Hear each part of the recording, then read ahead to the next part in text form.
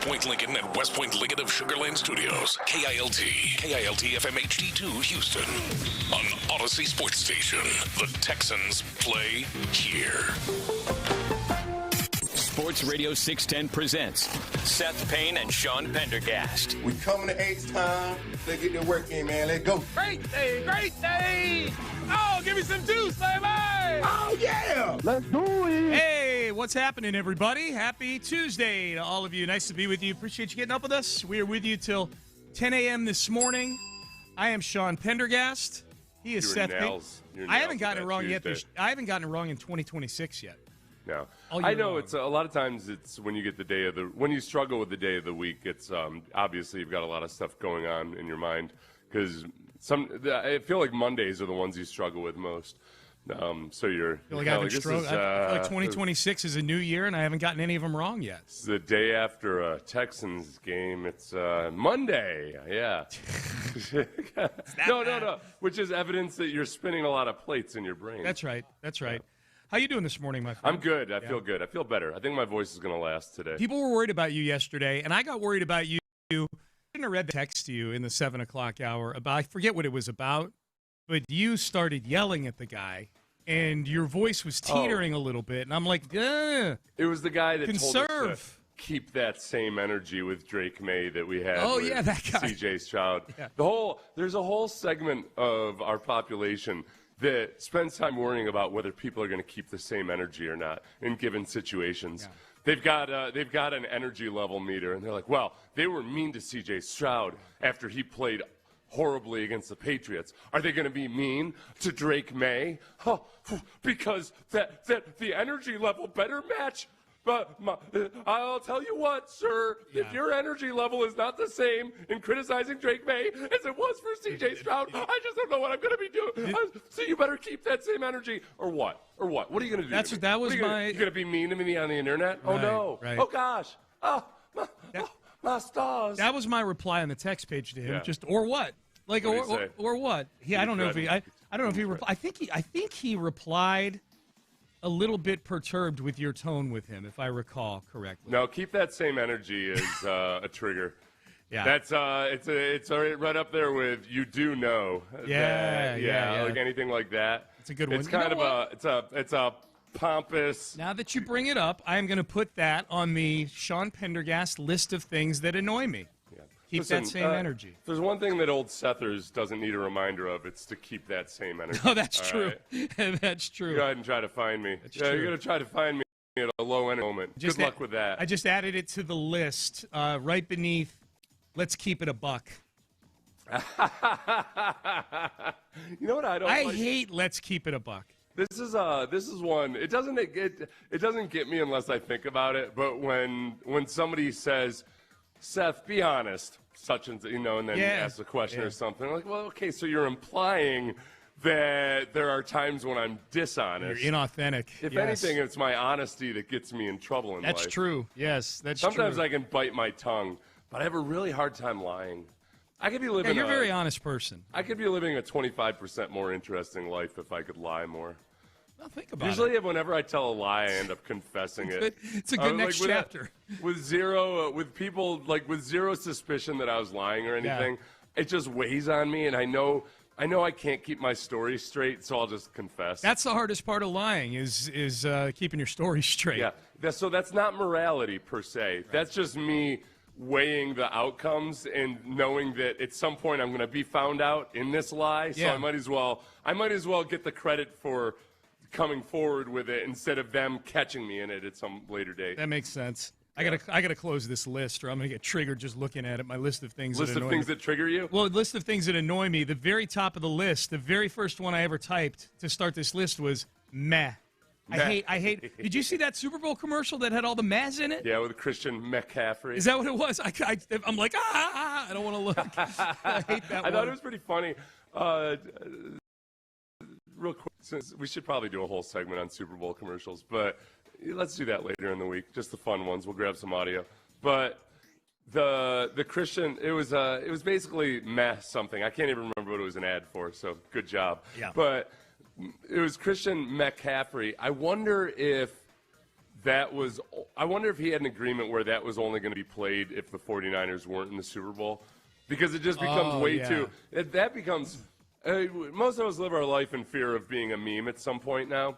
And, like, Christian McCaffrey, if he was playing in the Super Bowl and only had 25 yards rushing and one he would have gotten reception or memed something. like crazy. That's an easy screenshot of a very good meme there. It was for YouTube TV. Oh, okay. Which, are you a subscriber? Do you use YouTube TV? I am, yes. Yeah. Do you like it? I do. I don't like any of them. This world of streaming, like, all right, I had to be sure I had a Peacock subscription for the Super Bowl. I did, because I've been paying for it for the last 3 months since the last time I actually needed it. And then I thought I might have been alone in this. I checked my internet speed and everything, and it was fine. But the Peacock stream for me was a little glitchy. Really? Yeah. Okay. Well, we have DirecTV. Sorry, I don't have YouTube TV right now. It would have been. I'm trying to go all. I was going to say, I'm like, the YouTube TV doesn't have NBC. Yeah, right. No, the YouTube TV would. I don't know. I got to go back to. I'm probably. I got to that part where I was trying to go a la carte with everything, and now I realize I'm probably spending twice as much as if I just had YouTube I feel like TV. I just told you to keep that same energy right now. What's the deal? Wait a second. Is the Astros will be available on YouTube TV this year? Don't know. I just know they're on what I have. I have DirecTV, so I'm sorry. I don't keep track of the rest of it. I feel like I've gone from 10 years ago. I didn't know what carriage meant other than in olden days. Oh, yeah. And now You're an it's expert. now all these carriage issues. I know too much about it. That's it. I just want to turn on my TV and watch what I want to watch. I know. So I guess segueing off of keep that same energy guy. Yeah. To keep that same energy for Drake May, I listened in on Boston yesterday. I texted you about this. Yeah. You know who they had that energy for yesterday? Will Campbell. Yeah, Will Campbell. Will Campbell was taking some yesterday. Thank goodness. We were wondering if Drake May would replace C.J. Stroud in being so meme-worthy. And not really. Who knew? It's been more about Will Campbell, the left tackle for the New England Patriots. Yes. He's had a rough, as Texans fans will remember, he's had a rough playoffs. Yeah. I mean, he basically single-handedly almost lost multiple games for the Patriots. He did. And he gave up 3 sacks to Will Anderson. Yeah. And here's the thing, and I didn't know this until after the show yesterday, or else I would have killed him for it. Yeah. He did not meet with the media after the Super Bowl on Sunday. Oh, I thought I told you that. No. Okay. No, I saw. It might I have been saw in the flurry of whatever. Ben Volin's tweet about it was the first I'd seen about that. Which usually you'd say, all right, whatever, no big deal. He's an offensive lineman. The problem is he is that most loathsome of offensive linemen. He's the media whore offensive lineman. He's the glib offensive lineman. He loves giving good sound bites. He's got this nice southern drawl. I'm so glad you and I are on the same page about this. Yeah, he's all about. Yeah, if you're the personality guy, you can't. Especially who played poorly. Yeah. If you're a personality guy who played poorly, you are by rule of Payne and Pendergast required. Love me. Oh, give me all of the attention. No, but not now. Yep. Not now. Do we want to play some morsels of Will Campbell being glib offensive lineman? Yeah, this is Will Campbell immediately after the draft, where he was crying like a little punk baby, and after he was drafted by the Patriots. But this was him telling everybody in New England exactly how it was going to be. You are brought to New England to protect Drake May. What kind of tone are you going to set on this offensive line? I'm going to fight and die to protect him with everything I've got. Congratulations, Will. I'm on fight and die. I'm a fight and die. Okay. I will avenge anybody who wrongs them. This is the thing. He didn't talk to the media, but as far as we know, he lives and breathes. But he did not protect Drake May. He did not. Not by a long shot. Okay. Funniest. I know we got another cut we're going to play here. Funniest meme about the one we just played. Yeah. Were all the coffins with like Will Campbell's jersey draped over it at a funeral. I'm going to fight and die to protect Drake May. You're dead. Also, he has very short arms, which people love to argue about whether that matters or not. This is the thing about short-armed offensive linemen. There are a lot of good ones, and you can get away with it. It's not an issue unless you allow it to be an issue. And he allows it to be an issue in all of the ways that. So there's a lot of really good memes about him and his short arms. Yes. My favorite, I've got him. Let's see. I've got him listed here at some point. The memes? The memes, let's see. Will Campbell reportedly tried to punch a hole in the wall of the locker room after losing to the Seahawks, but he couldn't reach it. I saw that tweet. I think Underdog tweeted that out. I saw that and I did that thing where, thank God, I read the whole thing. Yeah. Or else I'd have been like, holy crap, Will Campbell punched a hole in the wall. Will Campbell trying to wipe his tears away and sobbing even harder when his hands can't reach his eyes. Dude. The best are the ones that come with a picture to go with it. Well, yeah, it's not a meme unless there's a picture. Tiny little arms. Well, and then there were a lot of memes with him wearing an Amazon jersey or an Amazon uniform. Right now, yeah. And that's based on him, again, setting the standard for how good you have to be as an offensive lineman. This is a clip from him when he was back at LSU. One thing we live by in the O-line room, a D lineman get 1 sack a game, and that's the only thing he can do. 12 games, he'll be a top 5 pick. You give up 1 sack a game for 12 games, you're going to work at Amazon. Yeah, so he's working at Amazon, soon to be replaced by a robot. Yes. And he was, to credit to Will Campbell, he did say at the end of that, not that there's anything wrong with working at Amazon, but if your goals are to be a first-round pick or to play in the NFL, good luck with that. Yes, absolutely.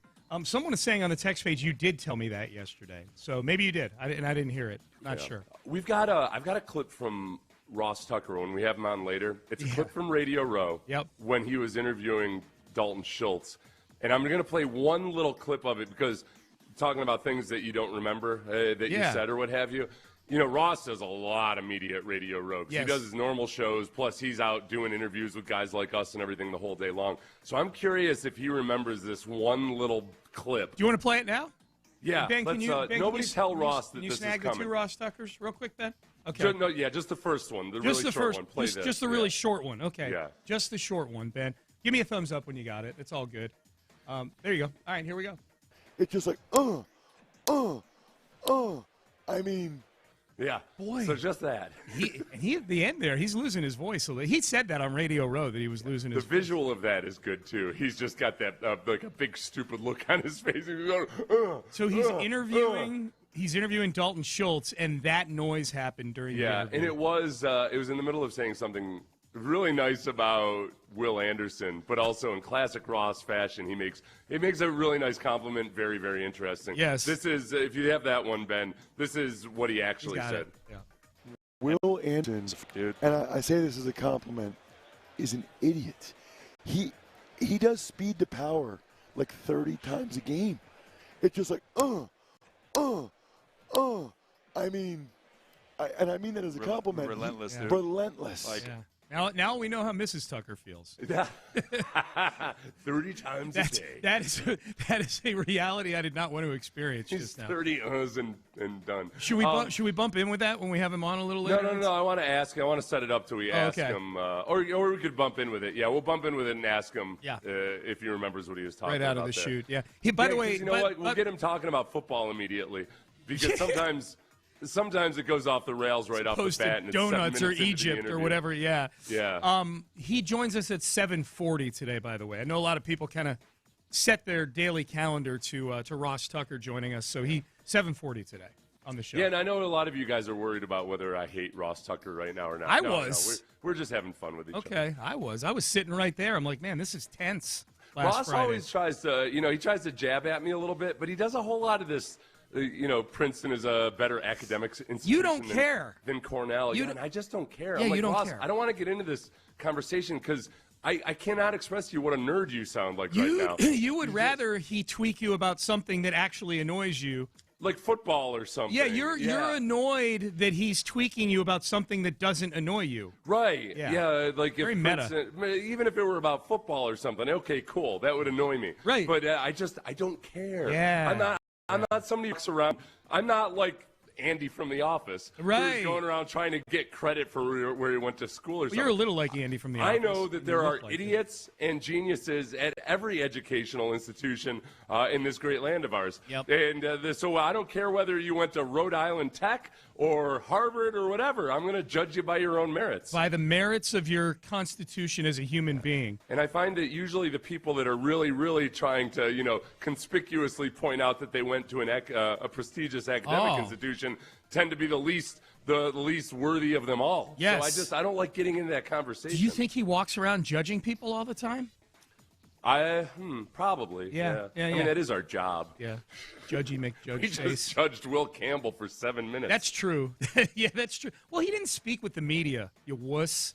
Yeah. And I saw some media people like that cover the Patriots taking up for him. They're like, "Oh, he was crying at the time. Like he was so distraught." That's fine, except that you're a media darling. You love to give a colorful quote in the media, and you love to talk about how you'll die protecting. Somebody tells you that they'll die protecting your quarterback, and then there's a moment in the game, one of those fumbles.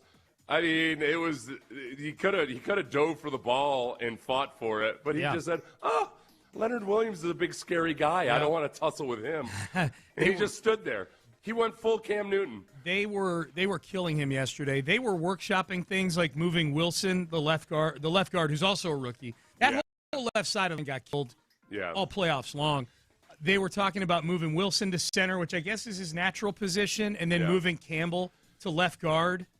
And it's like, all right, then you just use the 4th overall pick on what could be a short-armed bad left guard. It's funny because we talked to Ted Johnson off air, and I think this is stuff he was saying on air. I'm not divulging anything we shouldn't, but I think Ted was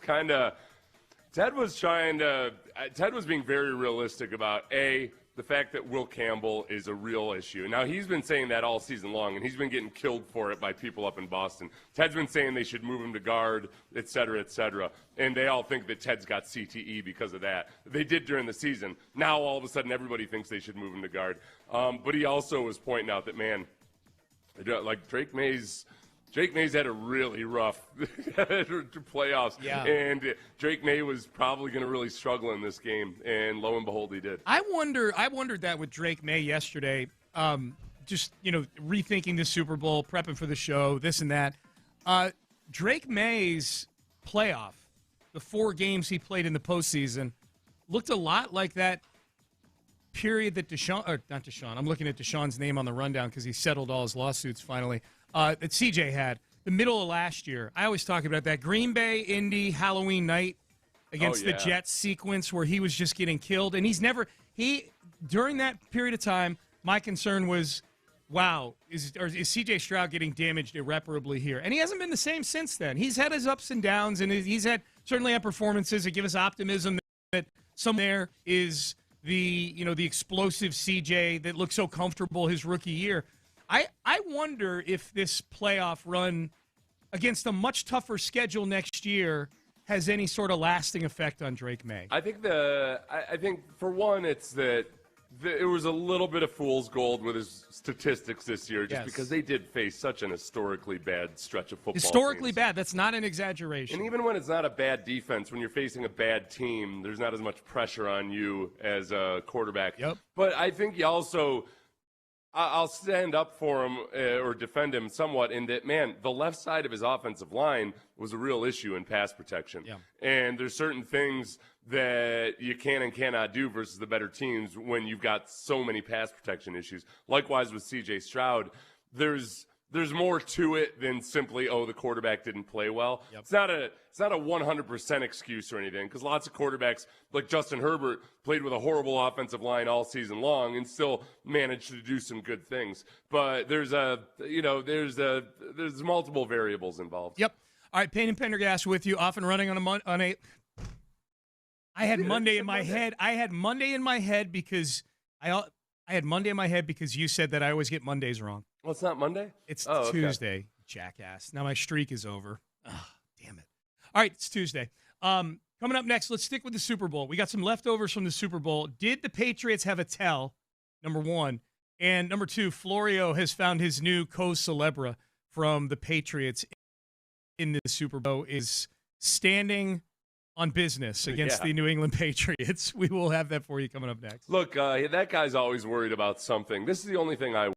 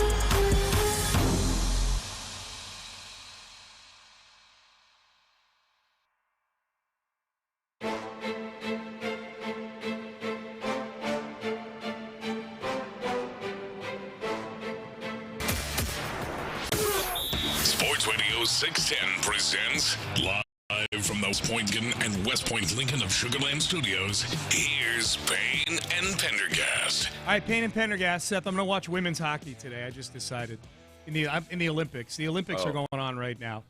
Are you a big Olympic watcher? I try to be.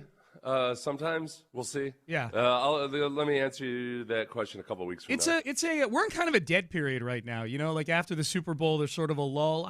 We had it on last night for a good little see while. how all these new Rockets editions fare, Sean. That's the see how it all works. How do they operate post trade deadline? Yeah. Oh yeah. All these. They're all. For those of you who weren't paying attention, They there have were no no new guys. acquisitions. Yeah, they got There's nothing. There was no change. They got nobody new. Yeah, women today, 1:10 p.m. Houston time, USA versus Canada, both undefeated in the Olympics. I'm going to watch that today. It's good afternoon activity.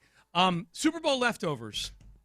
Did the Patriots have a tell? I'll let you set this up because I hadn't seen this until you brought it to my attention. Devin Witherspoon. Was really good, I by feel the way. when defensive players divulge that they had a tell on an offensive lineman or something, I get so angry because there are guys who will play their entire career having the same tell, and they never even think to look for it if you just don't say anything about it. Yep. So whenever I see a headline that says, "Oh, such and such said that the opponent had a tell," I get really angry because these guys are screwing everybody.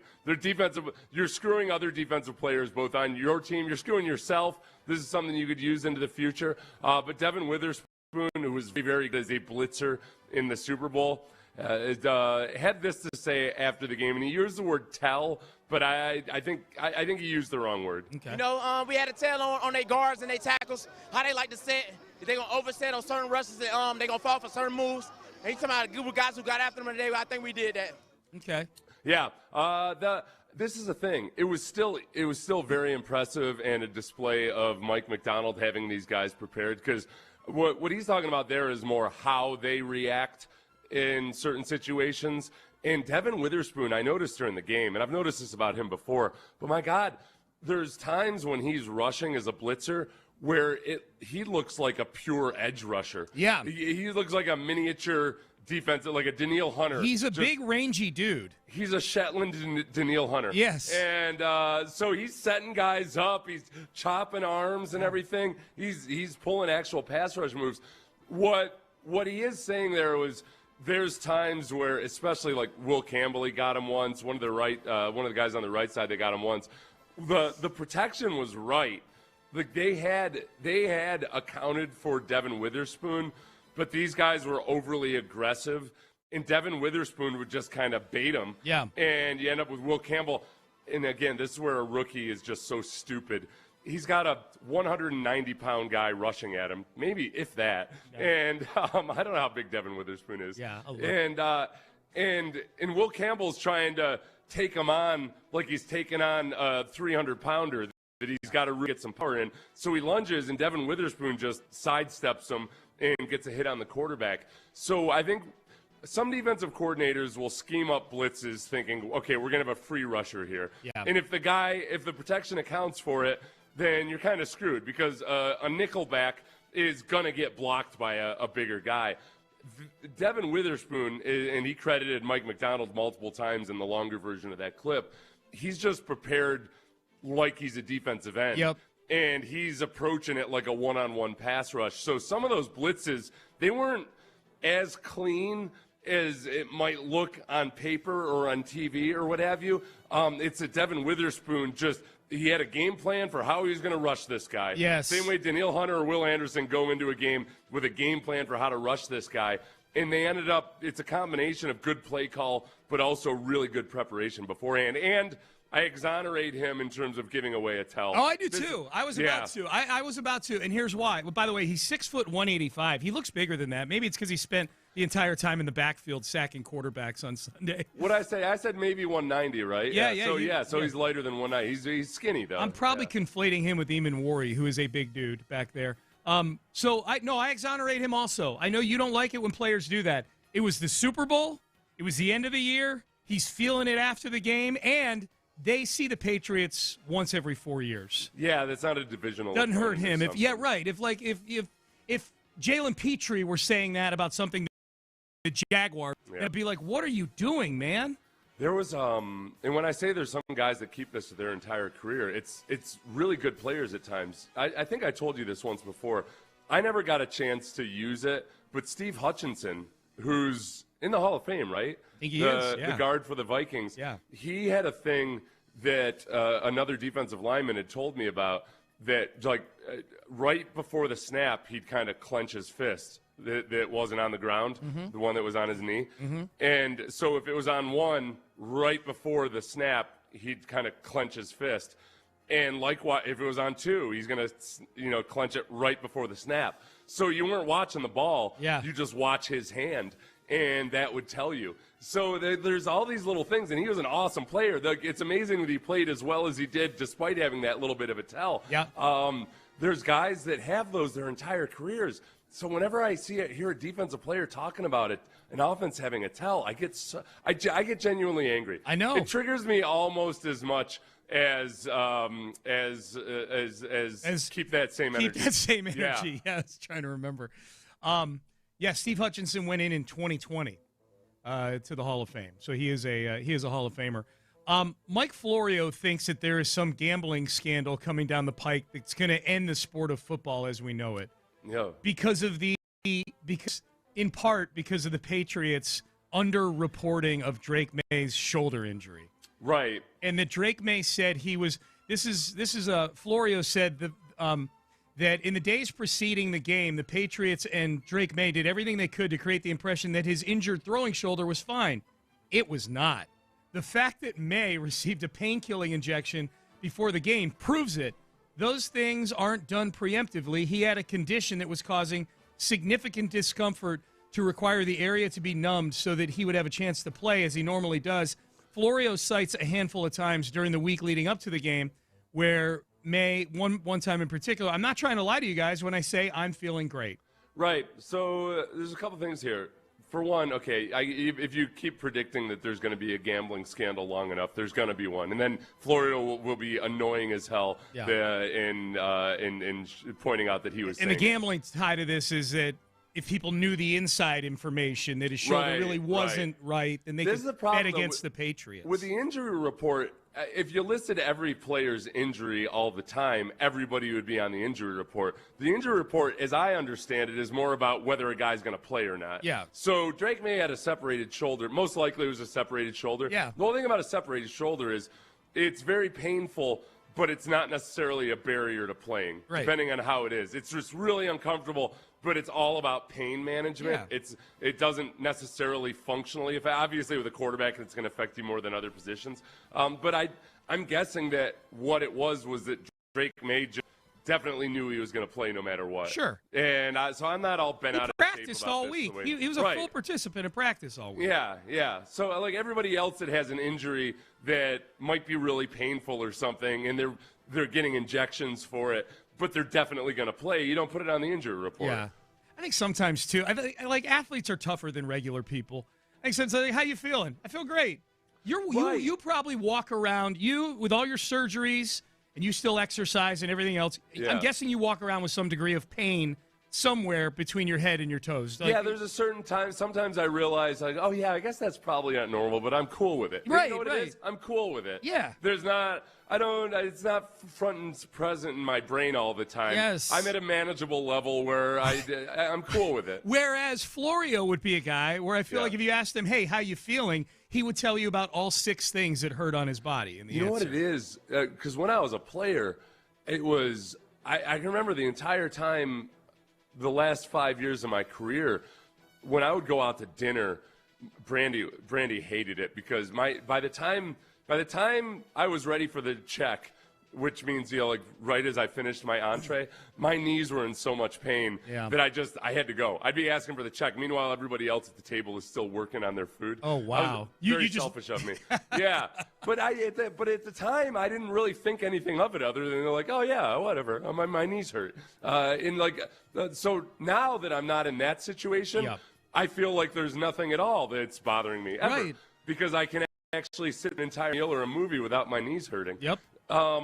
Yeah, you're right. This is a Florio is soft take. Yes. He is physically weak. Physically weak. and overly concerned about an upcoming gambling scandal. I like your take, though. Like, if you keep predicting it long enough, it's going to happen. Yeah, the old, a broken clock is right twice a day. Well, it all depends on what you define as a scandal, too. I mean, the NFL has had multiple guys get taken down for gambling and get suspended in the last few years since it's been legalized. Well, this is the thing, too. It's not – it wouldn't be a scandal. It would be more a matter of policy if this is what people are using to make their gambling decisions and what have you. A more learned gambler might say, well, look, his shoulder is probably going to bother him in this game. And I know, I've seen a lot of quarterback breakdowns of the game that seem to suggest that, man – yeah, the Drake May's shoulder was definitely bothering him. If you stack this up versus other times where he's played against good defenses or what have you, there's just certain reads that he wasn't making or hitting that I mean, one of the weird things about this game was that the line stayed at 4.5, despite so many of us, you and me, people smarter than us, everybody just looked at the matchup on paper and thought, my God, the Seahawks are definitively better than the Patriots.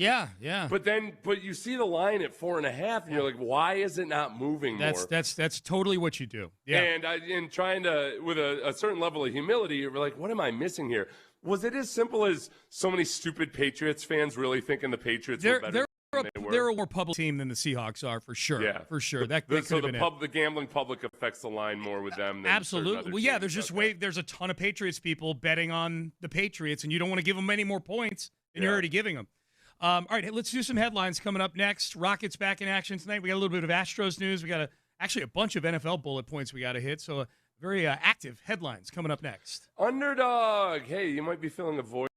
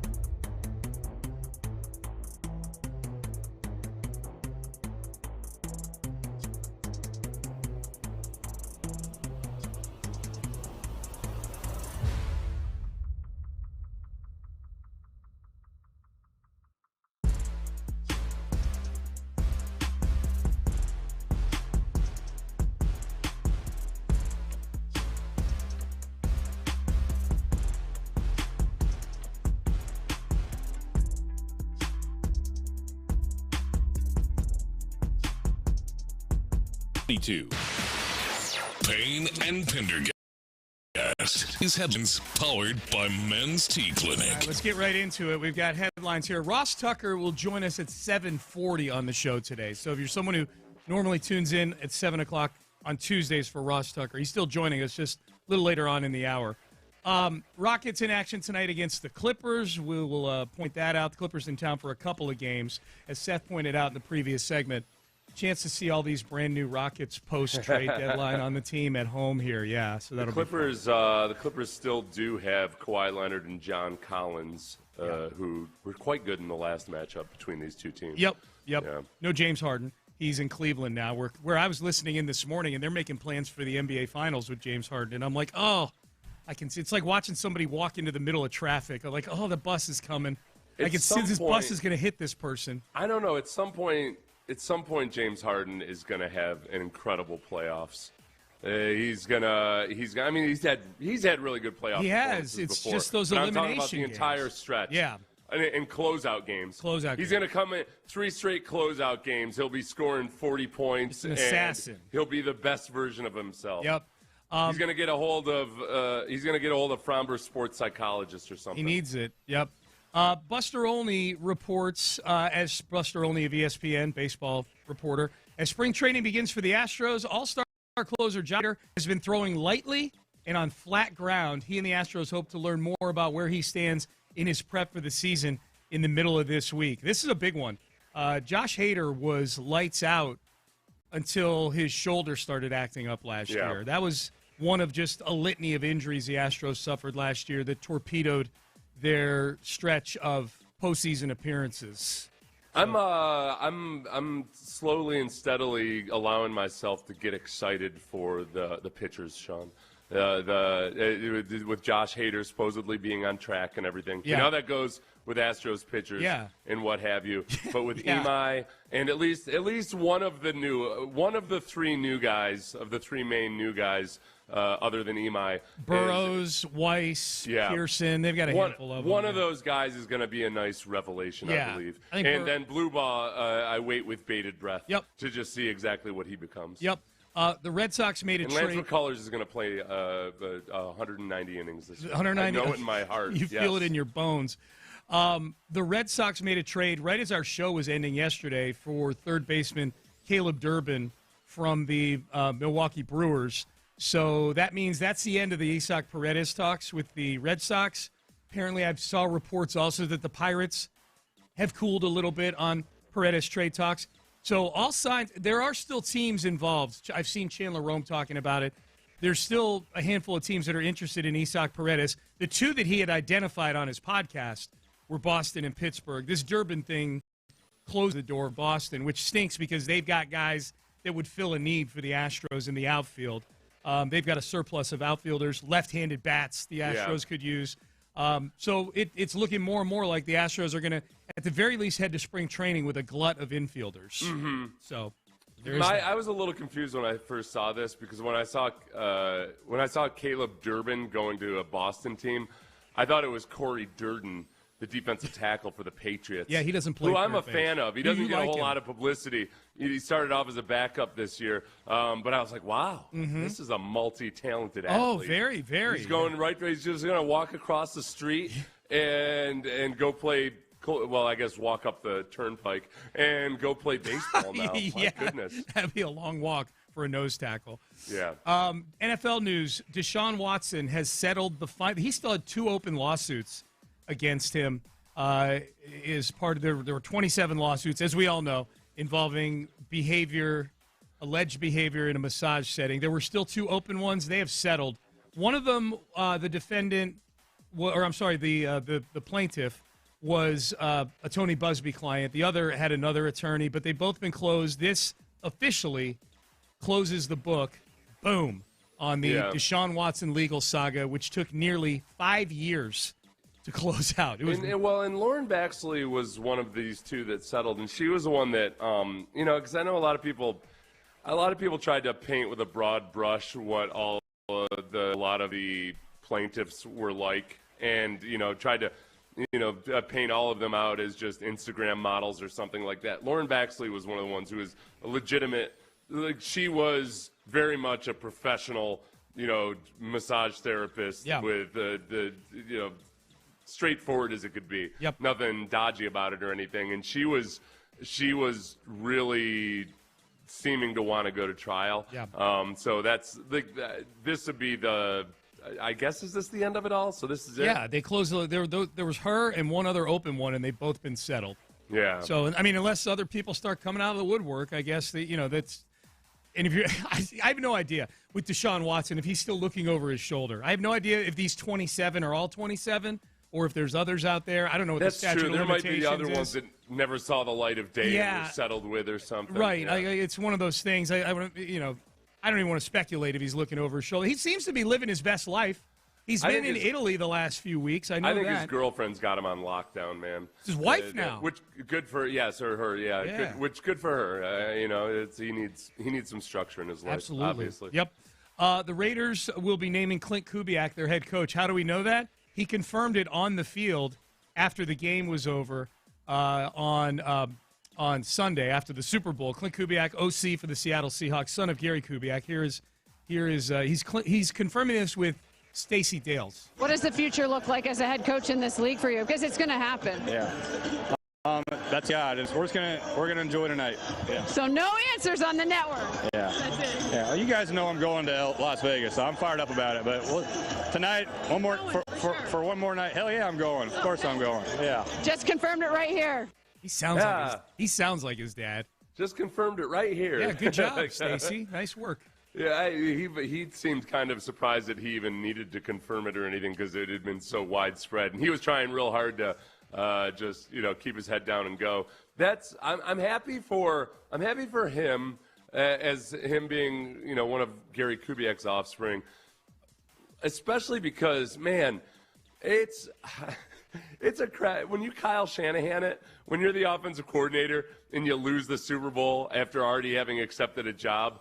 It feels like it casts a pall over you. Yeah. That previous team hates you because they assume that you're going to be you were distracted and you weren't devoting all your energy. Clint Kubiak seemed so hyper focused on not thinking about his new job that I'm impressed. That if you're ever in that situation, my advice to the young men out there: if you've ever already accepted a head coaching job and you're currently the offensive coordinator for a team that's in the Super Bowl, try really hard to win that game. Right. Yeah. That's good advice, Seth. It's widespread. They might not have thought of that to try to win the game, but it's worth it. It's worth it. Really good advice that applies to millions and millions of young people out there, for sure. All right, Pendergast, with you. Those are your headlines. You can text the show, 713-572-4610, to the Base Power text line. We got a sponsor for the text line. Nice. The Base Power text line. The Texans have the defense in place. So what is the plan for them to become the Seattle Seahawks? I've got 5 steps. I want to see what Seth thinks of my plan. Can I be a GM, basically? We'll have that for you coming up. Ross Tucker joins us at 7:40 on the show. Stay there. But first, Men's T Clinic. mensteclinic.com. That's where you go.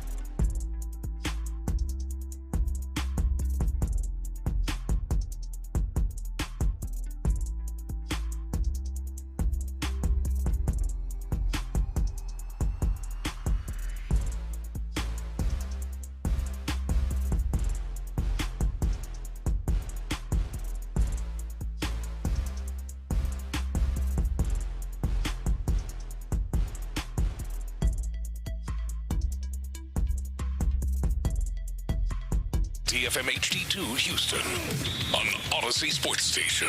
The Texans play here. Sports Radio 610 presents Payne and Pendergast. All right, Payne and Pendergast. So there's similarities with the Texans and the Seahawks, but they largely exist on the defensive side of the ball. Yeah. And the Texans obviously have work to do this offseason just to get out of the AFC. So I started jotting down, Seth, on a piece of paper yesterday that the things, my little 5-step plan to try to get on the Seahawks level for the Texans. You tell me how feasible or how much these make sense or don't make sense, if I should tweak this at all. Number one, and this is in no particular order, but where this popped into my head was in looking at yet another mock draft that has the Texans taking a running back with one of their first or second round picks. I like that idea. Drafting a running back with either the 20, we know they're going to move out of at least one, if not all of those spots because Caserio. But right now, the draft order is set now after the Super Bowl. The Texans are picking 28th, 38th, and 59th in the first 2 rounds. They got the extra pick. The 38th pick is from Washington from the Laramie Tunsil trade. So that's an important one just for perception of how that trade ends up working out for the Texans. I would draft a running back with one of those first 3 picks that they've got. If Jeremiah Love fell to a point that he could be traded up for, and I don't know that that's going to happen because every mock draft I looked at either has this taking him at 8 or the Kansas City Chiefs, which is terrifying, taking him at 9th. I don't know that he'll slip into the teens where it would seem to be more feasible to, hey, we'll give you this Tunsil pick to move up from 28 to 15 or whatever. Jeremiah Love is a good enough player that if he got into that range, similar to what I said about Brock Bowers 2 years ago, if he falls into a range where you can go get Brock Bowers, do it. He didn't. The Raiders took him. But I think either way, I think they need a running back, and I would use one of those picks on a running back. I'm not terrified about Love going to the Chiefs just because the Chiefs haven't been a formidable offense in a couple of years now. And I think systemically, Andy Reid, he's going to draft a running back in the first round and then barely run him at all. Yeah, the Chiefs don't run the ball even when they're running the ball really well. Yeah. So I'm not as worried about that all of a sudden bringing the Chiefs back to glory. I wouldn't like it just because Love would be off the board. I think the one thing about you got to remember about Caserio is, yes, in the last few years, he's traded out of the first round consistently. He did try to trade up in the first round last year. Yeah. My source, Nick Caserio. Right. So he said, we tried to, make some moves in the late teens there or something. So I'm not barring that as a possibility that if Love slides down a little bit, that maybe the Texans try to make a play for him. Yeah, different dynamic on the one I'm about to bring up.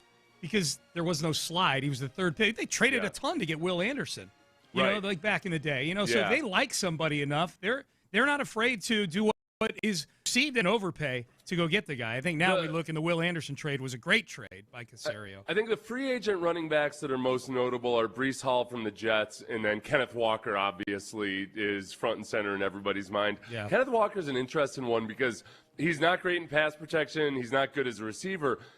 But that feels like that's a good compliment to Woody Marks, who by rookie standards was very good in pass protection and then was underutilized as a receiver. So, there's some predictability based on which guy is on the field, but in terms of having guys who can do it in multiple different ways, that really intrigues me there. Yeah. So draft a running back with one of those picks? Yes, and definitely look at the menu on free agency. I just think the draft, you get a younger guy, a cheaper guy at that position. You already have a young, cheap guy in Woody Marks. I'm cool with going for that's where I would tweak it a little bit. I've got more of an appetite for a free agent running back. I wouldn't hate it if they did it. I'm just saying my preference is to draft one. Gotcha. Yeah. I would sign a veteran guard or center. Mm-hmm. That's where I would go veteran. I actually posed this question last night, Seth, and I'm curious what your thought is on it. Reggie and Landry Locker and Cody Stutz and I do the Texans Collective on Monday nights at 6 o'clock on YouTube. And I asked those guys, if you had a choice, would you rather draft a running back and sign an interior offensive lineman, or sign a running back and draft an interior offensive lineman? I think I'd rather sign the interior offensive lineman. Yeah. It's just there's that guy. And you're going to overpay et cetera. I don't care. Yeah. If you get Tyler Linderbaum in there at center, I think the Texans are a better offensive line. Yep. And you don't have to worry about, even if he's not as good as he was in Baltimore, he's still going to be a good offensive lineman for you. And what you're looking for is stability, supporting C.J. Stroud no matter what. You draft a running back, it's a gamble. No matter who it is, it's always a gamble. So does he help C.J. Stroud or doesn't he? You don't really know. Yeah. I need C.J. Stroud to have help on the offensive line first and foremost. Yeah. And the safest and surest way to do it is to spend in free agency. Yeah, and when I say sign a veteran guard or center, I'm not talking 1 year, $4 million for Laken Tomlinson. Yeah. I'm talking go get somebody go get one of those interior offensive linemen that's at or near the top of the free agency board. There's the other couple guys to keep an eye on would be Elijah Vera Tucker, guard for the Jets, and Kevin Zeitler, guard for the Titans. How about the guy Isaac Siomolu from Pittsburgh? Is he on your list right there? That's a guy I see at the top of a lot of lists. He's down. Yes, I'll have to start diving in on all these guys now that it's officially the offseason. Yep. The guard with the Steelers. Yeah. Yep. I wonder, he's been with the Eagles and the Steelers, and I wonder, I got to go back and watch him with the Eagles, because when he plays better with the Steelers than he did with the Eagles, I wonder what's going on there. Oh, because it's Stoutland? Yeah. Yeah, Jeff Stoutland, the now former O-line coach for the Eagles. Number 3, draft a defensive tackle in the first 2 rounds. Let's get some young blood on the defensive interior. And this mock draft from The Athletic actually has them. This mock draft from The Athletic is a 3-round mock that actually has them going O-line in the first round with Proctor. Oh, shoot, I put the wrong link. The Hunter kid from Texas Tech with the 38th pick, and then Jadarian Price, the running back from Notre Dame, with the other second-round pick that they have. But it doesn't have to be Hunter. It can be anybody that's worth drafting there. But I would like to see, and I'm guessing D'Amico has probably – at times, when they're discussing who to take with some of these higher picks, has pined for a defensive lineman at some point. No, I've told you before, I think D'Amico walks into the Knicks office every day and asks if there's a defensive tackle they can sign. Yes. They've done a really good job of getting the most out of journeyman types, like Tommy Togiai, journeyman, and he's playing like one of the best run defenders in the league right now, or did this season, that I trust.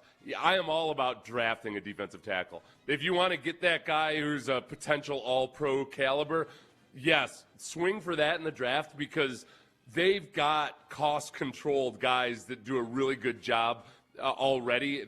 They've shown that they can go out and find those guys, kind of like the Astros with their pitchers, guys that can give you a really serviceable effort. So it's not a huge glaring need per se, but the impact that guy can have as an interior defender, go for it in the draft. Absolutely. Swing big. Again, the theme here is we're trying to get the same level as the Seattle Seahawks, who have – and the Texans have a great defensive front as well, obviously. Their edge rushers are the guys that are the linchpin for that. But adding depth and strength in young players to that defensive line would be fantastic. Well, yeah, that's that's one of the big things that happened this year. Byron Murphy, it had kind of a slow start his rookie year, and then this last year really turned it on. Yep. And he was obviously a huge impact for That's him. A great example. Yeah, he was a high pick. Number 4, shop around for some value vets in the secondary for depth. Guys who are upgrades over. It cannot be that you go into next year where you lose somebody, you lose either Lassiter or Stingley, and it's Tremont Smith. It can't be that C.J. Gardner-Johnson gets, you bring him in to be the other safety. It's not working out. You cut him in week 3. So now we're into M.J. Stewartville. No disrespect to those guys. Well, Jalen Reed hopefully is the guy that really comes along and can be your consistent starter next to Kalen Bullock. But even then, you still have to have depth at the safety position. Yep. So that was 6 different guys played that safety position opposite of Kalen Bullock this year. And Jalen Reed, I think, still has a lot of potential. He's got to stay healthy, and it's still an unknown.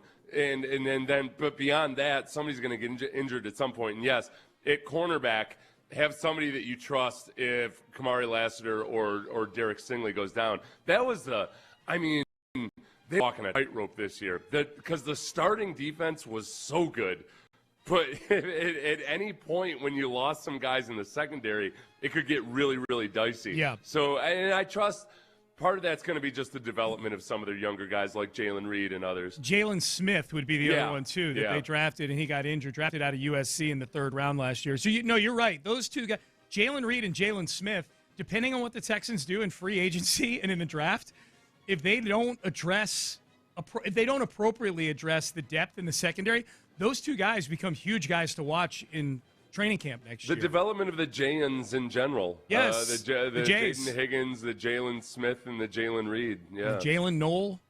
Yeah. And the Jalen. I forgot about the Jalen Knoll. Jalen Knoll. The Jalen Petrie finally becoming an All-Pro. Jalen Petrie isn't one of the Jayans because he's got a name. Like he's a bona fide. He's established obviously himself. NFL player. He's So the Jayans are the guys that I grudgingly learned which one is which. They were all 4 in the same draft. I swear Nick did that. I know he did. Just to agitate me. It's a mess with you. The last one, and again, my 5 steps to get the Texans onto the Seahawks level.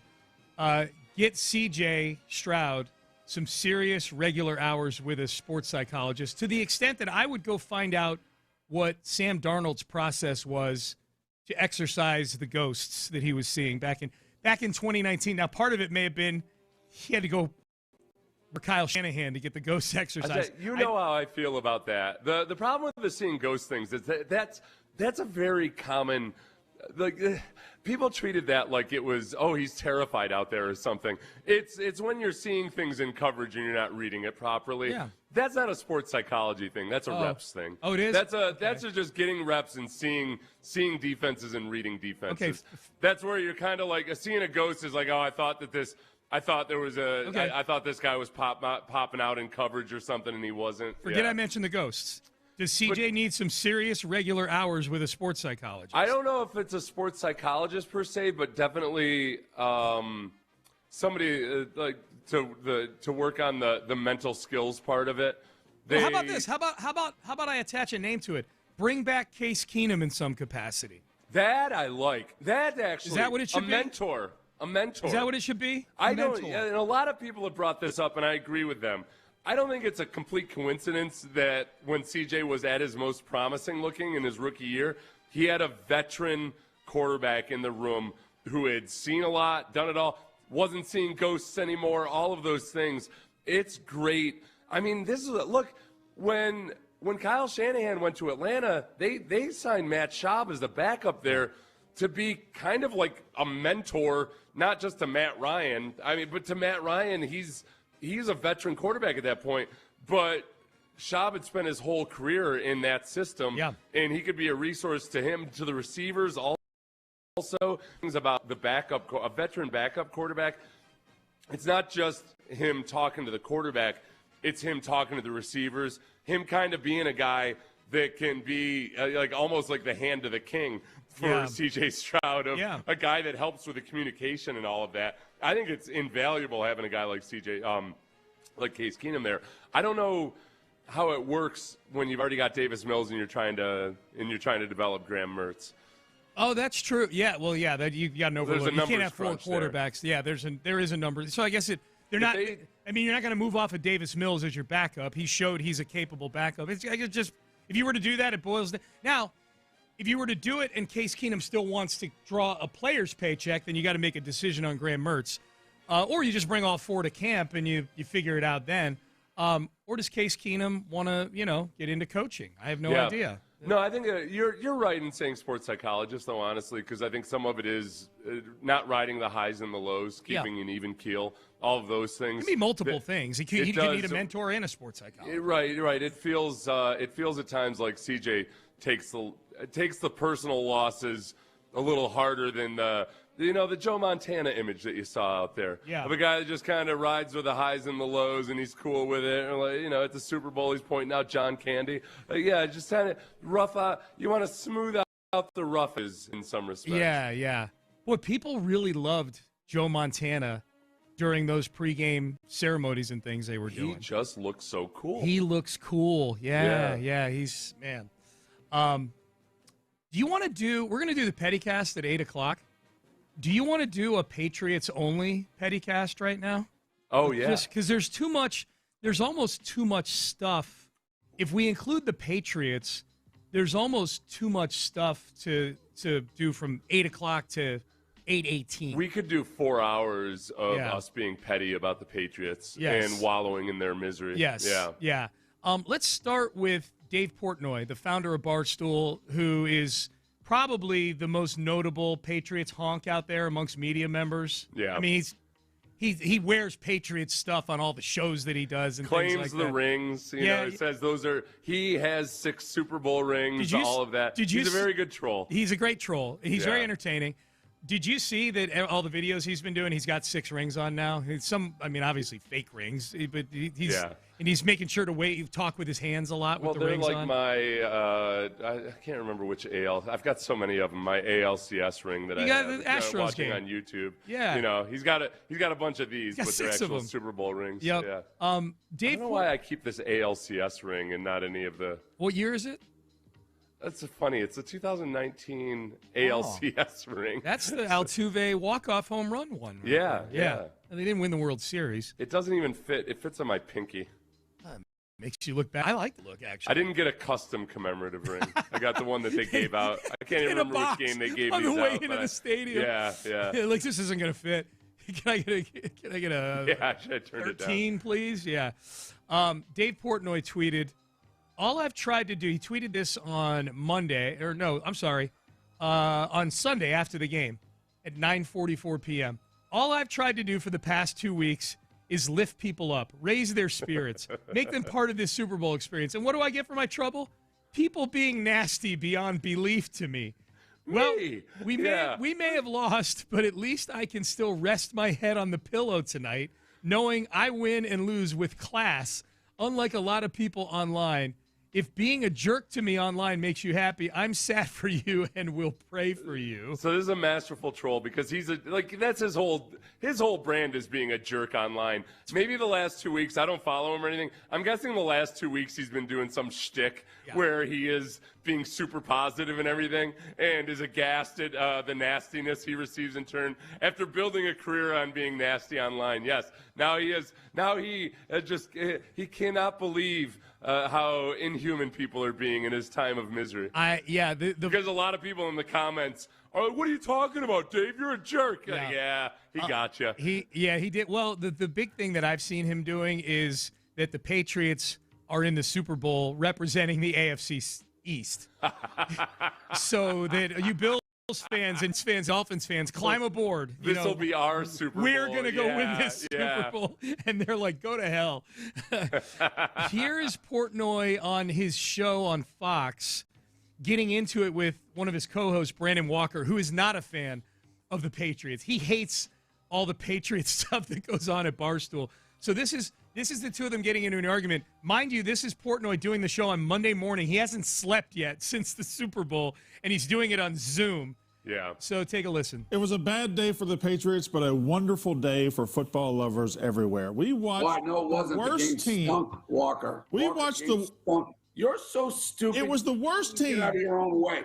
That was a great day for football lovers everywhere. It was the worst team we've ever seen make a Super Bowl. It was the worst Super Bowl ever. So how is that a good game for football? Oh my God! Just watching idiots like you up in that suite peacocking around with your rings. I'm half asleep. It's 5 a.m. I haven't slept.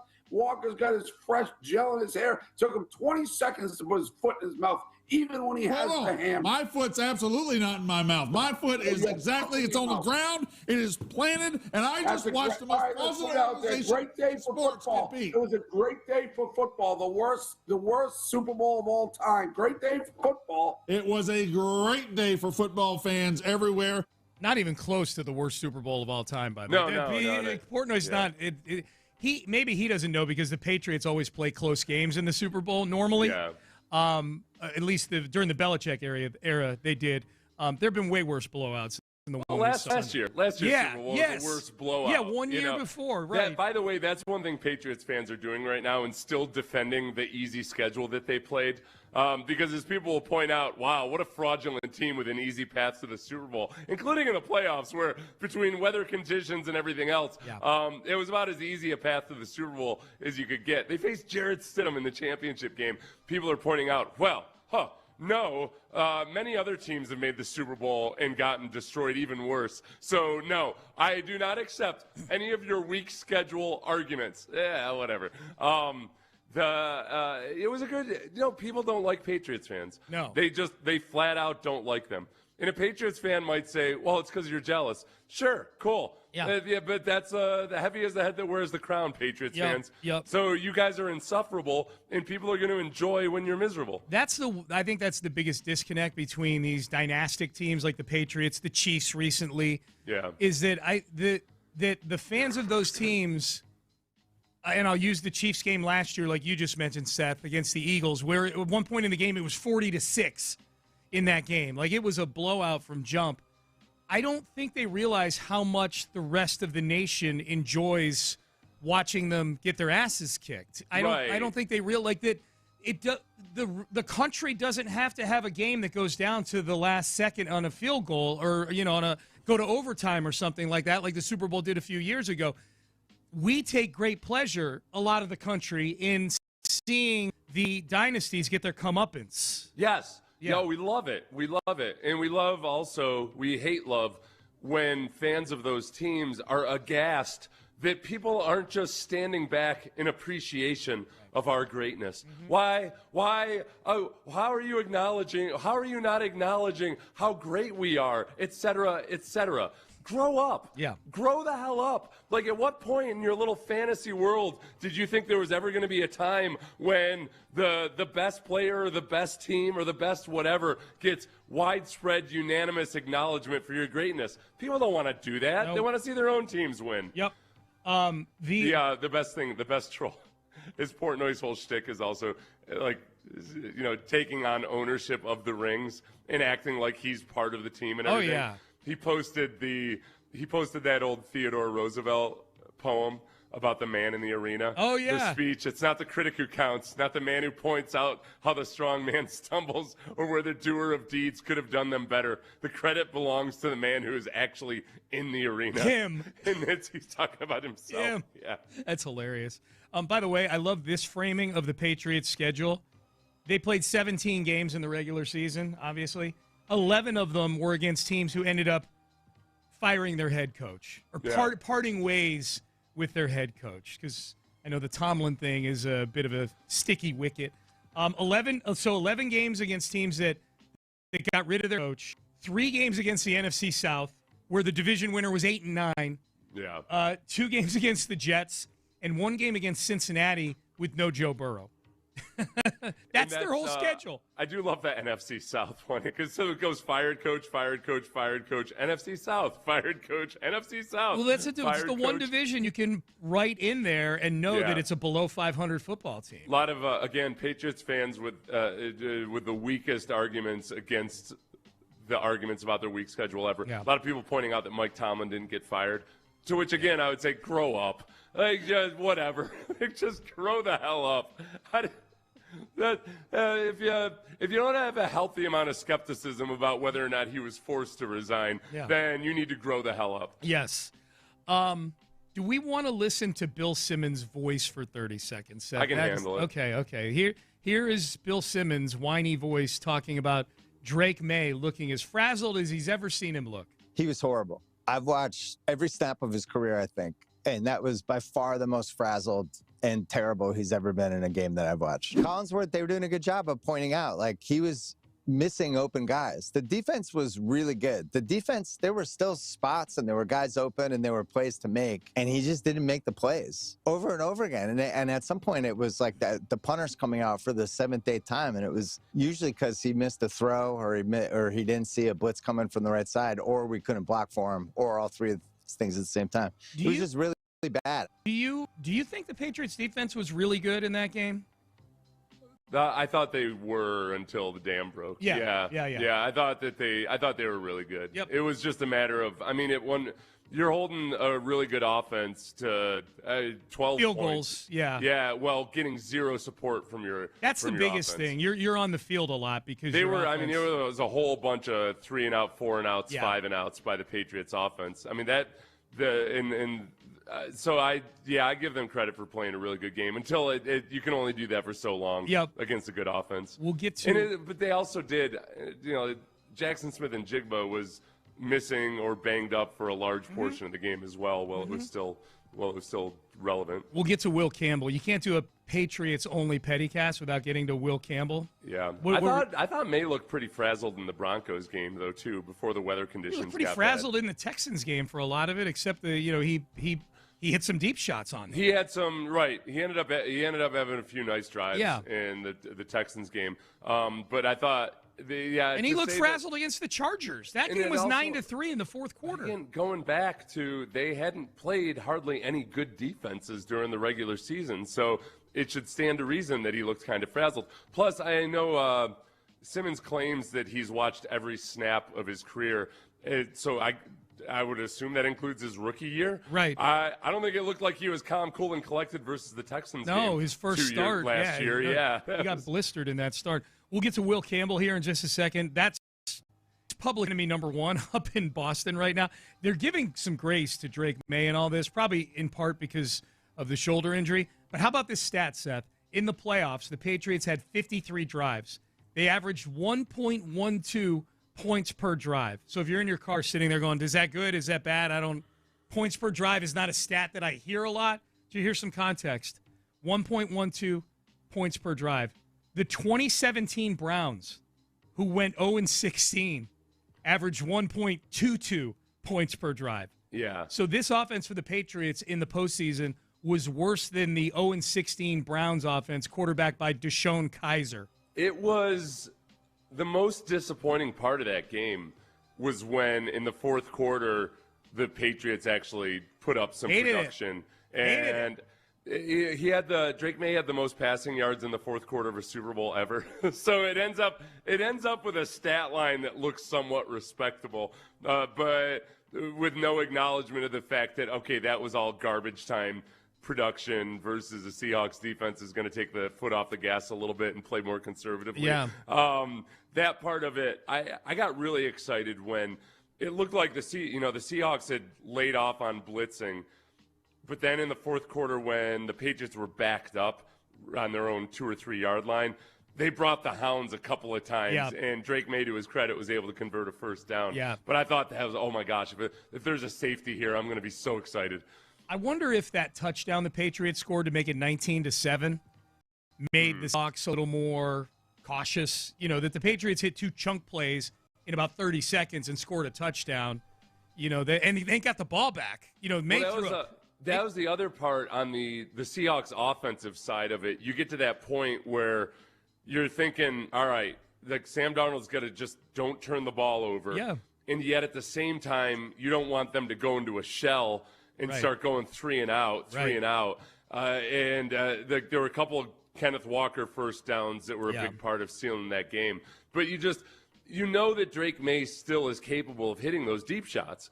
And that's I was still nervous in the fourth quarter. Yeah. I still thought, man, it's not the most extremely improbable thing that somehow the Patriots figure out a way to make this a football game. I said it yesterday. The most nervous, again, this is coming from somebody who had placed a large wager on the Seahawks. So I'm inherently nervous going into the game. When it's 0-0, I'm nervous because you're waiting to see how the game unfolds. You could see right away that the Seahawks defense came to play. They hit the Seahawks on offense hit a few nice plays to get into field goal range. They weren't handed field position. They drove the ball down the field into the red zone, kicked a field goal. So at 3-0, I felt good about the game. And then it's 6-0, and then it's 9-0. So I'm continuing to feel good. I was most nervous when the Patriots got the ball back with the score 19-7. They score a touchdown. Seahawks go, I think, 3 and out, punt the ball back to the Patriots. And now the Patriots are driving. And hell, you and I were joking about this yesterday. We probably should on it, and we'll get to Will Campbell here in a second. But Collinsworth and Tirico both were saying after a big chunk play, I forget who the receiver was on the other end of it. Might have been Diggs, might have been Booty, whoever. May hits a nice chunk play. Tirico, now he's looking like he's gotten a rhythm. Collinsworth agreeing with Tirico. Literally the very next play, Drake May throws one of the worst interceptions in Super Bowl history. It was horrible. Wasn't that on the same series where Drake May threw into triple coverage? And I don't remember if it was the same series or not. But it was a little. There was that element of, okay, he's capable of doing these things, and they're in YOLO mode where Drake May's going to start taking some chances. Yeah. So that one near interception where he tried to high point it, lofted it up to Hunter Henry, a high pass, and it was a classic case of there were too many defenders there to make the play. Yeah. So everybody ping-ponged off of each other. Yep. But, it's very boom or bust there, and we know they're capable of the boom part. Yeah, the interception calmed my nerves. I was like, man, they're going to drive down here. They're going to get a score. It's going to be 19-14, and I'm sitting on minus 4.5. Well, I'll tell you the difference between those two quarterbacks especially is the strip sacks. Yeah. All the strip sacks that Drake May had in this playoff series, it doesn't show up on the conventional stat because everybody's fixated on the interceptions, but he's atrocious at taking care of the football in the pocket. We saw it in the Texans game. A couple times. He lost the fumble when he was running the ball. Yep. His ball security is crap. Yep. And it was throughout the playoffs. So aside from the actual passing production or anything, when you're in all those bad weather games, they got away with him playing really slipshod football. Yep. It wasn't just a lack of production. It was the times he fumbled the ball. And meanwhile, Sam Darnold was dealing with pass protection issues too, but he was rock solid in protecting the football, scrambling to buy time to throw. Dude, he was really good in that regard. He was slippery, man. He was very just slippery. No way. When you watch that, honestly, if Drake May had won the MVP, that would have been one of the most ridiculous contrasts between what a guy looked like in the regular season and how bad you can be in the game that would really have been matters. David Robinson-esque. Yeah. Remember David Robinson back in the day, won the MVP, and Hakeem destroyed him in the playoffs. I wanted to make that comparison, except that that's still putting Drake May into the category of a great basketball, like a guy who would a Hall of Famer. have a great career and everything. Yeah, but within the vacuum of that postseason, it's a similar dynamic, I think. So it turns out Will Campbell, whose whole vibe is based on how glib he is and how chatty he is with reporters, refused to speak to reporters after the game. And we still got time. Oh, yeah, because we got Ross. That's right. Yeah. Damn, we didn't get to Will Campbell.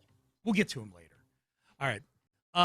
We're going to break a little early here because we got Ross Tucker joining us in just a few minutes. You can text in on the Base Power text line, 713-572-4610. Ross Tucker, Odyssey NFL Insider, joins us next. NFL legend Darren Woodson shared his thoughts on the C.J. Stroud.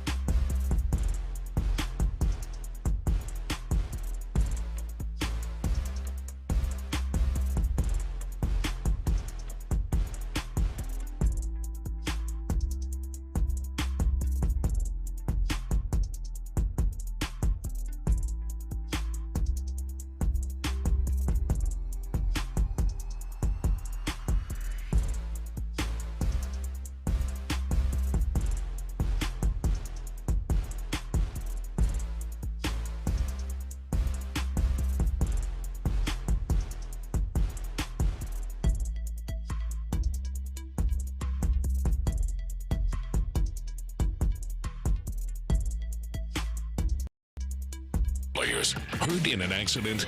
Call Mokaram Injury Lawyers at 281-222-2222. Sports Radio 610 presents live from the West Point Lincoln and West Point Lincoln of Sugar Land Studios. Here's Payne and Pendergast. We got a little quiz for our Odyssey NFL insider Ross Tucker here in just a second. He is our Odyssey NFL insider, Ross Tucker. Insider Calls brought to you by Nationwide for your insurance and financial needs. Nationwide is on your side. Give it to us, man. It's just like, I mean. Okay. We invite Ross Tucker. We introduce now Ross Tucker onto the show. Ross, the question is, do you remember the context and with whom you made those noises in an interview on Radio Row? Ross, are you there? Yeah, I'm here. Okay. Oh, I wasn't punched up. I am here. Okay. Can you hear me now? Yeah. Did you hear the noise that we had you making right there? Yeah, but can I hear it again? Sure. Ben, play it one more time. It's just like, I mean. Okay. Do you remember what interview that was? Because we were talking about it, Ross, and you do so many, you especially, you're doing all your normal shows, plus you're doing a boatload of interviews, that you kind of forget a lot of what you said during Radio Row. And I felt like this was an iconic moment for you. Do you have any memory at all of, like, what you were talking about there?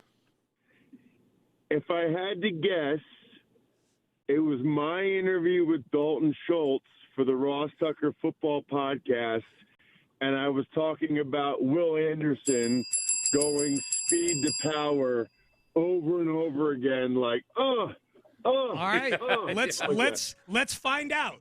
Will Anderson, he's a freak, dude, and I say this as a compliment, is an idiot.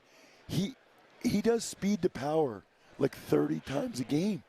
It's just like, I mean, I mean that as a compliment. Relentless, dude. Relentless. Yeah, there it is. Ross Tucker. Good job, Ross. Man, I feel so. The first time I heard it, I had no idea, but then when I heard it the second time, I figured it out. So, and somebody had posted somewhere, I think my guy Houston Stressens. Yeah. He had posted Dalton Schultz talking about how basically that Will Anderson is like the prototype for what DeMeco Ryans wants, you know, on his team, which I thought was cool. And so, yeah, I'm very happy that I got that correct. I also thought just that one little fist pounding part would be awesome to use in one of your Hims advertisements for male performance or whatever. But it was nice. I was glad you pointed it out because there's one thing that I'll always tell Sean, you got to be careful when you're watching college kids who just bull rush all day long because it's hard to do that in the NFL where you go speed to power or bull rush over and over again because very few guys have the endurance to do that. And yet Will Anderson is such a physical freak that he's capable of giving that kind of effort for an entire football game. Yeah, I thought it was really telling what Dalton said.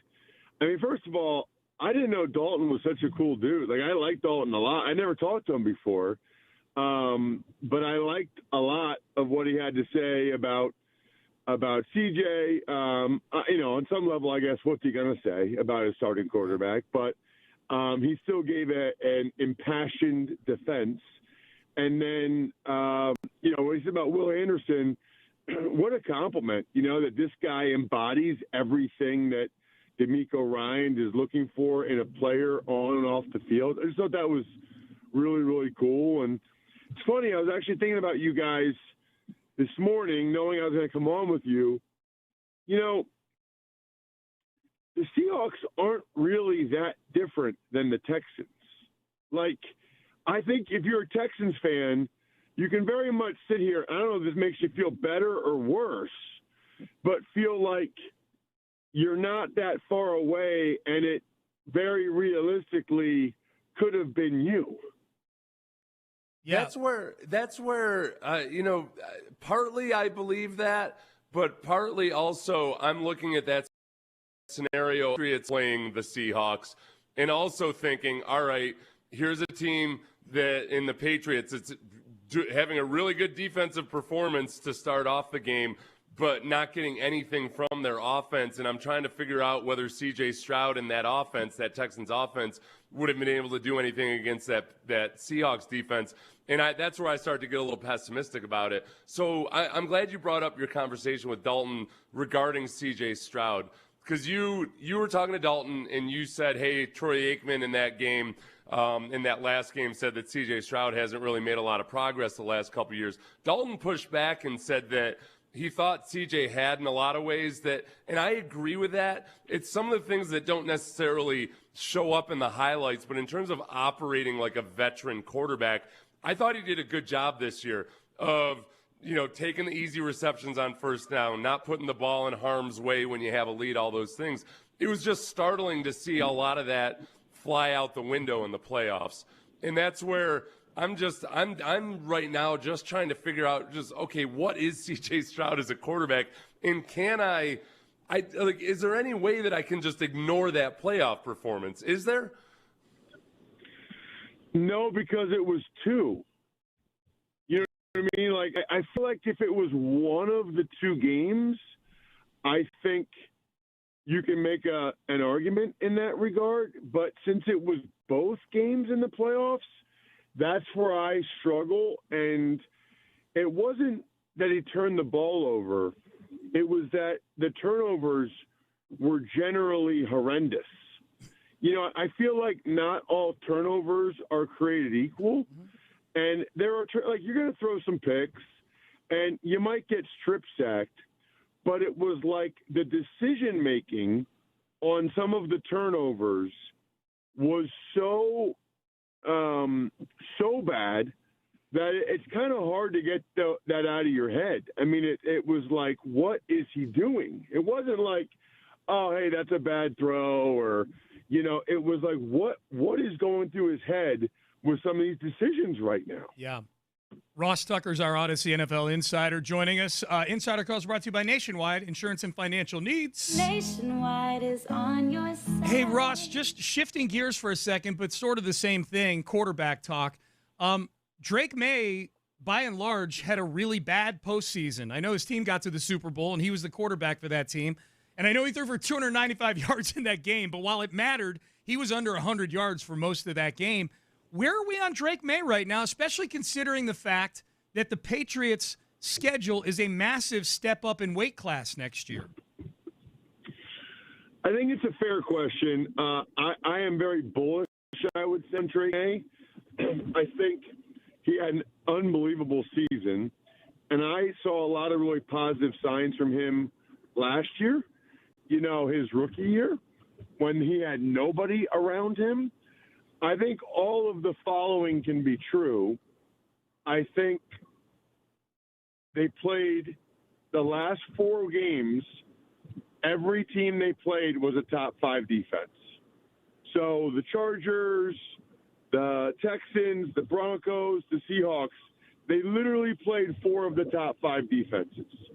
So that needs to be taken into account. Their offensive line, and in particular Will Campbell, the left tackle, really, really struggled. And he had a shoulder injury that was so bad it had to get shot up. So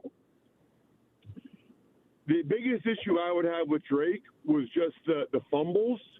The ball security has got to be much better than it was.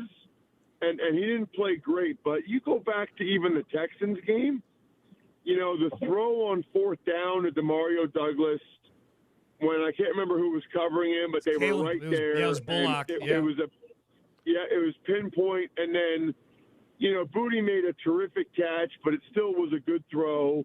And then even, the Diggs one was a contested catch, but he needed to make some big-time throws for them to score points against the Texans, and he did. Mm-hmm.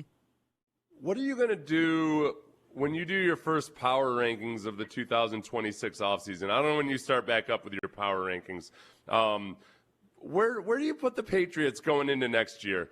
Before free agency, before the draft, all of that. But that football team, when they're going to be facing a first place schedule. They're not going to have the ridiculously easy schedule from this past season. Where do you think they end up?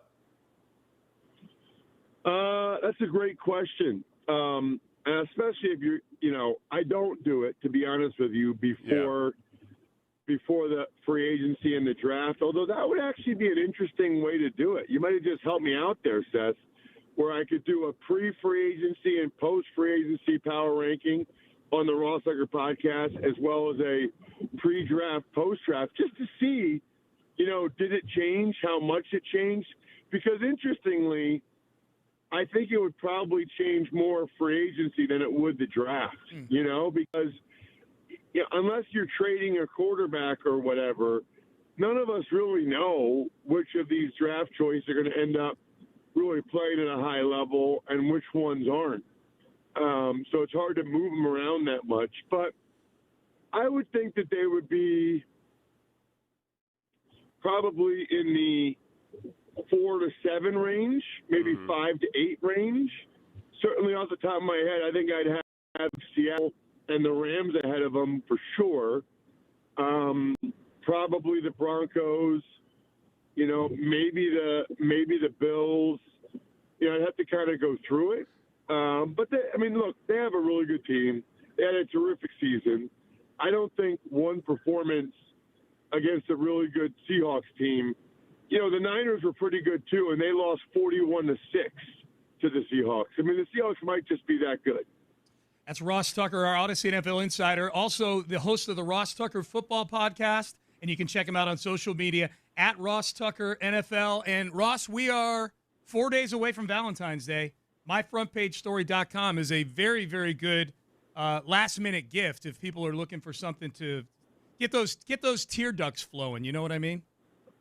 Well, it's way better than boots, that's for sure. We established that last week in person. Yep. Much better than boots that you got your wife. I don't know, did the boots have like $100 bills stuffed in them or something? Were these lizard boots or I don't even know. But at any rate, I can't emphasize enough. I actually think this is the better way to do it. I think you go to myfrontpagestory.com today or tomorrow, and you buy the story for your significant other, print out, the confirmation receipt or whatever. You're probably not going to get the story in time, but I love the idea of handing it to your wife or whoever on Valentine's Day, and then every day she knows that this story is being written about her, and she's waiting for it to come in the mail, and she's checking. Can you imagine the anticipation? It's like 3 gifts in one. It's when you hand it to her, it's the anticipation of receiving it, and then when she actually receives this professionally written story all about how amazing she is with quotes from you and the kids or whatever, that actually is it's 3 gifts for the price of one. MyFrontPageStory.com, MyFrontPageStory.com. Absolutely not too late. No, not too late at all. And Valentine's Day is in 4 days. MyFrontPageStory.com. He is our Odyssey NFL insider, Ross Tucker. Insider Calls brought to you by Nationwide for your insurance and financial needs. Nationwide is on your side. It's just like, Just wanted to give that to you one more time on the way out, Ross. That's awesome. Yeah. I said earlier when we played it, Ross, as a preview to this interview, it's like, well, now we all know how Mrs. Tucker feels. Oh, will you guys stop? I'm leaving. You guys are so inappropriate. It's before 8 a.m., and I know for a fact families listen to me when I come on with you guys.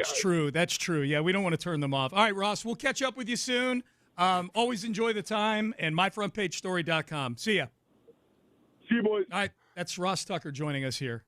Yep. Ross Tucker, our Odyssey NFL insider. All right, petty cast time. We warmed up our hamstrings getting petty on the Patriots. Now we got all the other petty stuff from the sports world that we're going to dig into. It's a good one. And we'll do that coming up next. But first, I'll tell you what, my wife was feeling very petty when she had to hear that noise.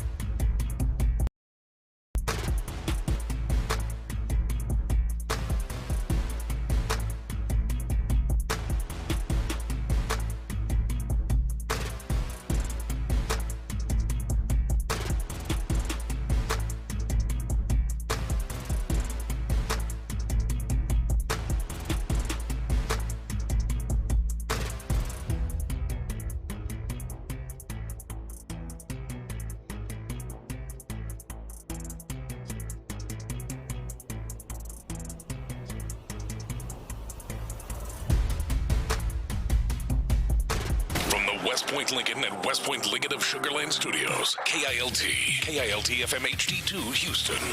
On Odyssey Sports Station. The Texans play here. Sports Radio 610 presents Payne and Pendergast. Hi, Payne and Pendergast with you. A big thanks to Ross Tucker, our Odyssey NFL insider, for joining us on the show. Pettycast time. We did a Patriots-only Pettycast a little bit earlier to kind of warm up because there's still a lot of leftover crumbs from the Super Bowl. But we've got the actual Pettycast to go now here at 8 o'clock. And text in on the base power text line, 713-57469. If you've got some things you're feeling petty about, we'll read some of them here on the air. Seth, you've got a quizzical look on your face. I'm starting to, dip into free agency a little bit. And I'm just trying to figure out why PFF on their list of running back free agents has Raheem Mostert listed at higher than Travis Etienne. Like Mostert in the last 2 years has about 380 yards rushing total. In total, yeah, he had 104 with the Raiders this year, and he's they use him as a receiver too. Didn't he have like 20 touchdowns a few years ago for the Dolphins? I mean, he had 18 in 2023. Is that what it was? Okay, that's what. Yeah, so I got to dive into Mostert's injuries and all of that, and the fact that he was playing for the Raiders this year, where nobody was going to do anything with the Raiders. He was returning kicks. He had some really nice kickoff returns. Yeah. So I guess you chalk a lot of that up to just him playing for the Raiders. I suppose. Well, and when he was, D'Amico's probably got experience from him from their time together with the 49ers, so he probably knows a little something about him. He's also old though too. Yeah, that's the part where the last 2 years has been a steep and precipitous decline. Yeah, and now he's probably 30 or 31 at this point. That makes me nervous as hell. Didn't see us spending 90 seconds on Raheem Mostert on the show today. Should be petty about that. Didn't see that coming. I should have not had the facial expression I did. You were curious. I was curious. Yeah, you looked like you were in pain. Jordan Hudson. This might be the new gold standard for pettiness. There's no audio with this. We got plenty of petty audio to get to, but it has to be mentioned in the Pettycast that Jordan Hudson, the girlfriend of Bill Belichick, wore an Orchids of Asia Day Spa T-shirt to the North Carolina Duke game, knowing full well she would be captured on many cameras. And if you don't know the story behind this, the Orchids of Asia Day Spa is a day spa in, I believe, Jupiter, Florida, where Robert Kraft, the owner of the Patriots, Bill Belichick's one-time boss, got caught in a prostitution sting a few years ago. It was very embarrassing for him. And we all know that both of those guys, Belichick and Kraft, did not make the Hall of Fame this week. They were both up for election into the Hall of Fame, but neither of them made it. But she decided, I'm guessing not coincidentally, the fact that she owns one of those T-shirts at all tells you that there's a lot of pettiness going on. This was, and it was, at first I thought, well, this is the most petty thing I've ever seen. Yeah. This is going to be the all-time champion. Then I realized there's no audio attached to it, so it doesn't really work for our purposes. Just wanted to mention it. Well, tip of the cap to your pettiness. A petty tip of the cap, yeah. A woman who's still like 10 years younger than Raheem Mostert. Raheem Mostert's going to be 34 years old this year. Tune into the Raheem Mostert show. It all comes back to Raheem. Everything does. Everything does. All right, so let's get to one of our favorite categories this time of year, college basketball head coach petty. This is Bobby Hurley, not Dan Hurley from UConn, Bobby Hurley of Arizona State, getting snippy with a reporter who was asking about his team's rebounding issues. Talk about rebounds, 40-26 tonight, bottom of the Big 12, in boards this season. Thanks for pointing that out. What have you been seeing out of the boards, and how do you do? Are you kidding me?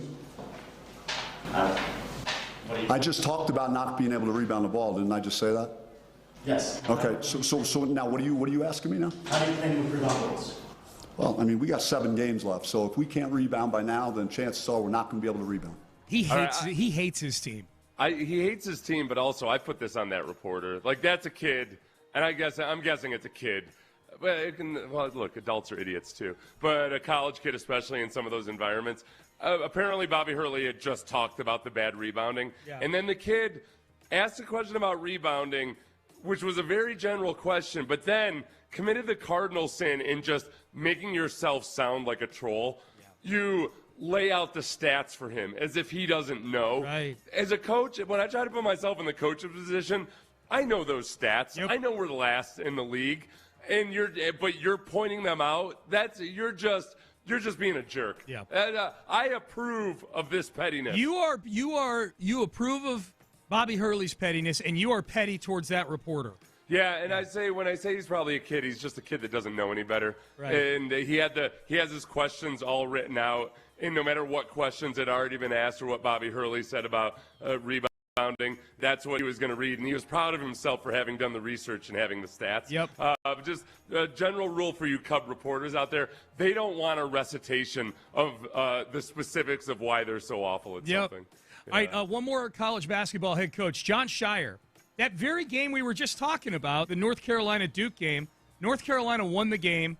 The fans stormed the court, and apparently Jon Scheyer, the coach of Duke, was petty about the safety of his players and his staff with the court storming going on. I'll answer any questions about the game. For me, it's hard to talk about the game when I was most concerned just for the safety of our players after the game. Like, I don't want to make it about that because Carolina, they played a great game to win, and that's a heartbreaking loss for our team.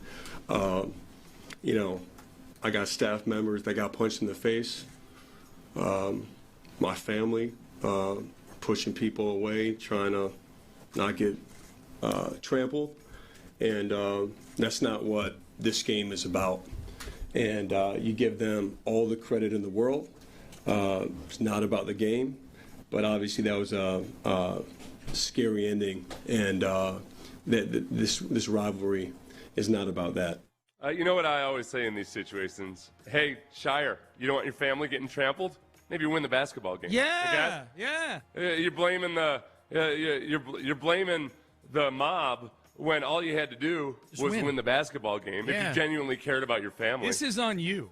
Yeah. John Shire. Yeah, this is on you. There's a place, Seth, in Baltimore, really good seafood place called Jimmy's Famous Seafood. Yeah. And they retweeted that video. And they said, just so you know, anybody who punches somebody from Duke in the face gets a free dinner at Jimmy's Famous Seafood. And that's kind of how I feel about the whole thing. Yeah. Honestly. So John Shire, petty about North Carolina and court storming. All right, this was Nick Caserio told us about this, Seth, when he sat down with us at Radio Row last week. We interviewed Nick in the afternoon, on Wednesday afternoon. We recorded it. If you listen to the show, you know we ran it on Thursday morning. And he told us about getting pulled on to 98.5, the Sports Hub, to talk to Felger and Maz, I guess their afternoon show there.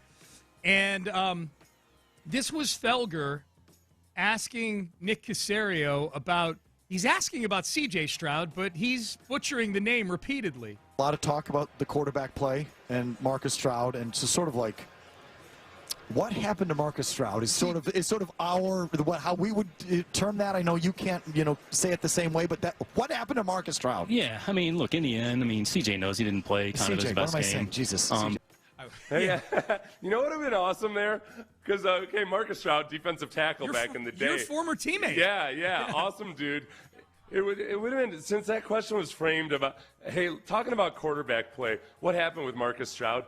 If Nick had just rolled right into, well, the tough thing about Marcus Stroud was his ability to bat passes. And, him and John Henderson side by side, the middle passing lanes were just closed off. He had a couple of years where he had double-digit batted passes. Oh, my God. It was hard to play quarterback versus Marcus Stroud. That's what happened with Marcus Stroud. He did the probably most polite way to correct somebody right Just there. Just ignored the misspeak. Yeah. I know you're sympathetic to the first name misspeak.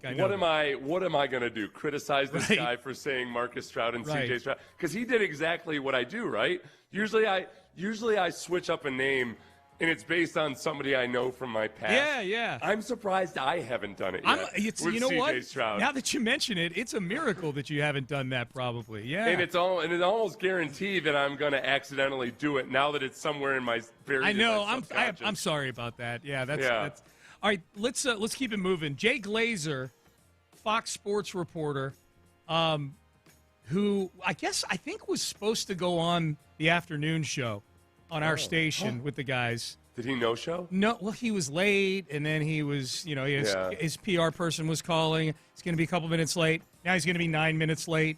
And finally, at a certain point, you're not a good enough guest to keep shuffling our schedule around. Right, yeah. So I'm a little petty about that. But this is Jay Glazer on a podcast being asked about Aaron Rodgers. And take a listen to this, not only his enunciation of this, but how distraught he is about his relationship with Aaron Rodgers. Him and Mike McCarthy have talked. I think he has more of an appreciation. Okay, pause for a second, because Seth did the thing. The question is about Rodgers possibly going back to Pittsburgh. Yeah. That first word you hear is him and Mike McCarthy have talked. No, but I had watched this clip with captions on it, and it didn't register just how slurred his speech was. Yeah, take a listen. Yeah, okay. Yeah, yep. Him and Mike McCarthy have talked. I think he has more of an appreciation for Mike now than he had by a lot. It's kind of absence makes the heart grow fonder. I wouldn't be. Listen, I train with Aaron in the offseason. I still can't tell you how it'll be on a Monday or a Tuesday. I never know. He's just you never know. I thought we were real good friends and all that stuff. I think he called me back once this whole offseason, so screw him. What a weird answer. That had nothing to do with the question. Aaron Rodgers calling Jay Glazer. He was painting a picture of a guy that's unreliable or not a good friend or whatever it might be. You never know how he's going to be on a Monday or Tuesday. I don't know. Does that mean he's grumpy on a Monday or Tuesday? Or he's just not showing up to work out on a Monday or Tuesday? Right. I thought we were friends. Yeah. There's such a window into the Nugget Hussy world where, Oh, yeah. all right, I thought we were friends. I'm going to go ahead and betray this friendship by divulging what actually happened when we were working out and everything. Just so anybody out there that I also think is my friend right now, just know that I will publicly air your dirty laundry sometime in the he has no idea what a friend is. No. He's like a guy who thinks that prostitutes are his friends. They're using you, all right? You're a reporter. Get used to it, you hussy. The best would be, because it sounds like he's a little inebriated in that cut. I'm not saying he is. It just sounds like it. That's all I'm saying. He might be stone cold sober, and yet he sounds like he's inebriated. He sounds like it would be fun to think that if he were actually inebriated, it would be that he was sitting at a bar drinking his troubles away because he's distraught about Aaron Rodgers. If you visualize him saying all that stuff hunched over a drink at a bar, Mike McCarthy. Can you play the last 12 seconds of that again?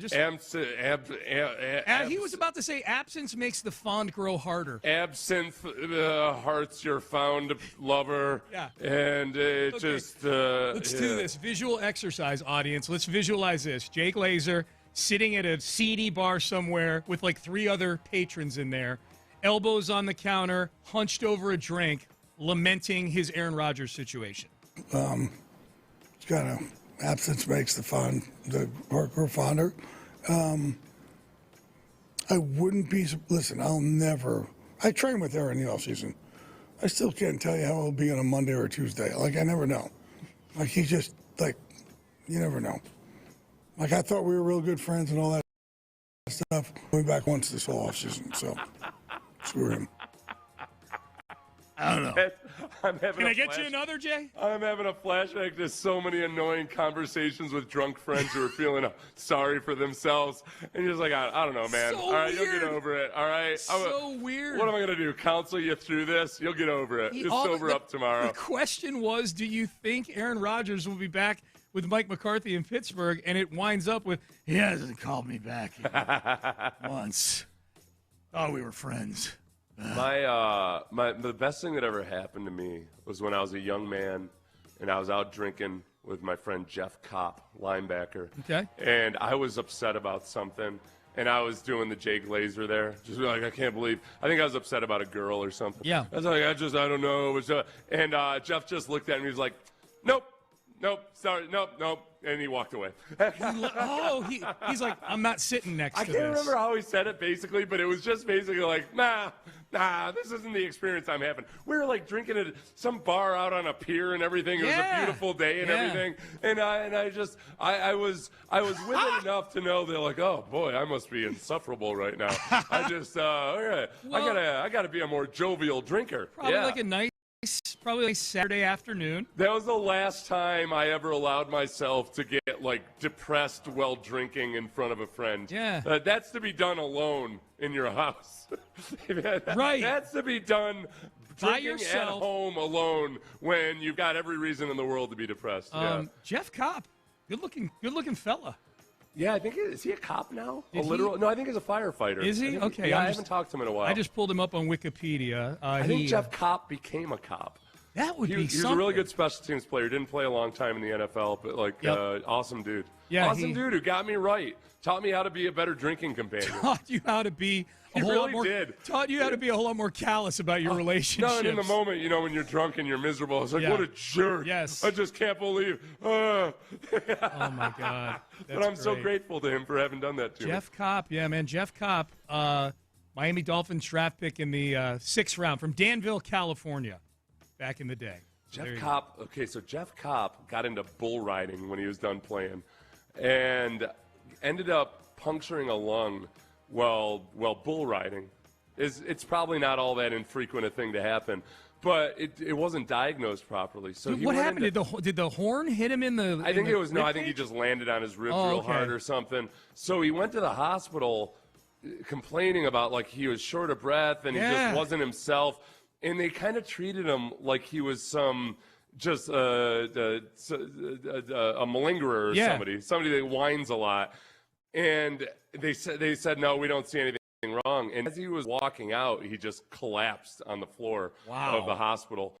And they ended up, having to drain his lung and everything. He's a tough dude. That's crazy, tough man. Dude who didn't want to hear about your whining. Tough dude who didn't want to sit next to you when you were being not so tough. Yeah, thank God for Jeff. Jeff Kopp, made me a better man, he did. Jeff Kopp, a hero. Do you remember his one interception of his career in 1997, your rookie year? He had one interception in his career. Was it against the Bills? I'm trying to check. The game logs aren't coming up on Pro Football Reference. I'll check it during the break. This is as important as Raheem Mostert, so I'm going to make sure to get that information.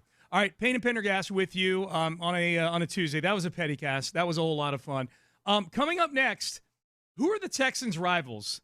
According to Kamari Lassiter, definitely not this team. This was from Radio Row last week. Yeah, but who is their rival? We'll pose that question as well. We'll do that coming up next. Easy Honda. There's one thing about Easy Honda. They make it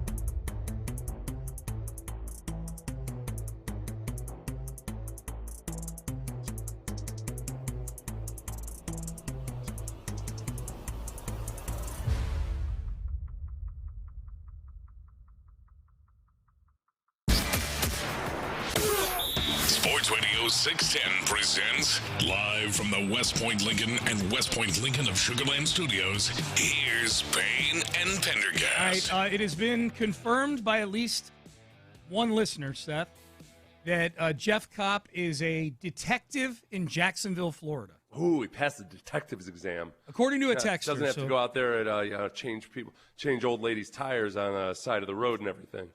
You're right. Detective means he's investigating some deep stuff. That's especially in Jacksonville. In Jacksonville, Florida, especially in the state of Florida. Anyway. A lot of meth. It's probably pretty easy to be a detective in Jacksonville. You show up at the crime scene and you're like, I think meth was involved. Like, you nailed it. Yeah. How'd you know? Bingo. By the way, his one interception of his career was in an overtime loss to the Pittsburgh Steelers in your rookie year. 23-17, a Jerome Bettis walk-off touchdown catch against Cordell Stewart to the Jerome bus. Bettis. Somebody screwed up, man. Yep. Boy, yeah. Somebody messed that up. Jerome that was Bettis, a heavy play action situation. Yes. And yeah. The wheel route to the bus. Might have been Jeff, you know? And afterwards, whichever linebacker was supposed to be covering Jerome Bettis. Lay off. I had an interception. I'm going to go be a detective. Yeah. All right. Payne and Pendergast with you. All right, so this was Kamari Lassiter. Kamari Lassiter on Radio Row. I think it was on Radio Row. It was during last week. And Kamari Lassiter was in San Francisco because he was in the Pro Bowl. They were all staying at our hotel. He was, yes. What? Yeah. Well, and I interviewed Kamari Lassiter, the entire group of defensive backs. We still haven't played that interview because so much of it was just those. The audio is awful because it's those three just laughing with each other and giving each other looks and throwing shade at each other. It was Lassiter, Bullock, and Stingley? Yeah. Okay. And it was very entertaining to me. But also, as I'm trying to record it with my phone in vertical mode, I missed just about half of it. Right. So it's hours of work for me to turn that into something good. And I didn't have the energy to do it during the Radio Row week. Okay, so take a listen to this. This is the Sick Podcast. It's a Tennessee Titans podcast. And Kamari Lassiter was a guest on there. And the host presumptively calls the Titans the Texans' rivals. So take a listen to this right here. Use one word to describe the rivals of the Tennessee Titans. The rivals? Yeah. Wait. The rivals of the who's the rival? Yeah, he's wilding right now. Who would you consider then your biggest rival? Not the Titans. I'm not even being funny. I'm not even being funny. He says at the end right there. So no, according to Kamari Lassiter, not only are they not their rivals, we laugh in your face that the Titans are not the rivals to the Houston Texans. And it's also, Kamari's been here for 2 years. Where they've swept them. Yeah, so he has, there's no reason. There's no reason. Actually, no, they didn't sweep them. The Titans they lost beat them in last year. Yeah. The first game in 2024, right? Yeah, Week 12. Week 12. Yeah, that's right. So it was Week 12, and then they played him. Was it the last game of the season? Yeah, they won in the last game of the season. In a throwaway game, yeah. Yeah, but they still won it. Yep. He was necessarily the Titans as the rival. There'd be no reason for him to think that. Who do you think a young player young player right now? I would imagine the Jaguars. Yeah, probably. That would have to be. If you're a young player, if you've only been in the league for a couple of years, despite the Colts having been competitive, it's still the Jaguars are on the up. It is funny. You're right. There's probably like stages to this. The really young players think it's the Jags, like the medium old players think it's probably the Colts. And then maybe the older players think it's the Titans because there were some there were some decent Titans teams a few years ago. Through the history of the AFC South, at various times it could have been the Jaguars or the Colts. Yeah. The Titans, it's never felt. Even though the Titans have, and this is because of my own personal bias or whatever. Because the Titans back when Vrabel had the Titans really going. That coincided with the Texans were starting to fall off a cliff. Yeah. In the COVID year and whatnot. Yeah. 2019 is the one year where they were both good. Yeah. 2019 was the year that the Texans lost in the playoffs to the Chiefs, and the Chiefs went on to play the Titans in the AFC title game. So they were both among the final 8 teams standing there. So Kamari Lassiter, no. Who is it? Text in on the what's the new Base Power? The Base Power text line. Who is the Texans rival? Yeah, because the last time the Titans beat the Texans a bunch was when Derrick Henry was running for all those 200-yard games. Right. Yeah, it was December 29th, 2019 through October 3rd of 2022. That's when the Texans were losing to everybody all of the time. Yes. Largely, the kind of back in the early 2010s, it was a little bit more back and forth. Yeah. And that was as the Texans were starting to get good again for the first time, or getting good for the first time in their franchise history, really. Yeah. But other than that, it's either been the Titans whooping up on the Texans or the Texans whooping up on the Titans. Yep. Pettycast, people texting in 713-572-4610, the Base Power text line. This is tough. Laid off after 12 years. In the text says Pettycast. Laid off after 12 years. Gave all of my clothing with the company logo on it to the homeless around the headquarters in Dallas. Oh, that's going to be so funny when people are driving in and they're wearing like Google gear or whatever, like whatever the guy's company was. That's what we should do. In my big Google Doc of business ideas, where I have licensed perp walk shawls, where you could put a team logo on a perp walk. You brought that up with the McNairs. Whenever I bring that up, people ask the understandable question, what is a perp walk shawl? Mm-hmm. Well, it doesn't actually exist, but when people cover up their heads because they're walking into the courthouse or after they've been arrested because they don't want that image out there. Yeah. That's so much. There's so much branding potential there. Yes. So if you it would be fun to do that as a troll to where maybe we would give a bunch of really nice Jaguars logo perp walk shawls or something to people as they're entering the courthouse, and then we could get video of all of it. Oh, and then meme the hell out of the Jags. And because it's a bunch of criminals. Yeah. Well, I mean, really, it's the Patriots right now who have the most high-profile legal concerns. 2 of their best football players, Christian Barmore and Stephon Diggs, are still waiting. They're facing charges for assault. James Pierce would like a word. Oh, that's right. Yeah. 5 felonies. 5 felonies. That would have been 15 points in my old fantasy crime league that I used to do on the Houston Press. Back when crime was really burgeoning with the NFL, I did a thing where teams would get points based on their players committing crime in the offseason. 1 point for a misdemeanor, 3 points for a felony. And then when Aaron Hernandez became a thing, I had to add 10 points for murder. So, that's James Pierce would have been a 15-pointer. The number of actual murders has really gone down, at least, right? There's a former player that has just got arrested for murder. Darren Lee. But he's been out of the league for a couple of years, hasn't he? Right. The Jets don't get any points for that. Yeah, Jets don't get any points for Darren Lee. Good job, NFL players. Yeah. Not murdering people as often as you used to, at least during your active career. Yes. Good job not killing people. That we know of. Right. I mean, Aaron Hernandez may have murdered a few more people that we don't know about. Well, the one thing we know about Aaron Hernandez is that he shot a guy in the face at point-blank range, thought he killed him, and then the guy showed up again in his life several weeks later, calling him on the phone like, hey, Hernandez got a call from this guy. And then the guy, by the way, he had – let's give him a pass on being in this instance. Yeah, he flipped. After Aaron Hernandez shot him in the head and left him for dead, he flipped and cooperated with the police. Yes. I give him a pass on that one. Right. That's no violation. That's a rule omerta. I live by. If somebody shoots me in the head thinking they've murdered me, I'll cooperate. You're going to rat him out? The cops after that. You're going to rat him out? It's a little soft. I'm just saying. Payne and Pendergast with you on a Tuesday. 713-572-4610. People pointing out Jake Glazer sounds like he's talking to the bartender. That's why we replayed it and did the visual with you guys.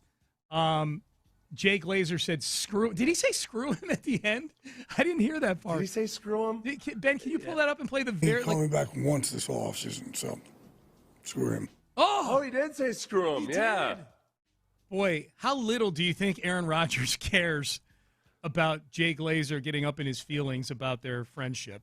Jake Glazer has always struck me as the kind of guy that, for one, as he divulged right there, he calls these guys his friends, and yet he's using them for nuggets. You know, it's a very transactional friendship you have there. And I'm guessing that Aaron Rodgers, at some point, this is me standing up for Aaron Rodgers. It's a relative rarity. I'm guessing at some point Aaron Rodgers realized, like, oh, this guy loves to be my workout buddy and everything, but he's mining for nuggets at some point. So, yeah, I'm not calling you back because we don't have an actual friendship. Right. You're using me to be able to slip information to the press. It's Aaron Rodgers at least saw the relationship for what it was, whereas Jay Glazer, I think he genuinely thinks that's friendship. Yeah, we help each other out. Right. We hang out, and then I leak information or make reports to the press. Yeah. What? That Aaron tells me. That's why it's exactly like falling in love with a prostitute. Oh, my God. You know? Yep. All right, so. Oh, yeah, I know you know. And. How dare you? All right, Payne and Pendergast with you. All right, so we're getting somewhat confirmation. It's got to be a dicey situation, though, where sometimes probably prostitutes and their clients do fall in love with each other. But hello, Pretty Woman. There's a whole movie about it. To jump over that trust bridge is the John. Yeah. At some point, you got to feel like, wait, am I a total sucker here, or am I? Yeah, Richard Gere, total sucker, sucker. All right, so confirmation on a new super couple in the sports world, at least some semi-confirmation. What? I'm just thinking about the live read I'm about to do. Oh, yeah. There's an easy segue. Hey, man, you got a prostitute on your payroll. Shut up. You brought it up. All right, coming up next, new power couple in the NFL. We will power rank this power couple compared to other similar Patriot power couples. That is next. Falling in love, romancing the person in your life, all of those things.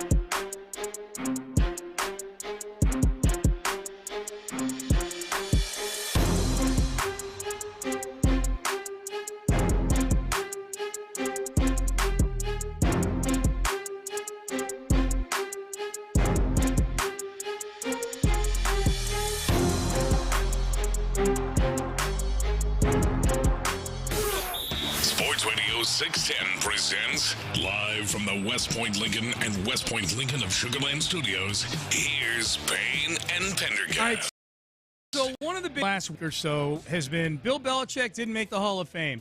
Robert Kraft didn't make the Hall of Fame.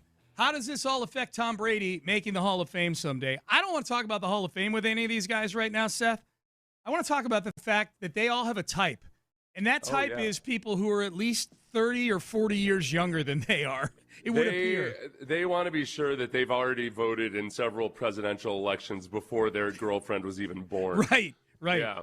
And the latest is Tom Brady. They voted for Mondale before their current spouse or girlfriend was even alive. Mondale, good pull. Alex Earl, this is according to People magazine. Alex Earl and Tom Brady have been spending time together beyond their public appearances at the same parties. A source tells People that the influencer, which is Earl, age 25, and retired New England Patriots star, Brady, 48 years old, are, quote, hooking up, end quote. Yeah. Reps for Earl and Brady have not commented on the relationship to People. The news comes amid speculation after they were both seen at the same event in St. Bart's back on New Year's Eve. The video, of course, if you've seen it, you know by now, showed Alex Earl and Tom Brady cozy at the party, dancing, laughing. She's rubbing his back, things like that. This is where, none of us knew who Alex Earl was until the Texans signed Braxton Berrios.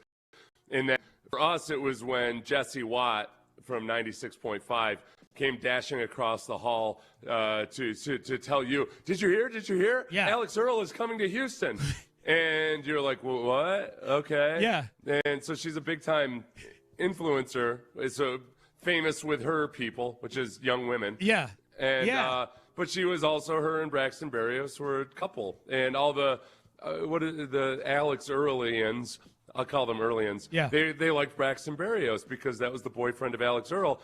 And now it's looking more and more like she just dumped Braxton Berrios for a better option. She's climbing. She's social climbing right now. Yeah, actually, Jesse came in and screamed about Braxton Berrios signing. I'm like, this is a weird signing for you to be excited about, Jesse. Yeah. And I'm like, why is this? And then she sprung Alex Earl on me, and I'm like, who? And I Googled, and I found out.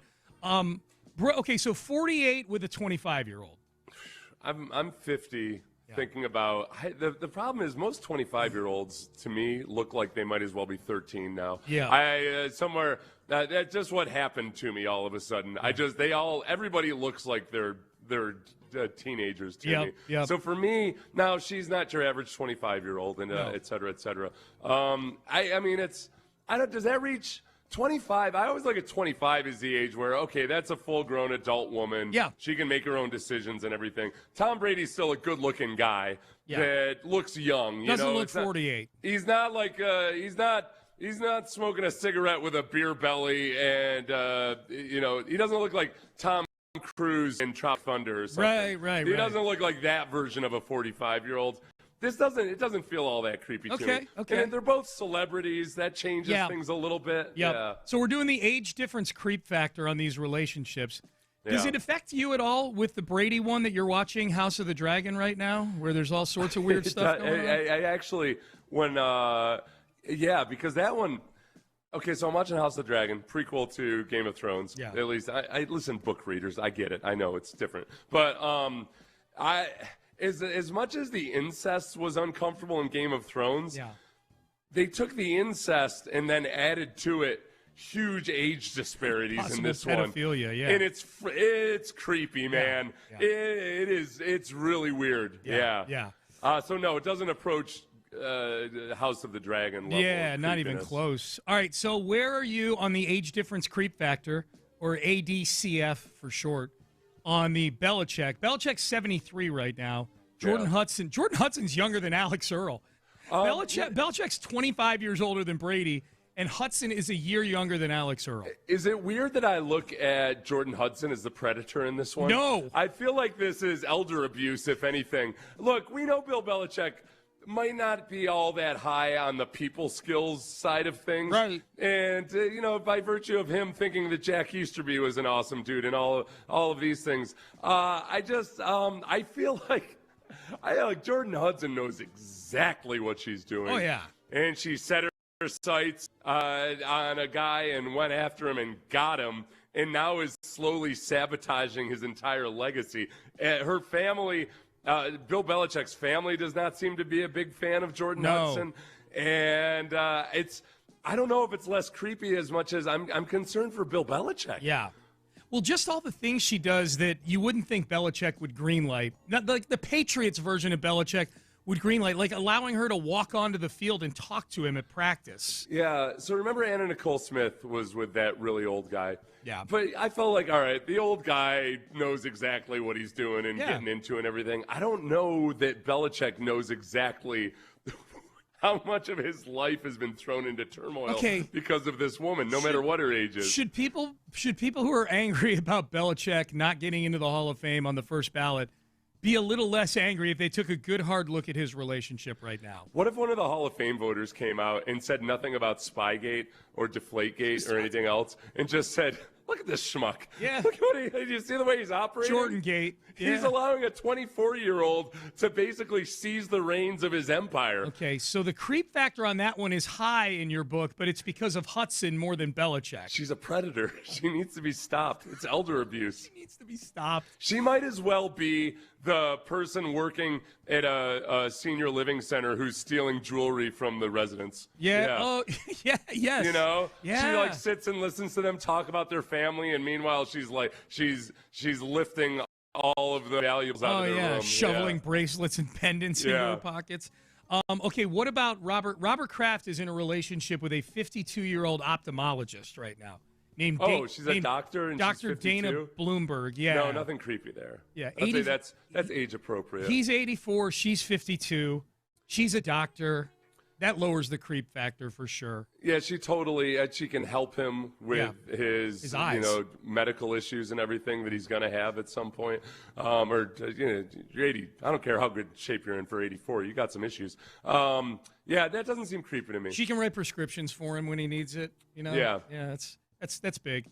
What about going retro here? When Robert Kraft was 70, he was dating that young actress, Ricki Lander, who he did audition videos with. Remember not that it wasn't erotic. Yeah, that was one of the greatest things ever.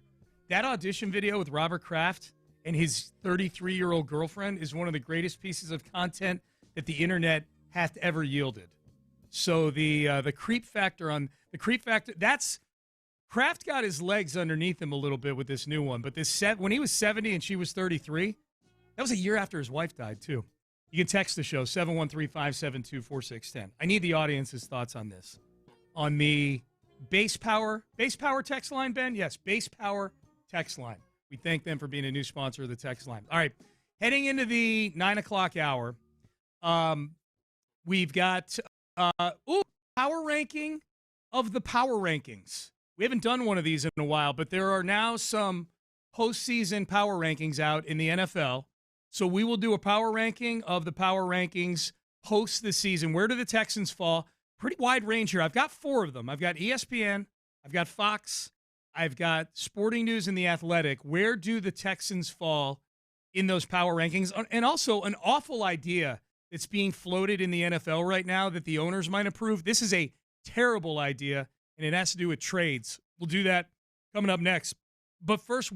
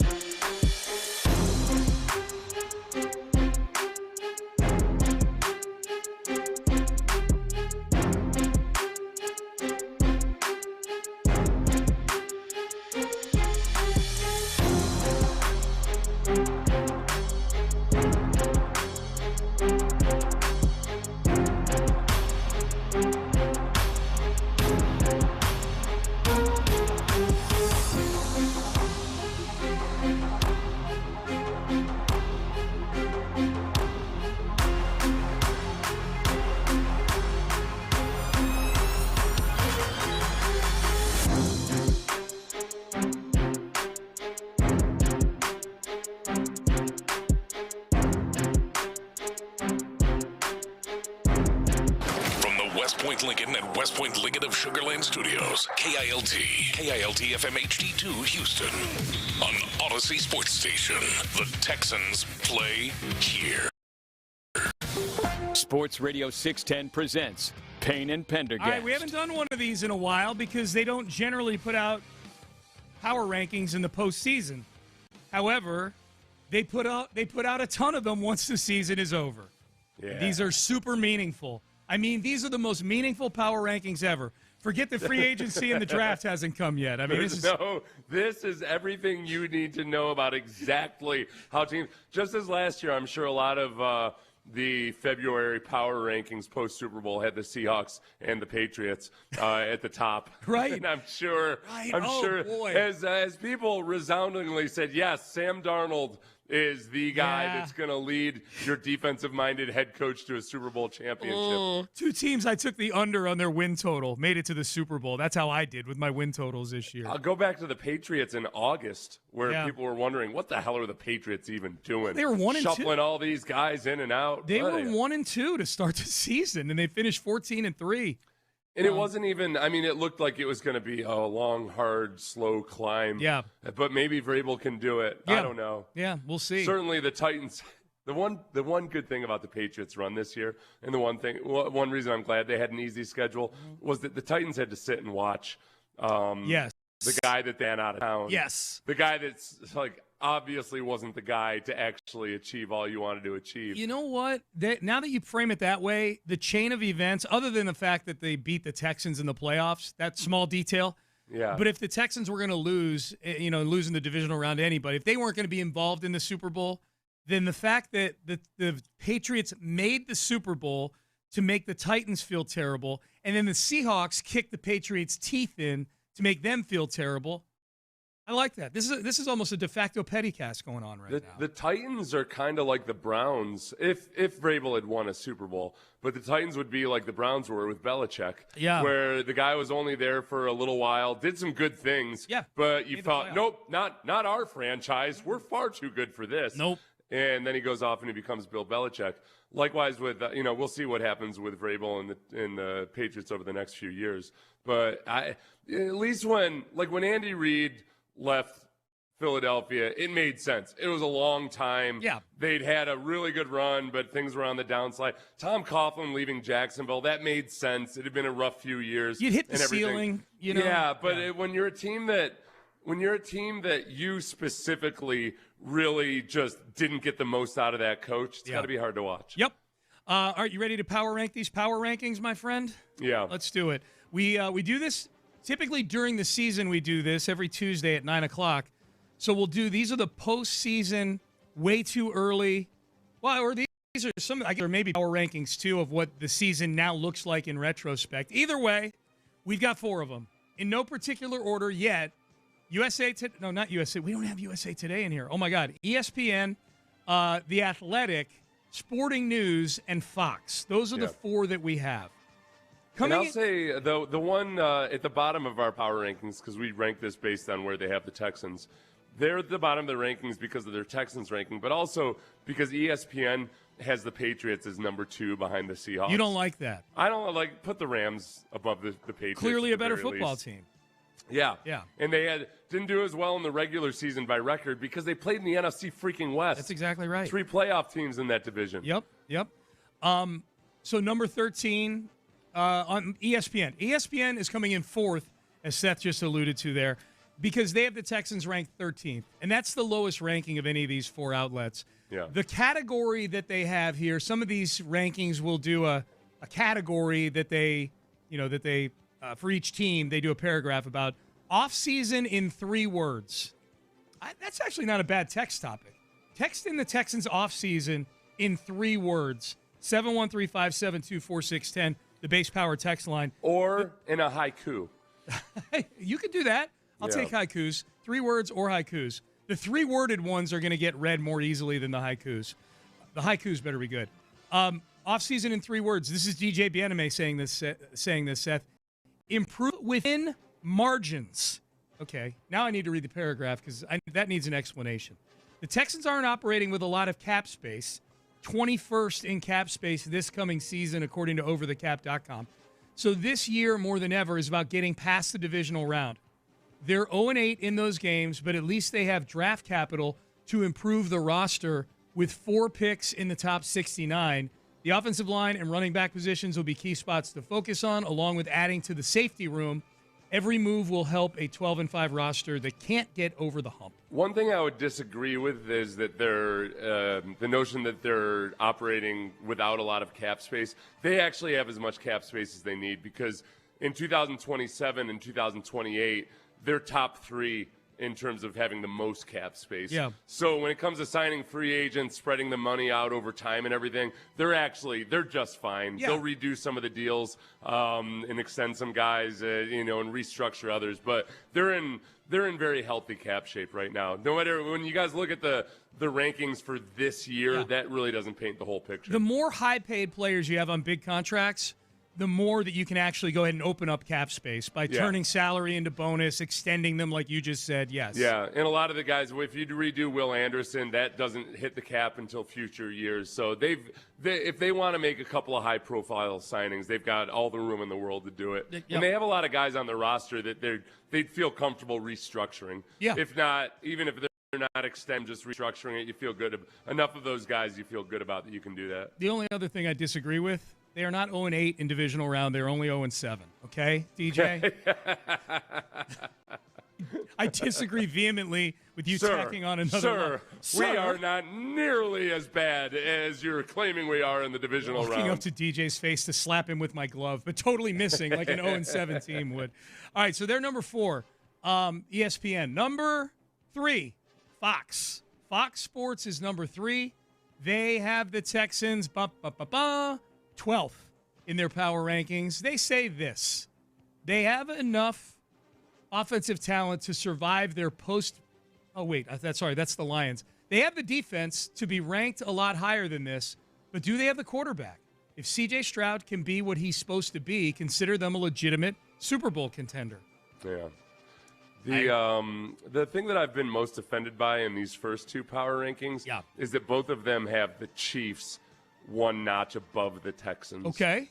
And I'm if you look at the trajectory of where the Chiefs are headed and some of the difficulties they have in managing their roster coming up into this year, the Chiefs they got issues, man. Mm-hmm. The offense hasn't really been all that impressive for more than 2 years now. Their defense this year was not as good as they were in the previous year, where their defense really led them to the regular season record that they had in 2024, and they just didn't even make the playoffs this year. So and put some respect on the Texans' name. Well, and we don't even know if Patrick Mahomes is going to be ready to start the season.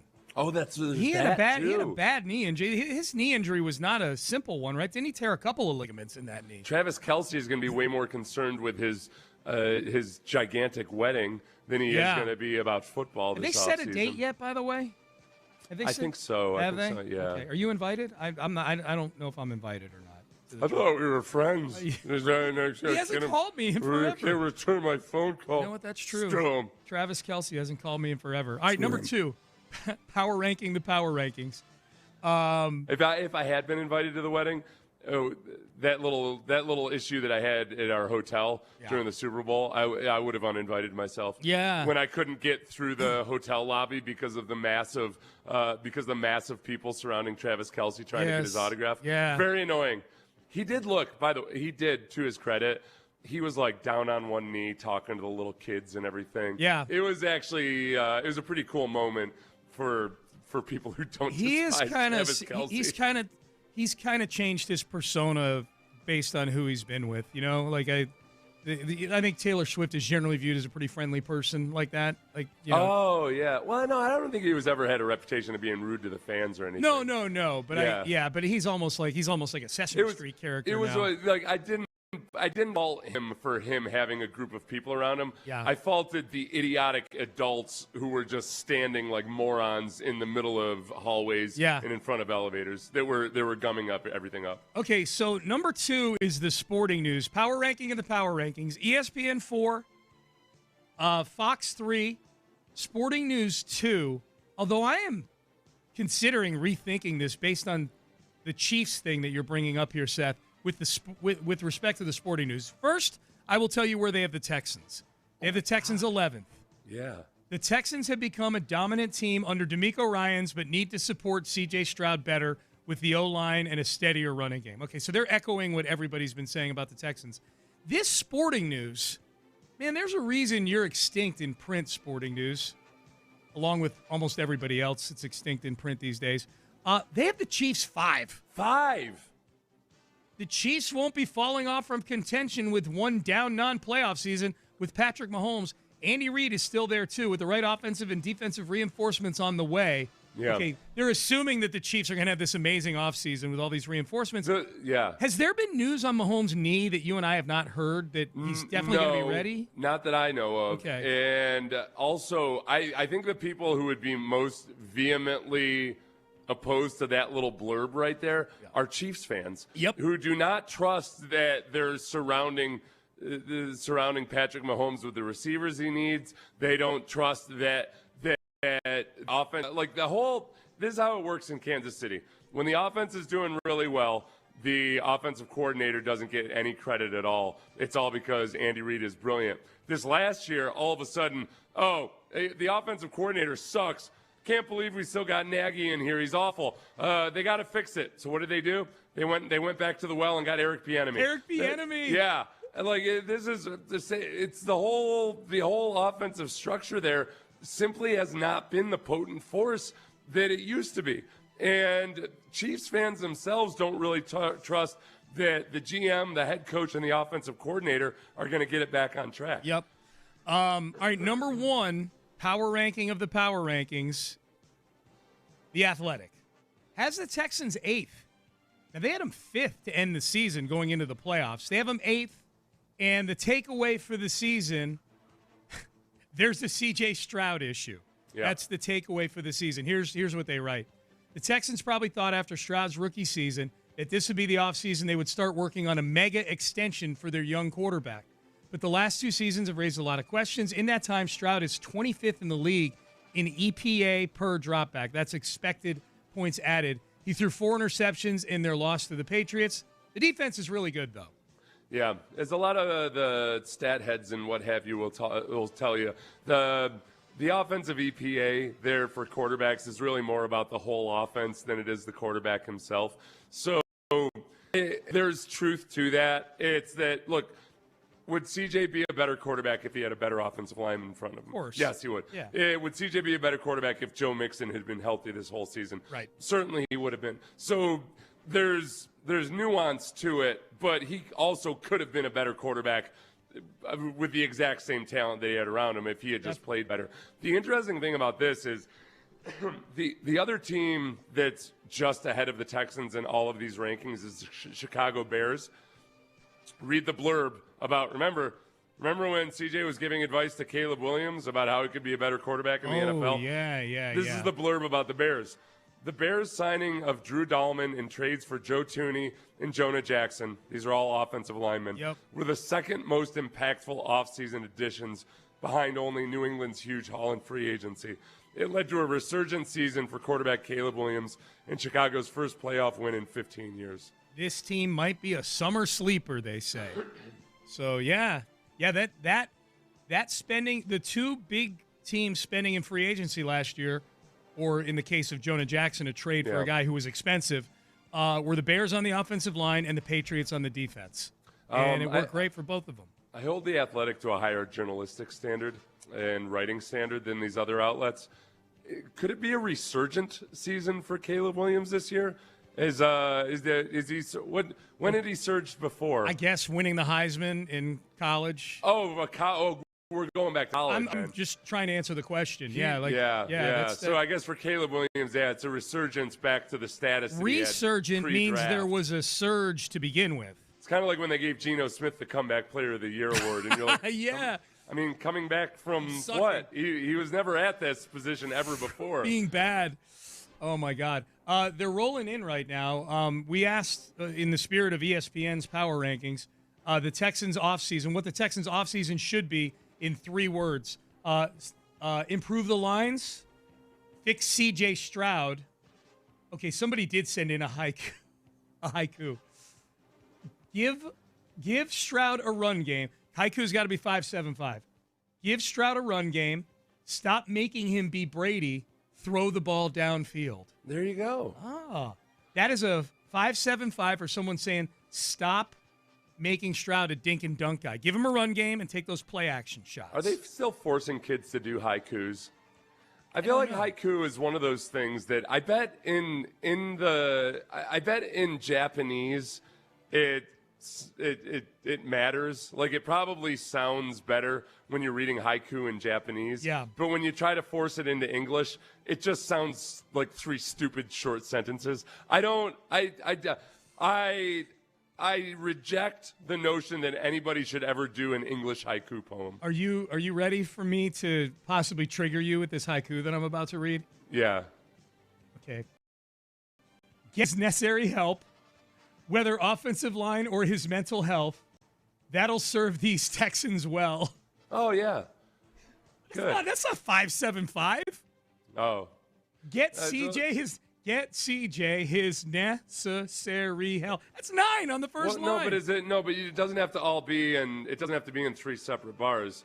It can be, you can divide it up. That first sentence. That was 9. Whether offensive line or his mental health. That's 11. Yeah, okay. That'll serve these Texans well. He's 9-11-7. So his overall 9-11-7. That haiku sucks. What's a haiku supposed to be? 5.75. You're the one that threw it out there. 5.75. Yeah, I didn't say I was a haiku expert or anything. 5.75. Yeah. I threw it out there. It's like, it's like the fix my iPhone. I can say that too. That's true. I don't know how to do it. Yeah, that's true. 5.75 on the haiku. All right, a few more 3-word ones. I asked Gemini to write me a haiku. What did it give you? And it ignored the assignment. Really? Oh no, here it is. Okay. All right, this is what Gemini says. Shield CJ from hits. Okay. Run the ball with grit and speed. Okay. Strengthen the front lines. Okay. That's pretty good. I would say O-lines because obviously by definition, front lines, what the hell is that? AI, though, that's pretty good. Shield CJ from hits. Yep. Run the ball with grit and speed. Yeah. Strengthen the front lines. Yeah. I think that's. I give that an A-. I give that an A-. I sat in my garden this morning and wrote that in the sand. Cross-legged underneath a tree. And then I raked the sand away. Yep. Because everything is ephemeral in this life. Mm-hmm. Don't extend Stroud. That's a 3-worder right there. That's a 3-worder. No, honestly, okay.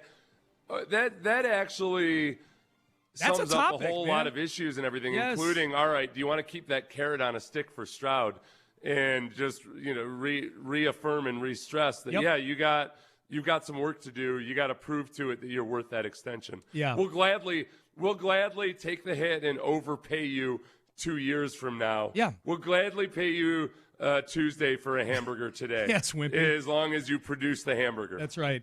Someone said, that's on me. I remembered the guy who wrote the really long haiku said, I remember 5.75. I thought it was words, not syllables. So, that's an acceptable. Write a haiku apologizing for that haiku. Yes. Send in an actual haiku, 5.75, apologizing for your haiku negligence. All right? Okay, those are your power ranking of the power rankings. I teased this for this segment, too. We'll hit this in the next segment. Adam Schefter revealed an idea that the owners are thinking of voting on.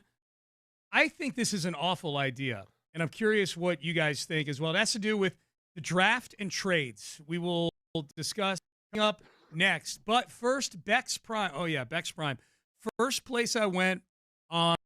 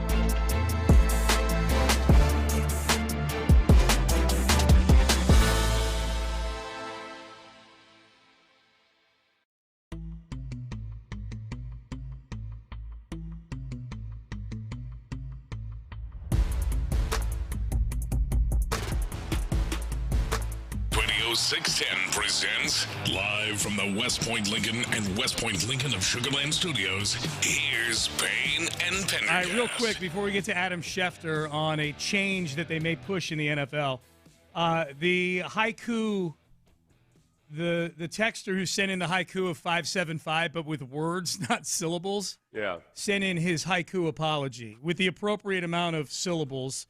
My haiku was bad. Your show deserves more from me. I will do better. Oh, wow. That is really good, man. It's really good. I might have to do the haiku that Gemini gave me. I think is a pretty good synopsis of what you want to do in the offseason. Yeah. Shield CJ from hits, run the ball with grit and speed, strengthen the front lines. I might have to do a YouTube video about that. About that haiku. To see if I have any of my kimonos clean right now. And, yes. Oh, yeah. Tie your hair up like a samurai. Have a sword. That would be great. I don't want to go too far with it. Oh, come on. Commit.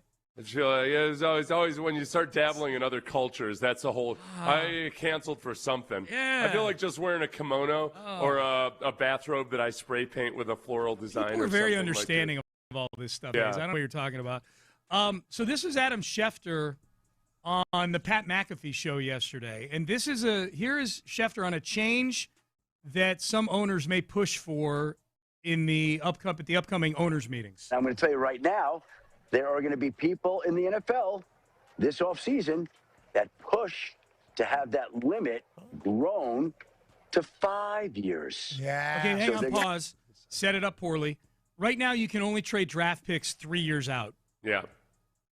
The Schefter is saying there are going to be people pushing to expand that from 3 years out to 5 years out. Continue. To have that limit grown to 5 years. Yeah. So they're going to try to. Might as well. 20. Yeah. The NBA, I think you're allowed to trade 2075 if you want. Mm-hmm. Yeah, you know what? Right now, it's 3 years in the NFL, and this has not been out there at all, so you can put it on your bottom line. There's going to be a push by at least one team this offseason to extend the NFL trade limits from 3 years of picks to 5 years of picks. I think this is a terrible idea. Why don't you like it? I don't like it because teams are going to with no guardrails. Teams are going to plunder themselves with this. Teams are going to screw themselves. They're going to screw themselves, and they're going to have to go remake rules. This happened in the NBA. Yeah. This is why there are guardrails in the NBA around how many picks you can trade over the course of time. You can trade in the NBA. You can trade picks 7 years out, but you cannot trade your first-round pick in back-to-back years. Right. It's you can do pick swap and stuff like that, but you have to hang on to your first-round pick every other year in the NBA, and they did that because teams destroyed themselves by trading all these first-round picks. Yeah, the NFL does a lot of things to kind of protect the owners from themselves. Yes. And that's a good thing to keep. For one, I mean, part of it does. It keeps more of a competitive balance in some ways, but also just it keeps teams from going bankrupt. Yeah. Either in terms of financially or their ability to actually sustain themselves. You know, the Saints kind of pushed the envelope in terms of being so aggressive and creative with the salary cap that once Drew Brees was gone, they were hosed for a while. Yeah. They're coming out of it now, by the way. Yep. I got all excited yesterday when I was looking at future cap I know space. you did. And you look at the Saints next year are in the top 10, I think, right? Yeah. For cap space. The year after that, they have the most cap space In a top while. 3. Welcome back, Saints. Yeah, welcome back to the But party. it was a deep crevasse they dug for themselves by spending really aggressively on into the future. A crevasse, yes. Yeah. Whenever anybody tells you that the cap isn't real, it's that it's real. It's just it's not as straightforward as it appears in any given year. You can manipulate it, but the Grim Reaper comes back at some point. Whenever you manipulate it, you are your credit card spending. Yeah. You know, it's a lot of great stories have been built on businesses that were founded on a credit card, but many more bankruptcies have been told with that story too. Yeah. So I don't know. I'm all for it. I say I like it just because it's the smart teams will either use it or not use it appropriately. And if you got a smart GM and a smart owner and a smart head coach, you can turn it into your advantage. Well, meanwhile, a team like the Titans or the Colts especially, Colts already traded away 2 first-round picks in the middle of a season. Yep. I think I could see the Colts trading away 5 first-round picks. I think that there'd be a couple things coming out of this. I do think there will be teams, if they were to expand this, there will be teams that completely misuse it and find themselves unable to, they're going to find themselves having to tear their team apart to the studs just to go recoup like 50% of that draft capital. I do think there would be more trades of big-time players. If you've got more first-round picks to move, then I think there's going to be more teams willing to, especially teams up against the cap, that are getting ready to, that have a plethora, like take a team like the Lions that have a jillion guys to sign because they've drafted so well. They can't sign all those guys, but they can franchise tag one of them, This is where it would get really interesting is with quarterbacks, because I think everybody's kind of reassessing right now how much should you really be willing to pay your quarterback, because, gosh, if you look at the teams that were out of the playoffs this year, there would be the quarterbacks who are out of the playoffs: Pat Mahomes, Lamar Jackson, Josh Allen, all of these, or that didn't, make it to the Super Bowl or Joe Burrow or the conference championship games. It's really, really tough. It's really tough to spend on a quarterback and give him that contract, but also build a team around him. It would get interesting. It would it makes it more interesting. This is the part that I don't like. I do like teams being able to hold on to their generational players and not being tempted out of it. Yeah. If you got a stud, like Jordan Mailata, the offensive tackle for the Eagles, who I'm currently in love with. You love him. The Eagles are unlikely to ever relinquish Jordan Mailata. Yeah. Whereas a team, if somebody came a-calling with draft picks over the next 5 years or something, that's like a franchise player that'll be beloved by fans forever and everything, that a team might be more willing to part with. Yeah, we're probably, Mailata's a great player. I'm just trying to think, like, am I against this when really we're only talking about quarterbacks that are players that would get traded for 5 potential years worth of draft picks? What positions have that kind of value? I remember Nick Wright used to say when he was on this station back in the day. Now, keep in mind, Nick was on this station back in 2012 through 2015 in the heyday of Aaron Rodgers. But I remember Nick used to say, if I were an NFL team, I'd trade my next 10 first-round picks for Aaron Rodgers. This is back when Aaron was winning MVPs on the regular. Yeah. And nobody blinked at it and said it was a silly take. It would definitely make for more content, and that's why it's weird that I'm against it. It's just I just think there's some teams that would get in over their head trading 5 years worth of picks. But I guess that's their problem. As long as my teams, do you think Nick Caserio would ever make a trade involving picks 5 years down the road? Oh, unlikely. Yeah. Very unlikely. I think so too. Yeah. Unless it worked out on the trade calculator as a good deal. Yeah. I think that's the tough part is it gives teams. This is the problem. It would be the teams most likely to do this would be teams who had already not drafted well to begin with. Yeah. So it's a team that's desperate for good players or a good player or something, and it's usury almost. It feels like you're setting them up for usury. Well, it's the team most likely to take the payday loan is like they've gotten themselves in that spot for a reason, and they're going to take that payday loan. You know what we're probably headed to also if they were to do this, if they were to expand it to 5 years, we're probably headed to a territory of something that I absolutely despise and hate in the NBA. And that is we received 2 first-round picks that are top 8 protected. If the other team's in the top 8, they get to keep the pick, and the pick forwards to the next year or whatever. I hate NBA draft pick trades. Hate them. I hate the protections. I hate all the caveats that come with it. The NBA in general, in terms of everything, dude, the CBA, involving the salary cap and all of that. Yeah, you got to be hardcore to really know exactly what the hell they're talking about. Yeah, it's the worst. It is. It used to be awesome, mostly because LeBron James would change teams on a fairly periodic basis. July 1st in the summertime used to be something everybody looked forward to because it was a mad rush in the NBA and free agency, and teams were clearing out cap space all year long and this and that. The NBA, I won't even say the offseason, just the transactional part of the NBA sucks. I think this is sucks. I wish all sports teams, but especially the NFL, would do this, or sports leagues, is just have an app where you can trade players like on an open marketplace, to where if you want the most efficient way to get things done and to extract the maximum value or find it, just have an app. Be like, yeah, we put them on the app this morning. And there would be leaks all over the place, because it would be like, oh my gosh, the Texans put Joe Mixon on the app. Like eBay? Like they're not just maybe having a hypothetical conversation or something. They're like eBay. You're putting them out there, and maybe you set a minimum that nobody else can see. Buy it now. But Joe then Mixon. whoever puts the best offer in and everything, So there wouldn't be any more of this, like, oh, I didn't even know that guy was available or not. It's like it's on the app. It's like the transfer portal, but the team is putting a guy into transfer. Yeah, and it's all very efficient. You don't have to have conversations or anything. It's right there. Boom. Not bad. Not bad. Better than the way the NBA does it. It creates so much activity, Sean. I despise the NBA collective bargaining agreement. I hate it. You wouldn't hate it as much if they had an app, because then you don't have to worry about it. You they went into the NBA player movement app. Yep. And see if the trade works. And this is what ended up happening. Yeah, I mean, I know we have apps and websites to do all those calculations. I want the actual owners and GMs to all be in one app where they can just buy and sell guys and trade and do all that. Someone said like Craigslist, but without all the murder. Right. Yeah. Same exact thing. Is Craigslist still good for stuff? I have no idea. I think I actually went looking for like a snowblower a long time ago on Craigslist. Have we ever heard from Craig? I think Facebook Marketplace kind of took the place of Craigslist. Okay. Yeah.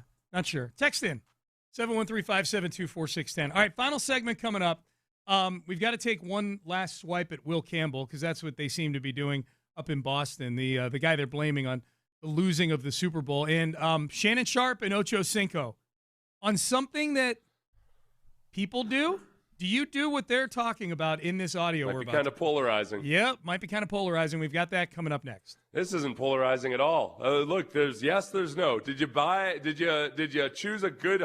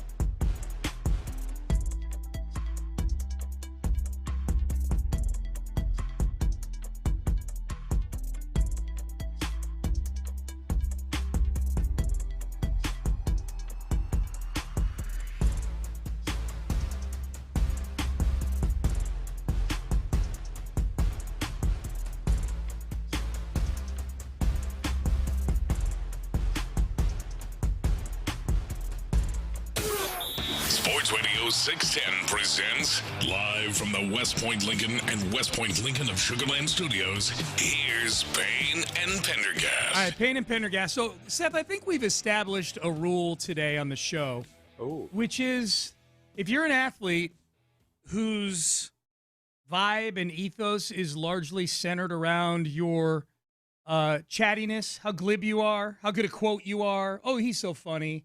Oh, he's so gentle. You know, he's so Southern gentleman. I'm talking about Will Campbell. I'm talking about Will Campbell. The rule is, especially if you're an offensive lineman. You're an offensive lineman. Just don't be a media hoe when you're an offensive lineman. Right. Don't be the guy that always wants to be in front of the camera. You're supposed to be a lunch pail Yes, carrier. he's a camera hound is what he is. Yeah. If you are one of those people and you have a bad game, you have to talk to the media afterwards. Yeah. You can't ignore the media. If you're greedy for that, which Will Campbell seems to be. Yeah. Like, for example, the other way around, like if Daniil Hunter had a bad game, right, it's okay that he doesn't speak to the media because he hardly says 5 words when he does speak to the media. And he's not all about being big personality guy. He's about being a cyborg that looks like he was built in a lab. And if he didn't want to talk to the media, I wouldn't tell him he had to either. You know I'm frightened of Daniil Hunter. But Will Campbell, for example, here's Will Campbell after the draft saying he's going to die to protect Drake May. You are brought to New England to protect Drake May. What kind of tone are you going to set on this offensive line? I'm going to fight and die to protect them with everything I've got. Congratulations, Will. Congratulations, Will. Hey, what if I told you that you'd be largely regarded as the worst football player who ever lived after losing a Super Bowl game? And after somehow they won despite you, not because of you in the playoffs, as Drake May was continually strip-sacked by people that you had just turned around and watched go by. Well, funny you should ask, because here's Will Campbell acknowledging the consequences of playing like he did on Sunday. One thing we live by in the O-line room, a D lineman get 1 sack a game, and that's the only thing he can do. 12 games, he'll be a top 5 pick. You give up 1 sack a game for 12 games, you're going to work at Amazon. It's a good line. Those are excellent one-liners that Will Campbell had there. It's just if that's all he's about right now, because he's not a good player. You have to answer the media questions after the Super Bowl. In 4 playoff games, he allowed 4 sacks. My math ain't so good no more. I didn't go to LSU, but I believe that averages out to 1 sack per game. Man. That averages out to Amazon is what that averages out to. Depends on where I'm working at Amazon. If I'm in there, I don't know. If I'm way up there, I'll take those stock options. Yeah. Oh, yeah, for sure. I think I'd be the delivery part. I like driving in the car. I've talked about that before. I think other than the lifting, I think I would be okay with that. According to Next Gen Stats, Will Campbell gave up 14. He gave up 14 pressures in the Super Bowl. Yeah, those Next Gen Stats when it comes to QB pressures are a little wonky. But he didn't have a good game. Come on, man. Let's just pretend they're real. And I say this on both sides because I'd say Will Anderson at times, especially his rookie year, he was getting all this credit for all these pressures by Next Gen Stats. And I would watch the game and I'd say he got close to the quarterback, but that wasn't a pressure. Next Gen bases it on, I think, just GPS of how close did you get to the quarterback. You can get close to the quarterback and not affect the quarterback. I mean, I'm not going to let you sit here and pickpocket Will Anderson's pressures. Will Anderson did it himself. Will Anderson, I was so happy because his rookie year, I was very, very happy with the way Will Anderson was playing. Sure. But I would make the point that he's not actually getting that many pressures. And people would say, you're a hater. And then Will Anderson in one press conference got up and said, no, I know what you guys are saying about the pressures, but that's not accurate or something along those lines. I will out on a limb. I'm not going to let Will Anderson pickpocket pressures from Will Anderson. You're going to crush Will Anderson I'm gonna crush for hating on Will Anderson. I'm going to crush Will Anderson for stealing pressures from Will Anderson. Yes. Yeah. All right, so this is Chad Ochocinco and Shannon Sharp. And I'm at the point now that every time I see a video pop up from the two of them on my Twitter timeline, I get super excited. Yeah. It can be about anything. They've got a great chemistry. They really do. They really do. They did a show out in San Francisco on Thursday night while we were out there. I saw that. The only I saw one clip and it was James Harrison coming out and ripping his shirt off on stage. Oh, that's cool. for some reason. I don't know why. Because he's James Harrison, that's why. I guess so. He looked pretty good. yeah. James Harrison's the reason I got my first hernia. Because I was watching him on Instagram. Oh, that's right. Deadlift some insane amount of weight, and I'm like, yeah, he's not that much. I'm not that much older than him. He's a football player. I should be doing that I stuff. was a football player. Yeah. Stupid. All right, so here is Shannon Sharp and Chad Ochocinco on the very controversial topic of peeing in the shower. I don't wear shower shoes in my shower because my thing clean. Nah. You one of the ones to pee in the shower. I will get out the shower and pee. You pee? Oh, Lord have mercy. Joe, this man paused. This man pee in the shower. Hold on. You don't pee in the shower? You got to get out? You tripping. I stay at the hotel. Stay up at the hotel that's close by. Who the hell gets out the shower to pee? Me. What are we talking about? Me. For what? Chat, y'all get out the shower to pee? I know, and they better not lie. Hey, everybody trying to act all damn bougie. The water's already running. What you getting out? Aim down the drain. What are we doing? Ocho, I'm good. Like I say, just let me know the closest hotel to you. I'm good. Ain't no hotels 20 miles from me. Ain't no damn hotel no 20 miles. Hey, 20 miles, man. I got my head by myself, man. How you a hotel 20 miles from you? Yeah, I mean, the nearest hotel is 20 miles from me. I'm done with you, man. Damn, so he must have been talking about going to visit him at his house or something. Right, he don't want to stay there because the showers all are slathered in urine. It's not like Ocho's using the guest shower on the regular, I'm guessing. I don't know, man. It's Ocho. Who knows what he does? Yeah, that's true. I don't know. I feel like this is one of those topics where people who don't pee in the shower might think it's the most disgusting thing they've ever heard. Yeah. And yet I'm in Ocho's camp. 100%. It's all drains. And it's going right there. It's not my kitchen sink or anything. Yeah. It's a place where all the soapy water is going down. Yep. If the urine just hits the drain, there's no harm, no foul there. I don't do it regularly. I've done it. My rule is you got to hit the drain. Yeah. You can't be hitting the tile. You can't be hitting, that tile will absorb that stuff. If you're staying at a hotel where sometimes the drains don't drain all that well, that's where it gets no way. And a lot of times there'll be like a little quarter-inch of water where you're standing. Yeah. I can't do that. No. I can't have the urine-y water, just washing around between my toes and everything. Here's my thing with the two of them just now, because I'll admit I've done it before. I don't do it regularly. I aim for the drain, all those things. They make it sound like that if you have to go to the bathroom, like if you have to pee, that you either have to do it in the shower or you've got to get out in the middle of the shower and go pee. And I'm like, what happened to holding it? Sometimes it's hard. And those guys probably both work out a lot, so they're super hydrated all the time. Okay. When you really got to pee, it's worth it. It's worth it to either get out or just definitely to just let loose right there. Okay. Open the floodgates. Well, you've already said that you're not afraid to go in the shower. Have you ever gotten out of the shower, like toweled off, peed, and then gotten back in the shower before? No. Yeah. No. Okay. Yeah, that's what it sounds like. That's what it sounds like Shannon does. Yeah, that's why you end up peeing in the shower because you're like, I'm not gonna towel off, or just because if you don't towel off, you really got to pee, and you don't have to. Then you're getting water all over your bathroom floor and everything. It's messy in the bathroom. Yeah. Let's see here. Text message. Text in 713-572-4610. Is this an important enough topic to Pender poll? Yes. It is? Yeah. Okay. All right. Is this just for guys or is this for anybody? Women, I would feel like it's not as easy for them to aim exactly in a spot, and then they also I don't like women as much. Yeah. But I guess well, 90% of your Twitter followers are male. They are, but I'm going to specify this is for men. I'm sure Okay. all the women will follow the instructions. I'm sure. Text message. I definitely pee in the shower. It's very difficult to hold your pee with all that water running around you. Yeah, it's very conducive. Yeah, it makes you think of it. Not to mention urine is sterile, somebody said. I believe that's not 100% true. Okay. That's a myth that urine is sterile. Do you? Do you remember? Let me ask my second brain, which is rapidly becoming my first brain. Yeah. Gemini. Is urine sterile? Okay, that's an easy one. What's Gemini say? Your friend Gemini saying? Actually, the idea that urine is sterile is a persistent medical myth. For decades, the medical community believed it was germ-free. See? But modern research has overturned this. Right. Do you remember Moises Alou that used to play for the Astros back in the day, the outfielder? Yeah. He used to pee on his hands. Yeah.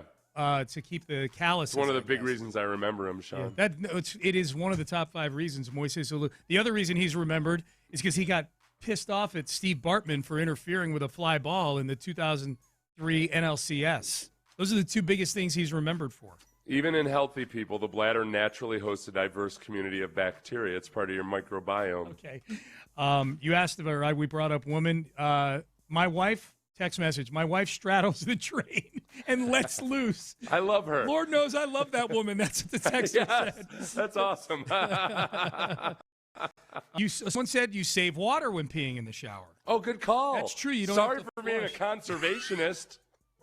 Sorry, I care about the environment. Oh, my God. Shannon. Yeah. Mr. low-flow toilets are for real. Okay, someone said if you can dig up the old argument that Meltzer had with Brad Davies about peeing in the shower and peeing in the pool. Peeing in the pool is different than peeing in the shower. Okay, so I'm guessing that Meltzer is weirdly opposed to peeing in the shower, but cool with peeing in the pool or something like that. Yeah. I don't know. No, Meltzer's not cool with any of them. That's what I'm saying. I think Meltzer was on the anti-urine outside of the toilet side of that argument across the board. That's where resort pools were really ruined for me. The first time Brandon and I went to an all-inclusive resort, and I was sitting alongside a few people, and we were all having a whole bunch of drinks, and I realized that I'd gotten up to pee about 3 or 4 times while nobody else had. Yeah. I'm like, I'm never getting in a pool again in this environment. I know. That's totally different than a shower. They're not the same thing at all.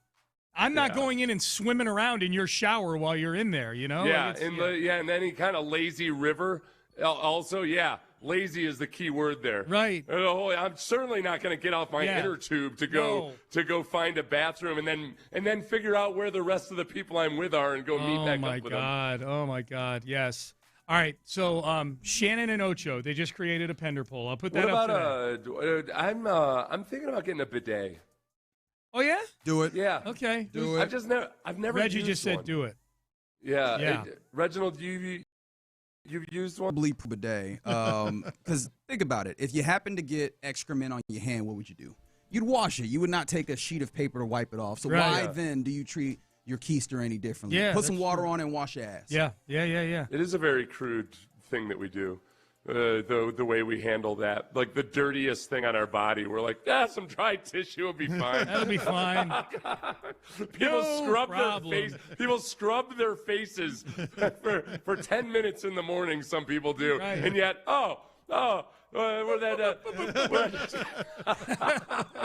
some dry tissue paper will be just fine for down there. One wipe.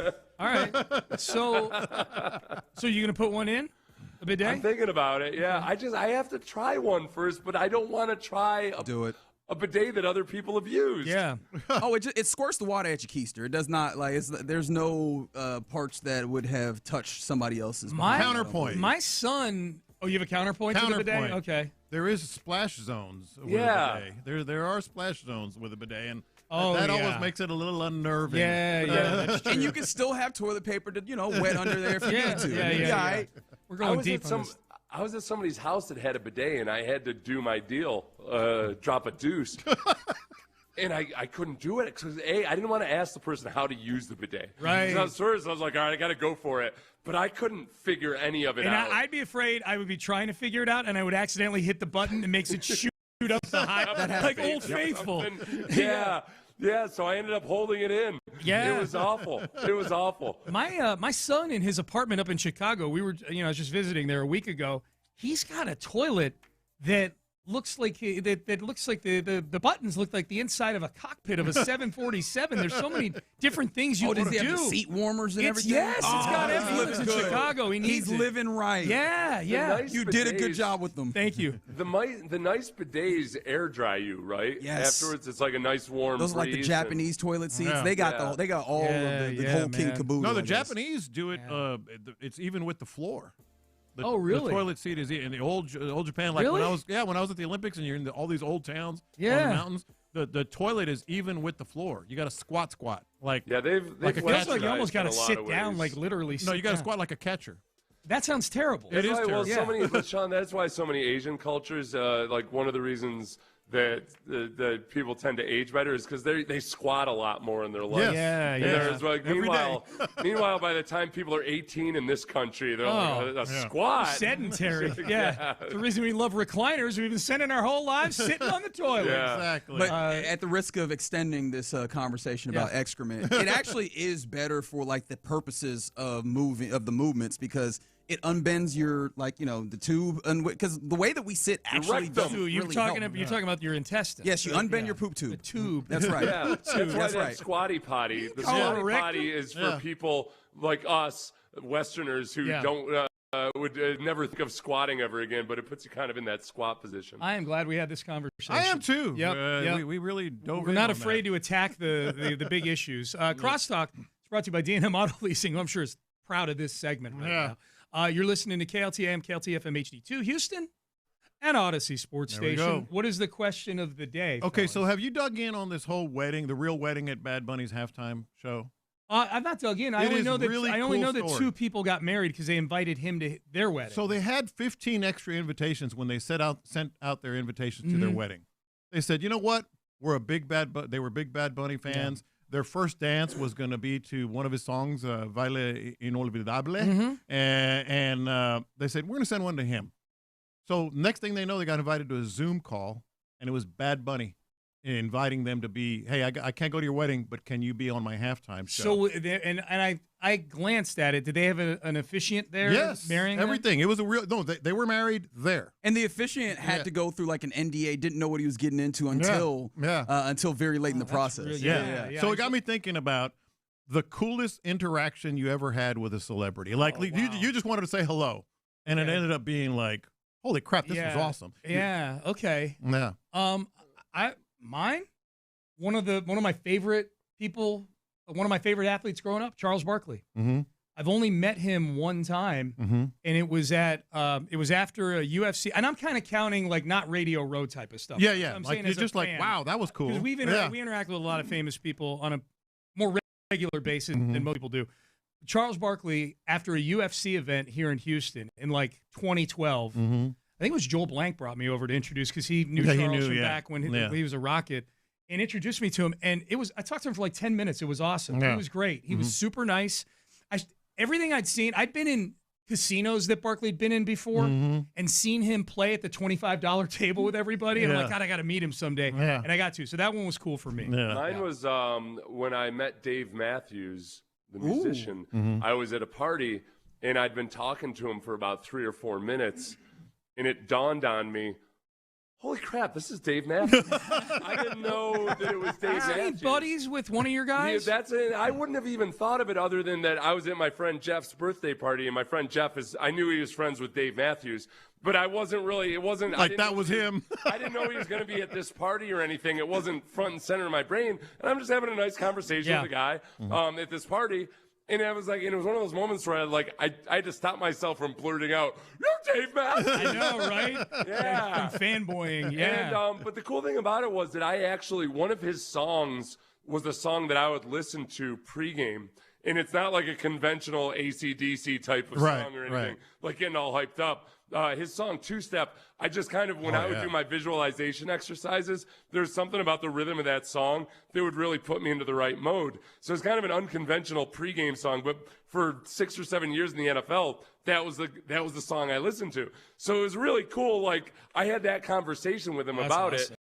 And I think it wasn't like a classic fanboy conversation he's going to have with people. Yeah. And then later that night, I ended up sitting with his wife next to fire pit, having a conversation with her for a long time. And my biggest takeaway from it by far was these couldn't have been just two of the more normal people that I've ever talked to. Yes. We're talking about like the carpool lane and stuff like that, or like the dropping off the kids at school and all that. Regular people. They were just really, really down-to-earth, pleasant people. That's cool. I've had far too many than I deserve. Well, that's the thing. I like way more than I deserve. Yeah. But the one that really, really, to this day, just it boggles my mind. Like I remember the Charlie Sheen thing. Y'all have heard that. Seth reminded me I hung out at a party once with the ZZ Top drummer, and that was cool. but President George H.W. Bush, the dad, he ended up like. I kind of want to say we ended up becoming semi-friends. Yeah. It's like multiple times. Like he invited me to a private screening of a movie once.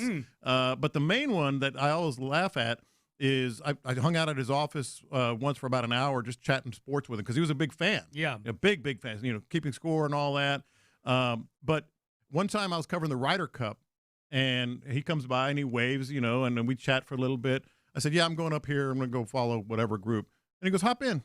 So I rode with President H.W. Bush for about 6 holes on his golf cart. That's cool. Inside the ropes, watching the Ryder Cup, and we're just talking sports. That's amazing. It was just amazing. That's amazing. Oh, I have a real. This is not trying to be a story topper. Yeah. You can't top the president of the United States. In the Greater Hartford Open, which is the PGA event in Hartford, Connecticut, back in the day, I got to drive. I was like 16. I got to drive Bob Hope's golf cart with Bob Hope. With Bob Hope. I was driving. Yeah, I did 18 holes driving Bob Hope's golf cart. How old were you? Like 16. Oh, yeah. It was, awesome. and then, Bob. I mean, Bob Hope. Yeah. I mean, always a big deal, but I remember once at his office. That time I went to his office. Bob Hope? No, HW. He goes, "Hey, have I ever showed you my gun collection?" And I was like, "No." And we're in his office, which you have to go through security and all this other, bulletproof glass and all that. And he pulls this shotgun that some king of some country gave him, and he goes, "Hold that. Doesn't that feel good?" And I remember when he gave it to me and I held the gun, I went, "Oh, crap, there's cameras in here. Somebody thinks I'm going to take out the president and going to come in and pop a cap." He was setting you up. He was setting me up. Yeah, and I said, "Oh, yeah, that's cool. That's cool. Here you go. Here you go." Yeah. That's wild. He gave me a gun. The president gave me a shotgun. I don't want to be a topper, but there was a time that George H.W. Bush invited me to use his bidet. Ooh. Now that's special. Yeah. Oh, man. That part's not true. I'll tell my H.W. Bush story tomorrow, Sean. Okay. All right. Okay. Reminder. We've taken up too much time already. All right. Crosstalk brought to you by D&M Auto Leasing. Seth, antibodies and a bidet to you. Antibodies, I got to go take my clothes off so I can pee in the shower. All right. That's what I do. I'm the opposite of Shannon. I actually, when I'm walking just get naked around, every time you got to go to the bathroom. I take my clothes off and go in the shower. Like a 3-year-old? Yes. All right, we are done. We are out of time. Reggie Atatula, John Lopez, Figgy Fig. They are in the loop, and they start now. Why do 3-year-olds just entirely disrobe anytime that they go use the restroom? That's one of the most ridiculous things. Happened to me yesterday. Wait, what? Oh, I thought you said my 3-year-old granddaughter. I thought that you were just like, had to go use the restroom, so I disrobed. All right, you're in the loop here. That's a visual I did. She goes, potty, hoppa, and the next thing I know, she's got all her That's clothes right. on. That's right. I don't know. Don't go to a bathroom in the elementary school, No, man. they just be like, it's just a a line wild, of wild clothes west leading there. to the restroom. Yeah. All right, you're in the loop here on Sports Radio 610. I guess that's how you start a Tuesday here in the off season. But appreciate you rocking with us. Get involved with the program. In fact, we always want you to do that on the Base Power text line. Yeah, that's right. It's a sponsor. Deal with it. 713-572-4610 is the number to text. Also, we always appreciate the Mo Cameron Jewelers for the live stream. We keep it 100. There's the YouTube page, Sports Radio 610, and the Twitch chat, 610 Houston. I really don't want to keep continuing the bathroom talk. But I'm surprised. Well, don't look at the text board. Yeah, I'm surprised at the number of people that are out here. Hey, I thought it was 2 2 o'clock, man. Yeah. I thought we was on the drive for a minute. This isn't the drive. I'm just surprised at the number of people who are like, yeah, I'll urinate in the shower, and I'm just like, I know y'all don't clean y'all shower well quick enough or frequently enough. I guess is the word that I should use for y'all to be doing that. But neither here nor there. Let's get going on a Tuesday. We'll have some fun. We'll do a little Winter Olympics on a Tuesday, as those are in really full swing. Yeah, okay. Olympic Tuesday. I don't know how well that actually. What'd you say? The works. UAT. Sounds like an animal. Hey, look, there's an UAT. It does sound like an animal. I don't know, like a small woodland creature or something. We usually do CF boat. Yeah. Now we're switching to UAT. Okay. Olympics on a Tuesday. It sounds like a restaurant.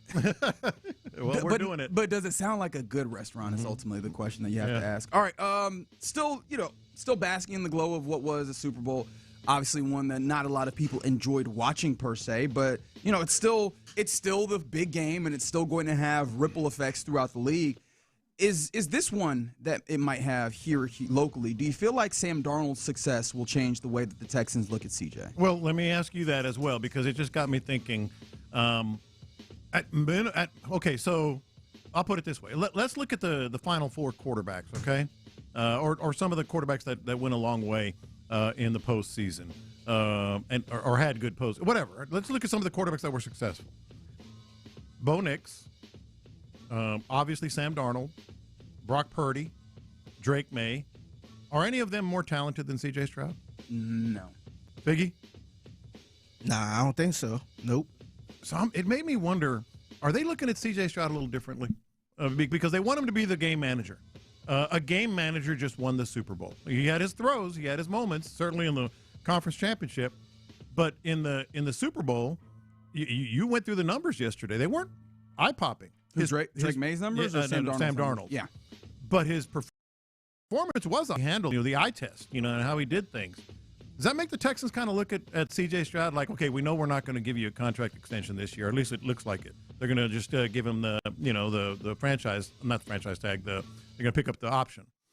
I don't think so, but I think also one of the things that I've been pondering on, and it hasn't fleshed out into something major, so maybe you can help me workshop my thought here live on air. I'm looking at this Super Bowl, and you've got two quarterbacks, Sam Darnold, who you can reasonably, categorize as a veteran, right? At this point, he's been a lot of places. He's done a lot of things. He's played a lot of ball. And then Drake May, who is a second-year guy who has not played a lot of football. Mm-hmm. And if you were categorizing that, I think that we'd like to think about CJ as a veteran, but he's actually more of a young guy in this league. He'll be a veteran this coming year, 4 years. I think what we are all valorizing and what we are all really what is appealing to us in the performance of Sam Darnold over the course of this year is just being a veteran. Mm-hmm.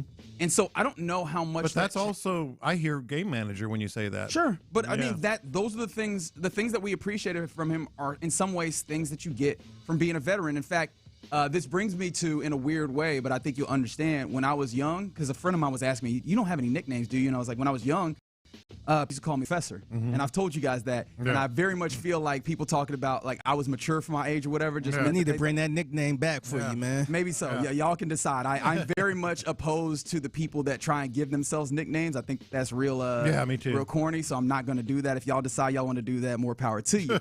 But it was because, I guess they felt like I was mature for my age, which I viewed as they didn't think I was cool or whatever. But didn't we talk about CJ in such a way as if he was mature for his age? He was well above the curve of being a young quarterback. Mm-hmm. And I think that we're seeing some of the struggles of a young quarterback pop up a little bit later than you would anticipate, but those things are showing up in some way. And I'm not using that to try and vindicate him for some of the issues that he had and some of the ways in which you need to be able to follow the game plan and fall in with what you need to do. But I don't know that you then look at a guy who is talented, because I don't want to make Sam Darnold as if he's not talented. He was a number 3 overall pick for a very good reason. But a guy who is talented but more doing things off of him being a veteran and saying, well, then that needs to be the change in the way that we see C.J. Stroud. I don't know if that's the way that this thing goes. Well, you say that, but what have they designed their entire team around, defensively and offensively? And they've designed their entire team, their approach, their style around a game manager quarterback. We know that. My point on this is, what do they really want from him? Do they want C.J. Stroud to be? I was going to say, do you think they're looking at this Super Bowl, looking at Sam Darnold's performance and saying, see, that's what we need to do? Yes, I think that's in a perfect world. Yeah, and we because know that it kind of looks similar to what they kind of want, to be honest. I like said the it yesterday. defense, a killer defense, and just not really screw up a lot. Right. No, I make the right plays at the right time. Right. You ain't got to throw for 300 yards, but just make the right plays at the right time, not screw up. Right. I wouldn't disagree with that at all. I think that they look at that, but I think they look at that as the foundation. As if you do that, then we also have a dude who's talented enough to elevate on the backside of it. I think the problem is they've been looking at it and they wanted him to do the foundation part first and then do the elevation part afterwards. And I wonder if C.J. Stroud wanted it the other way, because in his career, that's the way that it's gone. Yes, he took care of the football really well in year one, but it was all about generating explosives in that first year. And that was this is a dude that can elevate the team, but was he doing all of the little things and the detail part of it? I don't know if that changes, because I think that's how they viewed him. That's the part that they needed to add to the game. And because where the league is this year, I think we could look at it across the league. That was the portion or the the thing that a quarterback could do that was very much desired. I'm interested to see how that tracks with the league, but I don't know that changed for them. I think that they were already in that place to some degree where that was what they asked of him. And I don't know if that changes because Sam Darnold does it. Or maybe it does just on the strength of that's what happens when somebody has the seasoning of spending time. Well, you mentioned, trends a couple of times there, and I think that's, to Figgy's point, like you said, does he want to do it first or second where they can go into that bag and he can make some big plays? I think the trends in the NFL are kind of validation for them. Like they're looking at the Seahawks, hell, they're looking at the Patriots and saying, look, man, we don't need to let CJ let it rip all the time. We just need him to be Sam Darnold. But here's the funny thing about Sam Darnold. Yes, they had this postseason where the Seahawks did not turn the football over all postseason. They're the first Super Bowl winning team that did not turn the football over all postseason. And remember, they played Robert Saleh's San Francisco defense, Chris Shula's Los Angeles Rams defense, and then this Patriots defense that was nothing to scoff at either. So that was incredible. But Sam Darnold also threw 20 interceptions this year. Like, he led the league in interceptions this year. So it is kind of, I don't know that Sam Darnold is the test case, but I think as much as you could say Sam Darnold changes your mind or ends up being some level of, I guess, target, it's that when the moments were necessary, he delivered that. And that's something that I don't know how you coach that, but I think that probably is the scariest thing if you're a Texas fan looking at it and going, CJ Stroud. And what's funny is before this year, it felt like CJ Stroud in those moments did eventually rise to the occasion, whether it was college or the NFL. That was the odd thing, is that this year it went the complete opposite way, and I don't know what to do with that. Yeah. I'm not sure if the Houston Texans looking at Sam Darnold and say, yeah, this is what we want. But I feel like they got the same type of mindset. I feel like the Houston Texans had that same type of philosophy of not screw it up and not turn the ball over as much and kind of lean on the defense a little bit. Yeah. Now, I do feel like they have a better offensive scheme. I feel like that kind of helped Sam Darnold. They got, JSN and all that. Yeah. But I feel like they kind of look at Sam Darnold the same way the Houston Texans look at C.J. Stroud, is just kind of being the manager. And I think that's the great point. Sorry, I didn't want to step on your toes there. Right. I think that's the great point, is that as much as, okay, you look at Sam Darnold, are you doing all the things that help Sam Darnold be successful? Yeah. And if you watch that game just alone, without talking about the remainder of the postseason and the season, the touchdown that they scored with A.J. Barner, that was a play that, one, was set up all game long schematically, and it was schemed open because they knew trends in the defense, and they took advantage of it, and they forced them into a bad place. So it was a very easy pitch and catch. It wasn't that Sam Darnold made a huge play. He did make plays in this game, but the big thing was, okay, this is a schematic advantage here. And I don't know, and I'm not saying that you definitely don't, but I don't know that you definitely do have that with them right now. So as much as, if you want to look at Sam Darnold, because that was the conversation, the question that was had here, I think you also have to make sure that you're doing all the things around him. And C.J. Stroud, even though I believe him to be better than Sam Darnold, you still got to make sure that you're supporting him. Do you feel like this is more about just how they're using the quarterback position rather than just Sam Darnold? Yeah, because I know he's throwing out Sam Darnold like that, but I feel like it's the way they're using Sam Darnold. But it's not just Darnold. Sam Darnold was the perfect example. If Figgy asked the question, do they want him to be that? And you brought up the 20 interceptions in the regular season. And let me make sure that's right. Or whatever it was, a lot of interceptions in the regular season. I didn't realize he threw that much. He threw the most interceptions in the regular season. Didn't realize. But I think they're looking at the postseason that he had and said, that's it. That's exactly what we want. Which also leads, and we may have to talk about this in a little bit. It also leads Good thing we got a 4-hour show. Yeah, it also leads to the question of, all right, so I think we all landed on that's kind of what their perfect scenario is. But what if C.J. Stroud still doesn't embrace it? Becomes the next question. Yeah. I mean, I think that would be tough, but I also kind of disagree with how they doing this because I feel like C.J. Stroud have the talent. I agree with you. And I just don't I feel like you're kind of being Bill O'Brien-ish. But the trends in the NFL are that. Great defense and a managing quarterback. It's hard to really argue with that, too, because they did win 12 games. Right. So it's hard to argue, try to fix this, and they're on the winning streak like that. The only thing that I wanted to add here on the backside of this, though, is as much as we're talking about trends, this is one of those things that I used to very much lament in the way that we generally talk about football, is that, or really any sport. Whoever wins, that ultimately then becomes the blueprint that everybody has to win by. And sometimes you could find yourself behind the curve by trying to chase this thing as opposed to doing the thing that works best with what you have situated. That was one of the things that gave me some level of sell or willingness to buy into the Nick Caley thing, is that he came in strong. There's not a particular system that's coming in. I'm coming in and I'm trying to fit things to what my players do. That's not quite been the way that this looks. They've been very dependent or very hard up on making sure that this is played a very particular way, and maybe not a way that I look at and I go fits everything that's happening. Yeah. And so that's the only thing that gives me a level of pause. But again, I think that it's fair to say for the Texans and from their perspective, there is proof of concept across the NFL right now 100%. In the way that they wanted to play. And so I think ultimately, going back to your question, this probably does solidify their mode of operation going into this offseason. All right, you're in the loop here on Sports Radio 610, just getting going here on a Tuesday in the great city of Houston. Coming up next, I don't know, you do know this. I was about to say, I don't know if you know this, but you do know this because we talked about it a lot. The Rockets are 27th in offensive rating since the turn of the calendar. Are there any changes that could resuscitate the offense?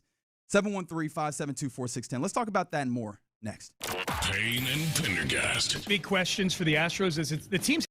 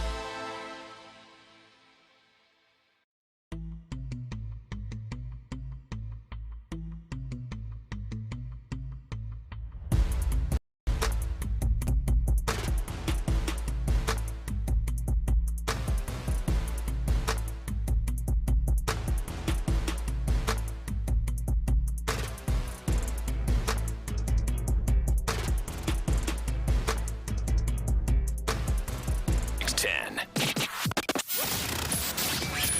In the Loop is powered by Mokaram Injury Lawyers. Heard in an accident? Call Mokaram Injury Lawyers at 281-222-2222. Faggy has hit him big time.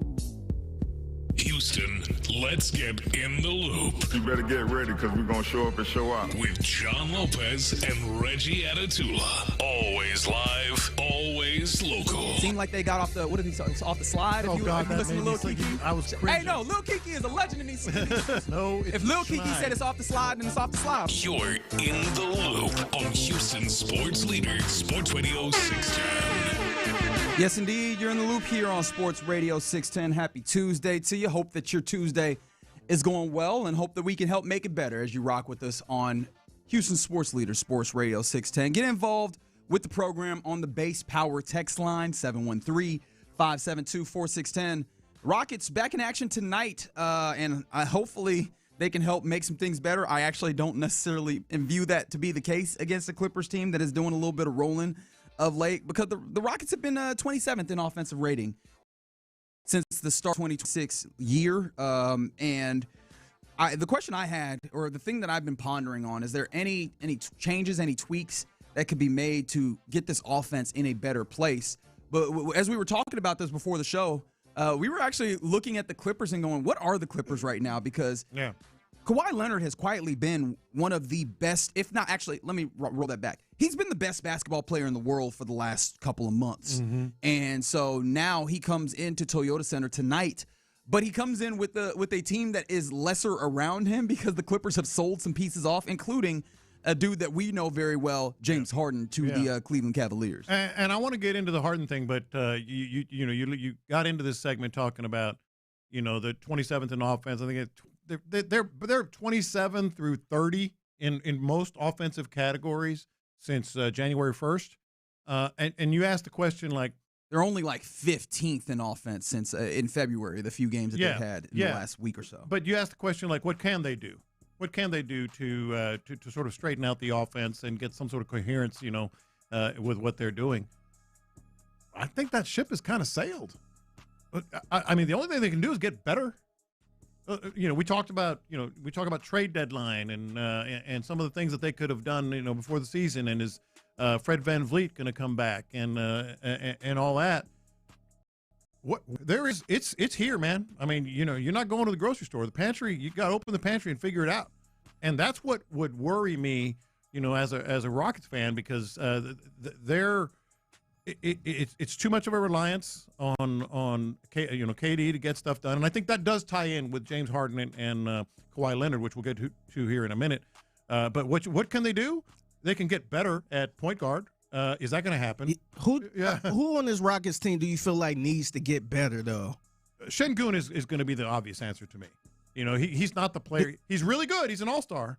But he's not the player that he was for this team last year. I don't know why I'm thinking Amen Thompson. I feel like if he had pretty much the year he had last year, especially towards the end and all that stuff, I feel like if we had that type of Amen Thompson this year, I feel like they'd be a little better. But, Reggie, aren't they just asking him to be someone else? They are in some ways, and I think I need to be better about being fair to Amen Thompson. Amen Thompson he's up about 4 points a game this year, obviously up when it comes to assists because he's had to do more of that from 3.8 to 5.5, so really almost 2 whole assists a game more. He's had like a half rebound a game drop or whatever from the previous year, which makes sense because he's playing a little bit further away from the basket at times. More shots, pretty good field goal percentage. He's not knocking down threes, but he already wasn't doing that particularly well anyways. Like he actually is in some ways better than he was last year. Is this the Amen expected though? Because he was the pretty girl on the block around this time last year. And I thought he was going to take that next step to be, I don't want to sit here and say superstar, but hey, some people did. Some people did. That's what I was expecting. Yeah. And when they got Kevin Durant, I'm thinking like, okay, you got a 3-head monster pretty much. Well, I think that's the issue is that for him, the question I always had with Amen is how do you see a further jump for him? And now he's had to undertake an entirely different role, which takes him away from the strengths, some of the strengths, rather, that they had for him. And I think they've had to lean a lot on KD because of some of these circumstances. So some of this is just putting guys in roles for them to flourish and not being able to put them in those roles because of necessity of the way that the team is built. I think that one of the places where the offense can get better is just right now they're searching to some degree, which I think is good for this time of year. It should be what you're doing. But with them being so bad, they might need to just kind of hit the button. And when I say that, I mean, we've all played a video game where you're playing Madden and you're like, this is the play that works for me. I'm going to run mesh. And I'm just going to keep running mesh because this is the one that works. Yeah. I do think that they might need to get a little bit to that relatively soon of, all right, you have the things that work a little bit better than some of the other stuff. Do those things more, right? Do a little bit more of, I like it when you have some read KD pick and roll, right? At one, I like even some of these 1-5-1 pick and rolls that they run at times. Definitely have more of these, action that create tension with the defense because Reed is coming open off of a screen or something to that effect. I think that they might need to lean more into some of those things, and especially they need to get going faster, right? There's so many times where they're going, and by the time they get the ball where they want to initiate the action or get it to KD on the high block or whatever, there's 8 seconds left. And you're making it much harder. You're making it much easier for the defense to go, I know you can't make 2 or 3 passes now, so I can lock in on what you're trying to do. Some of this needs to be, you need to pick up the pace to some degree. And maybe it's not even pace, but get to what you're trying to do earlier so that at least you have more options to try and get yourself a good look. Now, I agree with that, but I also feel all those things that you said, that's basketball 101 stuff. Pick and rolls and pick and rolls and high screens with the center and all that.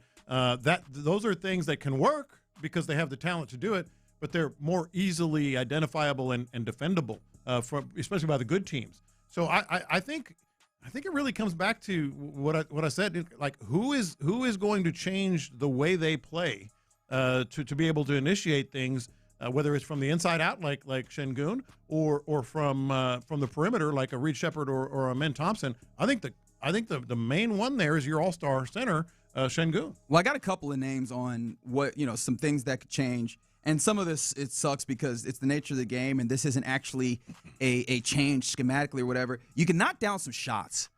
There's so much that happens with the defense. Get on the shooting machine. When they know that you're not going to knock down shots. And number one of the guys that I'll bring up is a guy that I have a lot of love for, and that's Dorian Finney-Smith. This has not turned the way that it needed to, in part because he came in injured and he was finding his flow. But I think that you've had enough time where I was hoping to see more flow by this point. Yeah. And defensively, you're still seeing some of the blow-bys, but really the big thing that hurts me is you're not knocking down open shots when you get them. And they're getting a decent amount of open shots. We talked about this, I believe, yesterday. Tari Eason has knocked him down at a pretty high rate, and now he's had enough of a sample size to go, oh, he actually is shooting really well. He's in the mid-40s right now, knocking down three-pointers. Who else on this team can you say that of? And that means the team can sag off of them and can help off of them, which makes the job of Amen Thompson and KD and Alperen Şengün that much harder when there's an additional player that's creeping in defensively because they know that guy in the corner or Jabari Smith Jr. aren't knocking down three-pointers at a high enough rate. I do feel that speaks to, to the personnel and KD, the reliance they have on him. And that ties in, and we probably don't have enough time to get into it here, but I do want to mention it. The Harden trade from the Clippers, who they face tonight, the Rockets face tonight. Harden isn't going to have to do what KD does with Cleveland. They have Donovan Mitchell, they have other initiators and other guys that are willing to rest it. And I think ultimately, what can they do offensively? They need to find someone other than KD to rely everything on, to put everything on. Yeah, you don't have anybody else for whom they are a system. Donovan Mitchell, he is an offensive organizational system. Yeah. And James Harden, I think, to give him his credit over the last couple of years, he's found a way to play a type of basketball that when he's off ball, he can be off ball and still add in. But then when he's on ball or when that other, creator's off the ball or off the court rather, he's still that system. When it's KD on the floor, he can be that system. And even then, I don't necessarily love that it's a tough shot guy and he's just an elite shot maker. Yeah. But when he's not, it's very evident that there's no real system that is built around a player or that anybody that can really do in a high way. And Alperen Şengün should be one of those. And you would have hoped that you would have found some level of development of Reed in that way or Amen in that way. And so those are the places where I'm hoping to see continued development. But at this point, this late stage in the season, some of my hope is dwindling. I'm going to be entirely honest. So it'll be interesting to see how the Rockets handle the Clippers coming into town, because at the very least, I know Kawhi Leonard is going to make it tough on, I don't know who he would guard. Maybe he ends up guarding KD, but the teams have made it really tough on KD just generally. You can't enter passes into him, so it's going to be incumbent on everybody else to do some of these other things. But we'll see what happens tonight, Toyota Center, with the Rockets. All right, you're in the loop here on Sports Radio 610. Coming up next, let's get to our question of the day, inspired by that real-life wedding that happened during the halftime show. What's the coolest interaction that you've ever had with a celebrity? 713-572-4610 is the Base Power text line. Let us know, and we'll talk about it next. In the loop. The Patriots were the Texans without the filter. Good defense, decent enough, but really couldn't hold up, for 4 quarters against a quality opponent, and a quarterback that was just fumbling and bumbling the game away, versus with the filter on, that defense was just overwhelming, and the quarterback made every right decision. Like, this was the Texans with a filter versus the Texans without a filter. It's Reggie Atatula and John Lopez. Localized.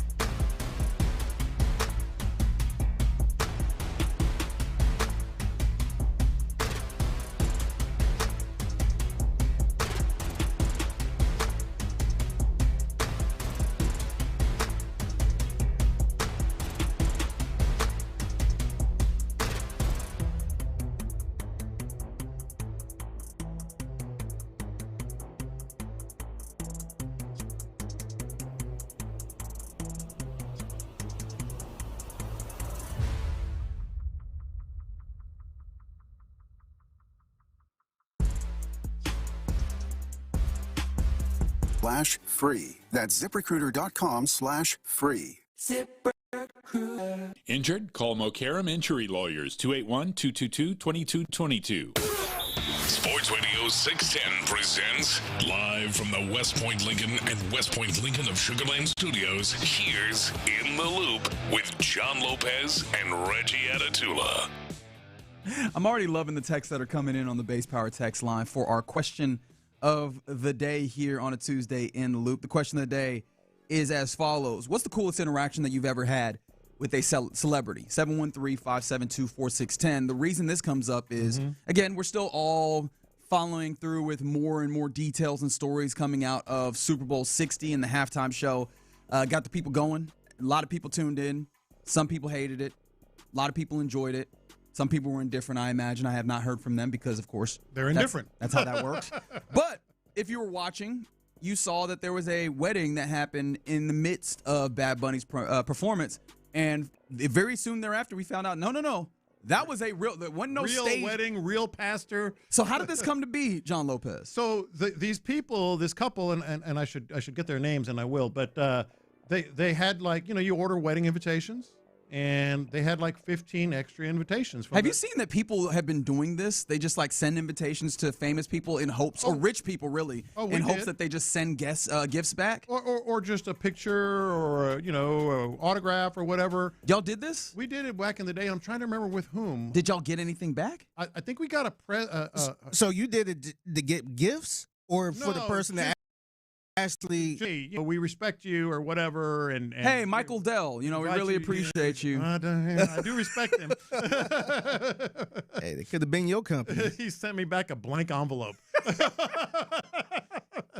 I forget who it was, but either way, yeah, and you get a nice congratulatory on your wedding, a card signed by them or whatever. It happens a lot. Sometimes they'll send gifts. Like if you have not gotten married yet, this is a pro tip that I've seen. I never thought of. I see a lot of people do that to athletes because I see up in Cleveland. I think somebody tried to invite. I want to say it was Evan Mobley.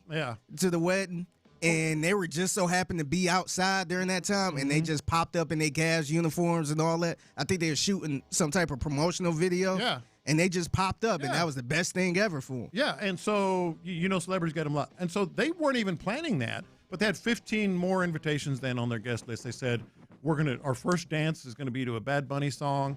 We love the guy. Let's send him an invitation. Next thing they know, they're invited to a Zoom call.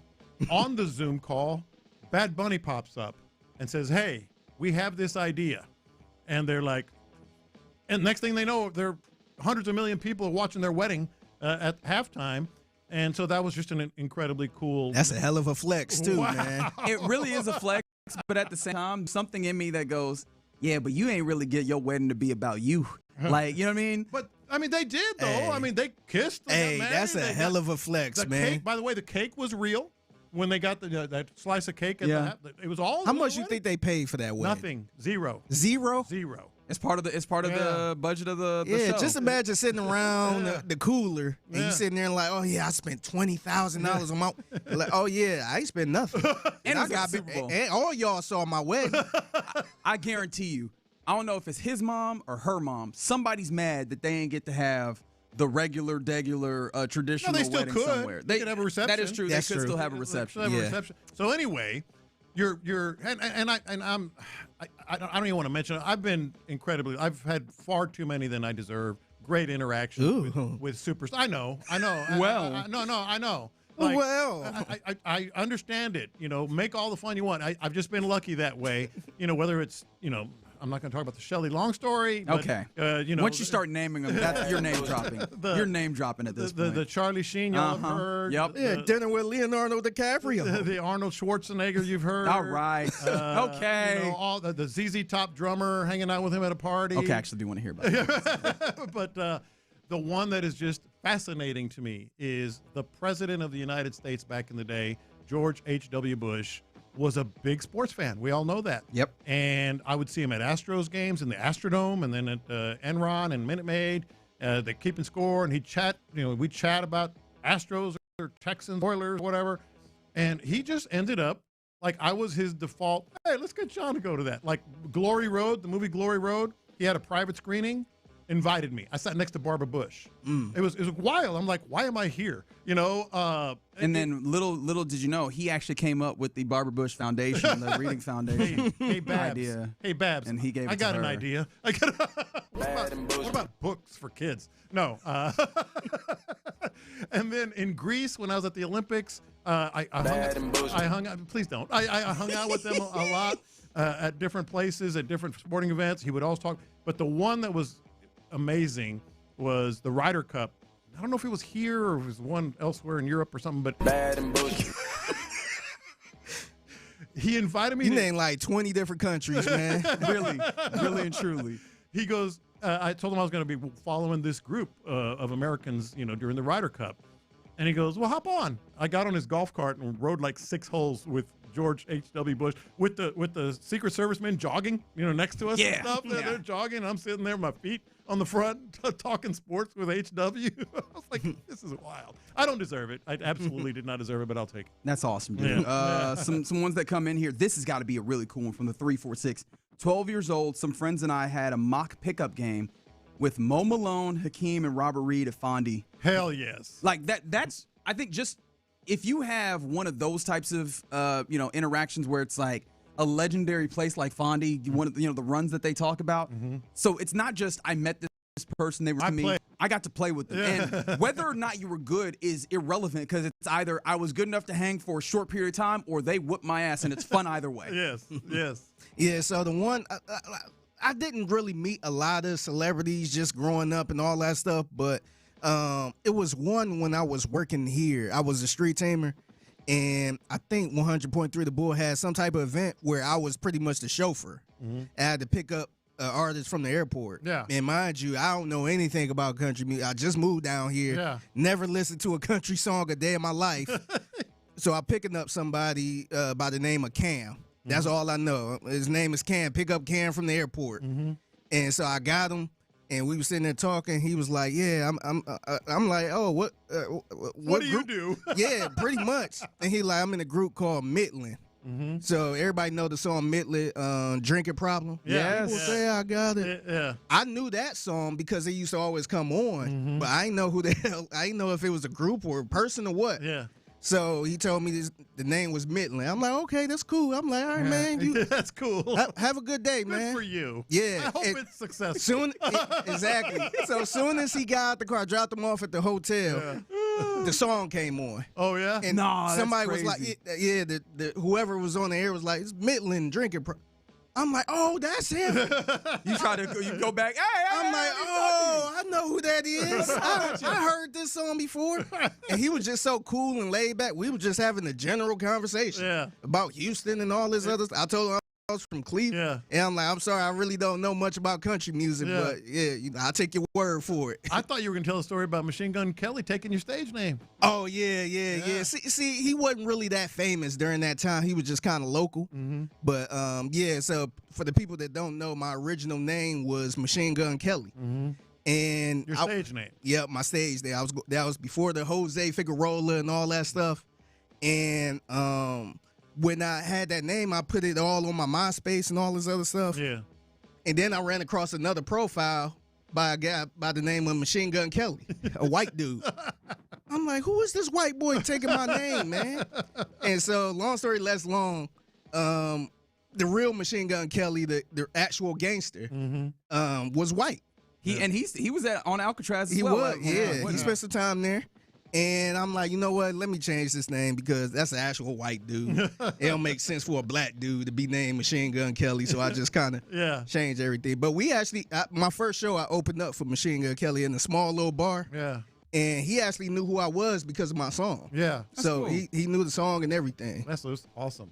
I'll get to mine in one moment. Apparently, when we talk about having a cool interaction, lighting one up is one that shows up. Everyone is saying that. From the 346, smoked with Flavor Flav. Okay. At Kinko's on the southwest side. At the Kinko's. Yeah. I need to know what precipitated all of that. Was he getting something copied or faxed and then was like, let me step outside right quick and blow one? I don't know. Burned one with William Hurt. There you go.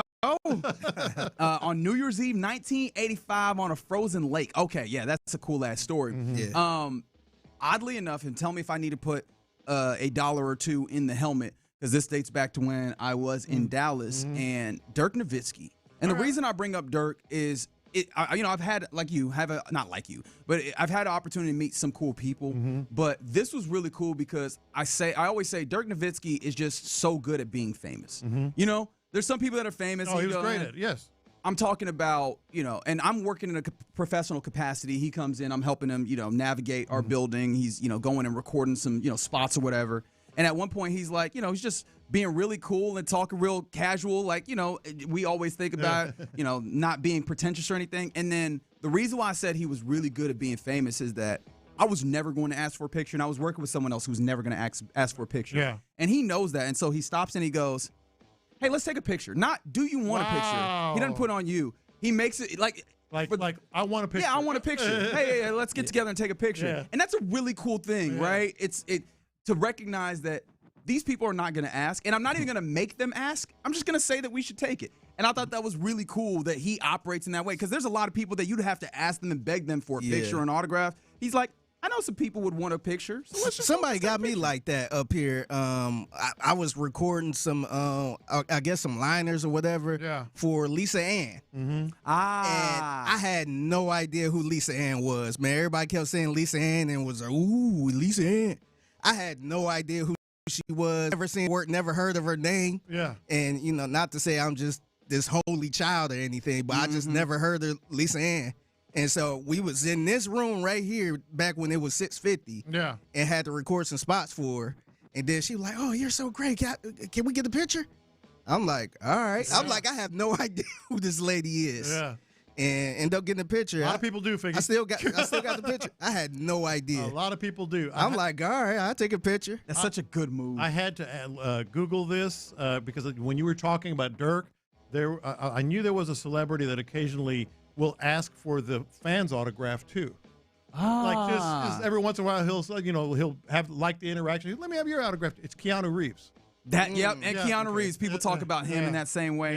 Yeah. 832 met Joel Klatt in the booth before one of the Roughneck games. Klatt's a good dude. Okay. I've had an opportunity to meet him at some point. Now I'm doing it. Yeah. See, it's contagious. Yeah. All of a sudden now I'm name dropping.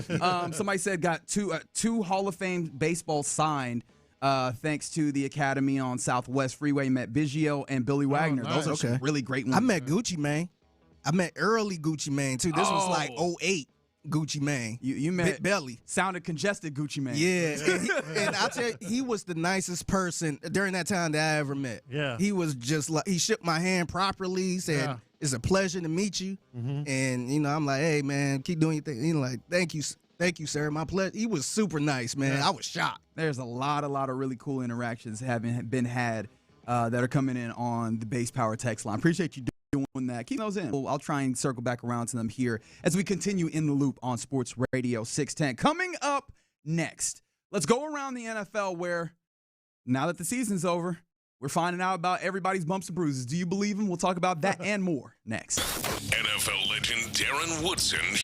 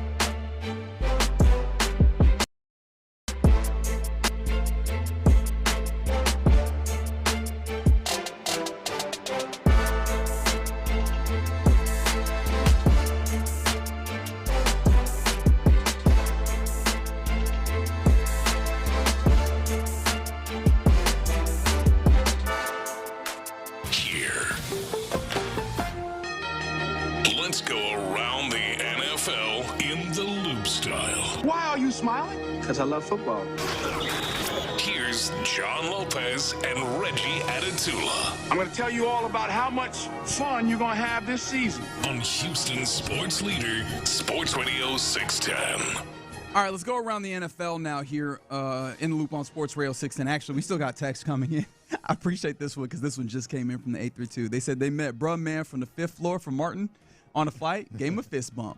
That's dope. Those are the ones that are very specific to you, that make you feel good. Because I imagine he's not like a super celebrity by any means where everybody's bothering him. It's just like, hey, bro. That's kind of like a hood legend. I want you to know. Yeah. I know you, and I appreciate you. Yeah. Someone said, I think actually Ocho said at a 610 Fan Fest, told Warren Moon that he threw the prettiest deep ball that he'd ever seen.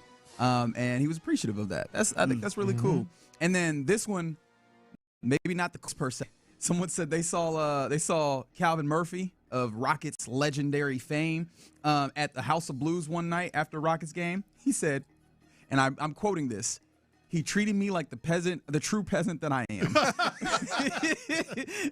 Which, I mean, I'm a peasant, and he treated me as such. That made me feel a lot better about the time that me and my mom were at Sam's Club, and I saw Calvin Murphy, and I was like, she was like, "Are you gonna go say hi to him?" I was like, "No." Nope. I feel a lot better because it would have hurt my little, Don't break my little heart. probably like 10-year-old, 12-year-old soul if I had gone up to Calvin Murphy and he was like, "Be gone from me." I think a couple years ago, I ran into Calvin Murphy. I think it was at a draft party or something like that.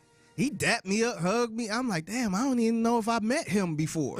I don't know if he really knew who I was or he just being nice. Right. But I'm like, damn, what's up, man? So maybe this person just caught him on the wrong day after work. You know, he was trying to calm down. Mm-hmm. Yeah. All right, let's go around the NFL now, and I take you to Adam Schefter, who jumped on with Pat McAfee yesterday.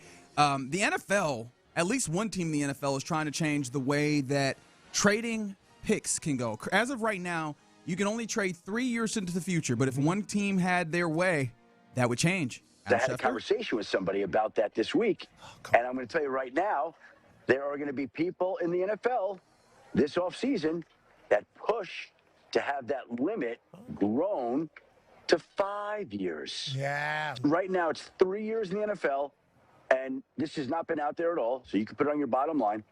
There's going to be a push by at least one team this offseason to extend the NFL trade limits from 3 years of picks to 5 years of picks. If you're a sports fan, you have to love this. You think so? Really? Yes, for the talk alone, for the possibilities alone. If you're in radio, you have to love this. My brain... That is scary to me, yes, man. it's scary. No, I didn't say it's good. Okay, I didn't say it's good. I don't think I love it at all because one of the things for me, and maybe it's just me and the way that my recall is, because I'm terrible with recall. All right, how many picks do they have control of? Yeah. All right, so I think that they got the 27 and then the 29. No, but they don't got their 30 pick. I would die in those circumstances. Also, I feel like the NFL typically does things where they protect owners from themselves, and this feels like a complete That's opposite. why we love it. Yeah. No, this is for fans and talk and you know the what if game. Yeah. You know, this is like let's Trade say, away 5 first-round picks. Okay, I was going to give you an example. Let's say next year. You know, the CJ Stroud experiment doesn't work, and he has kind of the similar year where you see some, and this is just an example, and then you see some signs, but he's not really embracing it, still have the body language thing, still have whatever, you know, and they don't get to the Super Bowl. And people start talking about, all right, CJ Stroud and a 2030 first. You know? You know, it's awesome. Yes. CJ Stroud and a 2030 first for the 3rd overall pick. No, the real sickos are like, all right, so a 3rd-round pick 5 years from now. Yeah. Like, all right, come on, man. Yeah, see, the part that's scary to me, I know a lot of people, the first thing I saw was people talking, bringing up the Browns, trading their 3 first picks of the last 3 years or whatever. And like, oh, maybe we could have got 4 or 5. Yeah. But the scary part for me with all this is somebody like, let's say the Chiefs, if they want to get somebody really good, hey, we'll give you a first-round pick from 4 years from now. Yeah.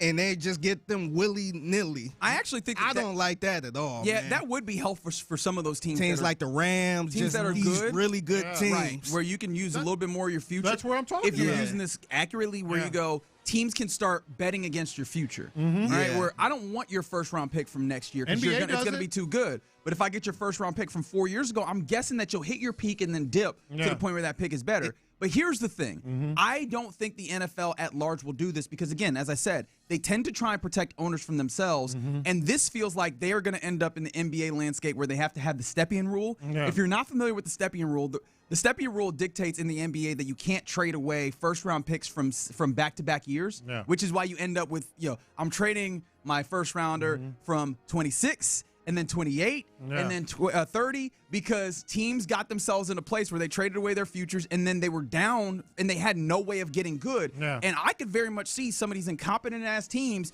trading away their future and then being bad, and it hurts the entirety of the league, because it's still a cartel. They're still selling games based on not just one team, but then what the other team is. And if the other team coming in is terrible and has no way of getting good in the next 5 years, that's not good for the entirety of the league. How about Nick Caserio?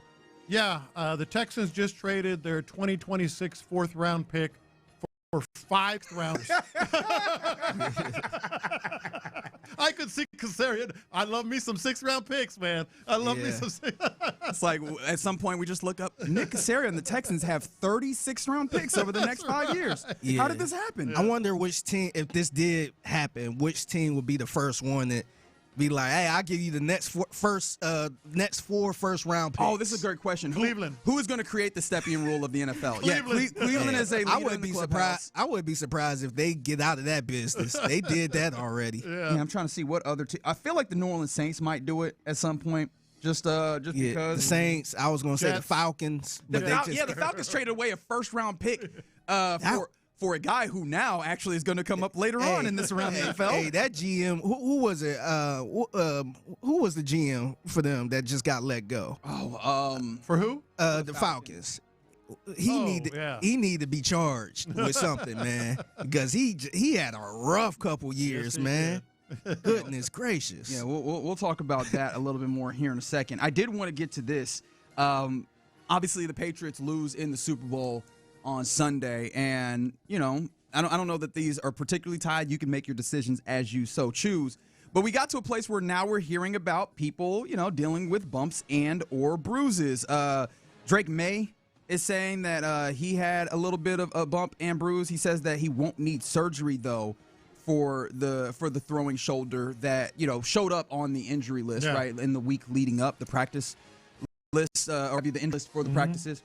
He said that he took a pain-killing injection, but he said time is the best healer. He's not going to need surgery. He just needs time off. So I think that one was fair, that was a thing that we already knew about. This one, though, was the one that tickled me a little bit, John Lopez, because according to, and let me make sure that I get this name right so that I'm not attributing incorrectly, according to Mark Daniels of Mass Live, Patriots left tackle Will Campbell, that guy, said he tore a ligament in his knee this season, wasn't 100% for the playoffs, but he also added that it's not an excuse. That's what I hate the most.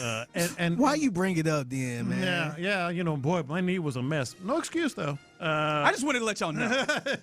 Just so you know. I'm not. Hey, I was messing up. Don't worry. But I wish we knew about this doggone knee before you stepped on the field like gamblers that. wanted it. Gamblers are mad about Drake May's shoulder. You saying? Well, yeah, gamblers are mad. But they knew about it. Again, this was. But that it was that bad, and he was taking an injection the day of the game. That's the name of the game. Yeah. You know who's actually mad? Boston fans. Well, sure. I take you to WEEI Afternoons, a show in our sister station in Boston. This is how they are talking about their rookie left tackle, Will Campbell. Or you just don't draft a tackle that has significant size-related questions around him. Yeah, I know. I know we keep fixating on the arm length. I'm not sure the arm length is at the top of the list. The narrow shoulders, the short arms, the sand in the pants, everything. Gets pushed around like anybody's business. He gets picked up and just driven into Drake May every flipping play. And when he doesn't, then his buddy Jared Wood helps trip the guy and knocks him right into Drake May. So even when he's helping, he's hurt. That's a shame. You know who we wouldn't talk about like that? Ariante Arcerin. No, we wouldn't. We would never talk about him like that. We wouldn't. Hate to see it, but God bless though. Yeah. Y'all do y'all over there. Yeah, that's a rough place to be. Yeah. Do you at all buy the knee injury thing? I actually do. The whole part that bothers me is it's not an excuse because it obviously is an excuse. But I actually do. I mean, they're all kind of, nicked up. If it was a ligament tear, I believe it. I mean, that's not something you just make up, I don't feel. But he was on the field, and this is where the other part of it comes. If you're on the field, you're playing, you're not going to make any excuses. Yeah, I mean, I imagine so. Yeah. And depending on when that injury happened, he was getting dumped all year long, right? I think that's a tough thing.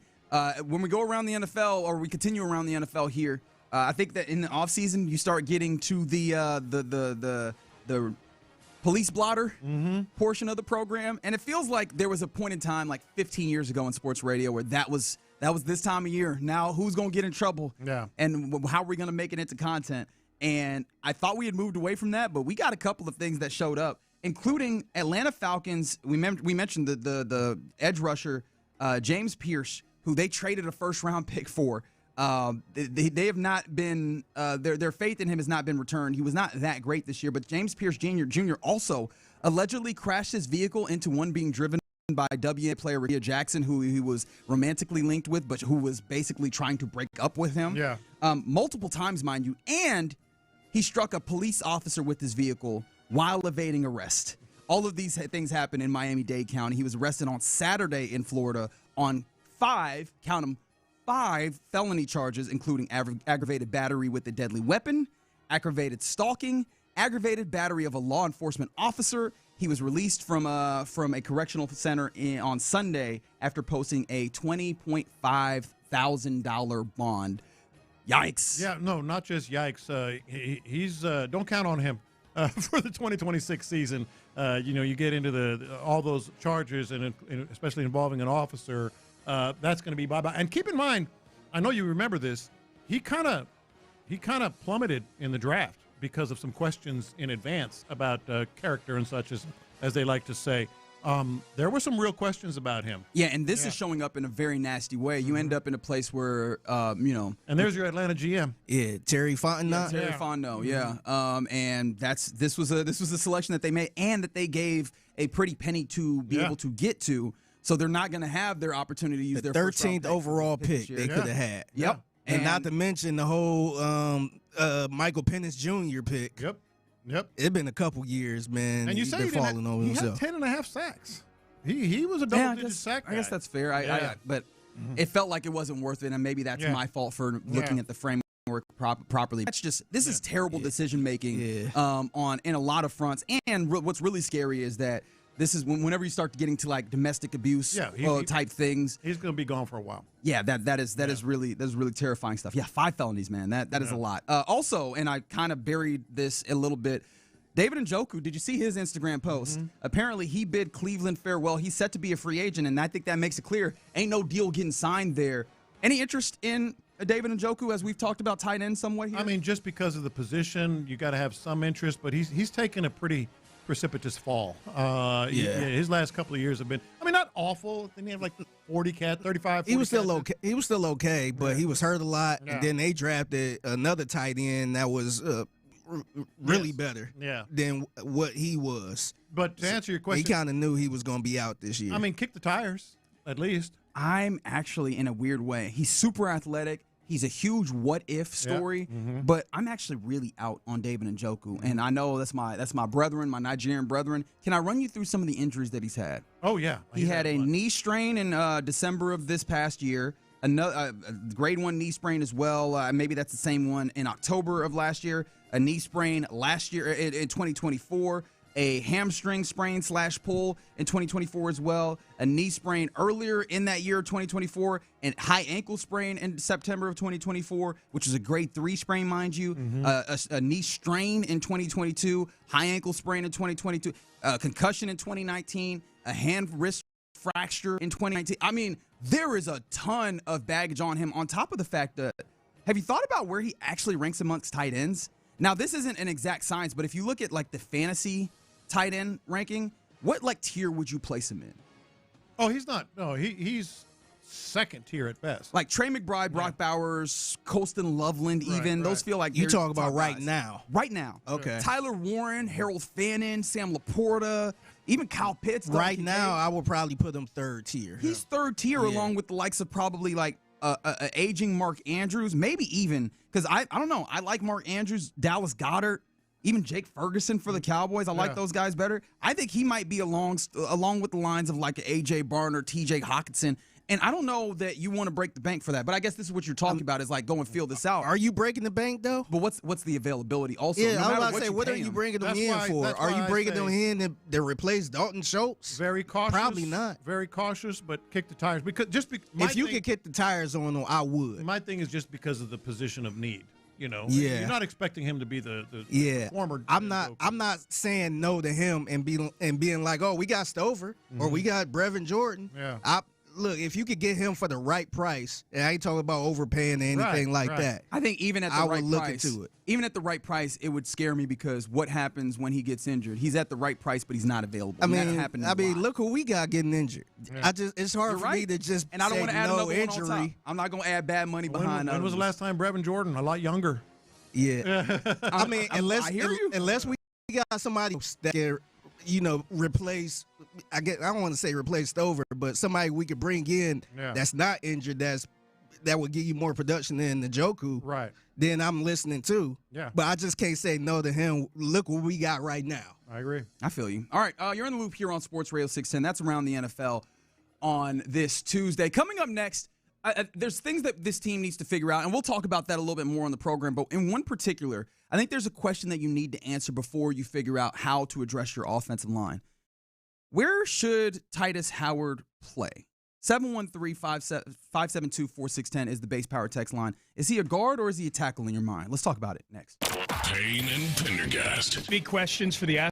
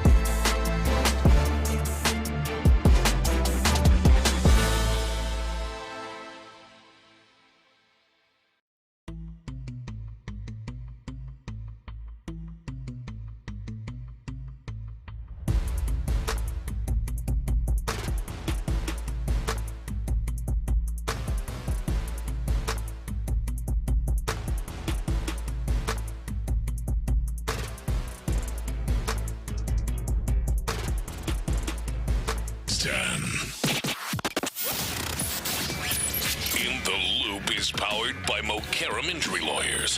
Heard in an accident? Call Mokaram Injury Lawyers at 281-222-2222.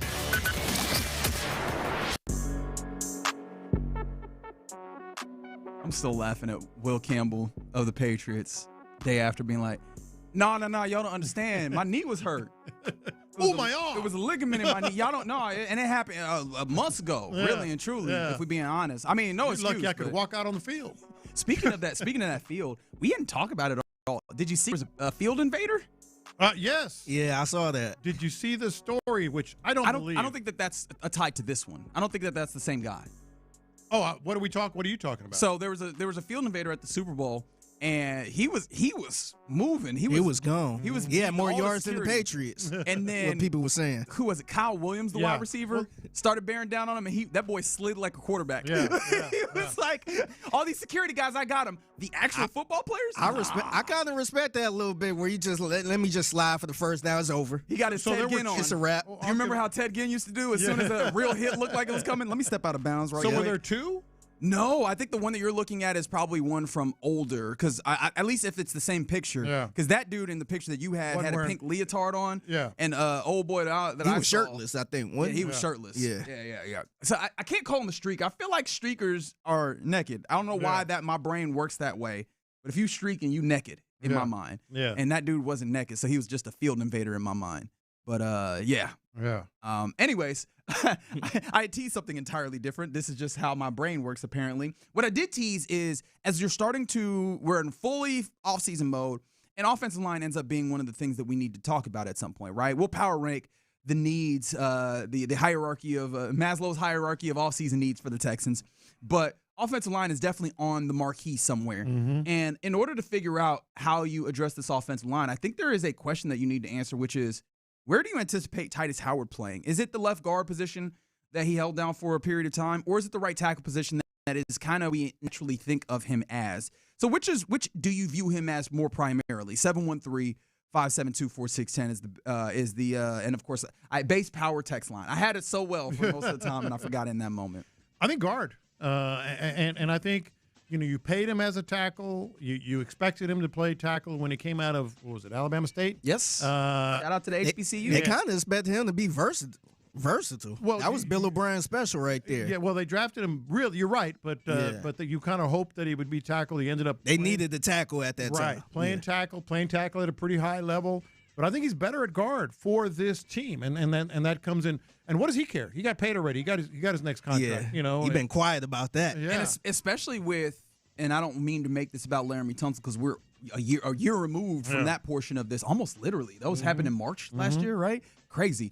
But without that level of influence, or whether or not you view it that way, he definitely took on more of a leadership role, and he very much seemed like he was a lot more geared towards wherever you need me, I will play. So I wonder if that still is part of it, because you remember when they had him move before, they were like, man, we thank you so much. Yeah. Which, for me, it took some convincing. For me, it feels like when you ask your mama to do something that she don't want to do, so you thank her a whole bunch. Thanks, Mom. I really appreciate that you did that.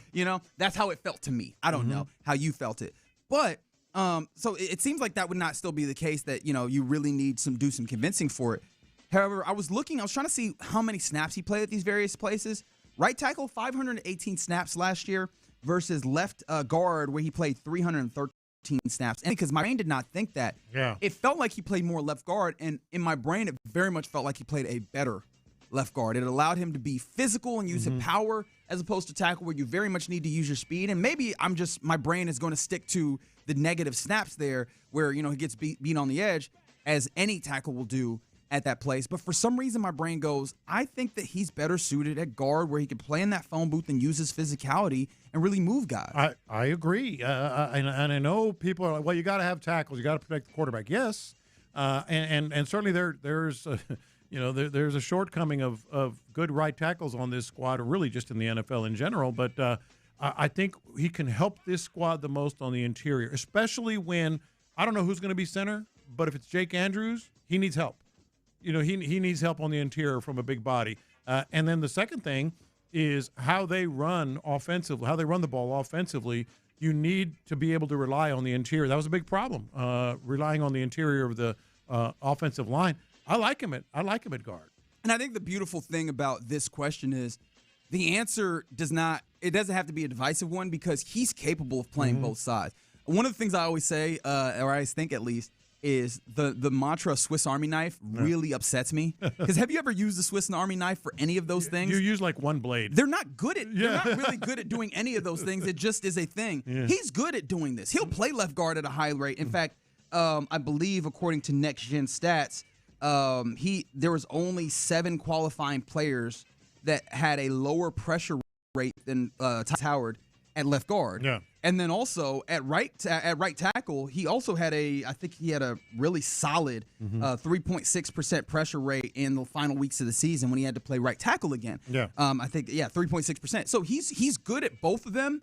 And just by that metric, it's smaller sample size for the right tackle than the left guard, but he was better at right tackle in that moment. I think that the good thing is you can move him either way, and that probably matters more when you're bringing in, either young players or just new people just generally to this program, because I think you need at least 2 new guys on the offensive line that you have some ability to mix and match to get your best 5 on the field. I think part of the reason that I like him at guard is I think he's a good insurance policy for the right tackle that does come in. I don't know what to expect from Trent Brown or to even expect Trent Brown. But if you I would go with the latter. Yeah. I mean, even the Trent Brown that came in and saved your season later, he couldn't finish the season because of the injuries. And that he's we always talked injured. About. Yeah. So what I'm saying is you're not going to be able to afford, or want to afford, I should say. You're not going to want to afford an upper-tier right tackle on the free agent market. You can draft one, and that's a lot cheaper. And maybe he's going to be Ursary, or maybe he's going to be better. Maybe he won't. And there's your insurance policy at left guard. Titus Howard can still play tackle. I hadn't even thought about it from the perspective of succession plan. And this comes in on the text line, which is a really good one, right? They said he seems to be better at left tackle, but either way you need to draft his replacement because he's going to be too expensive going forward. That's kind of where I am.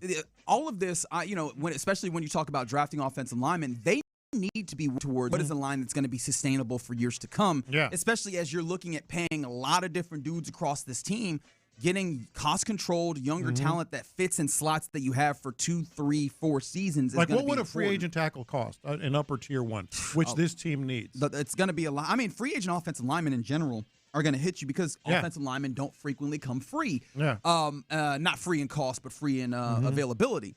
And so, I think that either way, but guard, I imagine is going to be a place where they're more available in free agency, period, first and foremost. But secondly, you probably are not paying as much as tackle. So I actually kind of like the idea of him being a guard and drafting a right tackle that you can still have a backup plan. Yeah, without question. So again, there's versatility in there. It does not have to be a locked in circumstance. But at the very least, I think that if best case scenario in my mind, Titus Howard is playing left guard. Yeah. And that would give you the best opportunity to go. The only pause that I have in that, John Lopez, is that means that you would have, if things go the way that I would want, at least 2 new guys on the right side of the line and quite possibly 2 rookies, depending on how this goes. And then I look over at the Patriots and go, hey, they had 2 rookies next to each other on one side of their line. Well, it went okay for a while. They got their ass whooped. It went okay for a while. All playoffs, they got their ass whooped. Yes, they did. Just up and down. And what are we talking about here? It's not the Texans just generally. It's the idea of when you get into big time portions of the season, especially the playoffs, you want to make sure they're good. But maybe I'm putting the cart before the horse. I do think, though, that Titus Howard, at least in my estimation, be better at guard. Yeah. All right. You're in the loop of SportsRadio 610. Appreciate you rocking with us on this Tuesday. Coming up next, let's get into what's popping, including, hey, man, they out here fighting in the NBA again. And I'm not talking about chest to chest, real life fighting. We talk about that and more next. Yeah, it's Ficky Fig holding it down. I got to tell you what's popping. Metro, man. Paying for your Metro ride just got quicker and easier with the Ride Metro fare system. It's super easy. All you got to do is just tap your Ride Metro card, or you can scan the mobile app before boarding. It works across buses, Metro rails, and park and ride routes all across Houston. All you got to do is just pay with your credit card. You can pay with your debit card. And the best thing about this is they got Apple Pay or Google Pay. I'm an Apple Pay guy, so much easier for me. All you got to do is download the Ride Metro app for free and take advantage of the free 3-hour transfer. It's super clutch, man. You can find everything you need at ridemetro.org/fare system. That's ridemetro.org/fare system. Ride smart, Ride Metro. In the Loop. The Patriots were the Texans without the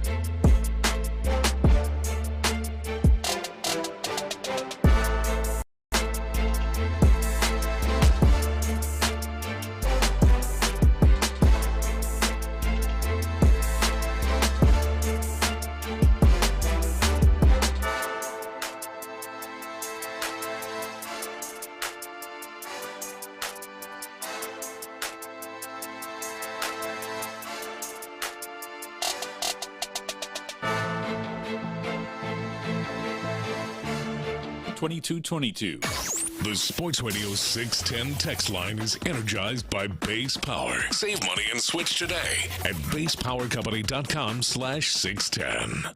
The biggest stories in sports and entertainment. Sports Radio 610 style. In the Loop presents What's Poppin'. All right, let's get into what's popping here in the Loop on Sports Radio 610. A lot of things happening, including the Rockets in action tonight. We were talking about this a little bit earlier today. Rockets get to playing basketball once again, welcoming in Kawhi Leonard and the Los Angeles Clippers. No James Harden. That trade has happened. Darius Garland, I don't know if he's back to playing just yet. But the Rockets, 7 p.m., that actually is, as much as you can call it, a national TV game. NBA TV is where it will happen. I think Space City still got their broadcast of it. That one and the game that follows it on NBA TV are only national games tonight. So you'll see Spurs, Lakers after Rockets, Clippers. But yeah, this one I'm very intrigued in. But obviously, we've been doing this a lot recently. I don't know that this is going to be a game that tells us something large about the Rockets. We've been wanting someone to tell us something for a month. I'm just watching with honestly a little bit of dread to see just where this has gone, because unfortunately, the things that we've been seeing for a lot of the season, the numbers are starting to match, and it doesn't make me feel very good. Yeah, we've been looking for, what does it mean? Does it mean something for this squad? I'll say it again, broken record time. They need 4 or 5 games in a row of showing us something, especially offensively. And there's a big ask. It's a big ask tonight. I sure hope that, because I imagine that Amen Thompson is back after dealing with a little bit of an illness on Saturday that kept him from playing. And in Oklahoma City, so hopefully he should be back. What does that actually end up meaning? I don't know. I thought Tari Eason held down the fort pretty well versus Oklahoma City when he stepped in, basically in a men's role, did some good rebounding stuff, and definitely knocked down shots. This is one of those where I go, do they need to find a way to get Tari some more minutes in a similar way? We're a year removed from having these same questions about Amen Thompson in that same way, whether he should start. I don't know what the answers are, but maybe I'm just looking to see what are the things that they're trying as they continue to need to find answers, the Rockets, as they get a home game versus the Clippers. Yeah, they need it. You're going to be in for a treat if you're going to watch this game, if you're going to go to this game, because the Clippers have been playing pretty damn well. Yeah, and you say the Clippers. I will put it on one man in particular. Yeah. You're going to see a really, really good matchup of just star players in Kawhi Leonard and Kevin Durant. And I'm going to be honest, that feels like that leans towards Kawhi Leonard, who has been the best player in all of basketball, especially with Nick Jokic having been injured for a little bit of time. And when you pair that with, I think that Kawhi might be tasked with the responsibility of a Kevin Durant guard. He's been really, really good defensively of late, and teams have been able to force Kevin Durant into not having the ball nearly as much by just really leaning on him early. I think that Kawhi Leonard could absolutely do that type of leaning to keep the ball away. He's got long arms as well. They could keep the ball out of Kevin Durant's hands a good amount tonight if they're not. And when he's healthy, he's kind of an outsider, an outlier in the NBA. He's better as a lone ranger. Kawhi. Remember Toronto? Like when he's just the dude, and you've got some complementary players that know their role. He's not a super team guy. He doesn't. Now I know he had some success with the Spurs back then, but everybody did. Late stage Timmy. But that was like his rookie year, Tony Parker, But I think he likes being a Lone Ranger.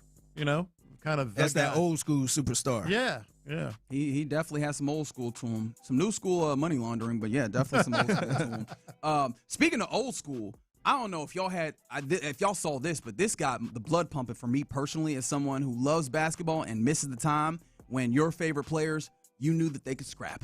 I don't know if you know that everybody is squabbling out there. When men were men? Back when men were men and people were willing to settle their They was actually throwing something. They were. They were throwing. Not no shoving and pushing. Yeah. The person who was very much throwing something, Moussa Diabate, big for the Charlotte Hornets, Jalen Duren for the Pistons. They got this thing popping when it had been a physical game, but they came, people came together, chest to chest, except they head bumped, or rather head butted rather. Jalen Duren sparks this off, in my estimation, by doing a little mush, that hand on Moussa Diabate's face. That's one of those moves. Yeah, that's one of those moves that okay. Yeah, man, you put your hand in somebody's face. No, but the mush in particular. Yeah, like a finger in the face, mushing. Yeah, you put your hand in somebody's face. The fight has started. If they swing on you, you should not be surprised. You started the fight by putting your hand in their face. Yes. I will say, Jalen Duren was whooping Moussa Diabate's ass in this game, and I do think that started some of the frustration. But you headbutt and then you mush somebody, and Moussa Diabate was capital M, capital A, capital D. Mad. Yeah. he was doing the thing where you could tell sometimes if a dude actually wants to fight, because once the staffers get in between them, they can be contained. He was throwing them away. He was just throwing dudes off of him. He was shedding blockers. Honestly, he might need to be a pass rusher. Did you see the way he was shedding blocks? He had good hands. Oh my goodness. Yeah, he had good hands. So they started going, and then if you're not familiar with the Pistons, they had a run in, Isaiah Stewart in particular. Remember when He tried to chase down LeBron James when they were playing the Lakers, I want to say like 4 years ago. Yeah. He did that same thing because he was on the bench. He jumps off trying to throw hands in this game. You're going to get a nice little fine and suspension. It was like a hockey fight. Particularly. You know how hockey fights, like the guys are fighting, and then there's two separate dudes way away from them that just don't like each other, and they see it as a trigger to like, all right, let's go. Now I can fight him. Yep. Now I can fight him. Yes. So Isaiah Stewart, Pistons, Jalen Duren, Pistons, Moussa Diabate of the Hornets, and Miles Bridges of somewhat nefarious fame of they were all rapper ejected too in this game. He's a rapper, and he also has some charges that were on him as well. That was what I was alluding to. They were all thrown out of this game, and in a weird way, for a moment, I was like, oh man, here go the Pistons with their new Malice. Yeah. Wasn't no fans involved. That was the thing about the Malice at the Palace, was that they went into the stands and that became something else entirely. But outside of that, this looked kind of similar. It looked a lot. And does the city just beg for you to be always in the middle of that stuff? Yes, doesn't Detroit, Pittsburgh. You know, it's like sometimes the city is just like, okay, we're going to be a fighting team. Yeah, it seemed like the Pistons have like 3 different situations that happened that was similar to that. Because people was bringing up like, oh, the bad boy Pistons are bad.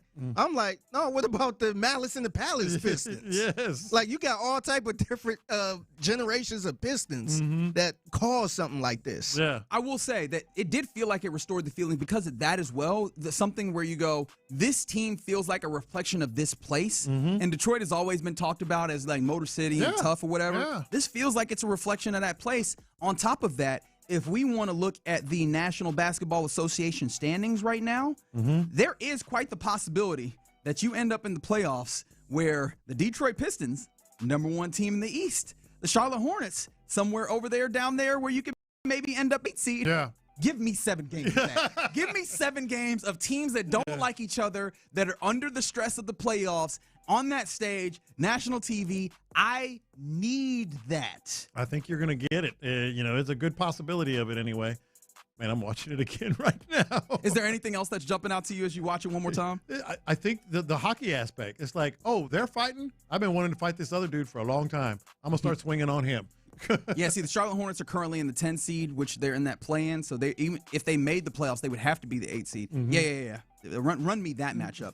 I would love to see that matchup.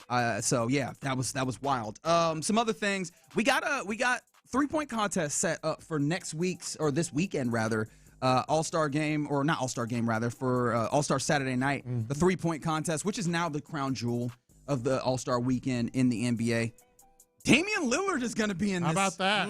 He's injured. He has not played at all this year. Remember, he got injured at the end of the season. Is that possible to do that? I've never seen anything Apparently like that so. before. Is this a good thing or a bad thing? Oh, I think it's a good thing. And the reason is, I know he's not playing, but you got star power.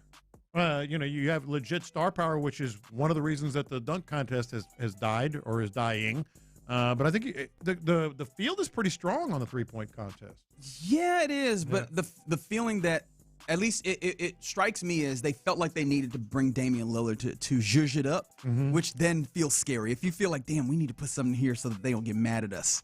That feels like you. You mean we got to put an injured person that's out for the season? Right. It feels like they recognize. Let's put him in the All-Star out game for the season. Maybe. Okay, he ain't coming back, man. What's Portland's record? Are they good enough where if they make the playoffs, he could come back and play? They're in the 9 seed right now. And don't forget that the Golden State Warriors are beaten and bruised to all hell, so they really could step over them into that 8 seed with the advantageous circumstance. That ain't enough for him to come back and play this season. I can see him sitting the whole season out. It's a good field with or without Damian Lillard, and I think they're going to I think they're, they just wanted to have more power. I mean, Devin Booker's going to be there. Con Knippel is in now. Con has been hooping this season. Yeah, Donovan Mitchell is in.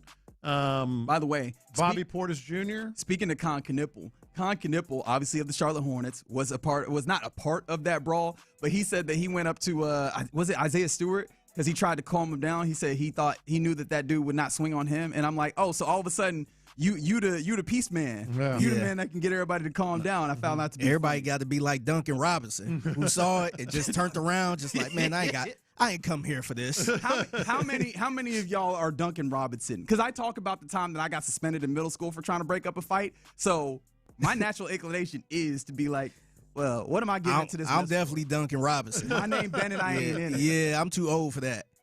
Yeah. But yeah, 3-point contest has a Damian Lillard and some really good names, as you were mentioning. Yeah. Some bigs in there like Bobby Portis who can't shoot. We'll see how that goes. Speaking of basketball, and I feel bad that I left this too late. Did you see the big game that happened last night between the number one team in the nation, Arizona, and Kansas at Fog Allen Fieldhouse? Really good game. Kansas defeats the number one team in the nation at home. Undefeated Arizona. And this just speaks to how massive the Big 12 is. Also, how massive Fog Allen Fieldhouse is. I'm not a Kansas fan, so I'm not here to really propagate the myth. However, under Bill Self, they have had a top 25 matchup where they are the lesser seed 15 times. You want to know the record in those games? At Fog Allen? 15-0. Yeah. This is what they do. And this just speaks to, again, how tough the top of the Big 12 is. And it's going to mean a lot more when, not if, University of Houston Cougars come out on top of it. Yeah, and, they're obviously number one seed coming out of there. Hopefully the Cougs, maybe 2 number one seeds come out of there. You never know. I can see it, yeah. Yeah, you never know. I can easily see that. Cougs and Wildcats, hell, who knows? Maybe KU, I don't know, but it was a good game. They were down 11. I was in and out. But it was late. It was pretty late. They were down 11. And they didn't have Darren Peterson in this game either. I want to talk about that a little bit later. I also should mention, as we're talking about what's popping, Cougars are playing tonight. I don't know if this is one that you have to watch. I mean, definitely watch the Cougs. But they're in Salt Lake City versus Utah, a 9-14 Utah, and Utah allows 80.5 points per game, damn near 81 points per game. The Cougs are 16.5-point favorites. They are going to dog walk them boys. That's a gimme right there. So that one's 8 p.m. on ESPN2, but the actual college basketball game of the day, Purdue at Nebraska, Big Ten matchup. That's going to be 6 p.m. on FS1. That's going to be a top 25 matchup. That if you're looking for some college basketball on a Tuesday night, that's where I would turn my attention. All right, there you go. That's a little bit of what's popping here in the loop on Sports Radio 610. Coming up next, now that we've gotten the Super Bowl played, we're in the offseason for real. We talked about what our number one objective would be, but I kind of wanted to see there's some off-season objectives that they probably need to get done. I want to power rank them to see what's the most important. So let's power rank the off-season objectives for the Texans next. NFL legend Darren Woodson.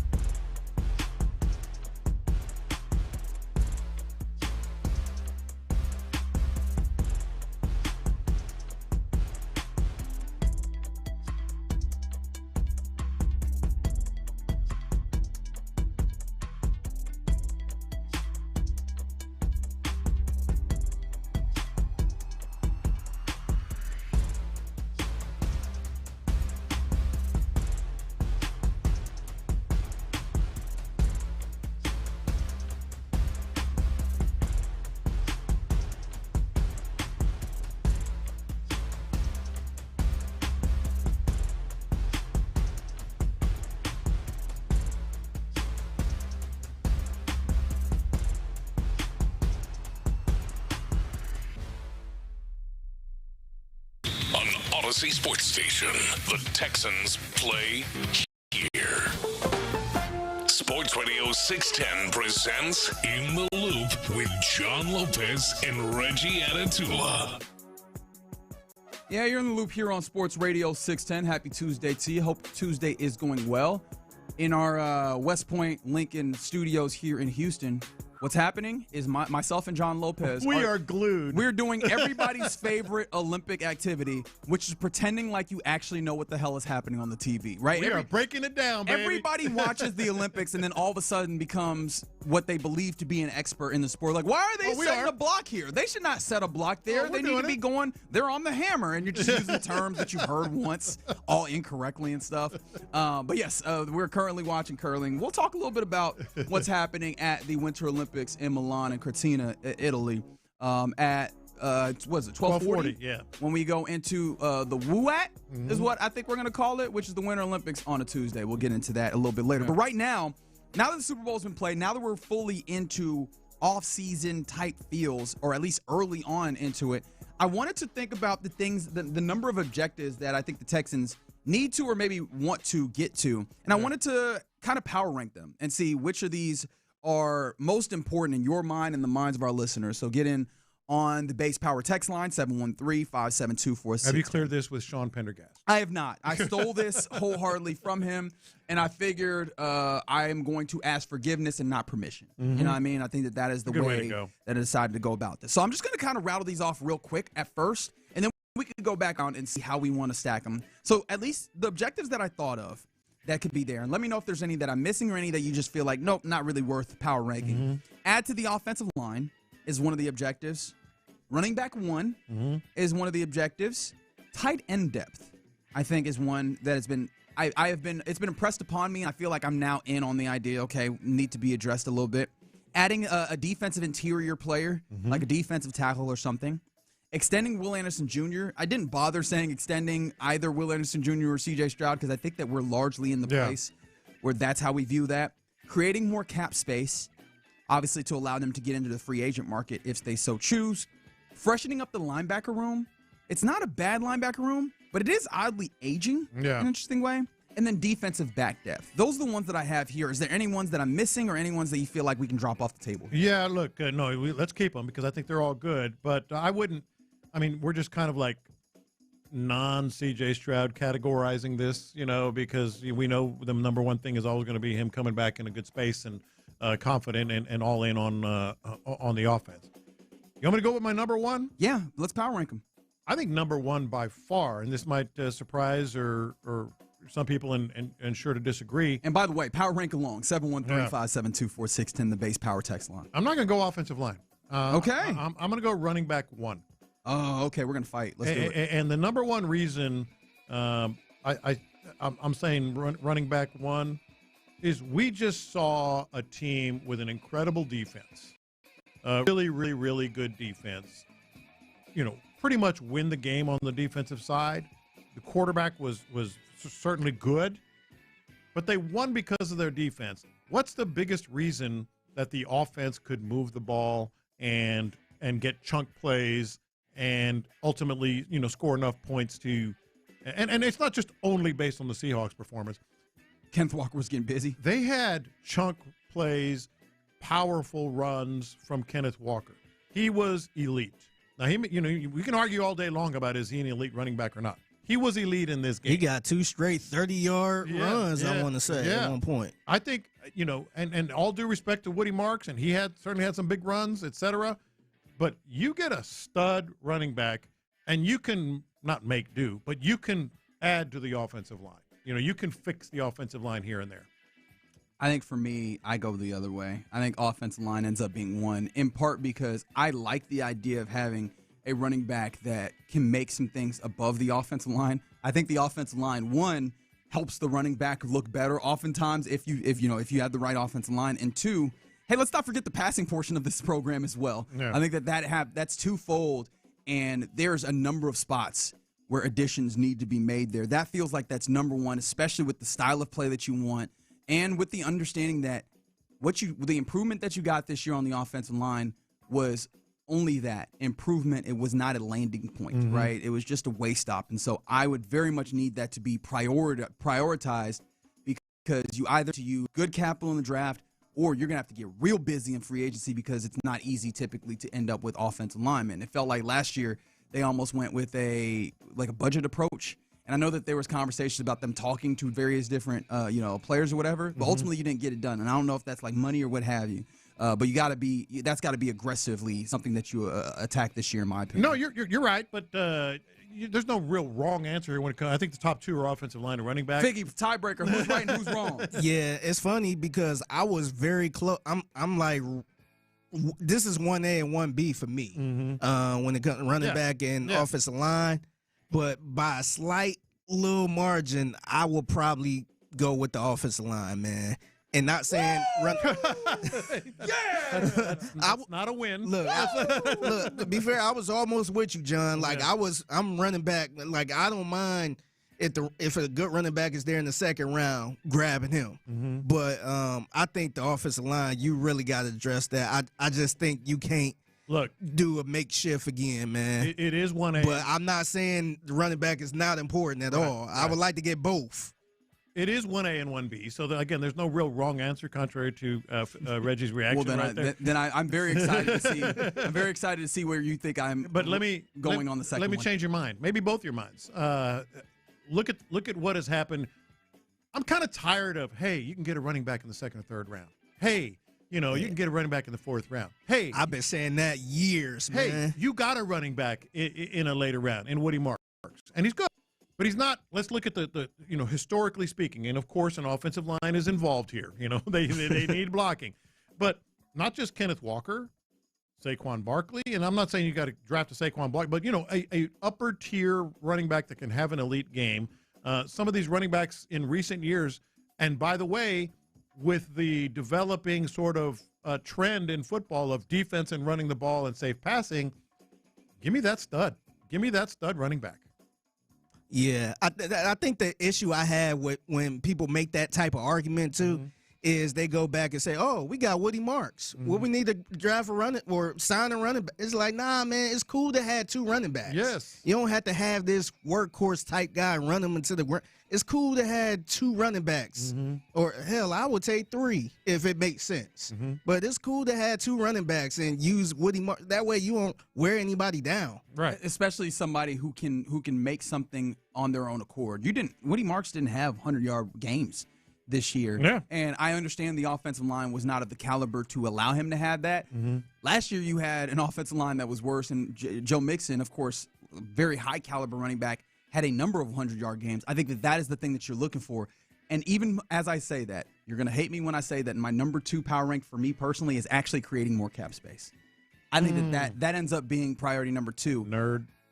No, but I think that's because I think that you need to use more than just the draft or bargain basement to achieve some of your goals. And so I think that getting maybe a center or a guard in the free agent market, I think you need more money to do that. And all of you people that like Breece Hall, I think that you need the money to be able to do that in a big way and give him a contract that matches. So I actually think that the free agent part comes first, and then I put running back 1/3, because as much as I agree with you guys on having a running back 1 would matter, I think I'd rather have a strong offensive line, especially with one guy who is a veteran that I know can play football on this line, not just a couple of new guys that are rookies that have to wonder if they could play up to the standard. And I think you need the money to do that by creating space. I guess I'm just, I don't know if jaded is the right word. I don't worry about the cap nearly as much as other people. Okay.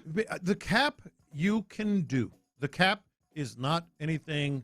I mean, now certain teams are just so outrageously bad at it that it hurts them. But a team like the Texans can work the cap enough to get the money when they want it for whom they want it. They just can.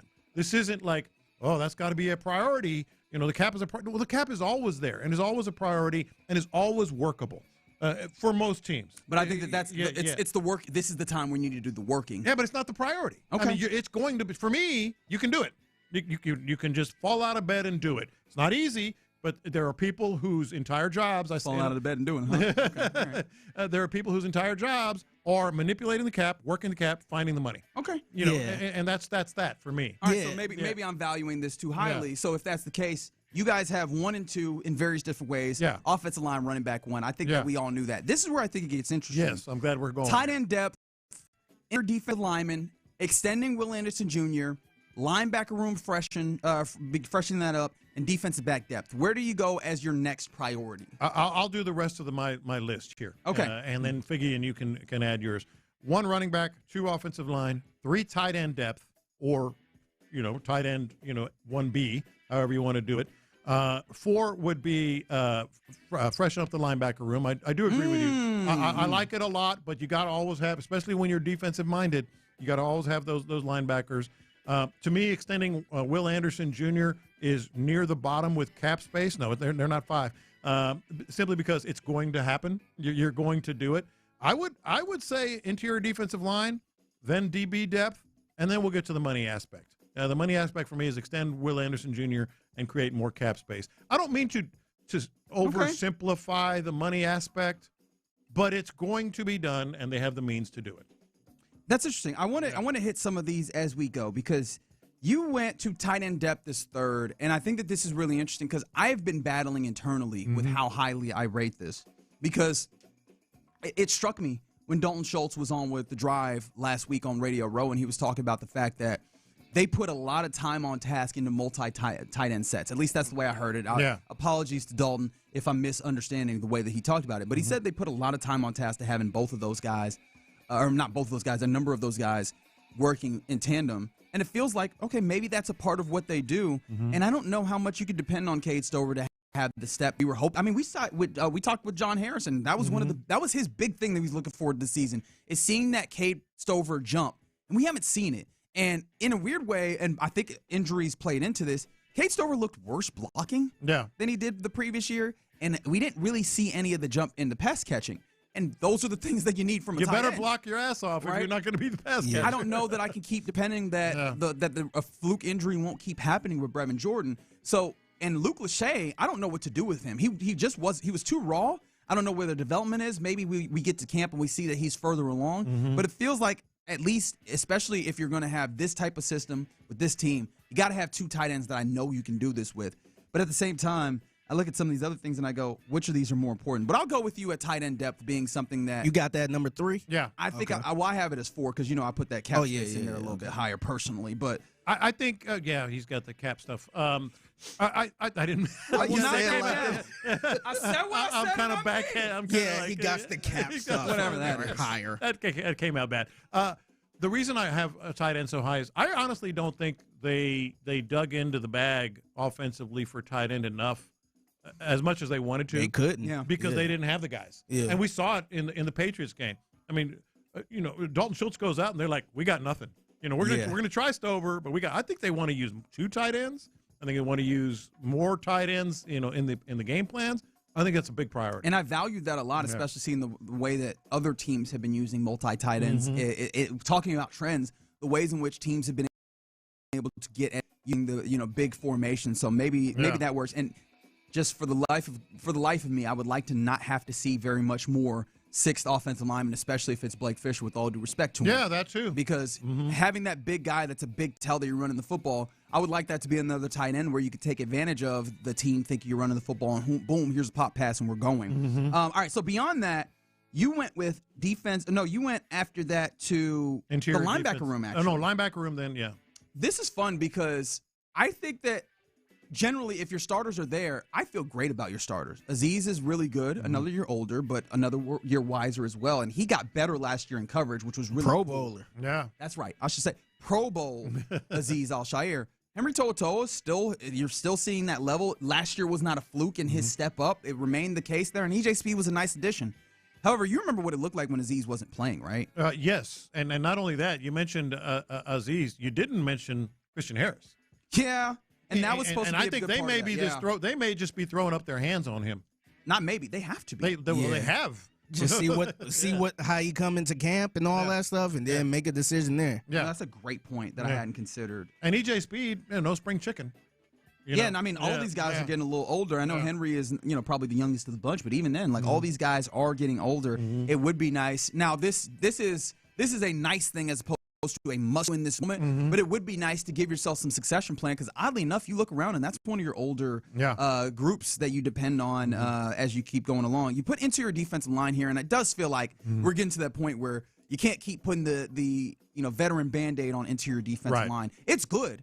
And they could still make some things happen. I feel like you need a young guy that could come in and benefit from while Sheldon Rankins is still here, while Tim Settle is still here at this level. Tommy Togiai, you might be able to have to go on in the future. But the way that DeMeco Ryans likes having not just guys that can play, but then rotating in, it feels like you're getting to the point, especially in the year where I think I heard that it's supposed to be a relatively deep interior defensive line draft. Go for it. Get you a guy that you can start putting into that program and getting to the place where when you do have to move on from Sheldon Rankins eventually, that you go, this guy is not just here, but he's ready to step into that role. Yeah. I like that as an idea. And then defensive back depth, I was thinking about this because it still hit me. I also forgot you dealt with some injuries. And Jalen Smith, I liked him when he stepped in, right? If you have Jalen Smith, if you then add a fourth cornerback that is some veteran that, that can handle special teams type stuff, I feel a little bit better about that. Safety is the only thing that I question. Yeah, and Jimmy Ward, you won't have. No, I think who? I forgot about him. I think that's probably. But you need to mention because the depth all of a sudden is not. Yeah. I actually would have had that at the tight end. I had tight end number 3. Yeah, because I felt like we talked about the DBs a little more than I would have thought. Well, you had a number of injuries, and early on you parted ways with C.J. Gardner-Johnson just off of the strength. Exactly. But I do wonder. I think I'm okay with either MJ Stewart and Reed holding down the safety spot, and then the other one is your defensive back. Or your safety depth there. But then also I come back to, can you depend on health all the way across like you kind of had? That's my reason. That's my reasoning right there. It's kind of similar to the tight end position. Just a lot of injuries. I would feel more comfortable if they kind of address that. Are you not uncomfortable though that we've put Will Anderson Jr. on at least our mental back burner here? No, because it's going to happen. Honestly, I don't even think he should be on the list. I think this is it's going to happen. It's going to happen. Yeah, that's kind of like setting that to the side. What do you want, Will? Sounds good to me. All right, so that one, you feel like that one doesn't even be on here? Yeah, it's going to happen. Would you have issue if they if they got to the place where they were like, we'll do it next year? On Will. Yes. I would. Yes. I would 100%. Yeah, what does he was a good soldier, man. It got better each year. Nah, man, you can't just put that off. I think I agree. The weird thing about it in my brain is I think that he would still be fine if you ultimately did do it next year because he would get his money and he seems like, as you mentioned, good soldier. He'd be good enough to just be like, all right, whenever that money comes, when it comes. But yes, I don't think that you should play. That might be a Jerry Jones type of situation, to be honest, where you just put it on hold, and then this brother might break Myles Garrett record. Yeah. So now it's like, oh, we got to pay you even more money now. Price of the brick done gone up. Is that way up? Yeah. All right, fair enough. All right, so that's how we went ahead and ranked it.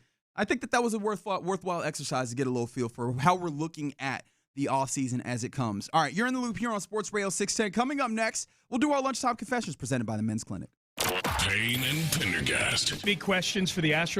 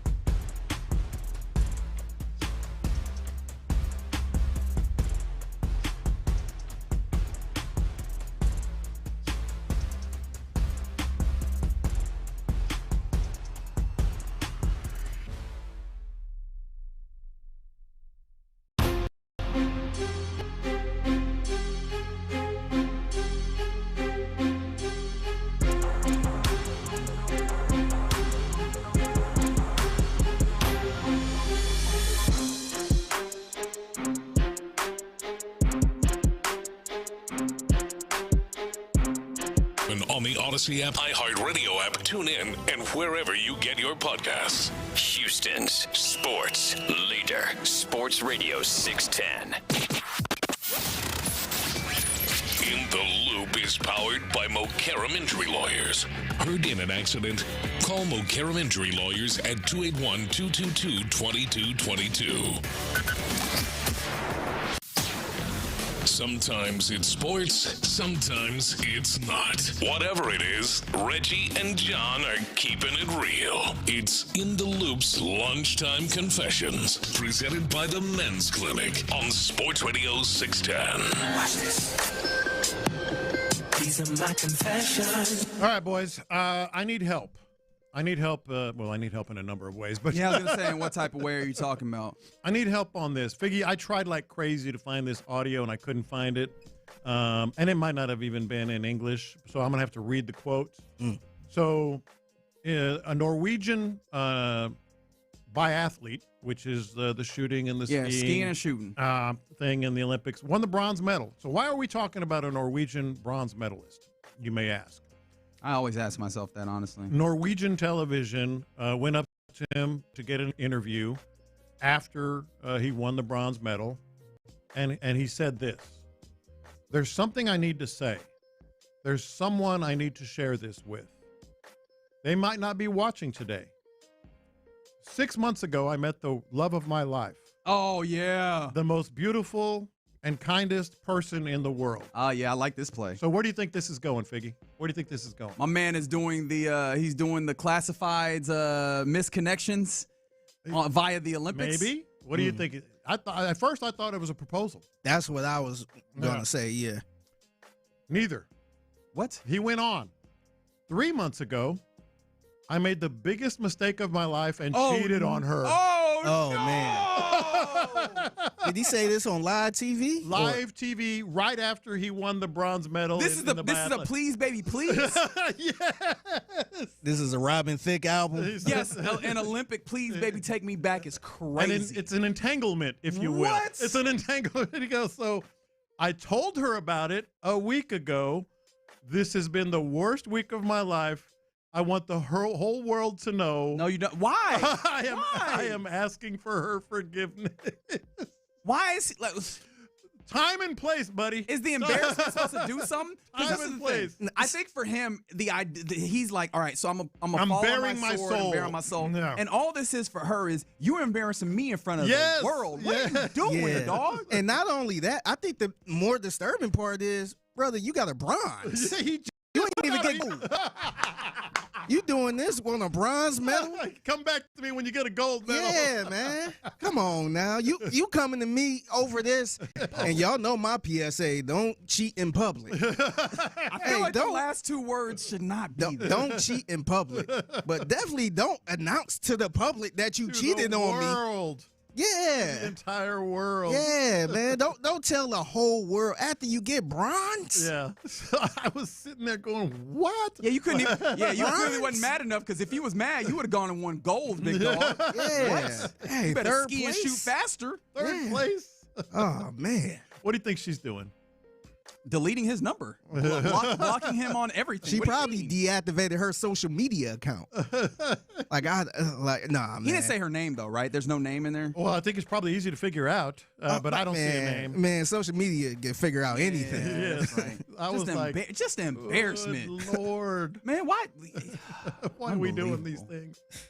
These are my confessions. So we mentioned earlier that the University of Kansas men's basketball team actually got a huge upset win over the undefeated number one team in the nation, Arizona, last night at Fog Allen in Lawrence, Kansas. And they did it without their best player. Their best player, who's like been up and down with injury, whatever, Darren Peterson. Apparently, Darren Peterson pulled out of playing in this game like an hour before the game or something to that effect. And somebody posted on the internet video of some dude who was sitting courtside, sending a text to someone else that said, quote, "So he's sick and didn't tell anyone in practice, and Bill said, don't half-ass it. If you're gonna play, don't half-ass it. If you're not, sit." And Darren Peterson said, "Bleep it, I'm out."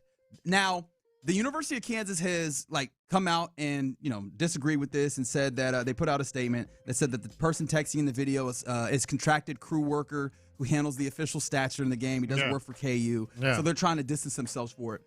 But this doesn't sit right with me, and I'm gonna be honest. I'm gonna confess, and maybe our guy Ron, who is a huge Kansas fan, will come in and set me straight or cuss me out or what have you. It's starting to feel like a little bit.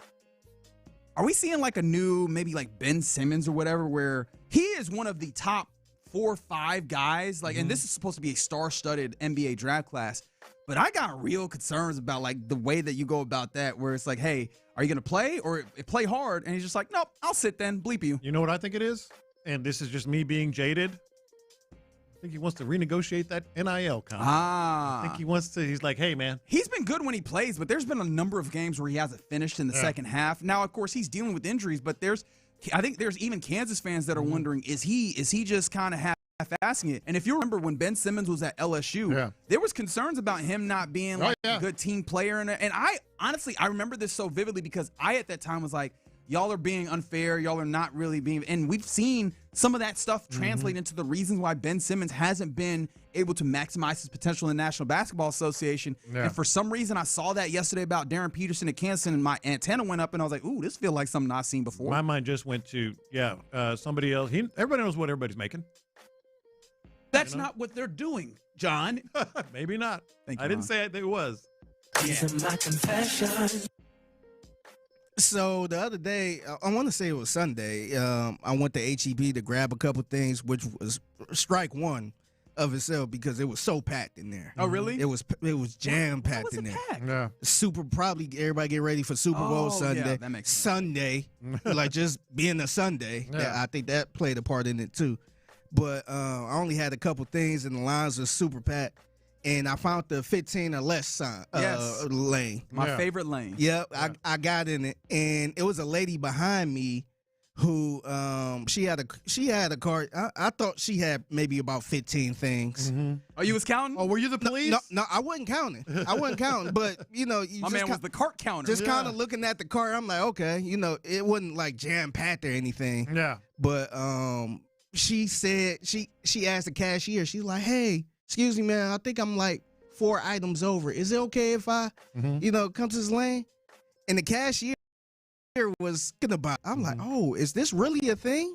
And first of all, I was kind of shocked the lady even said something. Yeah. Because I don't think people sitting there. I don't think cashier. Maybe I'm wrong. I don't think cashier sitting there counting 15. But she said she was 4 items over, and the lady was like, "This time I'll allow it." Well, good for her.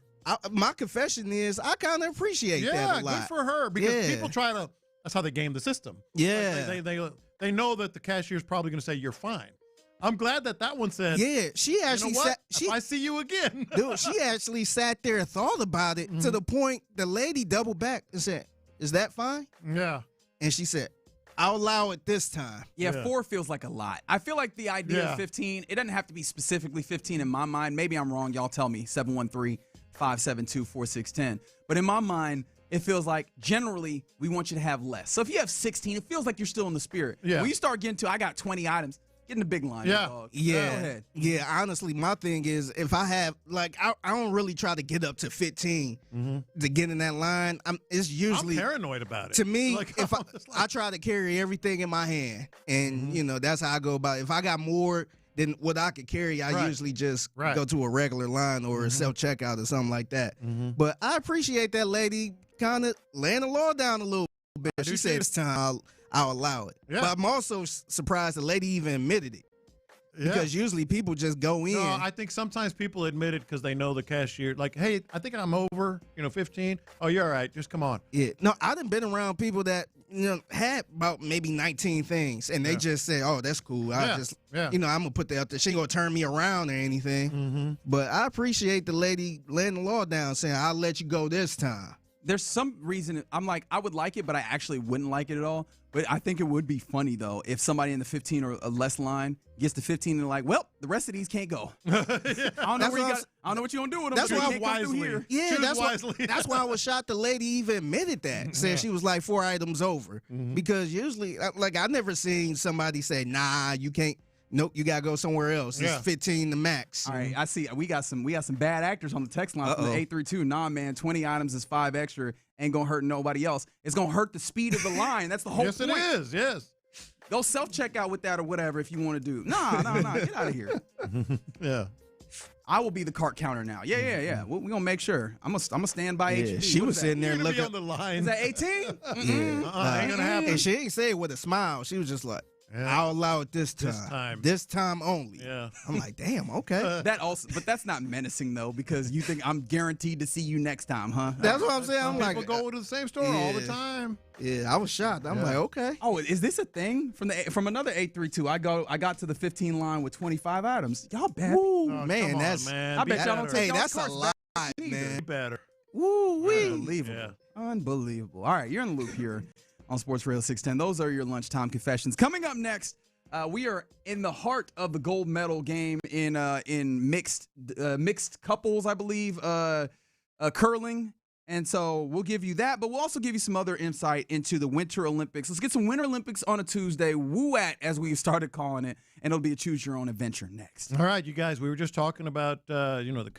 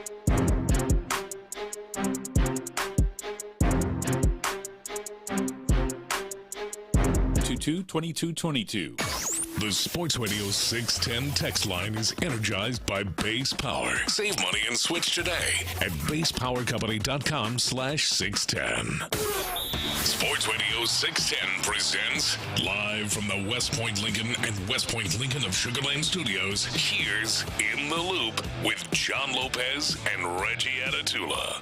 All right, I've got bad news. One, it looks like the HEB 15 items or less line is going to tear our listenership apart. Yes. Right down the middle. Man, I didn't know that was a big deal It's like gonna that. tear us apart, baby. Yeah. Somebody said they think Kroger has the 20 or less instead of 15. That'd be cool. I like this idea as a solution. Do you like this from the 832? Doesn't have to be 15 items. You can bring 30, but we're only bagging 15 of them.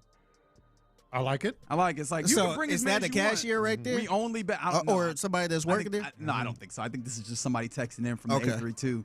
I would do that as a solution. You can bring as many as you want. We only bagging the first 15. The rest of them, you got to figure out. If you got a juggle or something, I don't know. Those are the ones you're getting out of here. Appreciate that. Other bad news, unfortunately, from Milan. I believe Milan is where they have the curling. All the indoor events are in Milan. Yeah, the U.S. Have you been to Sweden- Milan, Lopez? Yeah. Okay. I was like, I thought you were asking me. That's where I flew into when the Winter Olympics were in Italy last time. Well, the U.S. will not come away with the gold medal from the mixed doubles. I don't even think that's what it's called. Curling, as they just Sweden with a fantastic final stone to win that one. So Sweden won gold, but the U.S. still comes up with a silver there. Actually, I need to get you. Yeah, let's the hear how medal they count. got there. I need to get you the medal count just generally, and I will do that. But let's do a little Winter Olympics on a Tuesday here. And as always, it's a choose your own adventure. John Lopez, I did you the service of giving you a couple of titles here.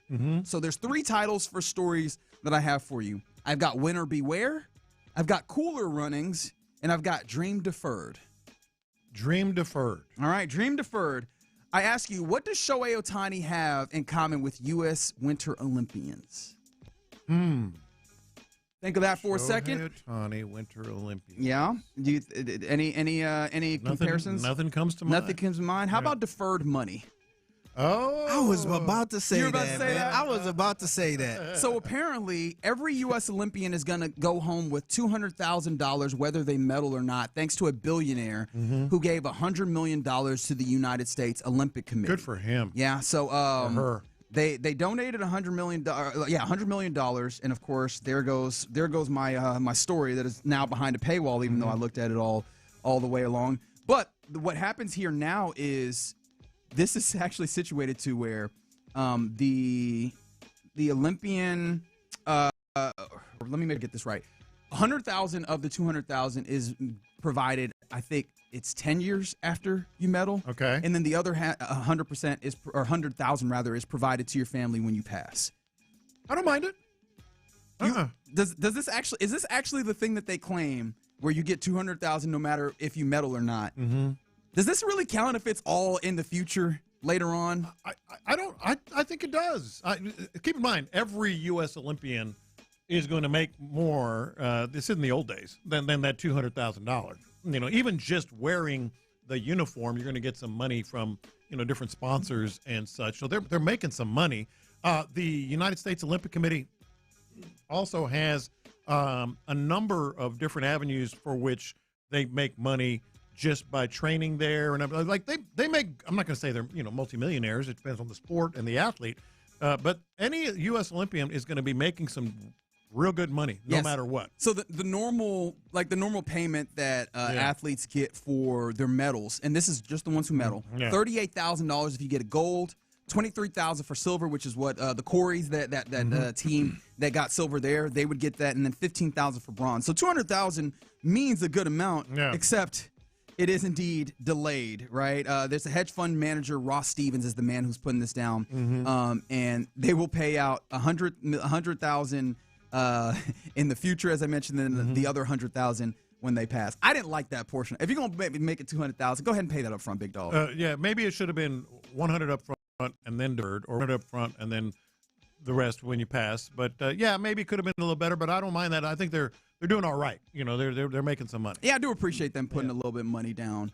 And this isn't just the Winter Olympians; it's also going to be the Paralympians that will compete afterwards in Italy as well. So I do appreciate that went that far. All right, so there you go. That is the dream deferred happening there with Olympians getting more money than they normally would, even if they don't medal, just in the future. Yeah. All right, so you've got now winner beware or cooler runnings. Winner beware. All right, so if you are able to medal in Italy, you also need to be careful about the way that you use your medal, because apparently they've been falling apart out here, John Lopez. They've been breaking like crazy, which is humiliating for Italy and certainly the engineers there. Yes. So what's been happening, according to the AP, handle with care was the message that Breezy Johnson, who is a gold medalist, has been giving, because Olympic organizers are having to investigate, quote, with maximum attention, a spate of medals that have fallen off of the ribbon. So the medal itself has remained intact, but the ribbon that connects to it has fallen apart during celebrations, which has got to be before they even get to the podium. So downhill skier Breezy Johnson, as I mentioned, she said, quote, "Don't jump in them. I was jumping in excitement and it broke. I'm sure somebody will fix it. It's not crazy broken. It's just a little broken." And they did. Yeah. They have replaced the band, but it is the connector between the ribbon and the medal that's been happening out here. And this is, I feel like the Italian government got to be real embarrassed right now. That's humiliating. And actually some of the ribbons are tearing as well, so just awful. We had a little bit of audio here, and I believe this was from Breezy Johnson. No, was this Breezy Figgy? The audio that we have here of one of the athletes talking about their experience with the medal, or is this the story that you have from? Which audio did you have? Yeah, this is courtesy of CBS News, them explaining everything with the, I guess, the issues with the medal. Have you heard that some of the Olympic medals have already broken? Yeah, it came apart. Several Olympic medalists revealed their medals have already fallen off the ribbon. There's the medal, including women's downhill skier Breezy Johnson, and there's the ribbon, who won USA's first gold of the games. Don't jump in them. I was jumping in excitement and it broke. Team figure skating gold medalist Alyssa Liu also showed off her ribbonless hardware, and Germany's biathlon team saw a bronze medal break while celebrating. And we also checked in with U.S. figure skating team gold medalists Ellie Kim and Danny Shea on how they're handling the medal sitch. We're just trying not to do too much of the jumping around ourselves. On, man. I slept with mine under my pillow, so that's how I'm keeping mine safe, okay? I love that. You win a medal, you should jump. You should be able to jump. Right? And now I can't celebrate the medal that I won. Don't move. They're like, calm down. Hey, be careful now. I know you've been working on this your whole life. Hold it very, very Hold carefully. it like an ice cream cone. That's so nasty, though, that's the case. But, I mean, they're all in good spirits about it, and they are replacing them. But this isn't unique, though. It's worth noting that 2024, the Summer Olympics, that Paris had to replace some of the medals as they were starting to tarnish within the games.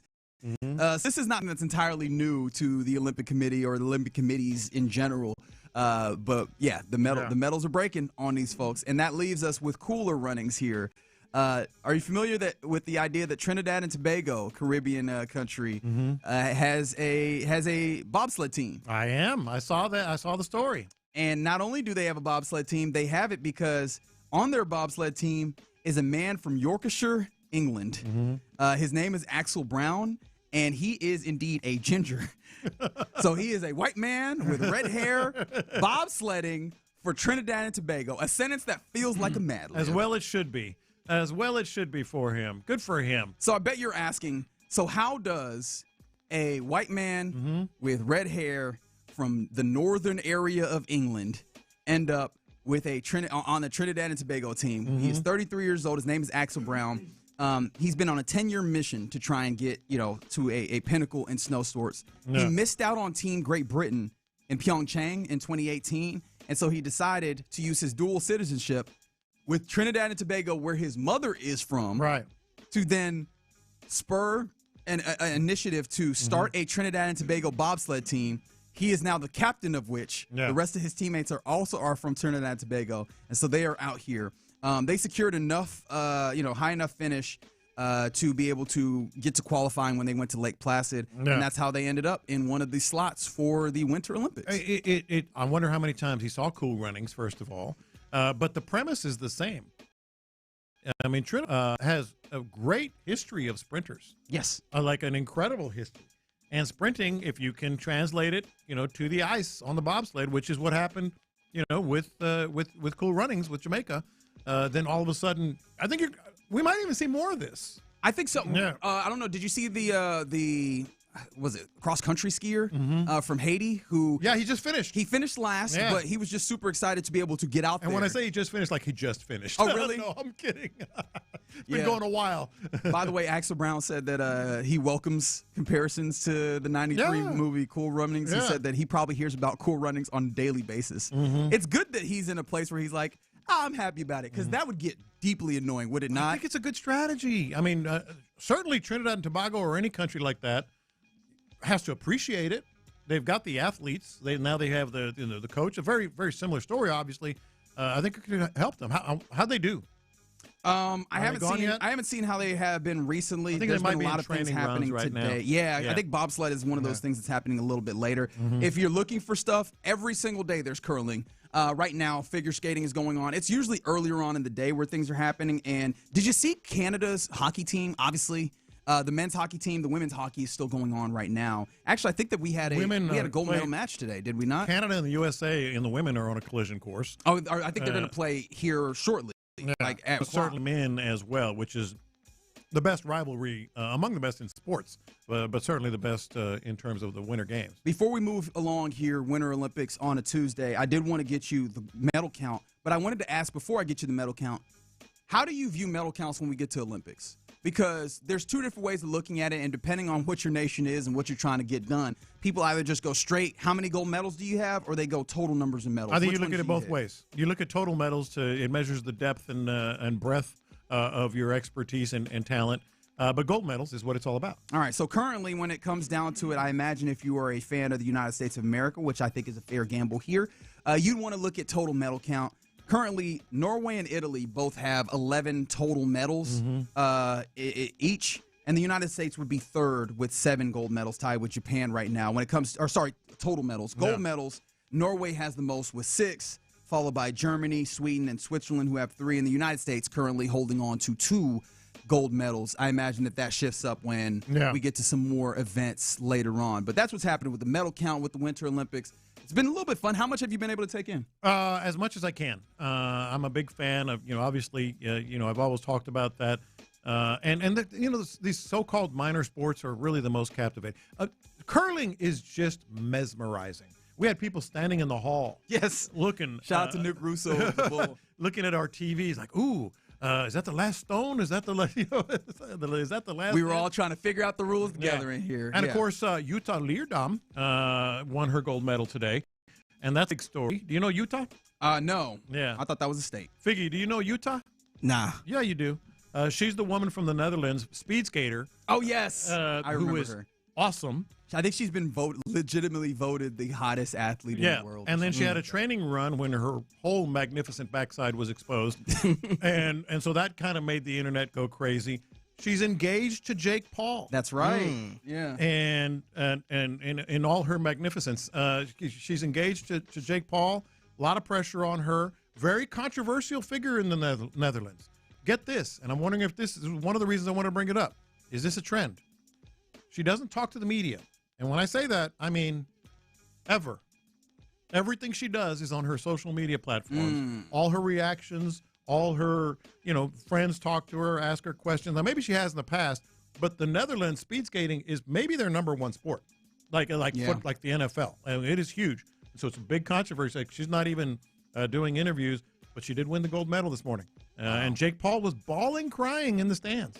That's good. Yeah. That's good. Yeah. He clearly needs to be humanized. Obviously, that's something that needs to happen. A little bit of Winter Olympics on a Tuesday here in the Loop on Sports Radio 610. Are you at all tapped in with the Winter Olympics? Let us know, 713-572-4610, as I'm pretty sure we got women's hockey, the final coming up here soon, where we will be watching that. Yeah. But also, coming up next, what we will be doing more in more a direct way, I think Dalton Schultz said something very interesting on Radio Row last week. He called a couple of the defenders psychopaths, and I thought that particular word use was interesting. So I want to do a bit of a mental experiment or an exercise, so to say. Let's do a little word association. What word comes to mind when you think of these various Texans? We'll do that next on Sports Radio 610. All right, Lochi.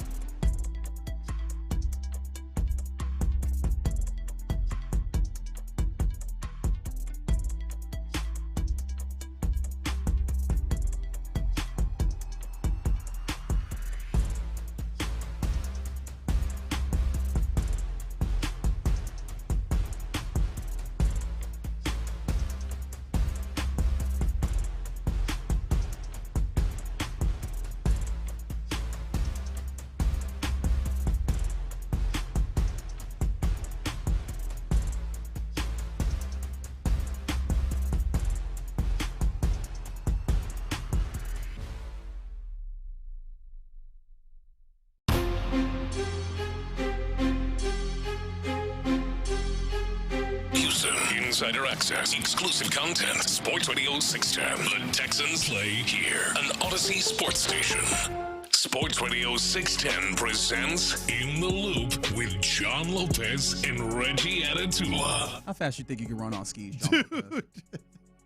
Oh, boy. This dude just ran a sub-6-minute mile uphill on skis. Sick. After going, maybe, don't they do 10 and 30 kilometers, then they do a 50 at the end? Sick behavior. I know far too much about the Olympics. But yeah. Real athletes, baby. Real athletes.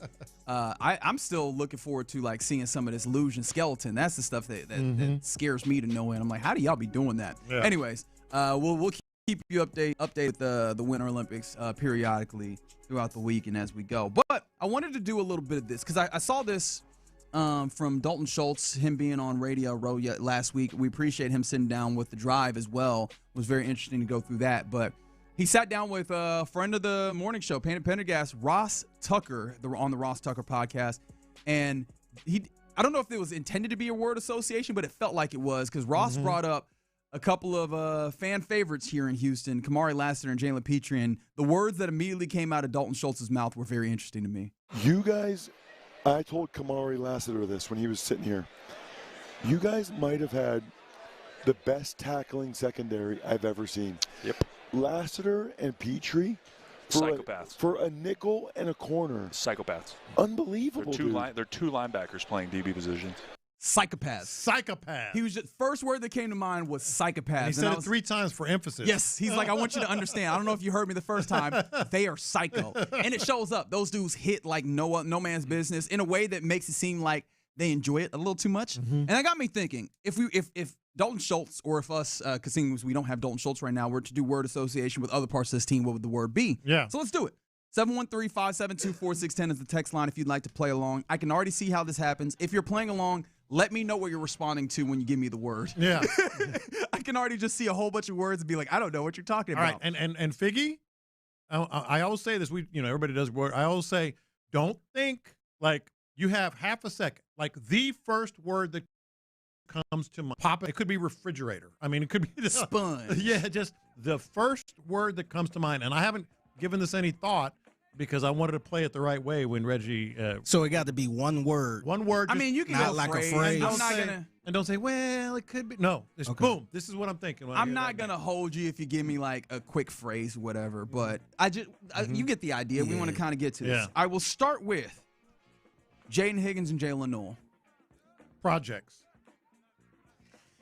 Oh, wow. I got right now. Wow. All right, let's right now. Yeah. Let's go again. This is the best part of the game. It's got to be the first thing. I had high hopes for him before this season. You got half a second. So does the F feel like that's more Noel and less Higgins, or does that feel like Higgins? More Higgins. Okay, more Higgins. Yeah. Okay, talk to me. Yeah, I just thought he was gonna come in and make it immediately like an impact. Big body. Yeah, I thought he was gonna. It took him quite a while to kind of get adjusted. He showed up towards the end, but I was kind of down on Christian Kirk a little bit. I thought he was going to pretty much take his spot from the beginning. And you went projects, which again I asked a similar question. How much of that is Higgins? How much of that is Noel for you? I think they're both projects to a degree. Higgins, it's more Noel. It's clearly more Noel.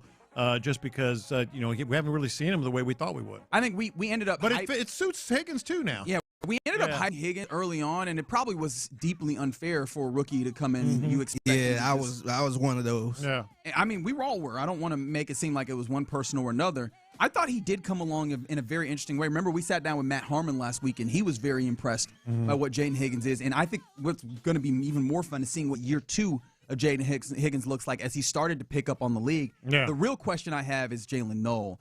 How much is he developing, and how much do they trust him? Because trust ends up being a big part of this, of whether or not a guy like him gets onto the field. Maybe without Christian Kirk in his way, because I imagine Christian Kirk is not returned to this team. I would hope, actually, I'm going to be honest. Yeah. Maybe that gives him leeway, even though I know Tank Dell would be returning back.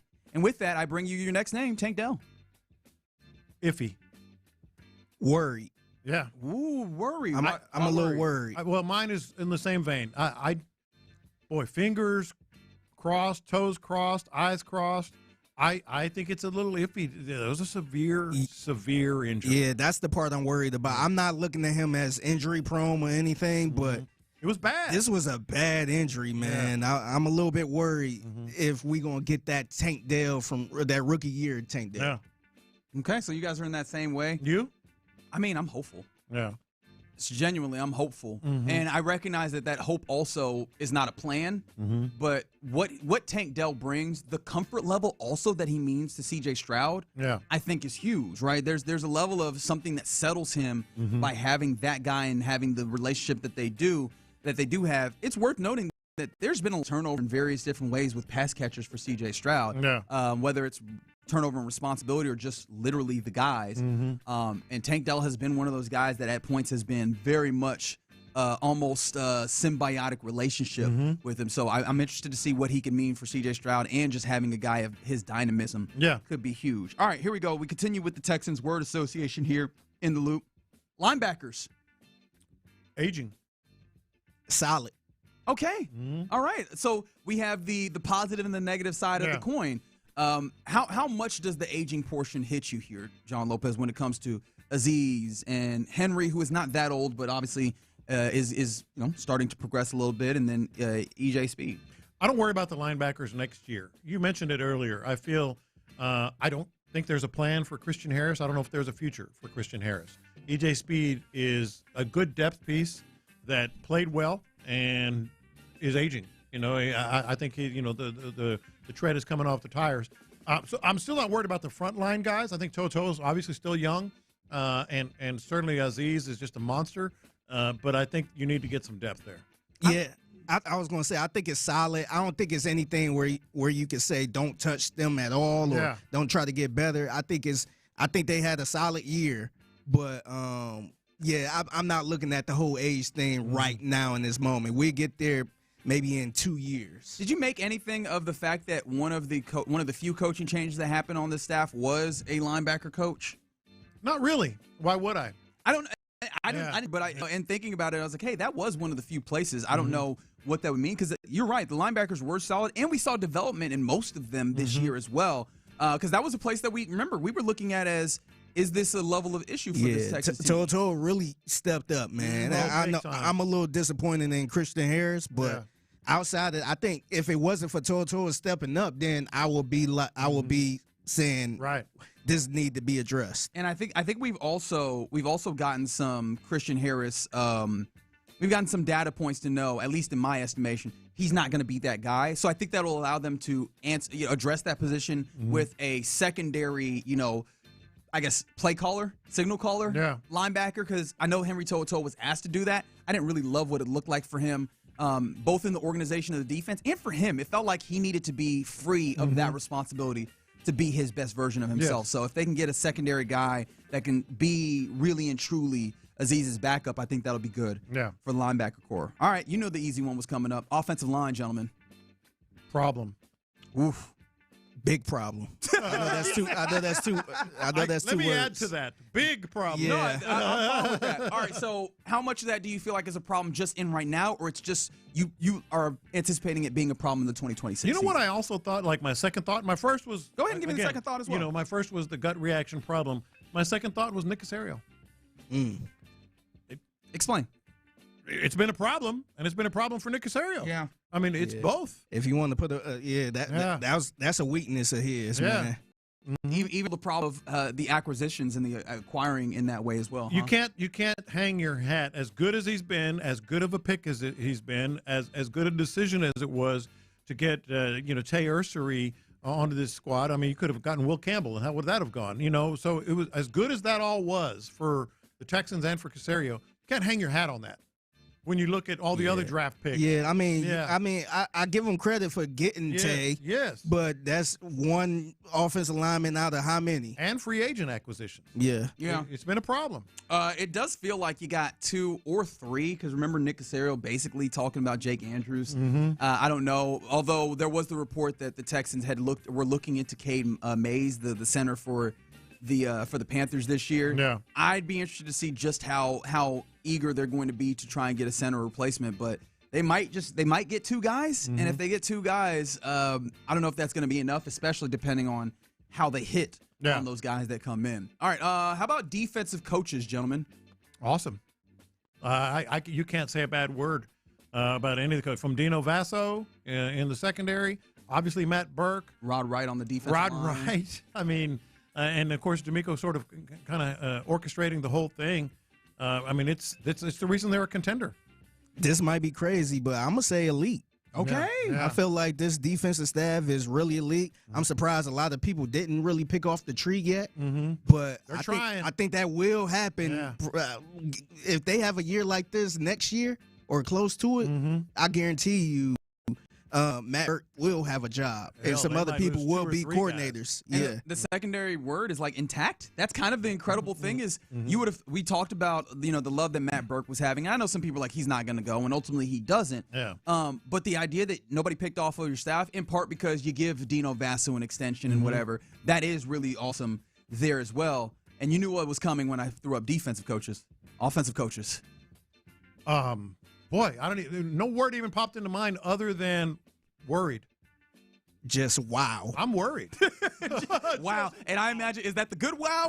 Or? This is the bad wow. Yeah. It's not like a wow, look at this offense. It's wow. I'm worried about Nick Caley. I'm not alone. I know that. I think Cole Popovich had a good year with what he had to work with. But also, you look at some of the other offensive coaches, Gerard Johnson, and certainly Shaplinsky and Ben McDaniels. The worry there is, are they being heard? Well, I mean, that it did seem like Nick Caley was more team oriented, so I don't know if they're being heard. The thing that got me, and the reason why I didn't just go Caley and I went offensive coaches, because all of them together, they still need to collectively create results. And I don't know that I'm guaranteed in any way that you're going to get really good results out of this offensive staff right now. And when I say really good results, I guess I don't even mean results, really good process. I look at that, that Super Bowl game, and again, it can't all be about the Super Bowl, but I can clearly see the ways in which coaching impacted the game and created things. And there's some instances through the season where that happens, but to what degree is ultimately the question. Shout out to the United States women's hockey team. They had the first goal on the board in the gold medal match out there in Italy. All right, how about this one as we continue on here with our word association? All right, I'll take the low-hanging fruit. CJ Stroud. Head case. Boy, that's popped out of my mouth. It sure did. I'm trying to play by the rules. First thing that comes to mind, that way it's unfiltered. I can't believe I even said that, but that's the first thing I thought of. Like, is he a head case? Is he a head case? Nervous. Yeah. I'm really nervous about this. I'm wondering if you ever going to get that rookie C.J. Stroud again, or is this I don't want to compare him to RG3 or anything, but is this a thing where you're going to be trying to chase that rookie C.J. Stroud all over to the point where you realize maybe that's not him? Yeah, I mean, that makes sense. We've been there. Somebody said offensive coaches inept. Ooh. Oof. I mean, I can understand where you get there. I still have a little bit of room to, show me something, but it's dwindling to some degree. Let's have a little fun before we go here, because I realized I gave you a lot of ones that are that can be up in the air a little bit. Hunter and Anderson. Monsters. Who? Will Anderson and Daniil Hunter. Oh, okay. I thought I got two words, actually. Okay. Monster, Will Anderson, freak, Daniil Hunter. Well, both of them, if you combine both of them, scary. Yeah. Very good. Very good. I think that is anything to that effect, right? Monsters, terrifying, game breakers, ass kickers, all of it. I feel like all of those apply with those guys. And so, all right, I just wanted to get a feel for it because I get it. I don't think that Dalton Schultz is wrong at all to see Kamari Lassiter or to hear Kamari Lassiter and Jalen Petrie and go, yeah, those dudes are psychos. Okay, so a little bit of word association here with the Houston Texans. Appreciate you playing along on the text line. Somebody said interceptions for CJ. And he had those. He definitely had those, which is weird because if you had told us that at some point in the near future for CJ, in his rookie year, that you would have somebody, their first thought with CJ would be interceptions and not in a good way. Crazy. That would not have been the thought at all. So, yeah, wild to see where you've landed. I actually want to hold on to that and maybe do that word association at another point. Maybe we do it at training camp or at the end of training camp, see how we feel about various different things. But I thought that was very interesting. Thanks to Dalton Schultz for giving us that idea. All right, you're in the loop here on Sports Radio 610. Coming up next, it's about the time where we hand things over to Figgy Fig for the mixtape. What you got, man? Yeah, so today is a day I didn't even know exists, but it's that day, and I just kind of want to get your reaction to it. Plus, the most single NFL fan bases. Where do the Houston Texans land? This is a very wholesome and engaged fan base. We'll see where they rank in that next. All right, 51st annual fishing show. You know who's going to be there.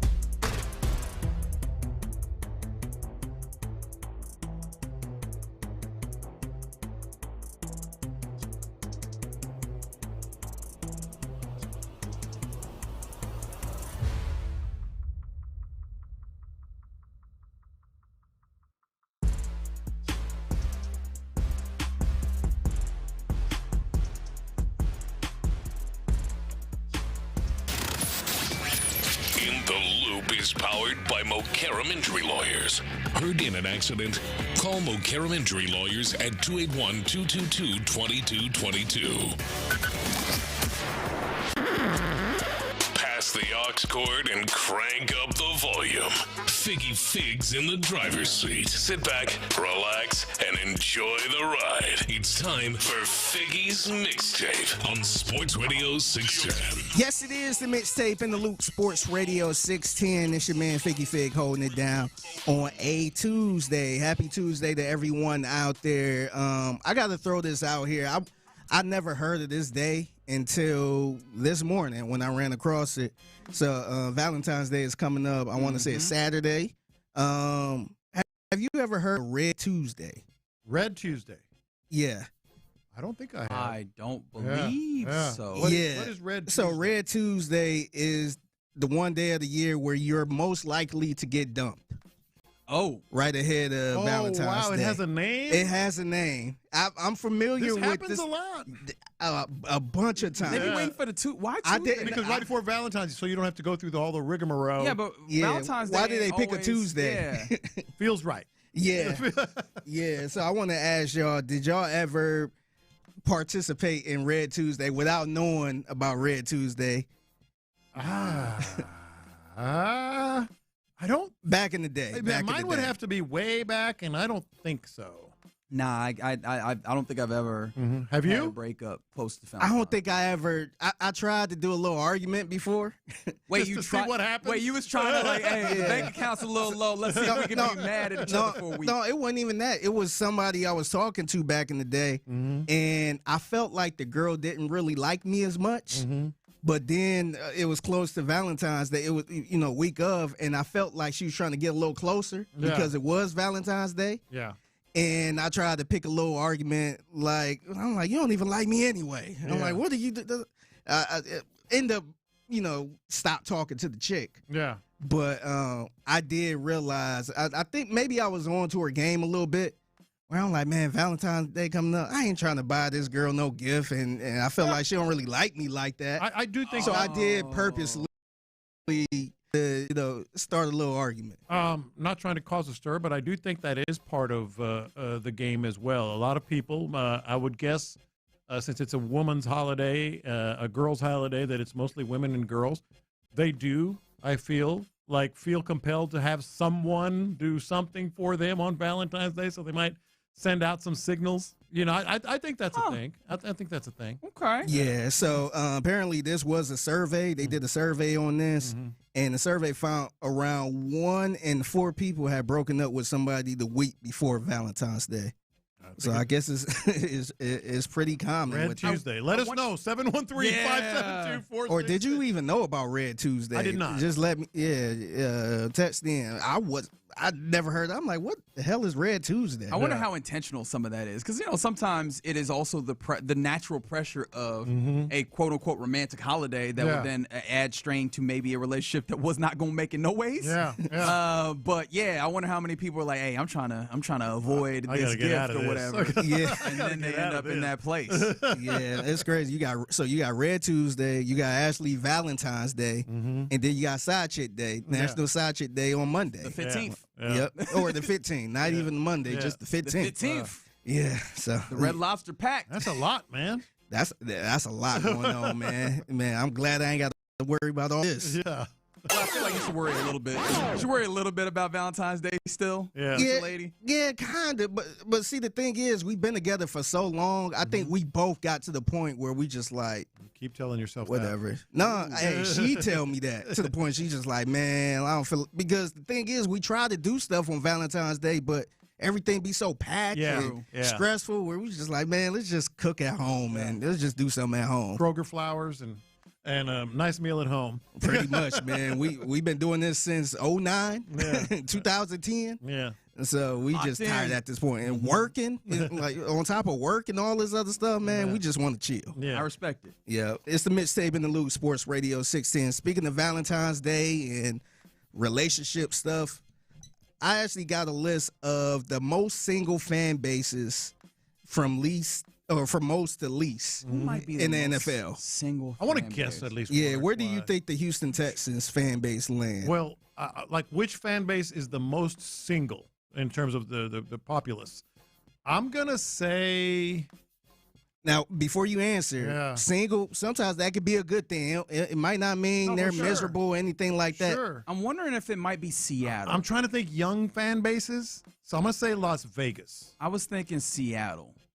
Okay, so the number one on this list coming in at 38% is the Atlanta Falcons. Oh, that's right there. I should have seen that one. Yeah, that's why I mentioned. I'm like, just maybe it could be a single thing in a good way where you could just be out in these streets and doing whatever. I was thinking, like, what's a happening city that also does not like feel like Hey, man, Vegas was good too. They actually came in, I want to say, tied for third. The problem with me in Vegas is I thought you also got to think about all the Raiders fans, and there's a lot of old school LA fans and whatever that. Yeah, deep but I just think new city, vibrant city, young city. I thought that. It makes me think twice about Houston though, because Houston has got some. It shares some qualities of Atlanta, That's a good point. I'm glad you said that because I'm gonna say I'm saying top 7 for Houston. I'll go with that. Okay, I guess y'all right because Houston is tied with the New York Giants at number 2. Oh, so top at 35%. Wow. So being in them lots is a good way to handle things. I guess so. I was kind of shocked to see that. And the least single fan base is Green the Colts. Bay. Oh, okay. It's the Colts, the Los Angeles Chargers, which I didn't even know they had fans, but whatever. The Cleveland Browns. Because you got to be paired up to get through that. Yeah. You got to get a ring somehow. You need a shoulder to cry on. Yeah. Followed by the Arizona Cardinals and the Buffalo Bills. And Green Bay is right after the Buffalo. A lot of cold weather places, man. Yeah. And also a lot of places without a dot, so to say. Yeah. Right? Places where it's like if you are out here, you are living in a house and not an apartment, if that makes sense. Yeah. Honestly, it look like a lot of places where you ain't getting no rings at. No other type of Super Bowl rings. Yeah. So I thought that was interesting. I was shocked to see the Texans up pretty much tied for second. Too. Yeah, that kind of shocked me. Oh, okay. Single fan base. Yeah. It's the Mitch Saban and Luke Sports Radio 610. So I got to give a shout out to Cal and Hannah, the owners of the Houston Texans, man. They're one of my favorite owners. I feel like I love how they lean into different things now. They're not just being the old crusty owners that just sit behind the desk and don't really interact with fans and all that stuff. I be seeing them signing autographs, taking pictures, throwing up the H. So I really like that about them. I think they kind of need to step the game up a little bit more. Oh, man. wow. I think, He hit us with the bait switch. He was like, here's all the nice compliments, and here it comes. I wasn't expecting, but. Yeah, I think I might have another favorite owner fighting for maybe second. Okay. They ain't going to overtake Cal and Hannah, but I think I might have an owner fighting for second. So here is ESPN's Jamison Hensley. And this was around the time when Baltimore hired their head coach, and Jameson was doing a live hit outside of the Baltimore Ravens facility. Yeah, pretty much talking about the head coach and all that stuff. And he got heckled by somebody. So, Jameson, what are you hearing about the search for Monken's replacement? Oh, is there? I hear something, but I couldn't see I'm just being stopped by. This is Ravens owner Steve Bijani. It's has cold. joined us. It's cold out here. What is he doing outside? I don't. That's what I said to him. I said, "Why aren't you doing this inside?" Thank you. We've got so many nice places for him. That was He's my our biggest favorite question. reporter, and I don't know why they kicked him to the curb, so to speak, because we're out here on the curb. But hey, why did they want to know why did you hire Jesse Minter? Oh, I didn't. Eric did, and I approved it. There you go. Yeah, I can tell those two are going to work really well together. He stood out. We got some good candidates out there, but he stood out. So we're really happy with him, and we're really happy with Jameson. Does Steve Biscotti sound a little bit like Seth Payne, or am I bugging? I could easily be wrong. I didn't hear it. Yeah. Let me see. Hold on. I don't. That's what I said to him. I said, "Why aren't you doing this inside?" Thank you. We've got so many nice I can see where you're coming from. I would say no. I might be wrong. Yeah, for a second there. I don't think I ever heard from Steve Biscotti before. Maybe I just was not paying attention or didn't check it. Does it feel like this is a continuation of something that I've talked about, which is the Ravens and the Steelers to some degree feeling like entirely different organizations than who we had thought they had been like 5-10 years ago and prior, right? It just feels like they're entirely different organizations now, and part of that feels like Steve Biscotti is coming into the light and talking in these microphones a lot more. So he's heckling them. Yeah. Like from the rafters, so to speak. No, he was walking past That's what I mean. them and I kind of like that, man. Yeah. I feel like the last time he spoke, I could see Cal and Hannah doing that. Yeah, 100%. Especially Hannah. They should do that. If they see somebody outside doing a live hit or something like that. I just realized who that is, who he sounds like. You still have the audio? Steve Biscotti? Yeah. The late, great Jim Irsay. Listen to it. Wait a minute, let me find it. There we go. Yeah. Thank you. That was my biggest question. Reporter, and I don't know why they kicked him to Sounds the like Jim curb, so Irsay. to speak. Really? Yeah. Okay. Yeah. I'm I not got to gonna listen lie. to some Jim Irsay. I have not cataloged what Jim Irsay sounds like. I'm going to be entirely honest there. I could kind of see it. Now that I think about it, I can kind of see it. Yeah. But, yeah, he's kind of becoming That's cool. a close second. I did have Carly Irsay. As Carly Irsay Gordon as a favorite owner to that last press conference where she was just that kind of dropped down a little bit. I need to find out what the fullness of the Figgy Fig ownership rankings are. Like I need to see this. Is this just NFL? Are we also adding in other sports? I'm kind of doing just NFL. Okay, I was about to say, where does Tillman rank? It's a lot of entertaining NBA owners though. That is true. Yeah. They always been kind of front face a little bit, but some of these NFL owners they kind of just be in the background a little bit. But still, Callahan is still my number one. So he ain't taking that spot. Okay, excellent. Or at least not yet. It's the Mixtape in the Loop Sports Radio 16. I'll get you guys out of here on this. So I think this time of the year is around the time where you start seeing players, especially NFL players, giving their goodbyes to the fan bases. We saw it with David Njoku and pretty much thanking Cleveland, all that. We saw some NBA players doing it around the trade deadline, where they giving their goodbyes and all that. This one, I never saw this goodbye coming like this. Usually I see an IG post or a tweet or something like that. This one was from Jared McClain, who is a TikTok star. He played for Philly. He got traded to OKC. Kind of looked pretty good with OKC. We saw him up close and personal. Was that was his debut on Saturday too with the OKC? Was it not? I think. Or I might be so. bugging. I can't remember, but I saw some highlight. I'm like, damn. How did OKC get him? But he decided to not write a goodbye message. He decided to do this. What's going on, guys? As you may know, I got traded. Blessed to be a part of the Thunder organization. But I do have a tribute. I do have a tribute for the Philly fans that are watching this. So here goes nothing. Don't tell me he's saying. Back on your sofa. Didn't nobody want this. Of course, I still care. And love's never wasted when it's shared. And although it's over, I'll always be there. Only have a couple minutes going back to real life. Lord. Always love you, Philly. Okay, not the fake cry. Or even worse, the real cry in that moment.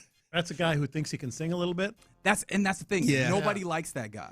Yeah. Singing is such a terrible way to go because if you're bad, then you're bad and nobody wants to hear that. And if you're good, it feels like you're trying to stunt and nobody wants to hear that. But you know? He's somewhere between bad and good, but he thinks he's good. Yeah. He might be the new NBA type player because a lot of since he got in the league. Moussa Diabate. Moussa Diabate said, "I ain't the new NBA player is the old NBA player around here." He's Jared McClain is the first person I've seen that was more of a star on TikTok than he was an actual NBA player, man. Yeah, that's coming. Yeah, I'm like, wow, we here, and I ain't gonna get into the whole nail polish that type of stuff, but It seemed like this is the first time I seen somebody sing a goodbye. Yeah. Very weird. Yeah. Very odd. I don't know why he decided to do that. More power to him, though, I guess. Fully sure about that? No, fully be yourself. Nah, right? you play for OKC, man. You the op. He is being himself, which he should do. But also, I thought I wouldn't catch me doing something like that. If and when I leave Sports Radio 610, please do not expect any level of singing. I'm gonna throw the peace emoji. That's all I got, man. Appreciate you. Antonio Brown, it just running out the tunnel with the peace sign. Take your shirt off. Yep. With the peace sign. Yeah. I'm out. Especially if I get fired. If I get fired, I'm just like, all right, salute to everybody. I appreciate you. I'm out. I'll catch y'all. Figgy running down the hall in an undershirt. Waving at everybody. There you go. That is the mixtape. You catch it every weekday right here at 1:20 p.m. on Sports Radio 610 at the Figgy Fig on social media. If you see something that you believe to be mixtape worthy, or if you just want to send him more Jerry McCain singing, just anything that you find, send that directly to at the Figgy Fig on social media. Nah, please no. Please no. All right, coming up next, we get ready to hand things off to the fellas of the drive. There's a couple of newsy items in baseball that are Astros related. How do they make you feel about the season that is coming up as we are one day John Lopez still pitches and catches reporting? I know it. We'll talk about it next. All right, how does it make you feel when you try to purchase a vehicle? Have you tried to purchase a vehicle lately? Yeah, that's going to make you open your eyes.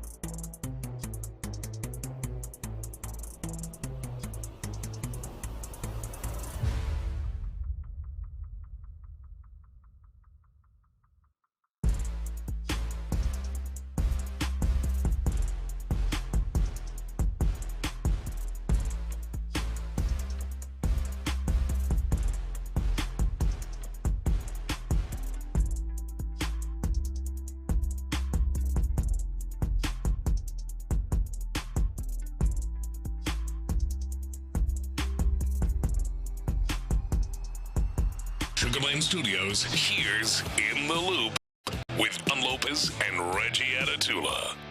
Been a fun Tuesday here in the Loop on Sports Radio 610. Appreciate you rocking with us. Getting ready to hand things off to the fellas of the drive. USA's women's hockey team and what just a group match. Yeah. Oh, my bad. For some reason, I was ready to give them a medal behind this. They're playing like they deserve one, though. They're playing 2-0 great. after one period of hockey, and they are definitely playing like the aggressors. They look like the better side 100%. Well, they do for now, and as of right now, of course. It's going to set them up real nice for whenever they do get to the medal round. Canada will be there, and they may well play Canada for the gold medal. Yeah. So, but they look really good in this moment. A couple of things before we get to the fellas. One of them I just saw come across the timeline. Obviously, Clint Kubiak, the name is very familiar to us, a Super Bowl champion this year. Very quickly this morning went from where he was to making sure that he landed in Las Vegas, as he is the new head man for the Las Vegas Raiders. Apparently, he said that he got a cup with Max Crosby this morning. Yeah. Said he loved talking to him. Look forward to continuing those conversations. One in there working out, so that fired Clint up. And I was like, oh, he knows where his bread is buttered. He touched down. He was like, hey, Max, where you at? Let me talk to you. Yeah, well, you got to keep Max Crosby, even though, that's priority number one. And he may well be on his way to keeping Max Crosby. You heard the other thing. Jim Schwartz, highly respected, former Browns defensive coordinator, a little disgruntled as he's leaving out of there. Apparently are targeting him. I mean, it's not even like he's a candidate. The report from La Canfora I think it was La Canfora, said they are targeting him to be the next Raiders DC. Yeah, so we'll see if that goes. Jim Schwartz, very good defensive coordinator. So that could be where the Raiders were looking last year to turn things around, establish a culture. This could be a quick jump start where you get really good coordinator on that one side, play caller on one side, great play caller on the other, and it's just about upgrading the talent very quickly.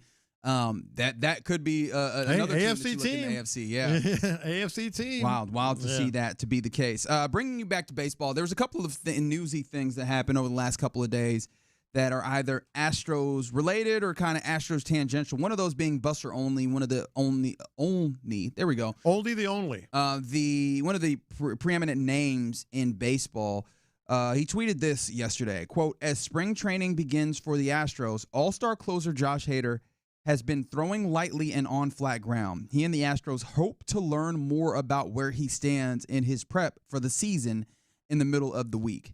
We had kind of been operating under the assumption that Josh Hader was just going to be good, and look up, and that reporting does not sound like a dude who's just definitely going to be fine. Still very much can be, depending on what the results are of whatever testing or what have you they do. But does that give you any pause when you go, hey, Josh Hader is throwing off a flat ground right now, as opposed to reporting and being able to throw off the mound and get himself ready, stretch? Not worried, but certainly, as you said, maybe a little. You pause a little bit and sort of rethink, recalibrate. Simply because you said it. Pitchers and catchers report tomorrow. I hate even saying those words, but they do, and they'll be throwing. They'll be ramping up, but they'll be throwing off a mound. So he's, by definition, behind the other guys. Yeah, and especially as you're coming into this year. I mean, you went into last year in a similar vein, but you don't got the luxury of having two closers. Yeah. It feels like, you would very much want Hader to be ready to go at the start of the year. It's not going to be the worst thing in the world, and I'm very much still looking at. Are they at all still looking at making that trade with Paredes? What is the outfield going to be? We'll talk a little bit about that tomorrow as we really turn up the Astros focus. But I found that to be interesting to see that Hader was at that progress level, and this is also one of our first opportunities to step into what the new Astros health team is. What their return to baseball actually looks like. What is the process going to be? What are we going to get from them, and how quickly, or how much do the results match with what the timeline is that they give us? That's the thing that I'm actively watching, even though healing is not necessarily one of those things that's always going to go exactly the way you think. I'm very much trained on seeing exactly what the return to play looks like as we're starting to see this new era of things. Yeah. The big news that happened today, though, the Detroit Tigers get richer. Talk about it. Team in AL. Hey, they have added JV. Jess Verlander signs a 1-year deal. So now they're developing a little bit of an Astros North now, aren't they? Well, you got Fromber. Obviously, they re-signed and extended Skubal. Really good team. A.J. Hinch and now Justin Verlander. Now, we all know we don't know how good Justin Verlander can be. Handled the right way by Hinch, it could be something, where they're using him in spots, getting him ready for whatever postseason they have. And they've got a squad that should be able to contend in the American League. A reminder that you can always come back home. He returns to Detroit. But, yeah, they definitely have a squad. And, those are some dudes that can get after it. I remember JV at the end of last year. I know that he'd had a rough start of the season with San Francisco. He came on strong. Remember when we talked about it at the trade deadline? Yeah. We kind of monitored that after it. If there's somebody that I'm willing to bet on at this late stage of a career and everything, it's not Jonas, goodness gracious. It's Justin Verlander. I went to Jonas Valanciunas. That's where my brain went with JV, which is really atrocious and aggressive there. Same World Series odds as the Houston Astros, the Detroit Tigers, right? And I'm guessing that was before the news of Justin Verlander, so they might step forward. Well, actually, how strongly do you feel that the addition of Justin Verlander changes your World Series odds? That feels disrespectful for me to say about Justin Verlander, but it's a question. No, I think it shouldn't affect him too much because it all depends on how much you use him during the regular season, how you regulate his innings, and then what he looks like at the end of the year. That all you're doing is you're waiting for the end of the year to see if he can give you something. We have a relationship there, AJ Hinch, so you would imagine that would help them mitigate some of those things and use him to the maximum of his potential. Plus, he just seems to be a guy that operates himself, right? It's just add water and he'll handle what he needs to get it done. But yeah, pitchers and catchers report tomorrow. We're really getting towards baseball season, and I think tomorrow we'll talk about what this roster is starting to look like, what we kind of anticipate it looks like. And I saw Chandler Roan put together 3 burning questions for spring training, so I'm excited to get into some of those. All right, you're in the loop here on Sports Radio 610, and thanks to D&M Auto Leasing, we get a chance to crosstalk with the fellas from the drive. It's Clint, it's Ron. Ron, what's happening, man? Chandler being soft. Why just 3? Oh, just 3? Maybe that's all he could come up with. Maybe that's 4 in your Chandler? Nah, just 3, man. We just got to keep it down to a point. Gentlemen, always good. Oh. One burning question is, what's the infield going to look like? The other one is, what's the outfield going to look like? My number 1 is outfield, actually. I've been talking to myself about that. Yeah. About the infield. I don't get. Go ahead. What have you been telling yourself? He says self. Like I feel like somebody needs to be on the move, right? Yes. But then I'm actually not too upset about someone not being on the move. I'm going back and forth. We might talk about that later on in the show, but I'm going back and forth in my head about this. Nobody needs to be on the move. Nope, nobody needs to be on the move, but you've got 5. Jordan needs to move his ass to left field. Stop! It's not. No, I don't know why you're doing this. Stop! Why are you doing this? I've never. I understand Ron's an injury load management guy.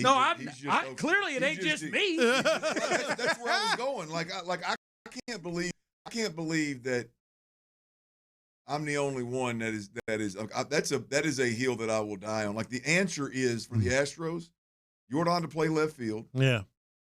More. Not full time, obviously. Yeah. You can clearly move pieces around, but Jordan to be a left fielder, not especially, a DH. Especially since you have a light outfield. And you think that fixes, obviously, the DH problem with those other guys. It does.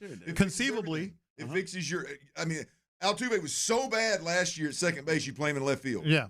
Right? Yeah. Solves that problem. You don't have to play him at second base. Right? The problem. You got 2 third basemen that you got that are 2 of your best hitters. The theory is sound. The practice is an impossibility. They're not going to do it. But what? They're just not. I understand. They're clearly not going to do it. Ron's clearly not going to entertain the conversation. Why? No, I get it. Because he keeps getting hurt, and I think he got hurt crossing home plate and swinging a bat. I hear you, and I think left field may enhance his chances to get hurt every day. Yeah, I mean everybody on the Astros roster got hurt last year. Can any of them play in the field? Yeah, but he is also somebody who has gotten hurt a lot, not just last year. I mean those 2 badass knees. That wasn't an injury. Mm-hmm. The knees isn't. That's not an excuse. That was a problem for him, and quite frankly, has not been a problem since he got him fixed. Yeah. Am I wrong? But it's because they mitigated it. See, you got to open your third eye. He has gotten hurt every one of these years. Yeah. He got. I mean, the concussion. Him and Pena ran into each other. One of them times he was out there in the outfield, had to miss a lot. He's injury prone in theory, and he is so important to them in the lineup. And they want to minimize the amount that he gets. In theory, it's 2 + 2. You need outfielders. You got an outfielder, and he should play outfield. The theory, though, just is not in practice. You make sense. We're all with you. He just keeps getting hurt. He's your best left fielder. No, because it makes sense. He plays left field. Yeah. He makes the Correa.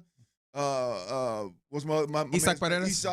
He makes all those moves make sense. And then you miss the playoffs when he misses 100. He gives you. You did it last year, and all he was a DH. Yeah.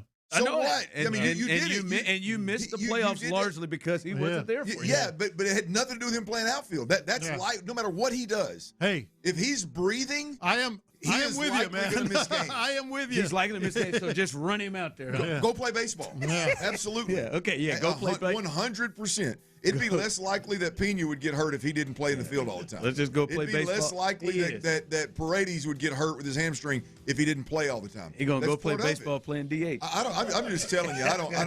I mean, I know he's been injured a few times, but I don't look at Yordan Alvarez and go, "Oh my God, man, you got to bubble wrap him. You got to bubble wrap that guy." Clint, I don't know who you would look at then if you did that. That man is always hurt. It's not ideal. What's the most games you think Yordan's played this season? Oh, that he will play this season? That he's played in a season. I wonder what's the most. And he's a DH primarily. Do you think he's approached 150? I can't imagine. Now I got to do it. Saying, man, the curiosity is there. You would not be missing time, man. That dude be.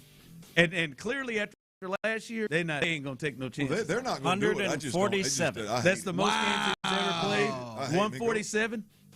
You said a good line there. Go play baseball, man. He is. It would make sense because we're talking about a light outfield. You're talking about an overloaded infield and a DH spot that you can't use. Is not going to contribute to him getting injured.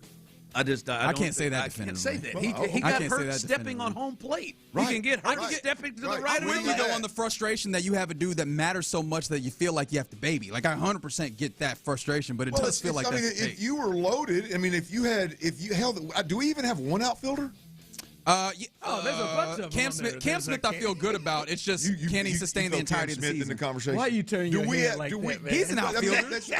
He was good for a period of time last year. Is there a chance? And take the fact that he's an elite hitter out of the bill. I'm talking about defensively. Is there a chance that Yordan Alvarez is better than Cam Smith defensively? Absolutely. Outside of Jake. Defense, I'm good with Cam. He ranges really well, and he's still learning the position. I still feel better. Yeah, about Jake and Cam are probably better defensively. Jake, now not throwing, but all the other. That's part of defense. That's part of it. I mean, he's a bronze winner. He's a bronze Gold Glove winner. Yeah. I mean, Cam surprised everybody last year with the throwing. I mean, listen, he's got a better chance. He got a better chance of turning it left-handed. Cam surprised everybody last year when he could play. I mean, to start the season last year, he exceeded expectations. To start the season, we didn't know if he could judge a fly ball in right field, and he just made up for it by being fast as hell. He's got an arm. I thought he made it. Again, I was surprised. I was pleasantly surprised. Somehow he kept getting benched by an old free swinger. But yeah, I mean, I don't know. Yordan Alvarez. You put Yordan Alvarez in left field and Numbnuts in center and Cam Smith in right. You've got a solid outfit. And Numbnuts is Jake Myers. Yes. Guys. Actually, they might have Cam in center and have Jesus Sanchez so they can have a left-handed bat out and right. See more pitches. He just embodies exactly what you want the whole organization to do. That's right. I'm holding my breath every time he's out there. every time that ball goes out there, I want Jake to call him off. Get your ass over there, Jake. Go get it. All right, I'm excited. There is nothing more scarier than watching the Astros, Tyler and Reggie, on a pop-up in between short and left. There's nothing more scary. I think I agree, yeah. Take the hit. Just don't move. Run the other way. That's Here comes Yordan rumbling, bumbling. He's big, dude. Yes, and it's not. And it's a small left field, too. It's the other part about him, though. It's not just because he wants to show you that he's a good outfielder. Right. So he's coming out there. He's sliding. He's giving it everything he has, which you love. But I mean, he can't. He gets hurt rounding the bases. Yeah, know your personnel. He got hurt leading off. I love the energy that we're starting this show with, and so I really am excited to hear it. I mean, it just absolutely disgusts me. I get it. I get it. I mean, as an Astros, I don't know how Astros fans in general aren't just like. And look, I know you're because he be swinging that bat crazy. I know your purists out there are like, hey, it is, it is, yada, yada. I mean, I don't know how Astros fans that all we want to do is win baseball games and stop the turnstile in left field and right field in the outfield. I don't know how Astros Nation is not all just like Jordan, sack up, man. Clint, I could even get it if you say, all right, most important games, even the playoffs, like we're going to run him out there just to get the best lineup out there because it's it's 162, man. We got to get him to the finish line somehow. Can we get under 2 IL stints? That's the goal to me. Yeah. Look, I mean, that's the goal. I need him. I need more in the field. Like jogging to left field and catching 3 or 4 fly balls in a game is not going to hurt him. I mean, the only evidence to him getting hurt in the outfield is him and Jeremy Pena running into each other. And we mitigate that entirely by keeping him out of there. No, we're not into mitigating things. Let's go win baseball. He played 87 ball games. All right, guys. I want to let y'all get off and running here on a Tuesday. You're listening to KILT AM, KILT FM, HD2 Houston, Odyssey Sports Station. Appreciation to D&M Auto Leasing for another opportunity to crosstalk with the fellas. Right now, the drive is live. He played 48 games last year, Clint. He got 165. Okay, now do the rest of the Astros. Now how many Jake Myers play in? Right? Tell me how many. He's also got a 114 in there in an 87 game. That's fine. Yeah, I mean there's it's. Hey, Jake's like the guy. Like, hey man, we got 2 players here, man. Sengun, we can't get you to get your 5th or 6th foul. Jake, you can go get it. Yeah, you can go get it. You can 5 or 6 fouls. I don't really give a damn as much about you and how many games you missed. Pena would be a healthier player too if he didn't play in the field. I mean, everybody. I understand the risk of playing in the field and being a baseball player instead of a DH.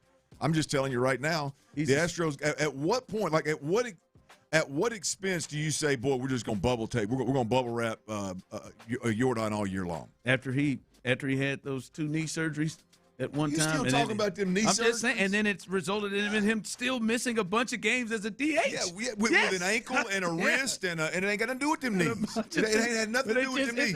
Y'all been talking about them knees for 5 years. It ain't got nothing to do with them knees. I mean, them knees was a surgical like repair that they need to do. It wasn't an injury. Knees. There's a hand. It's everything. And every one of them happened in one place. Needs to be in the field. Hey, let's minimize the amount of chances he gets injured. We got to have him at the plate. We load manage and minimize too damn much as it is, man. Get his ass out there and let's play some baseball, man. All right, yeah. Get that best lineup out there and let's be the best team in baseball instead of. We ain't even go to spring training yet, and we're already talking about, boy, I got to keep these guys healthy. Welcome home. I got to keep him healthy. I mean, you got to keep him healthy. Look, Espada can't get out. He can't get out of his own way. Every conversation. Got to be able to get these guys the rest they need, keep these guys healthy. Man, go play baseball, man. That was a no-brainer for me. I mean, I can see why they're itching from last year. I can see it. Well, that's probably what killed them. This ain't the first time ever they've done this. This is exactly what goes on every year with this group. It's always load management. It's always about taking care of the players and getting the rest. No, man, go play baseball, man. It ain't that serious. Go play baseball. And what they're thinking is, we want him to go play baseball. And we want to make sure that he is able to go. Whatever their thinking has been, it resulted in the most injured Astros team we've ever witnessed last year. So how about we change course? How about we start treating everybody like a baseball player? How about we quit the kid glove stuff? How about we get ready in spring training and we go play baseball? Quit the load management crap. It didn't work last year for anybody. So your idea is to just go at it more. Just like my idea, your response to everybody getting hurt. Everything load managed, everything handled with kid gloves is the way they've operated for years. What in the hell? And last year it was an absolute mess. What the hell's going on here? Oh, she went Nate. I told her to walk in. I think she's scared. She went Nate Wing somewhere, and she said they were so good she had to bring some up here, man. I was gonna say you just look up and. I mean, this is why he's in here. This is why he's in here fired up. This is why he's in here fired up. Come on, man. He is bringing it. Blow your neck, Look how nervous he is. I didn't expect to see my old Baytown classmate walking in the studio. Hey, yeah, Tyler said you got to let me. You got to let this cat out of the bag. Now, y'all went to school together. At what point did y'all quit fooling around? Everybody knows that. Huh? Is that mic on over there? No, it's not. Yeah, they're all turned up. There you go. That's if you're with us, Lauren. Clint's beautiful wife is in here just dropping off food. She wants nothing to do with this microphone, but she is being pushed. She is being pushed. It's early. Come on, Mama, grab that She brought us. We went ate some wings. It was like turning bright red. I mean, the wings smell amazing. I mean, for her to be somewhere eating wings and eating lunch, and all of a sudden, like, I got to bring y'all some. I was like, oh, you got to bring it. She didn't say me. She said y'all. It does smell very good. By the way, boys, she said y'all. It wasn't just me. She did say y'all. I'd like to take it all myself and be selfish with my old lady, but these are. Well, tell us where they from and what are they? What's so special about these things? No-nos, and they smoke them. Oh, They fry them. I got you. Yes, the pizza spot too. There you go. Oh, I'm with pizza. They smoke They the do. wings before they fry them, so they're smoky, juicy, all the good things. Oh, What's your thoughts? Do you think they need to be a little bit more cautious with Jordan Alvarez and maybe not play him in the outfield as much? Play them. Win the games, baby. That's my girl right there. Hey, she feeds her men and she wants them to play, baby. She don't believe in load management. And by the way, those dozen wings are $32, so. She gave him the price. You just ran half the folks off. What? Well, we got wings in here apparently. Oh wow! Let's try not to go out. Yeah, we'll smash these wings. Thanks, Mama. Appreciate you. Speaking of seeing your you wife, look fabulous, and your shoe game is on point too. I may or may not have bought those, Reg. Do you two need a minute? Well, I mean, we're gonna go over those. We're gonna go over the top 10 positions and favorite positions. We here are. a bit. Be ready for that, guys. We I'll are. Be honest, man. I got an email. What do you think the number one position is? No, don't give it away. We'll do this. We got an email a little bit. I got an email this morning. The top 10 becoming Valentine's Day. The top 10 sexual positions in Texas. Voted this on is by serious tease. People. Voted on. She can't even leave now. That's coming she up says at Astros, the bottom. Texans, Rock. I'm Bottom of the hour. Bottom of the hour. We'll let you know. Hey, that's Stunner, 240, babe. That's Stunner at number one. Stunner. Number one will shock And you. listen, I'm going to do a little Letterman top 10 type thing. Two of them never heard of. Had to go and research. Had to go and research. But it's Stunner. Which one was that? I'm not giving them See away. if my wife's familiar with one of them. Just give her Just one. if anybody familiar with Lotus. I'm a first timer. Nope. The White Lotus on Netflix? Nope, just regular Lotus. Yeah, it could be any Lotus. The dirty regular Lotus. By the way, seeing that your wife is here, I had a Stanley issue. I damn near broke my foot today. Did you see here? I'm telling you, he's a Stanley carrier. I get done and doing some work. Come downstairs to get dressed. Put my backpack down. I didn't know I didn't zip it all the way closed. Wasn't secured. Swung that backpack off. This thing came roaring out. I mean, just slammed right in between my two toes. I mean, I thought I broke it. I thought I broke it. These damn Stanleys. Baby, I thought about you. I may or may not have aired my frustration with you and your Stanleys in the vehicle in the console. Yeah, he's not in my elbow room, and he's not always a in fan. the damn way. Not a fan. Did Came in you hot tell the one one about day. in the golf cart, how it keeps falling off? Yeah, on the golf no, cart? I don't know. I don't remember if I told him or not. You may have drawn the line when you brought it on the golf cart. I mean, it's one thing to bring the wife with the fellas that play golf, and then she walks out there with a Stanley that's falling all over the course. It makes it even worse, boys. Well, here, man, let's not get in trouble here. Man. Let's not get started too much. Let's not get started. All right, Mom. Listen, Thank you. Love you. But we were talking about Jordan and like the overall situation, because I've been looking at this and I've been like, you know, Clint, maybe it feels like they are crowded and you have several guys that should be playing every day, that it looks like if they want to keep this thing the way they want to keep it, like you're going to have important people in the lineup that aren't playing every day. Because the Jordan, Correa, Walker, Altuve, Paredes situation, like all five of those guys, that's not enough spots for infield and the DH. Like somebody's missing. And I know the solve for you is Jordan, but they don't care about that. They're not going with that. And my thinking is they gotta do something, because those guys can't sit. But then maybe you do hold it out a little bit and just kind of see how this thing rolls, because as you said yesterday or as you said earlier, like every last one of these jokers, maybe except Walker, every last one of these jokers you could see grabbing a couple of IL stints. Yeah. Right? It may work out in their favor from right, an you know what I mean? injury Like standpoint, Correa is not one to not get himself injured, right? Like, and we know Altuve with age, and maybe Walker's the one that is more durable. We didn't really see that a lot, and we know about Jordan, and Paredes missed a lot. So maybe the thought is, because if you trade one of these guys or you move on from one of these guys, Clinton, damn, if something happens over 162 games, you don't have that guy. But it is like it's hard for me though to get past the point of, yo, man, you got somebody like Paredes, Altuve, Jordan, Correa, Walker, like one of those guys. And I know how people feel about Walker, but still, like, this is a guy that is a one of your better power hitters in the lineup. One of those are all everyday players, and somebody's got to sit down. And that's the part. But maybe holding on to all of them makes sense with the potential of what could happen injury-wise. Well, if navigating 162, like if that's which it always is, but I mean, if like, hey, this is the plan to navigate 162. We've talked about it every year with the Astros. I don't give a damn what you do throughout. I mean, I'd like to see you just play balls to the wall and let's go be the best team in baseball. But look, I really don't give a damn what you do as long as I can see. Hey, look, we said it with Altuve early on last year, right?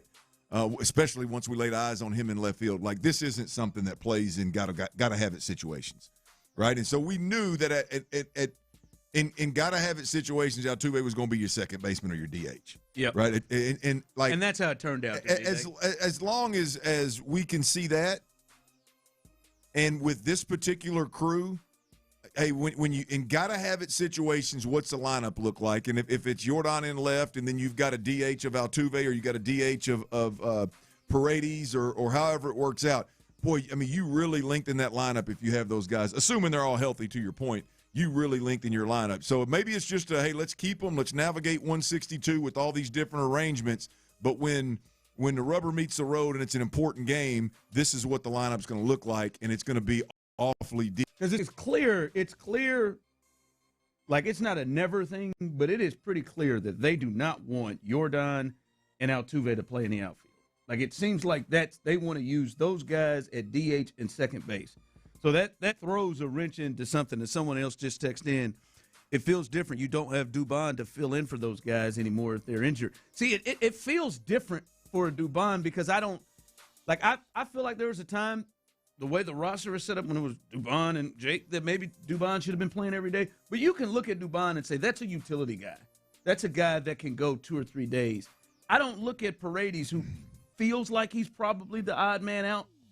Like, it feels like if they played tomorrow, that he would be the guy that's coming off the bench. He's not like Dubon, though.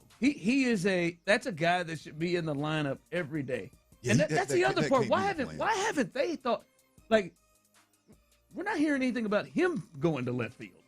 What's the thought with that? And apparently they just don't. I mean, if you're going to try Altuve out there, you would think you'd give him a shot. Right? Yeah, I don't. Because that could solve it. Well, yeah, but the boy, it hurts my damn ears to hear you even say like he's the one coming out. I mean, that was your 2-hole hitter, your best hitter. Yeah, he was an all-star. I mean, that dude. Yeah, I mean that is. But you know, Correa's not going to the bench, right? Sure, I get your point. Jordan isn't, and Altuve, he's damn sure not. I mean, those 3 guys just aren't. And I mean, you'd like to sit Christian Walker down, but I mean, like, somebody's already paying $20 million to somebody who's not playing first base.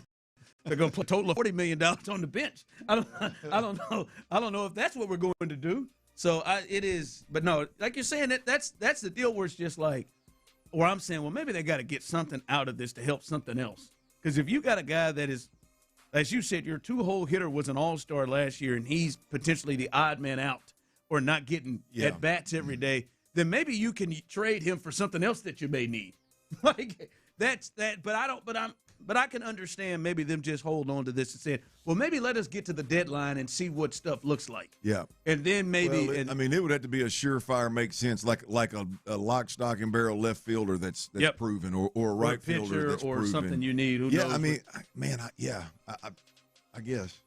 Something that elevates you in a hurry, there's no doubt. Yeah. It's just going to feel a lot different seeing, one of those guys off and on the bench. And as opposed to Dubon or Chaz, just sitting over on that bench, that feels just a tad different. All right, as we continue rolling through here on the drive, coming up, maybe there was hope, even more hope. People talked about Sam Darnold, the Sam Darnold hope for CJ. Maybe there's more hope from what we got to see on Sunday. We'll discuss that coming up next. Hey, if you're out there and you're dealing with one of those hair loss issues, receding hairline, balding, thinning up top, I tell you what, man, you can reverse the clock on that hair loss, and you can do it with it.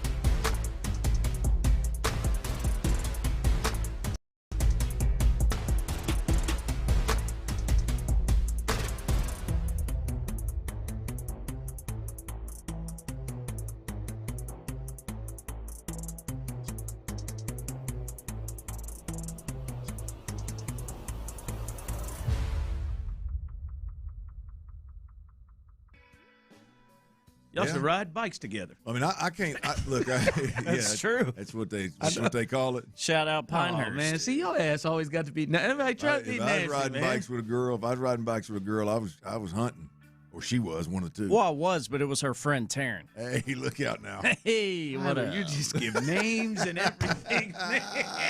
Hey, we had a little crew over in Pinehurst, Okay, no? all right, man. This food. Yeah, in other words, good for you, Clint. It wasn't your bride. It was some other old broad. Yeah, I was trying to ride bikes. Yeah, it's Taryn. I knew. See, there's always something. There's always a reason. Yes, sir. It's never just because they're fun, good friends. Yeah, man, I ain't seen Clint's wife in years and years and years. She does not look a day different than she did the day we graduated high school. She looks exactly the same. I got all these gray hairs over here. Well, we spend a little more money on upkeep than you. Well, yeah, I get that, but I know I look a lot older. Like, damn. I'd like to see some high school photos over there. I'd like to test this theory that Tyler says she looks exactly the same. All right. Well, what I would think the Texans would hope look the same is that they could have the same success that the defensive coach for the Seahawks did. And we've talked about, people have looked at Sam Darnold and said, well, look at Sam Darnold. He was seeing go CJ, maybe he can flex and become that. Was there also, I think, a little hope looking at really the matchup of two defensive coaches being in the Super Bowl, and then Mike McDonald having great success being he was a great coordinator, just like D'Amico was a great coordinator, and he's been able to find the right coordinator. Now there's going to be his third one he's hired in 3 years, but he found Clint Kubiak and had great success. And Clint, he did it with quote unquote not an elite quarterback either. Like he was able to find the play caller.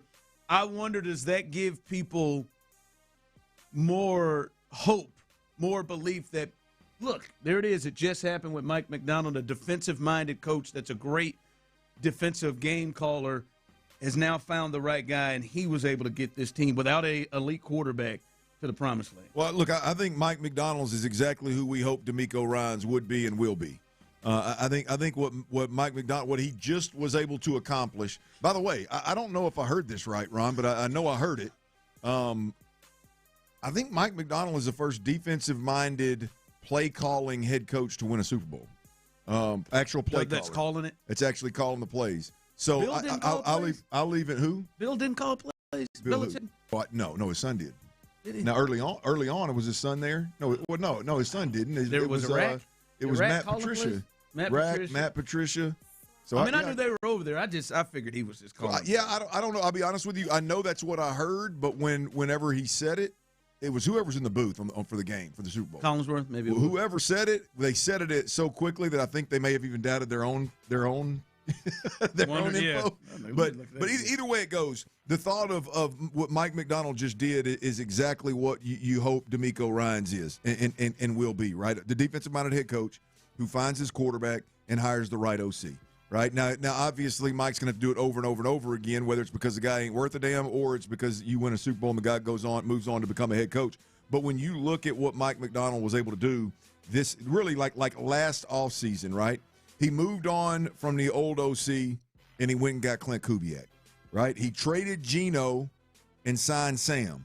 He traded DK Metcalf and allowed Jackson Smith and Jigba to emerge and become one of the best, if not the best in the league this year. He hit on free agents with Tank Lawrence and Cooper Kupp, right? They traded for a few guys, Ernest Jones, Leonard Williams, Shaheed at the deadline, and they hit on every single one of those. They hit in the draft, Zabel, the guard. Yeah, they hit in the draft as well. Yeah, so, you look at it, you go, okay, can D'Amico Ryans do what Mike McDonald just did? I know he can on the defensive side of the football. And there's nothing more, I'm going to be honest with you, not that I thought Matt Burke was this. So it's not a boy, Matt can't get it done, or boy, the defense really suffered without. It's not that. But there's nothing that I would like more, Ron, than to see D'Amico Ryans get to a point with an offensive coordinator, whether that's Nick Caley or somebody he has to hire in the future, get to a point where he can say, I ain't got other than personnel that me and Nick Caserio discuss offensively, I ain't got damn it to do with the offense. You take the offense, you go handle him. I'm gonna play call on defense, and I'm gonna be the head coach of this football team. Let's be honest. He's not calling defensive plays because he needs to be a head coach. He's not calling defensive plays because he needs to micromanage his offense. So if we're being honest, like removing that from the scenario would be music to my ears. Yeah. I mean, that would be music to my ears, man. Right now, right, with D'Amico Ryans. Because year one, he trusted Bobby to do that. I believe year he did. one, Yes, and I he believe trusted Bobby to do that. And it's the best the offense has been. And, obviously his defense was growing, right? Yep. So, like, he needs to have his Clint Kubiak. Yep. I think he absolutely does. Now, you think they feel like they have that now? Do you think he feels like he can give up some? I mean, I don't know how you could get there. Hell, the head coach gave up more and more defensive responsibilities and head coach responsibilities to oversee the damn offense this year. So I don't know how you could feel better about that situation. But I think the bigger point here is because I mean the OC, it is what it is. I mean they're gonna ride with Nick Caley. So we can love or hate that either way it goes. It's not going to change anything. That's what they're going to do offensively.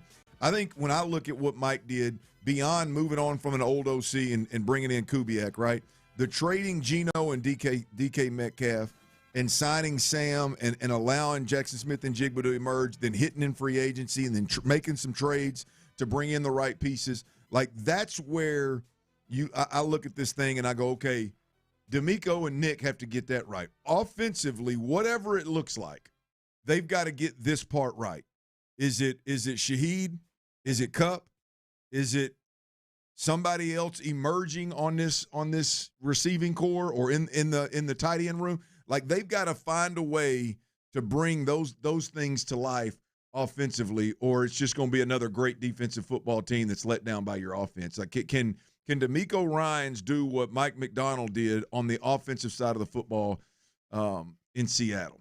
Yeah, because I think that's a big part. He didn't have to dabble a lot, I would assume, right? I mean, he's got a guy who you would. He didn't have to, and maybe he felt like he had to, and they got rid of because they did. They got rid of the guy year one, right? He's in a similar boat that D'Amico is, where like he early on in his tenure, he's moving on. Now, the first one he fired and moved on from. This one he's losing because he was so good that the Raiders wanted to take him and be a head coach. But that's the key is when you are the guy running that, you're over it, you don't got to, as you said, micromanage. You ain't got to walk over there and I bet Mike McDonald didn't have to walk over there and stand and stare at the offensive line training camp. Worrying about physicality and worrying about techniques and mechanics and all that kind of jive.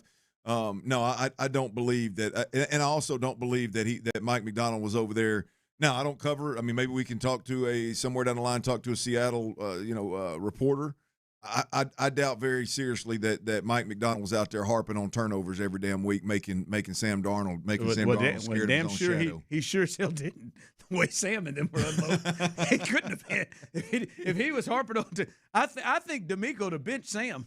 They damn sure would have had him tightened up. Yeah, he would have been. His finger would have been puckered. He'd have been handing things off. Yeah, so that definitely wasn't something he was going over doing. All right, coming up. Listen, I had this emailed to me through the work email too. Valentine's Day coming up. Oh yeah. You saw your wife. She stopped and she was ready to saddle up on what this was. Apparently, Texas. Work email, huh? It came out through work. Valentine's Day. HR clear that? I guess so. It says they took a study in Texas, top 10 sex positions. I am. As someone texted in a lot that I say, I'm flabbergasted by what won. Number one, I need a recount. I don't even believe it. We'll give you those coming up next. I guess Ron's not a big believer, but I tell you.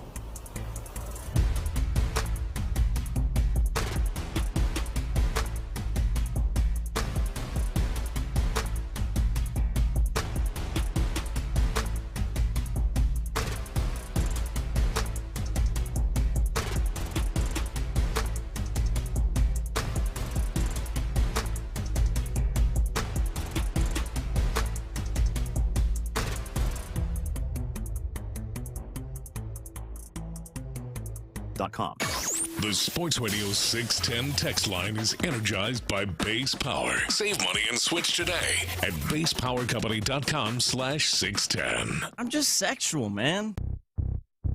Live from the Mokaram Injury Lawyers Studios, Sports Radio 610 presents The Drive with Stoerner and Hughley.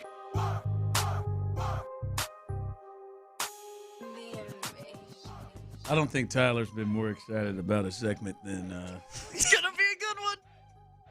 Sounded a little like Tony Romo there. Let me reel it in. It's gonna be a very good one. Here we go, Tony.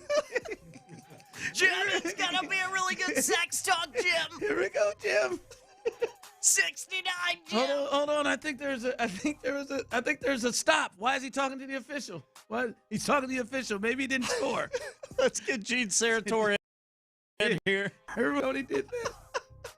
It was clear that Josh Allen had completely crossed the goal line by 2 yards in the end zone. Everybody's I don't know, Jim. He said, "Oh, Jim, they're talking. Uh-oh, what happened?" He's talking to the official. Why is he talking to the official? And I mean, and I know, you know how I feel about punk-ass Jim, but I know Jim was sitting there like, "Listen, you dumbass fool, man. They just talking. That don't mean anything." I just got the red carpet. He said, what are they talking about down there? What are they talking about? I bet Jim looks at Greg Olsen every single Sunday and thinks to myself, what did I do? Hell, I'd rather have Phil Simms back. You know you love me, Jim. You know how many times Jim says idiot underneath his breath? Dumbass. Hell, I got to working with this jack. He's probably saying 11 more weeks. Thank God we ain't got the Super Bowl this year. Big golfer, though, man. I bet they talk a lot of golf. Oh, you probably do. Big this place. Big golf. I don't know who it is that Jim's venting to about Tony. I know somebody's catching it. Somebody's catching that and getting prepared and ready when they come off the trip. Here we go. We got 15 minutes. All right. Valentine's Day coming up on Saturday. Hope y'all got y'all gifts. Well, there it is. But I'm sitting here, got this email, work email, sent right to me. Says, "Hey Ron, new researchers have revealed which sex positions will be the most popular in each U.S. state for Valentine's Day." And it said, girl. Thanks, Kelly. And we got Texas in. Now I said, let's take a look at this. Send it to the fellas. I said, this is interesting. And I was just shocked by number one. Shocked by number one. I want to go through them. A couple of these I've never heard of. Some of you are sending some in. I see my man text in the Pearly Gates. That's not on here. The Froggy Style. That's not on here. But you better have some good quads for that one. I would imagine. Just the sound. Or a quick trigger. I mean, you better leap. Tell you what. You better leap. All right. If her quads ain't right and your trigger ain't quick, boy, you could be in some trouble. Ribbit. Yeah. Please don't do that again. All right, number 10, standing. Really? Okay, coming in late. We're number 10. I don't know if I got it in the bag, boys. I'll be honest with you. Number 10. Number 9. Woo, this is a tough one, boy. I mean, got to fit here. Side-by-side action. Here we go. Number 9. Number 8, cowgirl. It's a personal. 8? Yeehaw. Oh, that's low, huh? 8? Yeah, okay. All right, you have a problem with that. Number 8, cowgirl. Number 7, Butterly. Anybody got it? Don't have it. Butter? Butterly. Butterly. Ah. Butterly. Anybody got it? Clint, when you had it, please give us a description of what Butterly is. Okay, you got to spell it for me. B-U-T-T-E-R-L-Y. Butterly. Butterly. Literally, Butterly position. Number 7. Do you have it? I don't have it yet. I can't believe it's not I like the music. Is that turning you on? By the way, already Tyler, Clint has an issue with number 8, cowgirl.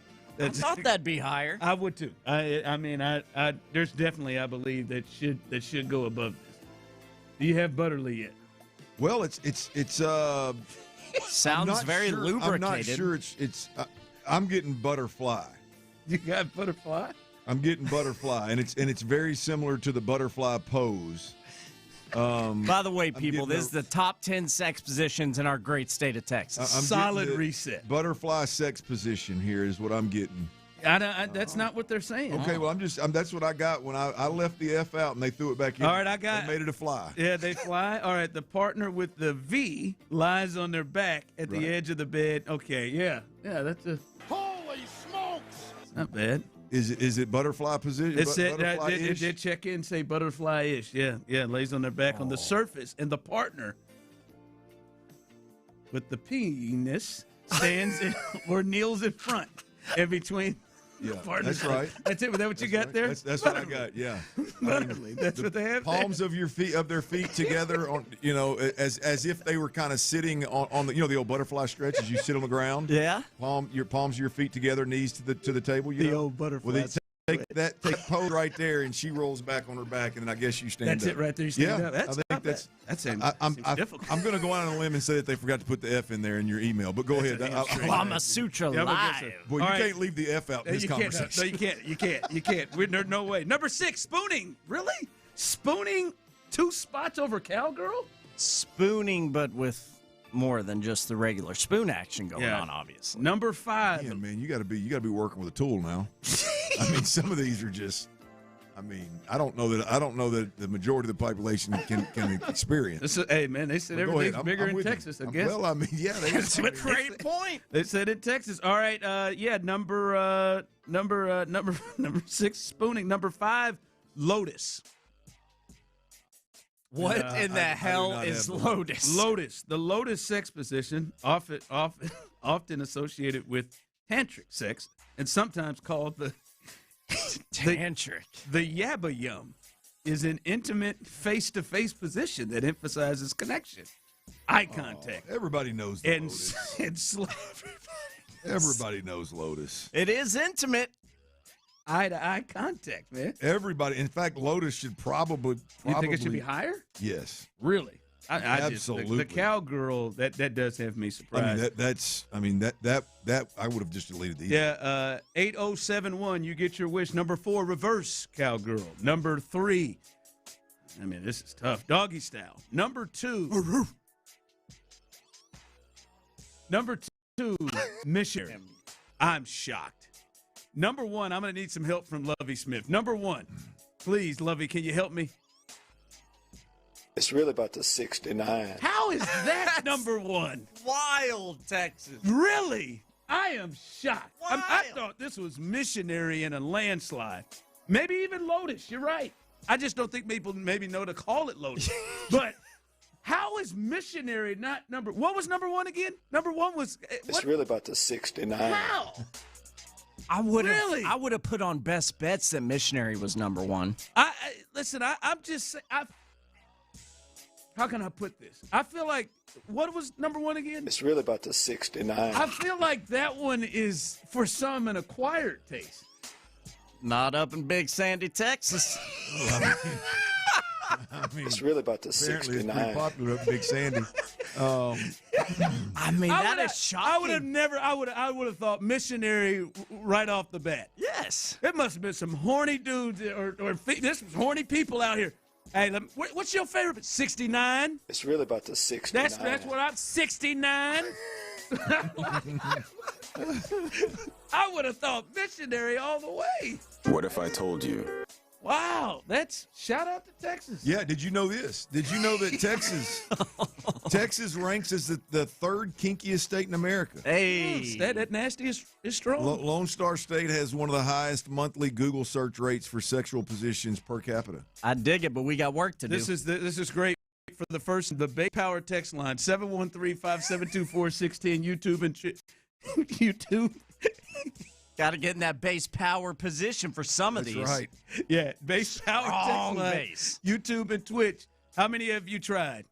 1 through 10. I'm surprised right there. I would have thought missionary was number 1 all day long. Someone texted in and said, I had doggy all the way. Somebody texted and said they thought that thing that Jerry likes to say in Dallas would have made the list. Surprised that did not make the list. There it was. Glory hole. That one. Maybe just 10 times. Number 160. I can't get by it. I can't get past it.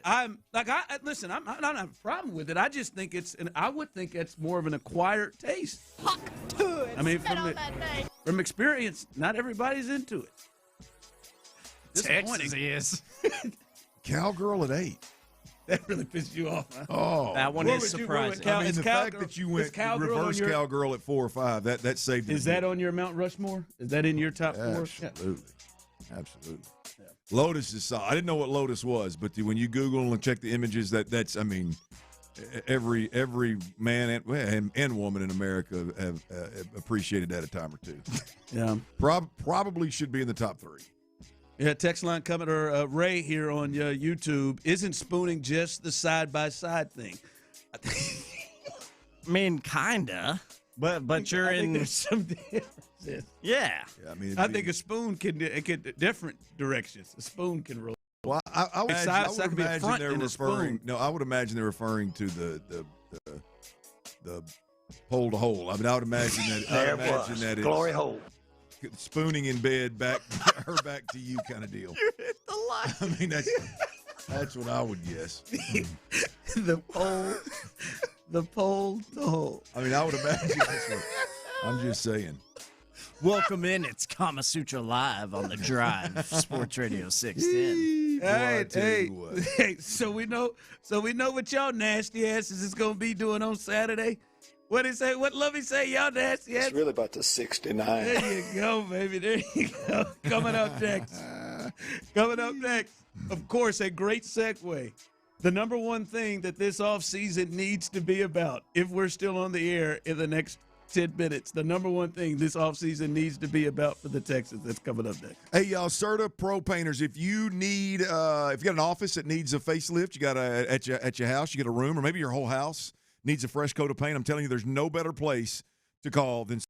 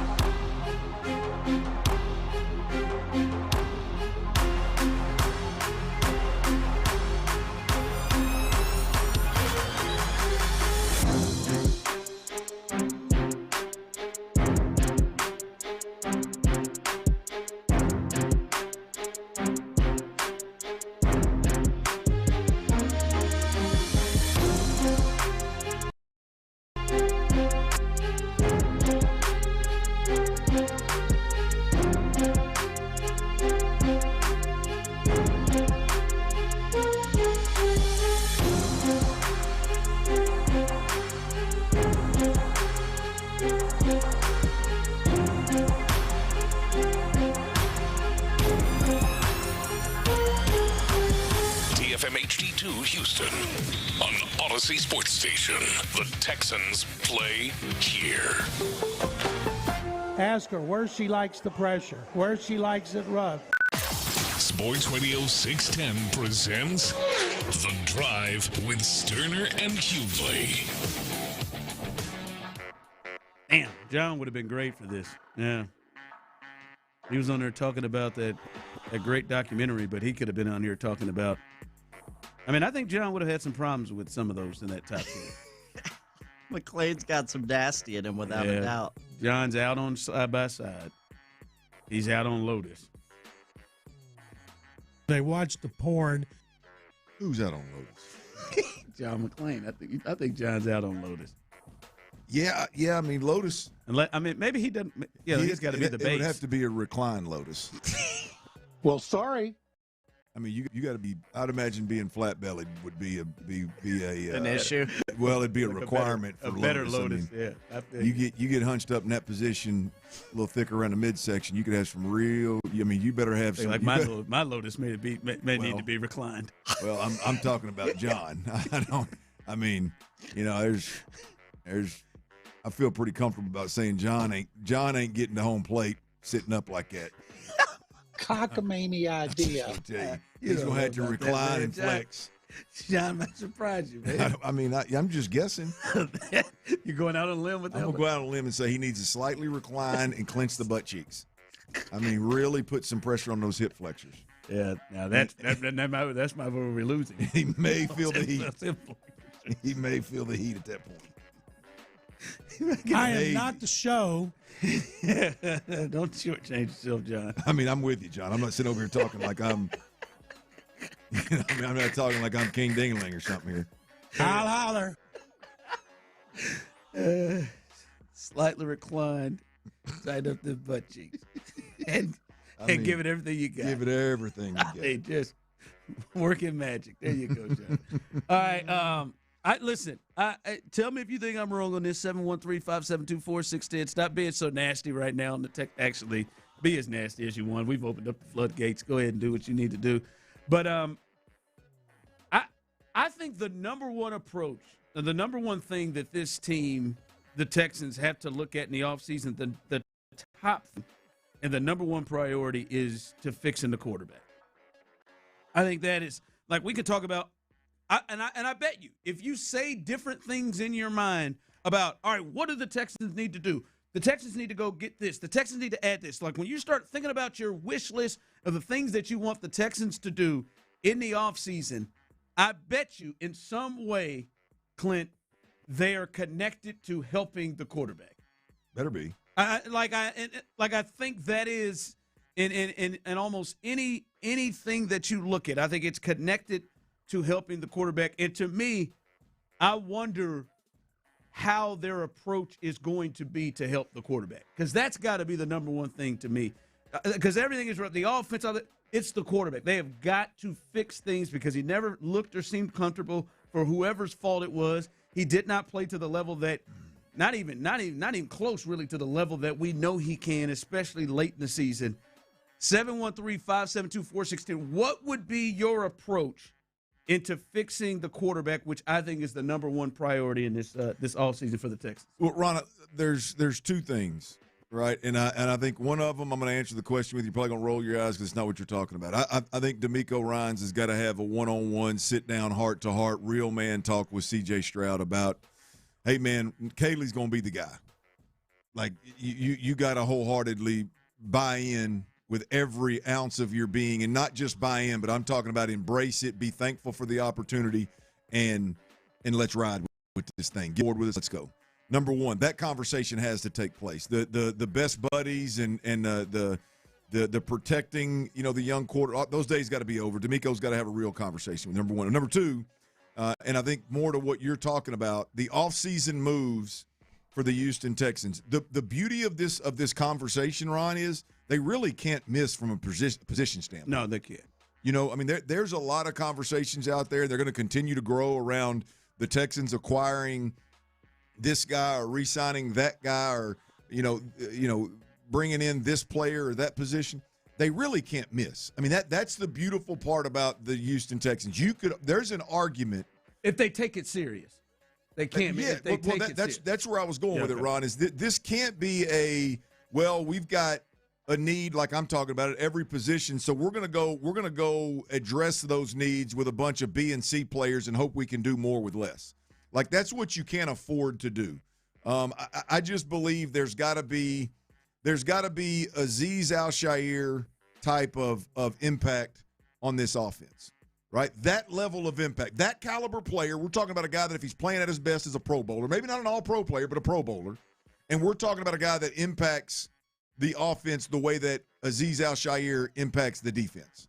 It's got to be – I don't care if that guy's a guard. I don't care if that guy's a center. I don't care if he's a receiver. I don't care if he's a running back. I don't care if he's another tight end. Don't care. The reality of it is it has to be an Azeez Al-Shaair type of impact player.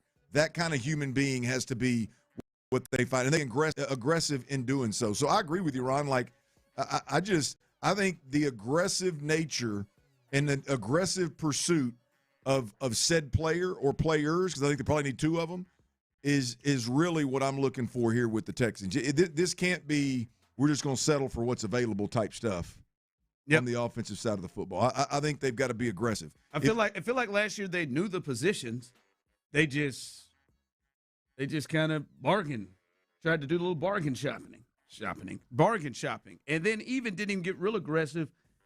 I mean, you could say in the draft, right? They got out of the first round and then waited and took like the 7th tackle in the draft. Now, he became a pretty good player for them, but that was the only thing they took on the offensive line. Like, they've got to be, and I think you're saying aggressive, especially if we're talking about up front, because that's a thing that can help fix the quarterback. I think this has to be much more closer to the Bears' approach last year, and that is getting some what we know.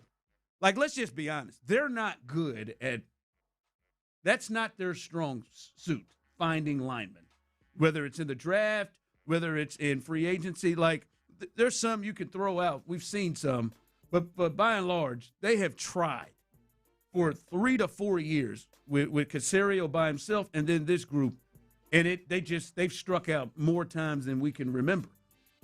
I think they've got to get some – we know what they are. Hell, anybody knows what they are. That's what the Bears did. The Bears went and got 3 dudes in the interior offensive line that you knew what they were. You had 5 to 10 years of tape of what those guys were, and I think they've got to do that. They've got to get some for sure than just, all right, hopefully this happens here. Obviously, everything's not a guarantee, but I think that's just got to be with their issues with bringing in linemen. They've got to find some guys that they know what they're getting. Well, you know, it's interesting as you're talking. I'm thinking, like, I think the only guy that they've signed that they legitimately had to fight over was probably Danielle Hunter. Like, I don't think they had to go out there and really compete to bring in Christian Kirk last year at that $16 million number, you know, whatever it was. Like, I don't think there was a ton of takers. Maybe re-up in Dalton Schultz when they did. Maybe that was one they kind of had to, hey, man, we need to get this done. I don't even think they had to fight for Mixon, right? I think that like they kind of traded for Mixon. I don't even think they had to fight for Mixon. Yeah, so I say that to say I just don't know that this group is real interested, which I think they've got to change. I just don't know that they're real interested in getting into a highest bidder type of situation with these. You know, like last year, you look at Chicago, they went and got the best guard and the best 1 or 2 centers on the market last year. Yep. And then got another guard, traded for another guard that from the Rams. That's right. That's right. They did go get that old boy. So I just don't know that the Texans have even attempted to do that. Like, it's almost just settling for the guy that just knows the offense at the center position. Yep, yeah, he just knows the offense. Hell, the team that he's been with didn't even want him. The team that his brother plays for didn't even want him. But he knows this offense, so we'll take him. In fact, we'll take him and we'll plug him in and his backup's going to be a sixth rounder. The Ed Ingram find ended up being tremendous, but it wasn't real hopeful from the jump. I don't even think he was in the top three guard rotation to start with in camp. So I think this year, just to kind of reiterate what we're talking about, I do think this year that has to change. I think in order to get the dude that I'm referring to, and this isn't again for me. I know for a lot of people it is. It's not for me. Like, this isn't damn it, you got to fix the offensive line. You got to spend a bunch of money on the offensive line. No, this is, you've got a need at every single position. You got to go find a certain dude that's got a little more Kamari Lassiter vibe to him than Nico Collins vibe to him. You got to go find a guy that's got a little more Azeez Al-Shaair mess in his neck than, and no disrespect, it's a big-time year for him, than a Dalton Schultz kind of guy that's just going to be a pro. Like, I don't know how Dalton Schultz didn't blow his lid last year when he wasn't getting wide open underneath a good chunk of the time, wasn't getting the ball thrown to him. Now, maybe he did in his own way by not pass protecting and not run blocking, but nonetheless, you're not going to give me the ball? Yeah, how about this? You don't want to throw me the ball when I'm wide open? Here you go. How about this pass protection for that ass? I think they, like, you at some, like, there's less of an excuse for the Texans this year. Like last year, to me, all eggs, one basket, offensive line, go find a couple of guys. And if the best tackle, the best guard, or the best center, if they're not available to you, or they don't want to be here, they don't fit your scheme, whatever, then you're kind of crap out of luck, right? This year, there is so much opportunity, and the focus needs to be on the kind of player more so than necessarily the position he fits. Because you can argue that a top, first or second round draft pick is going to work on O-line, would work at a wide receiver position, would work at the running back position, would work as another tight end potentially, depending on who's available. You could argue that all of those would work and be an upgrade in some positions.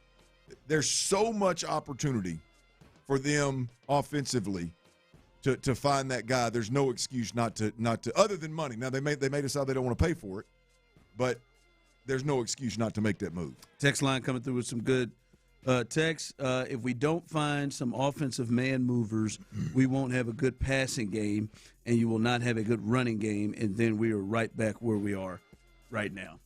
Well, here's my response to that. You have one, right? But look, here's my response to that. Your offensive line as a whole this year was better than the offensive line that Joe Mixon ran behind him was a Pro Bowler. Yeah. So I agree with the point of, yeah, everybody would like a Detroit Lion, Baltimore Ravens, Philadelphia Eagles offensive line where you got a bunch of man movers up there. Yeah, I mean, everybody would like that. The reality is they're not going to build that overnight. You're not going to sign one. You're not going to draft or sign. You could hit on one in the draft this year and be, hey man, that was a hell of a draft pick. And your offensive line is still not going to be full of man movers, right? I mean, that's not who you are. That's not, you got to build towards that. You're not just going to go out there and sign a couple of guys and become that, right? I mean, the reality of it is you don't need that to have a running back that performs at a Pro Bowl level. Now, I think you need a running back that can overcome some things, which, again, that's why I'm in the running back room for the biggest need. You better sign for sure. But I don't think that's necessary. Like, I don't think that whole O-line deal of just let's go balls to the wall with the offensive line. There was a time when last year that was absolutely the case, but I just don't know that's going to be the case. Yeah, first this year. Text line coming in. They need to do is help CJ be comfortable. How do you do that? Is it just adding players? I think that is another big thing, though. I agree with that text. They need to get to a space where he feels comfortable, whether that is some sort of them compromising on different things. But that has to be a big thing because you could see that in week 20 but that he wasn't comfortable. I don't believe that is a personnel issue. That may not be personnel. We've seen, again, this offensive line this year, and by damn near every metric, I believe, this offensive line this year was better than a Laramie Tunsil offensive line. And we saw C.J. Stroud play behind that offensive line comfortable at a Pro Bowl level. at a historic level, period. Like C.J. Stroud being comfortable is up to C.J. Stroud, y'all. I hate to break it to y'all, but you're not going to go out there and sign 2 all-pro offensive linemen and all of a sudden C.J. Stroud's going to be comfortable. Would everybody be better? Sure. Yeah, the protection would be better, yada, yada, yada. Is C.J. better when he's protected? Sure. But when it comes down to it, C.J. Stroud has to protect C.J. Stroud. If C.J. Stroud plays within this system, the offensive line doesn't have to be full of Pro Bowlers. They'll be fine. We saw that this year. We saw him win 10 games. We saw C.J. Stroud play at an above-average level, avoid turnovers, and this offense be very complimentary of the defense. We saw it for 10 games. Like, with the group that you had. Can you upgrade? Yes. But C.J.'s the key here. Yeah. To all of what we're talking about in terms of just – and that's why it's the priority. Yes. That's why it's him. He's to fix the quarterback. That's right. That's right. And say broke it, just fix from where that is. Where he was, that has got to take the jump. That's the biggest thing right there. And I do think him being comfortable in the offense and going out there and feeling like he has – like this is something that he's a part of. Yep. You know, like he's not just out there just running your show, Nick. Like this is also his show as well, because you could see when it's different. You could see when it's different. I think that is a major thing. So I do think from the text line and what we talked about, Clint, this is more than just personnel. Like that, and I think this is something that D'Amico and everybody has got to figure out. How do we fix this issue? I think personnel is secondary. To the real fix, I think personnel is secondary. I mean, there's clear. We can talk about upgrades and we can talk about Super Bowl rosters and with this defense, it's not going to take much on the offensive side of the football to have a Super Bowl roster. But we can talk about all that. But until CJ, call it comfortable, call it confident, call it buy-in, call it whatever you want to call it. Until CJ Stroud and Nick Caley are locked at the hip and they're in lockstep, none of that other stuff matters. And that's the part. Sure, you can support him better. Sure, that's fine. But if there's going to be stretches where protection is very suspect if your quarterback is not going to see things clearly and is going to want to throw the ball down the field and drive the ball down the field, and the play calling doesn't support necessarily what he's great at and good at and can succeed with. Like, that fit has got to get right, or personnel doesn't matter. All right, coming up, it is Tuesday. Let's do a little real or fake statement. Text in if it's real or fake. That's coming up next. But before we get there, let me tell you why I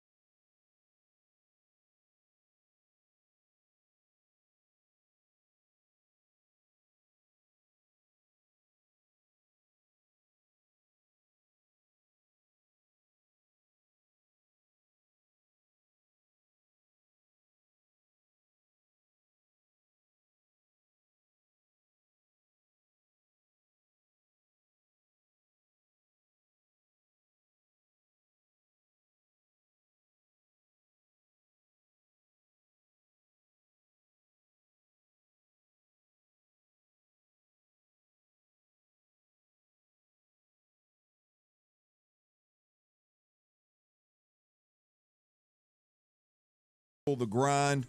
I do think that there's obviously something there. I just don't think that the combination of what the Rockets are rolling with right now is championship caliber.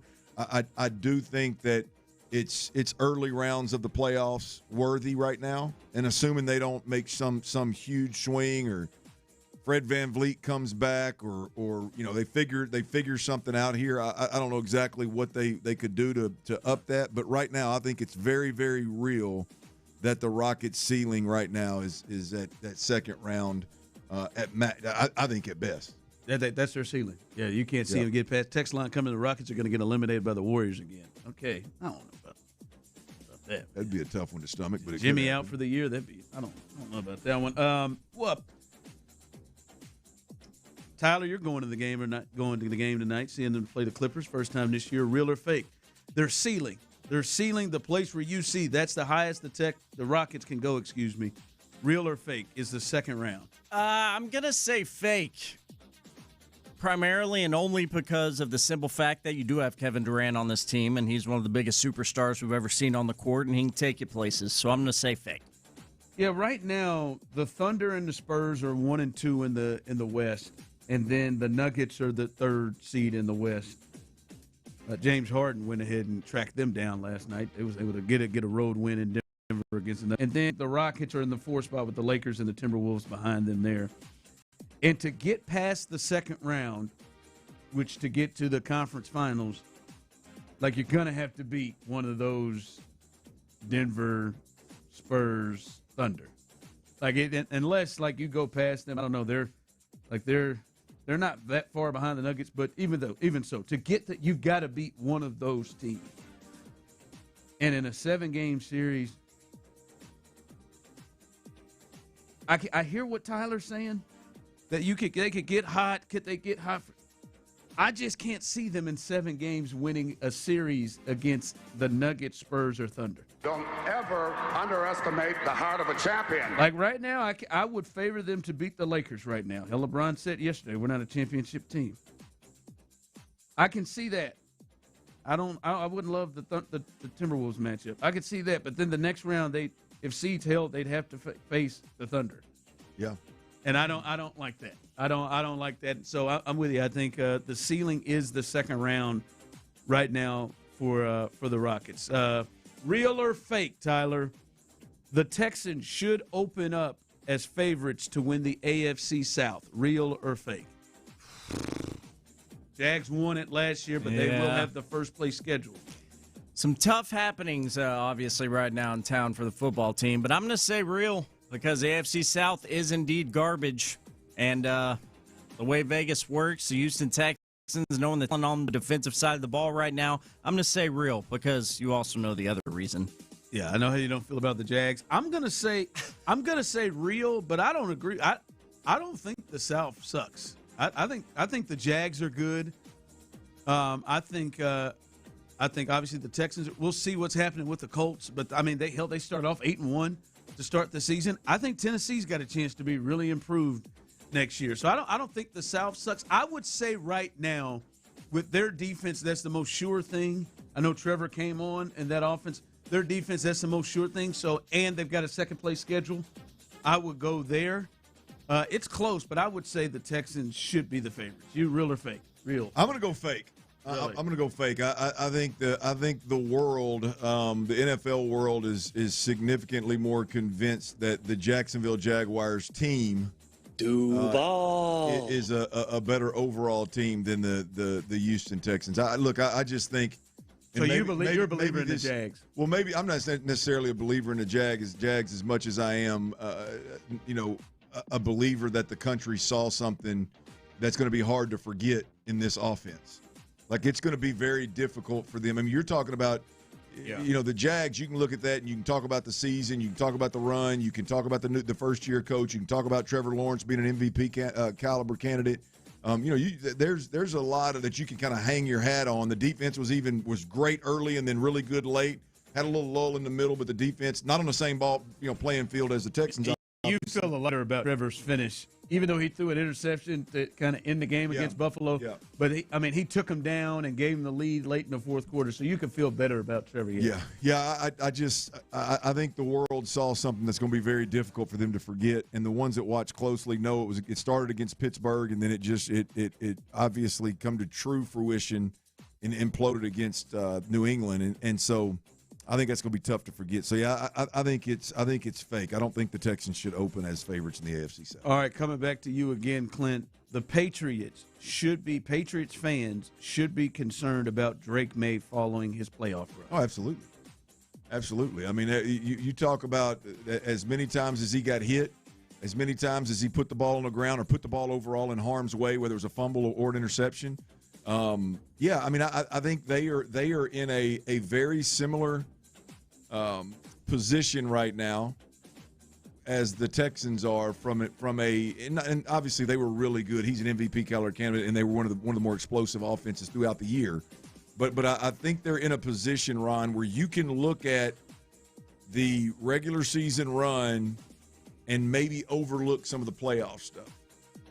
The warts that came up with Drake May. I think that would be a bad way to look at it. Just like with the Texans, you can look at the Texans and go, maybe they won 10 straight games. Yeah, and you can build a case to, man, hey, CJ's going to be fine. But then you're overlooking or minimizing what went on in the playoffs, which is these are both franchises that everything they do should be geared on what happens and what they do in the playoffs. And so I think they're in a similar position. Drake May and really the offense as a whole, didn't play well for either team. The quarterback stunk it up.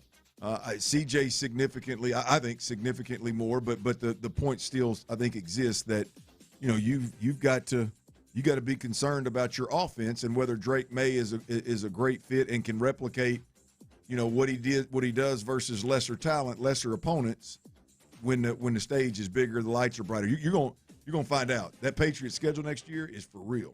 Yeah, so you're going to find out. Yeah.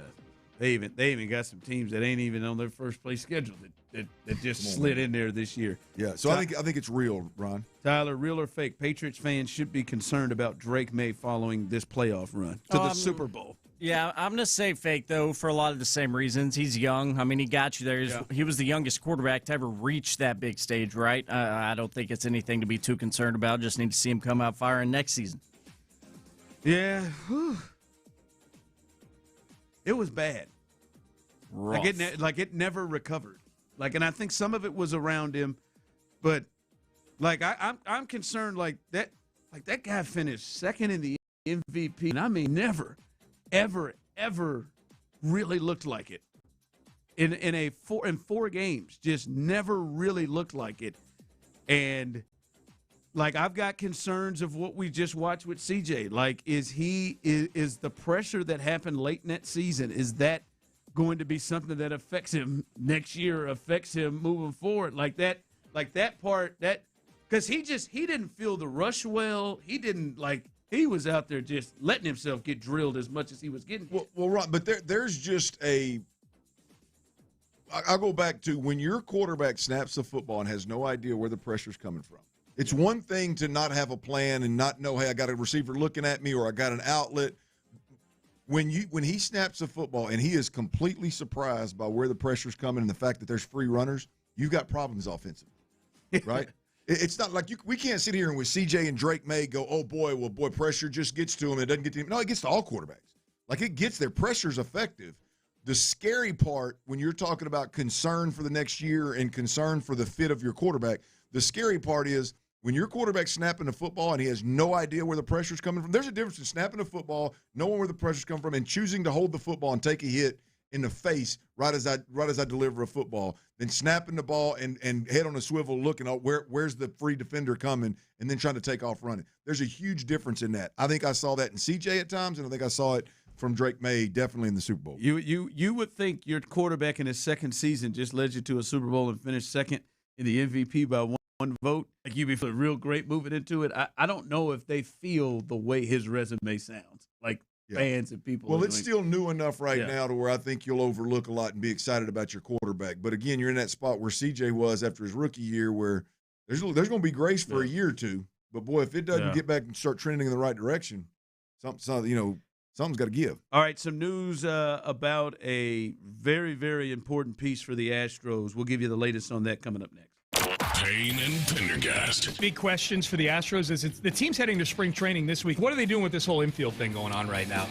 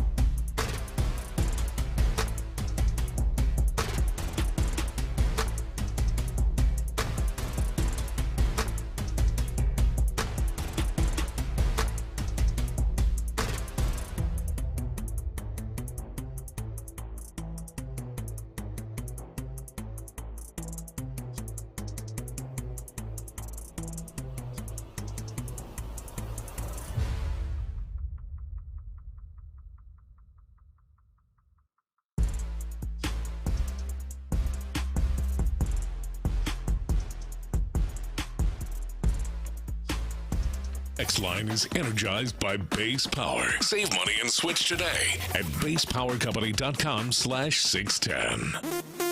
Live from the Mokaram Injury Lawyers Studios, Sports Radio 610 presents The Drive with Stoerner and Hughley.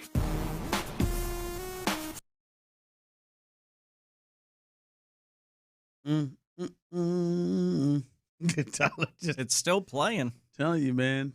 We got to get that bass. Got to get that bass power going on right here, man. Maybe with these renovations going right there, on. to kick right back on. Where's that bass power at, man? That'll kick right back on there. I'm sure. I hope it just comes on out of nowhere. I really do. I hope we get in here and and we're just in the midst of talking, and it just cuts on. Dang, man. Hey, as much renovation we got. They're renovating the house up here, y'all.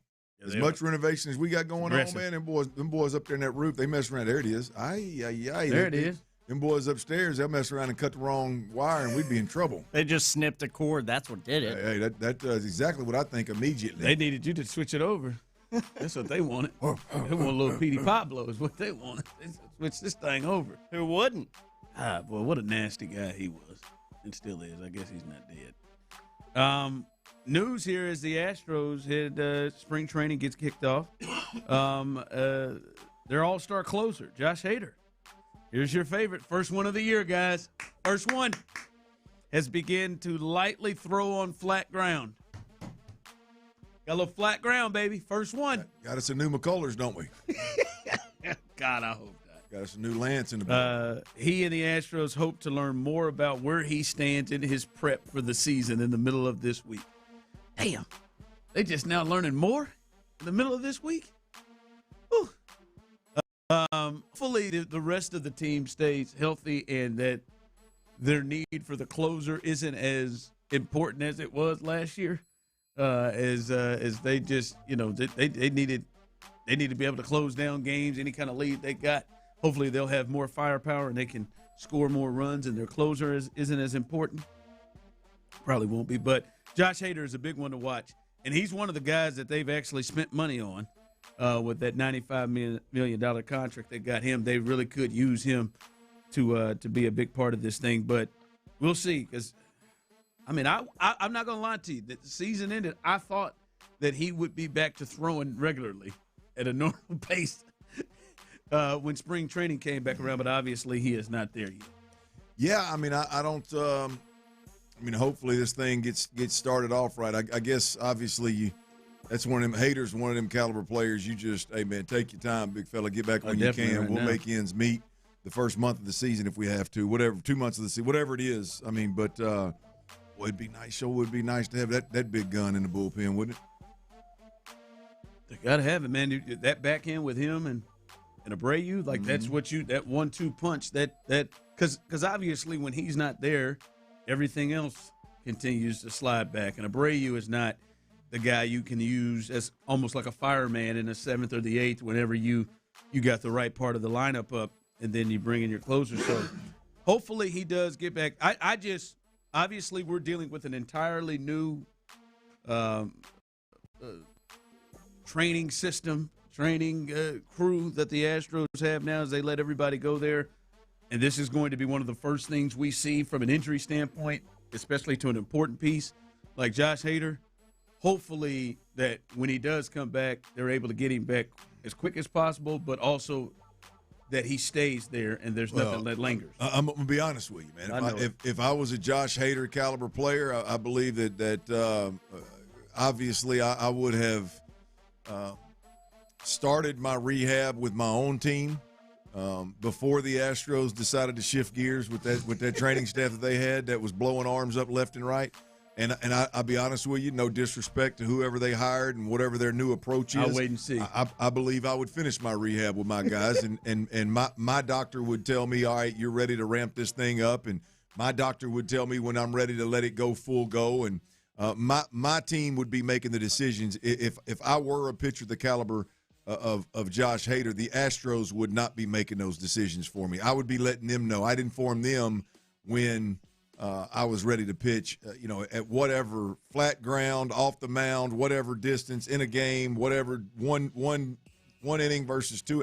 I would be letting them know what the what the hell I'm going to do moving forward if I was Josh Hader. And if I'm the Astros, I would understand exactly where the star is coming from. So hopefully that's the case, and we're not worried about what the Astros have or haven't done with their training staff and their approach to rehabbing and really prehabbing. Let's be honest, this is not I don't think this is just a problem of like, oh, well, boy, we got a couple players that are hurt, man. How do we rehab them? How quick do we bring them back? What do we do with I think this is as much to do with let's prehab. Let's keep these things from becoming a problem instead of reacting to them after they are an injury. So, but needless to say, Josh Hader, if I were him, I'd be on my own agenda. Right.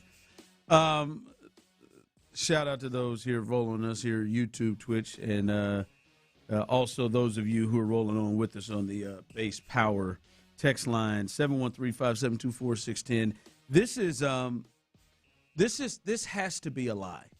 I want to play this audio from the Nightcap with Shannon Sharp and Chad Ochocinco Johnson. This has to be a bold-faced lie.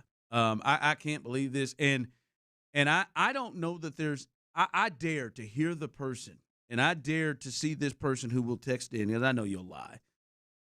But I dare to see the person that texts in and say they agree with Shannon Sharp on this. Shannon Sharp and Ocho got to conversations about urinating in the shower. I just don't believe this person really exists that Shannon Sharp is trying to portray himself as. I don't wear shower shoes in my shower because my thing clean. Nah. You one of the ones to pee in the shower. I will get out the shower and pee. You pee? Oh, Lord have mercy. George, this man paused. This man pee in the shower. Hold on. You don't pee in the shower? You got to get out? You tripping. I stay at the hotel. Stay up in the hotel that's close by. Who the hell get to pee? Me. What are we talking about? Me. For what? Chat. Y'all get out the shower to pee? The water's already running. What you getting out? Aim down the drain. What I'm are we good, doing? Ocho. I'm good. Like I say, just let me know the closest hotel to you. I'm good. There's no way. I'm with you. It's got to be lying. There's no way. Got to be lying. You mean to tell me that man gets in the shower and holds it, or gets out and gets out and then goes to a toilet and pees in it? Zero chance. There's no chance. I mean, no chance. Everybody pees in the shower. I damn near can't remember the last time I didn't pee in the shower. Right. Yeah, I pee in the shower. Okay, I was about to, Clint, I was going to say, I'd have walked off this whole thing. You'd have done Dirty's Daily by yourself. If no way. I'm about to say, you put your. And I actually enjoy it. Yeah, I do too. Because even if you don't have to go in aim down the drain. Oh, yeah, I just go. I just let it go where it. Yeah, I don't aim it's down going down the drain. I aim where it hangs. It'll end up where it's supposed to be. Like, I don't think that person exists. What am I saying there? Thanks, guys. Should have been a rap line. I know it, man. You got one. You had pulled the hole, man. We gave you that one. No, because even if you don't have to pee when you get in the shower, when that hot water hits you, sometimes it makes me have to pee. I have gotten undressed and knew I had to pee and just went on in to pee. Absolutely. Of course. Save some time. Yeah, I mean, it's just, hey, let's go in. That water hits you. It's gone. Facts. Saving a flush, man. You're being efficient. Somebody nasty as hell on the text line. What happened? Oh, I poop in the shower. That's right. Come on, man. You do toss it over the side. Someone else texted in. I've done more than pee in the shower. Let me tell you that. Gross. Well, I mean, and if we're talking about sexy time, I feel you. But yeah, I was gonna say I plead the fifth. If you're saying gross, yeah. It's really about the 69. It's been some moments here. That could be struggle to breathe if you're doing number one position in the great state of Texas in the shower. That might be a safety hazard. Get that water hard. Standing her, it'd be holding her up. She'd be head to the floor. It'd be rough on her boy. And the worst part about it is Shannon was sitting there talking as if Chad was the weird one. Yeah. Like he was the weird one. No, bro, don't nobody get out the shower to go pee or just hold it. Nah. Shannon knows he's lying. He thought he was being slick, trying to be like Sterling's done with it. I think. What you got coming up? Hey man, them women, them USA women in that hockey, boy, they just put it on Canada. We'll We'll get you that score here on the flip side of this. Also, there's talk out there about the Texans. Now, again, this talk has been had before, but I'm going to tell you, gets me good in football horny for them Texans about potentially acquiring one player.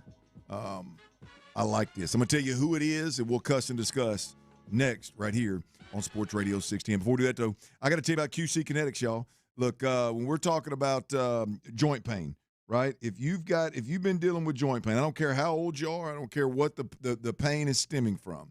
If you're dealing with chronic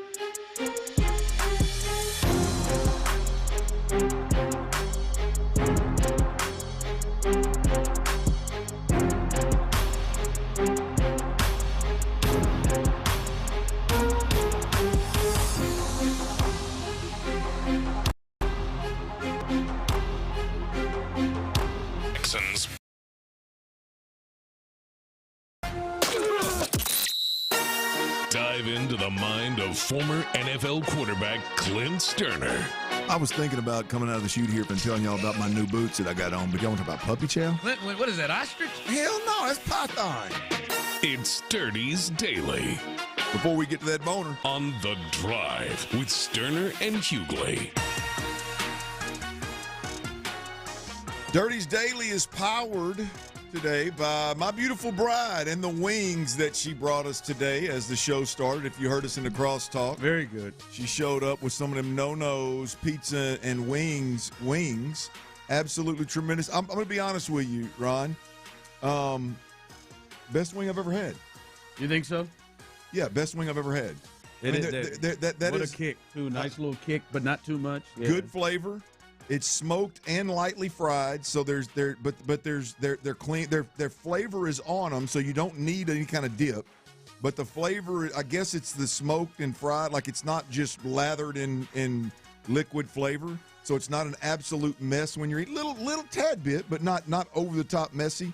But my bride, man, what a gal! What a gal I found, and she was on some business here in the city, and I didn't expect it. I told her I couldn't meet her for lunch, didn't have time, needed to get up here and break a little bread with you boys, and she didn't hesitate, man. About an hour later, she hit me up and said, "Hey, I'm going to bring y'all some wings. They're the best things I've ever had. I'm going to bring y'all some." And so, absolutely tremendous wings, but most importantly, my beautiful bride. Speaking of women, speaking of ladies. Right? Big shout out to the women's USA hockey team. They just skull-drugged the Canadians 5-0. Yep, 5-0. 5-0. It's early, I know. I'm not I think they're 3-0. I'm not fully up on the bracket of hockey, men's or women's in the Olympics, but I know I think they're just getting started, right? I mean, they're just getting rolling here in the Olympics, but anytime that we can skull drag the country up north a little bit in the Olympics, I greatly appreciate it. Enjoyed watching that as we rolled here as our show got started and over the first couple of hours. So well done to the women's USA hockey team. Also, I want to make sure everybody stays plugged into the show every way that you can. 713-572-4610. Stay plugged in for sure to the Base Power text line. The new text line that we got rolling, the Base Power text line. Stay plugged into the show and let us know how you feel about whatever conversations are rocking and rolling. I got a feeling that if that Base Power text line was going to light up right now, it'd probably light up with a lot of love, Ron. This name, I believe, surfaced for the Texans, potentially landing this particular player. I think it surfaced at the trade deadline, and I fell in love then. And now, and you can find surfaced is just starting to kind of circulate on social media that this could be a player that the Texans are looking forward to, looking at it to some degree. It's the Cleveland Browns tight end. Hell, I think he's been his whole career with Cleveland, hasn't he? Yeah, he's been there the whole time since he was in Miami. Yep. David Njoku. 29. God, where's the time going? Yeah. Boy, I tell you, hell in the you hawk out them ages, don't you? He's 29. 29-year-old. I looked him up a little bit. Looks like he's about 24. Absolute Greek god. But I really, as I've said before, I know there's a lot of people out there that are hung up on one position for the Texans. And particularly on the offensive side of the football, there's offensive line. You know, I heard the In the Loop guys having a conversation. 1A, 1B is offensive line and running back and yada yada yada. And look, we can get into that debate if you'd like. I'm on record of I want a big time playmaking running back first and foremost. But Ron, David Njoku really turns me on. If you want to talk about one, I think this system is at its best when you've got two tight ends that could. Like a 1A and 1B tight end, where you got two dudes that are super complimentary, that stay on the field. You can stay in 12 personnel. And I think it's something they wanted to do. I would think so. And then this year they weren't able to do it because of all the injuries. You had to lean into Dalton Schultz and Harrison Bryant. And then once Cade Stover got back, it was a Cade Stover who was banged up and hadn't really developed and matured the way you thought he would because of the injury. And you got to believe tight end with Brevin, Schultz, and Stover coming in as the plan had to be a big part of what maybe this offense is, and you would think so with the guy that's the position group that he coached as the OC. You potentially would think that was. So this may be something that could be real. Yeah. Maybe not Njoku, but it definitely that position. Well, the one thing I don't know enough about Njoku, I haven't studied, inline, hand in the dirt, mass mover, like is he going to fit? Because I think if you're going to pair somebody with Dalton Schultz, I think you need somebody that fits that mold of, he's obviously bigger, but can you put your hand in the dirt? Do you welcome contact? Do you enjoy moving mass? And not that you have to be some kind of road grader, but I don't know enough about David Njoku. Now, I know this. Since he's been there, the one thing that the Cleveland Browns have done well is play defense and run the football. So I would imagine that, he's been a part of some really, really dominant run teams, run offenses. So, but here's what I really like about David Njoku, Ron. When you talk about giving C.J. Stroud weapons, right, I think you can play between the 20s with really anybody you want. I mean, you can do it in 11 personnel, you can do it in 10, you can do it in 12, you can do it in 21. You can mix and match you want. But once you get inside that 10, inside that 15, inside that 10-yard line, you just flat out got to have some dudes that are matchup problems. And I believe the best way to find that dude outside of Nico Collins, I think Nico Collins is an absolute must because now you're dictating coverage. Safety's going to have to roll that way. You're taking heads out of the box so you can run the football better. But outside of a top tier, call it top 5, top 7 wide receiver in the league, you got to find a way to have a matchup problem with a slot receiver or a tight end or a tailback, like some kind of exotic weapon, man-beating matchup problem, right? And I think David Njoku, just sheer physical ability and size and hand-eye coordination, catchability, I think David Njoku gives that to whatever quarterback he plays with immediately. Ron, there is just there's the old, get down there and throw the jump ball. There's the old get down there and post up on somebody where you could get 1 yard deep in the end zone and turn and post up and have that kind of target. He is a matchup nightmare once you get down there. And hell, he's been that in Cleveland with 8,000 different quarterbacks and offenses that have struggled to get rolling consistently. Who knows what he could do if he gets in the right situation? Yeah, I think with him also is you don't need him to be the 600, 700, 800 yard guy that he was several years ago. Meaning, like, you don't need him to be one of your top weapons. Right there, it's in Cleveland. Like he was the number 1 or number 2 option. Right, I think you need him to come in and he can play a complementary role and get and make plays like that, and not you're not bringing him in and saying, all right, this is our big move. Like this is one of our big moves. This is somebody you're bringing in that, he can be another piece that adds to this and not somebody that we necessarily got to lean on, which I think gives them, just more pieces. You got Dalton there but now it's the combination of the two more than, hey man, we're bringing in him to be one of our guys. We expect him. Well, I think now all of a sudden you've got a guy that is a vertical threat. You got a guy that's a matchup threat. You got a guy that can really put some pressure on a defense, which complements, I think, what Dalton Schultz sees the game through the quarterback lens, is really good and savvy, if you will, crafty, if you will, and sitting down in coverage and in the little ins and out details of routes. You got a real complementary player, I think, there. It would allow, as I said earlier, it would allow this offense to stay in 12 personnel, which I think is where Nick Caley and this offense wants to be anyway. That's their sweet spot. We didn't see a lot of that this year, again, because of the injuries. But the other part of this thing, Ron, for me is I think it's a great fit for this wide receiver room. Like I know there's going to be a major push for Jalen Noel, and I agree wholeheartedly. And I hope like hell they find a way to get him more run. The reality of it is I think this offense would be scary as hell with Dalton Schultz, David Njoku, Higgins, and Nico Collins.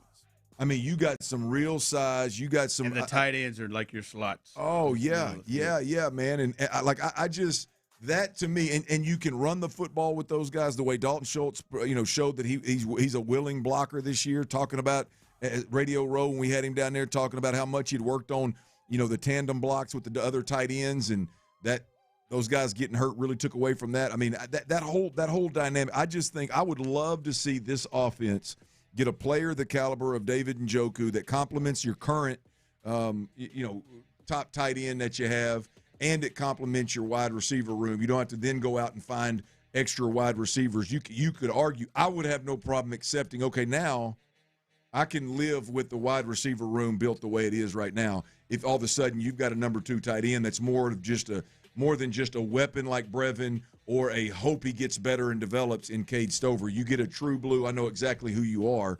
Now you've got other weapons down in the red zone that I think that give the quarterback a real shot. Text line concerned about his injury history. Oh, what is it? I mean, he's had some injuries. Like that kind of derailed his season this past season. And Fannin kind of came in for the Browns and had a good year. Took things. He's had some injury stuff, but again, like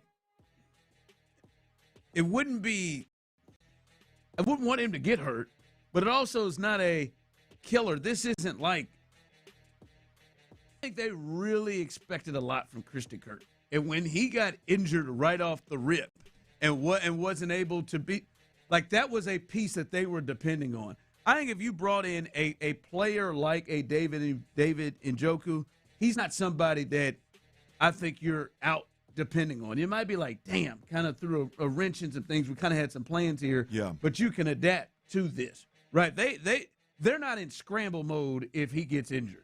Well, they were kind of in scramble mode when Christian Kirk got injured because the people behind him just either weren't ready or weren't good enough. Well, you're in scramble mode when he gets hurt, and you're in scramble mode when Dalton Schultz get hurt, right? I mean, you just absolutely lost it when Dalton Schultz got hurt, right? Nico was already obviously hurt, but when Dalton, you lose the tight end impact in your offense when Dalton Schultz gets hurt. And I'll be honest with you, I like Brevin Jordan as a weapon. I was really high on Cade Stover before the slow start to the season and then the injury. I don't want to go into another season, and that's what we're banking on. Yeah.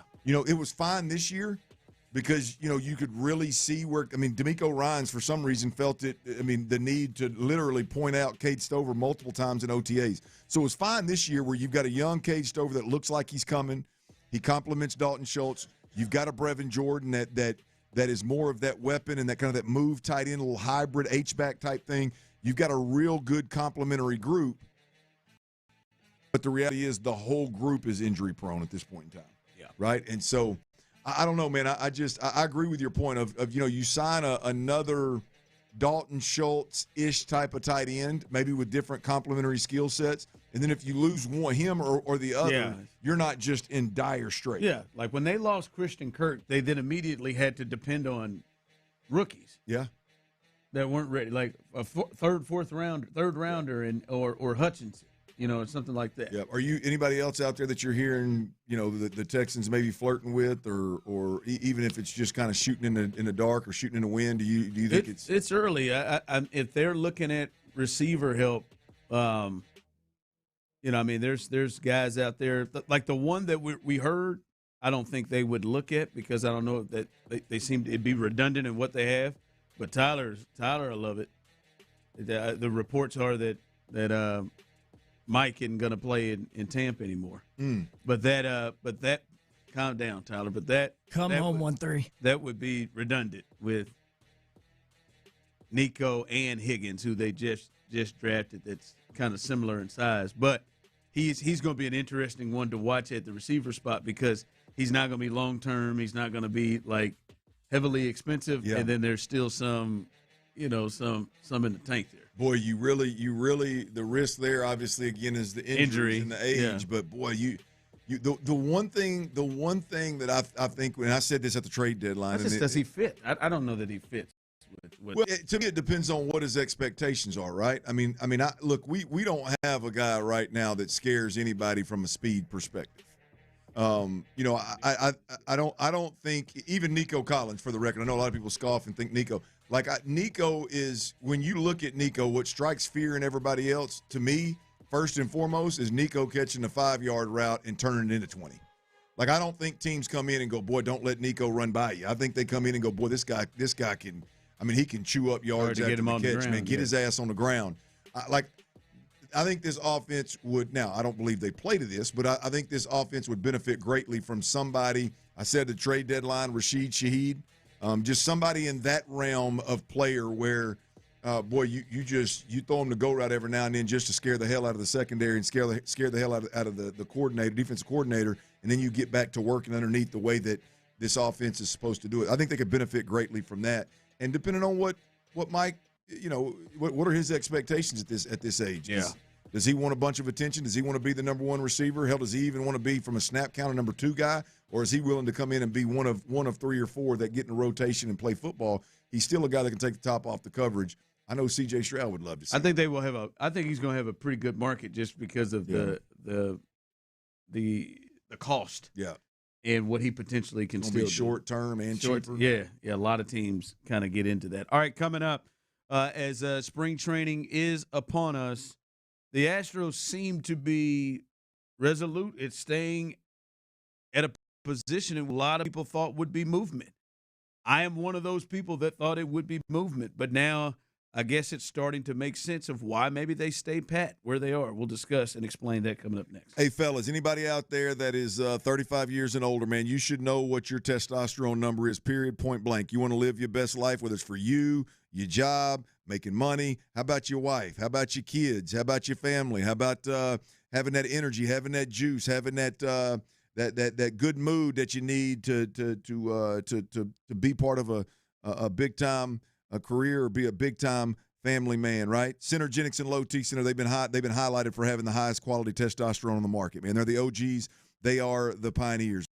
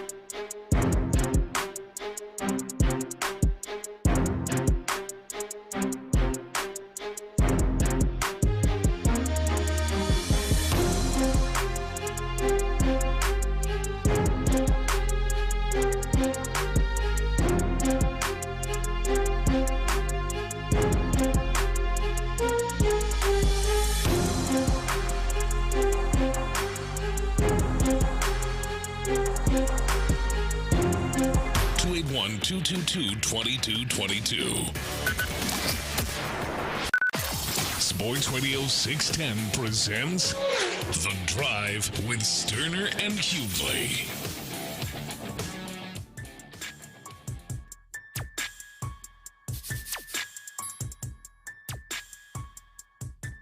Talked earlier about Shannon Sharp talking about he doesn't pee in the shower. Tyler, I've never had that. Never had the shower beer that we talked about in the bathroom. That surprises me. A good shower beer, man? I've never done that one. There's a lot of Coors Light folks out there that it's so good you can drink one in the shower. I'm not a big fan of any beer in the shower. I'm getting in there. I'm getting in there to get it. Yeah. Nah, man, you're pre-gaming for your night out, going out to Northgate, wherever, downtown Houston. You get in the shower, Well, start this is getting a part yourself of this is ready. a part of the pregame, and Yeah. you just can't. You can't take the 7 minutes, the 9 minutes. Well, I mean, I could. I absolutely could shower without the beer, but it's hard to explain. It's a glorious feeling. You're in that warm shower. You're in your element. You're naked. Have you done it, Clint? No, I mean, I've tried it. I've been drunk before and thought, I've got to take this next beer to the shower before we go out, like Tyler's talking about. I mean, I've done it, but even drunk and in the moment, I'm like, what am I doing? Living. What the hell's going on here, man? Let me get out of this shower and then let me knock this beer back. I've never done that. Yeah. So I then get in a hurry and just bang the beer. Just get all the importance. Yeah. Well, the one after the shower could be your second. Wow. I mean, in that case, it would be. Yeah. It feels awesome, Ron. I want you to try it. I'm going to start giving you homework, like one homework assignment a week, and over the weekend, I want you to do it. It'll be fun stuff like this, like a shower beer. That's fun. I think he's dry right now. You're not dry. No, you're not. Not dry, but I'm not drinking beer. Yeah. Just more tequila and vodka with no sugar. Have yourself shower tequila. See, that's enough. Yeah. I remember our pre-gaming. It is kind of dangerous. Our pre-gaming was lining up. 10 shot glasses. Oh, okay. Whew. I'm out. Damn, hurting your nose. Well, you didn't do. I'm out. You didn't know where we're going. I mean, Like, if hey, it involves 10 shot glasses if as a we're pregame, nah, I'm out. If we were going out, we would, let's say, get this thing rolling around 6 at the crib, just get the music rolling or whatever, and you line up 6 shot glasses. Say we're getting out at 9. 10 to 6 now. I mean 10. Say it's around 6. You're going out around 9. You got 10 line up. You just pour them. And they were bad. They were Kentucky Tavern. There was the cheap stuff? Viaca, where I was at that time in my journey. But you go and it's just you just periodically hit the shots. You got to get through 10. You individually? Yeah, you hit up, you line them up before it's over 3 or 4 hours. Seems fair. Yeah, no chance. It's like with my 25-cent draws at Bluesboro. We start that at 6 o'clock. I'm even 6 or 8 in. Eating too? No.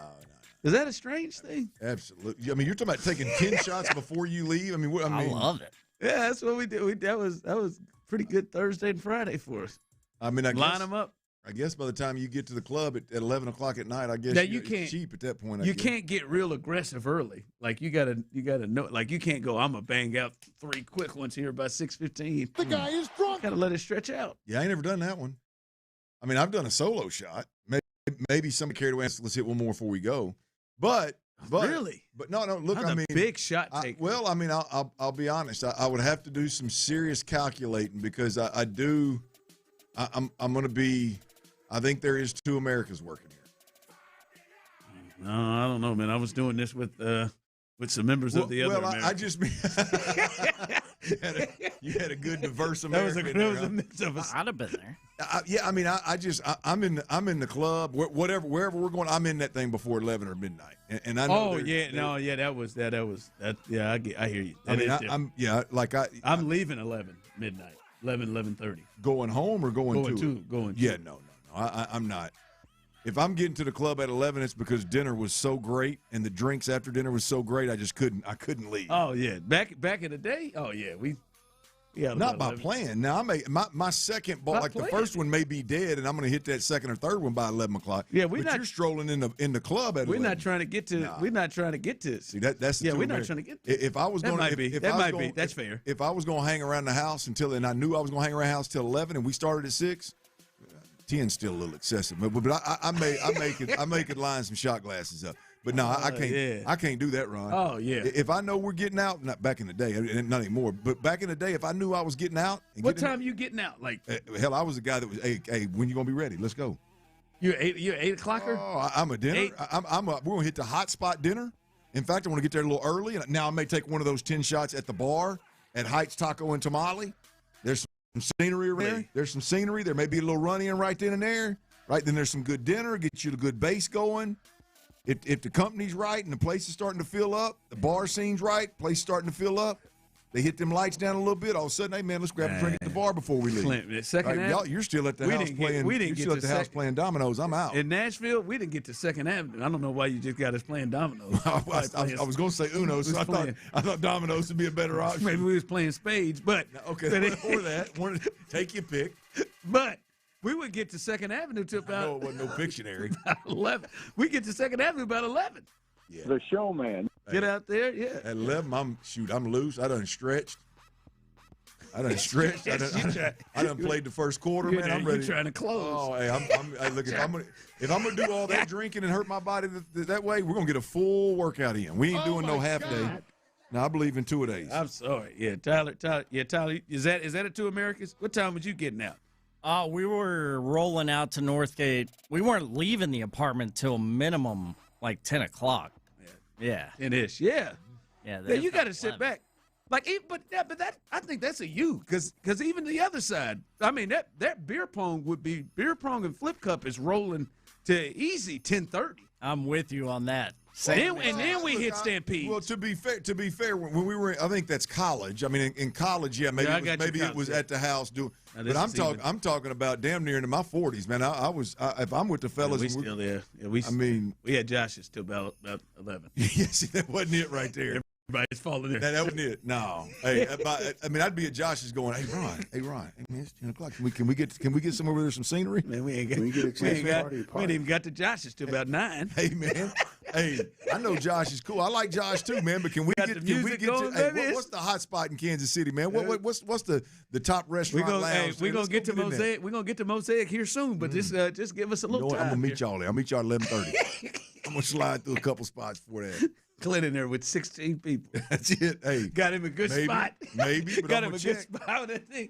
And what's that? So you damn near close to shutting it down by the time we roll. I'm gonna tell you the difference is I mean, other than college, obviously college. I didn't $20 out of the ATM, which lasted me a week. But I'm just telling you, I mean, my post college get outs. I mean, even when I was in Dallas. So I mean, you probably start like happy hour and then let them leave. Like if I can make it there, absolutely. Yeah, I am. I mean, it's an all day hunt. I mean, it isn't on my schedule. It's a night hunt here. Yeah, no, this ain't no show up at 11 and just no. This is.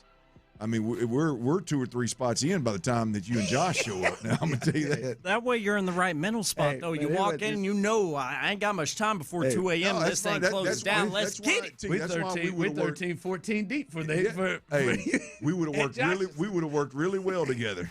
Passing the baton off. That's right. I'd have walked in and Josh say, "Hey man, any luck?" Yeah, man, I got about 4 of them coming around the corner. Tag me in. Where's the table at? Where's our table? Where's our VIP section? Where we at? Where we at, man? I told him there's gonna be 6 of us. Now no lie. Some of them did make it. Scorp didn't always make it to the time. Sometimes Scorp just was on the couch at Josh's first time to leave. Some people didn't make it, but most of the time, yeah, get there and have a good time. I know why Scorp didn't make it. Yeah, he got witnessed it. He got that text before he left. He said, "I don't need to waste that energy." you witnessed him. Those wine glasses he had in the Heights. Here. How did you show up off the plane drunk? All right, coming up. It will not be a good night. All right, how do you approach trying to fix C.J. Stroud in this offseason? It could be a lot of different ways. Personnel, one-on-one, coach, whatever. How do you approach fixing the quarterback this offseason. We'll discuss that next. I don't know how you fix your quarterback, but if you want to fix that power problem that exists every now and then in Texas, which, by the way, if you've lived around these parts for any amount of time, extreme heat, extreme cold, hurricanes, they can all cause at any point in time a damn power outage because that grid around here, it ain't worth a damn. It's built back in the 40s and 50s. It's old. It ain't worth a damn. And the bottom line is grid failures and outages are going to happen. What are you going to do? Well, you need to stay ready so you end up in a panic.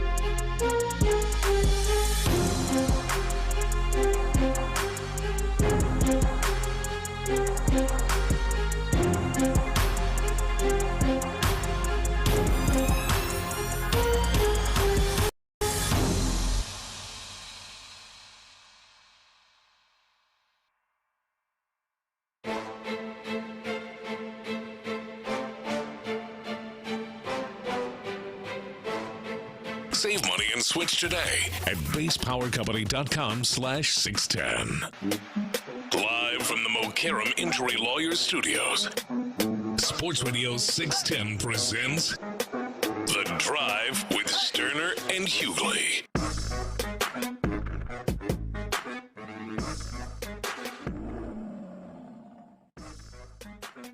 Five o'clock fire coming up here in just a bit. Shout out to those of you here rolling with us on the Base Power text line, as well as you on YouTube and Twitch. We appreciate all of our watchers on YouTube. Those of you on Twitch, any new watchers, hello, welcome in. Where the hell you been? Those of you on YouTube as well, tell a friend or seven, and hang out with us every day on the drive 2 to 6. Right here. All right. Someone texted in. I think this is interesting. Ron, I agree with you. Rolling out at around 11 at night, then it's all nice hunting, and then I think the more boys that are getting there early, like Clint, they get to feed the prey. For me, because that by the time I get out there, they're primed and ready to go. Thanks to guys like Clint. I guess. I mean, you're welcome. You're not lying. I've been on to bring them to the party and share the wealth. You are very correct, sir. You are very correct, sir. You saying you wasn't just setting them up and then not getting. I mean, I'm not. I wasn't selfish. I wasn't selfish. I didn't expect. Did I get my ego hurt a couple times? Sure, we all did. I mean, did I have my sights set on one of the four and then that one decide that they preferred something a little different? Sure. I mean, it's happened to the best of us, but yeah. Let's go back to the drawing board, huh? Yeah, I mean, look, there's in that proverbial pond, there's fish everywhere, and so I mean, there was always, the same show up at 11. We're all in the same pond again, so I mean, I have the same abilities at that point in time at my fingertips. Now, I've created a couple of relationships and a couple of connections before I got there.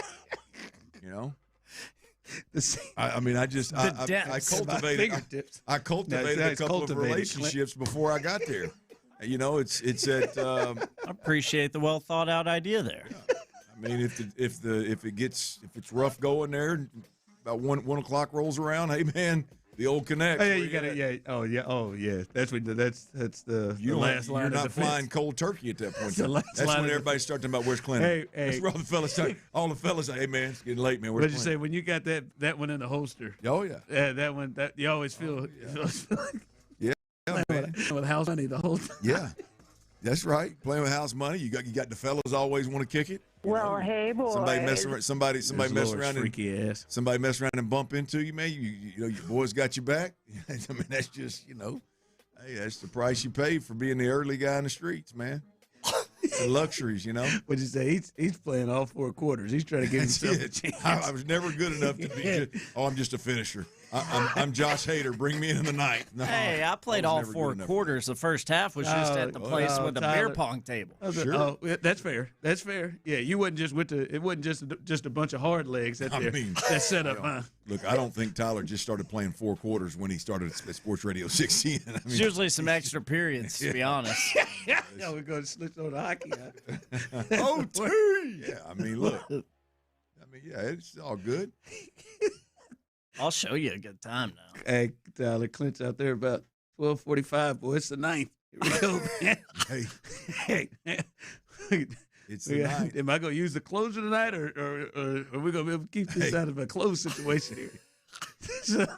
Hell, last Wednesday I was at the bar till the lights came on. Boy, you boys got any pinch hitters, or are we going to just face this lineup that I brought?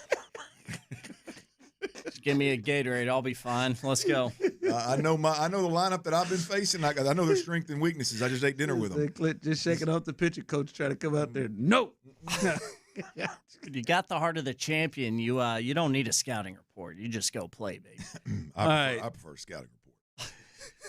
I don't know, man. Let's just see what happens. I mean, you can always go off that report, but I just prefer to have it.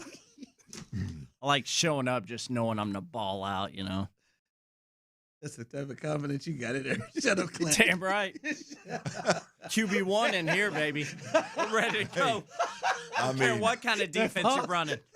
I came in confident, boys. Came in hot. All right. What's the approach, Clint? With C.J. Stroud, that's got to be what they're coming in. They're having meetings. They're talking amongst each other. Nick, D'Amico, how do we fix C.J.? How do we fix this quarterback? How do we fix – because I think if you fix C.J., you fix the offense. Well, I think there has to be a real conversation. As I said immediately following the season, and I've not shifted on my personal stance, but as I said immediately, is there has to be – it's very likely that C.J. and his crew feel like they're justified in saying, hey, man, I've been dealt a piss-poor hand. And there's also a case that can be built by the organization that says, look, this is the direction that we're going to go, and this is what we need out of our quarterback, and we're not real confident that C.J. Stroud is going to give us that. Like, they could be on two total different pages and both be right, by the way, and both be justified, by the way. And so they've got to find a way to meet in the middle. And I don't think that this consists of anybody other than the head coach and the quarterback. And I think there has to be a man-to-man conversation of, here's what we're going to do moving forward, CJ. And there has to be from CJ an understanding and an acceptance and a acknowledgement of like, hey, like the buy-in, I'm going to use buy-in, maybe that's not the right word, but the buy-in has to be blinders, wholehearted.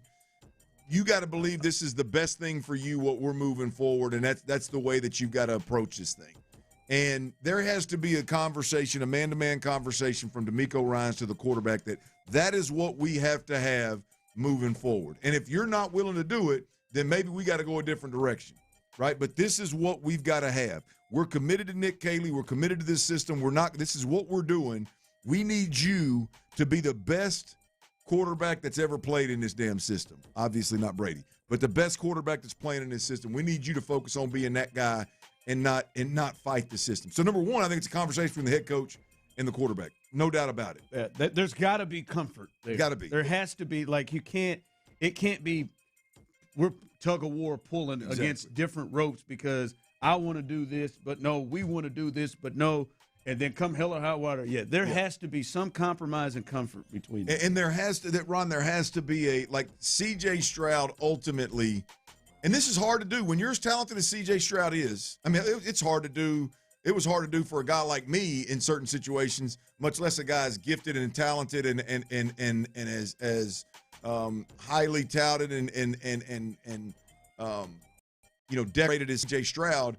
What C.J. Stroud has to do is literally, genuinely, sincerely, I mean, to the deepest depth, say, all right, this is what I'm going to do, and I'm going to forget the fact that I really like to attack the second and third level of the field on the regular. Like he's got to, and I only think he and D'Amico Ryans can have that conversation.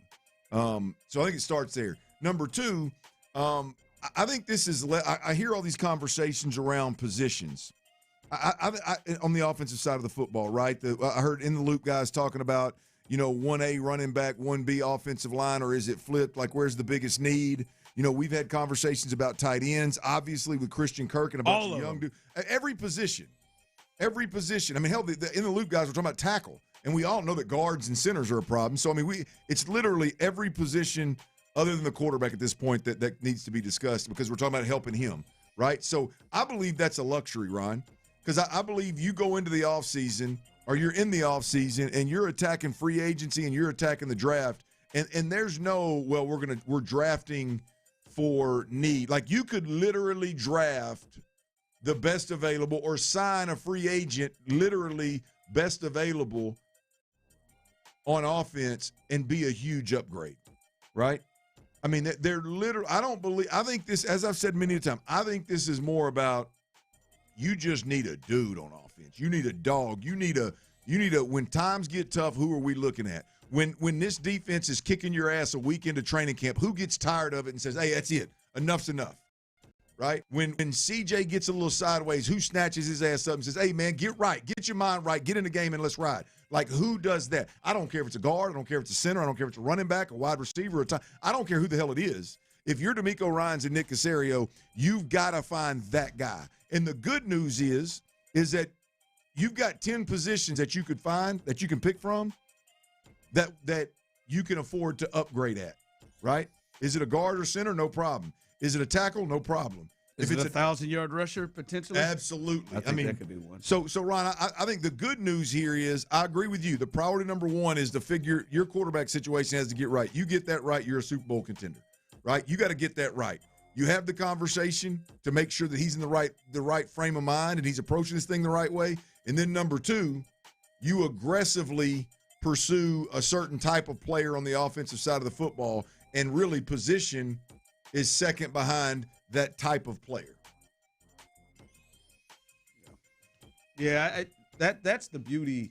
Maybe not the beauty, but the truth of it is, it could be personnel. It could be as much personnel as much as it is. Hey, this is what we got to get down before we even get to the field. Like, we got to are we putting too much on your plate? Like, there's got to be honesty both ways in trying to figure out how, because I think, Clint, that is the job of a coach. How can I get the best out of this player? Especially when we've seen what players are capable of. How can I get the best out of the player? And I think CJ can look at himself and say, I didn't get the best out of myself, and probably he'd like to take back maybe some of his buy-in. But I think also the coaching staff could look at themselves and say, did I completely put him in the best position possible? No doubt. And that could be from, did I put him in the best position possible with the offensive line I gave you, the surrounding parts I gave him? Did I put him in the best position possible with the staff? Did I put him in the best position possible, with the scheme? There are a lot of things that they can answer. But I think clearly they've got to figure out a way to fix that situation. Because to me, that's how you get the offense fixed. Yep. And that is where the issue was. All right, 5 o'clock fire coming up here in just a bit. Hang in with us. We'll look at the Rockets as they host the Clippers. I think Tyler's going to be out there tonight. Also, a former Astro goes back home, I guess, for him. Is the only other place that he will call home along with Houston. We'll discuss that. Big news, a potential free agent piece is out there in the National Football League. We could see that. All of that as we continue right here live. All right, look, you already know that Coshada Casino Resort has the largest gaming floor in the Lake Charles area. But did you know,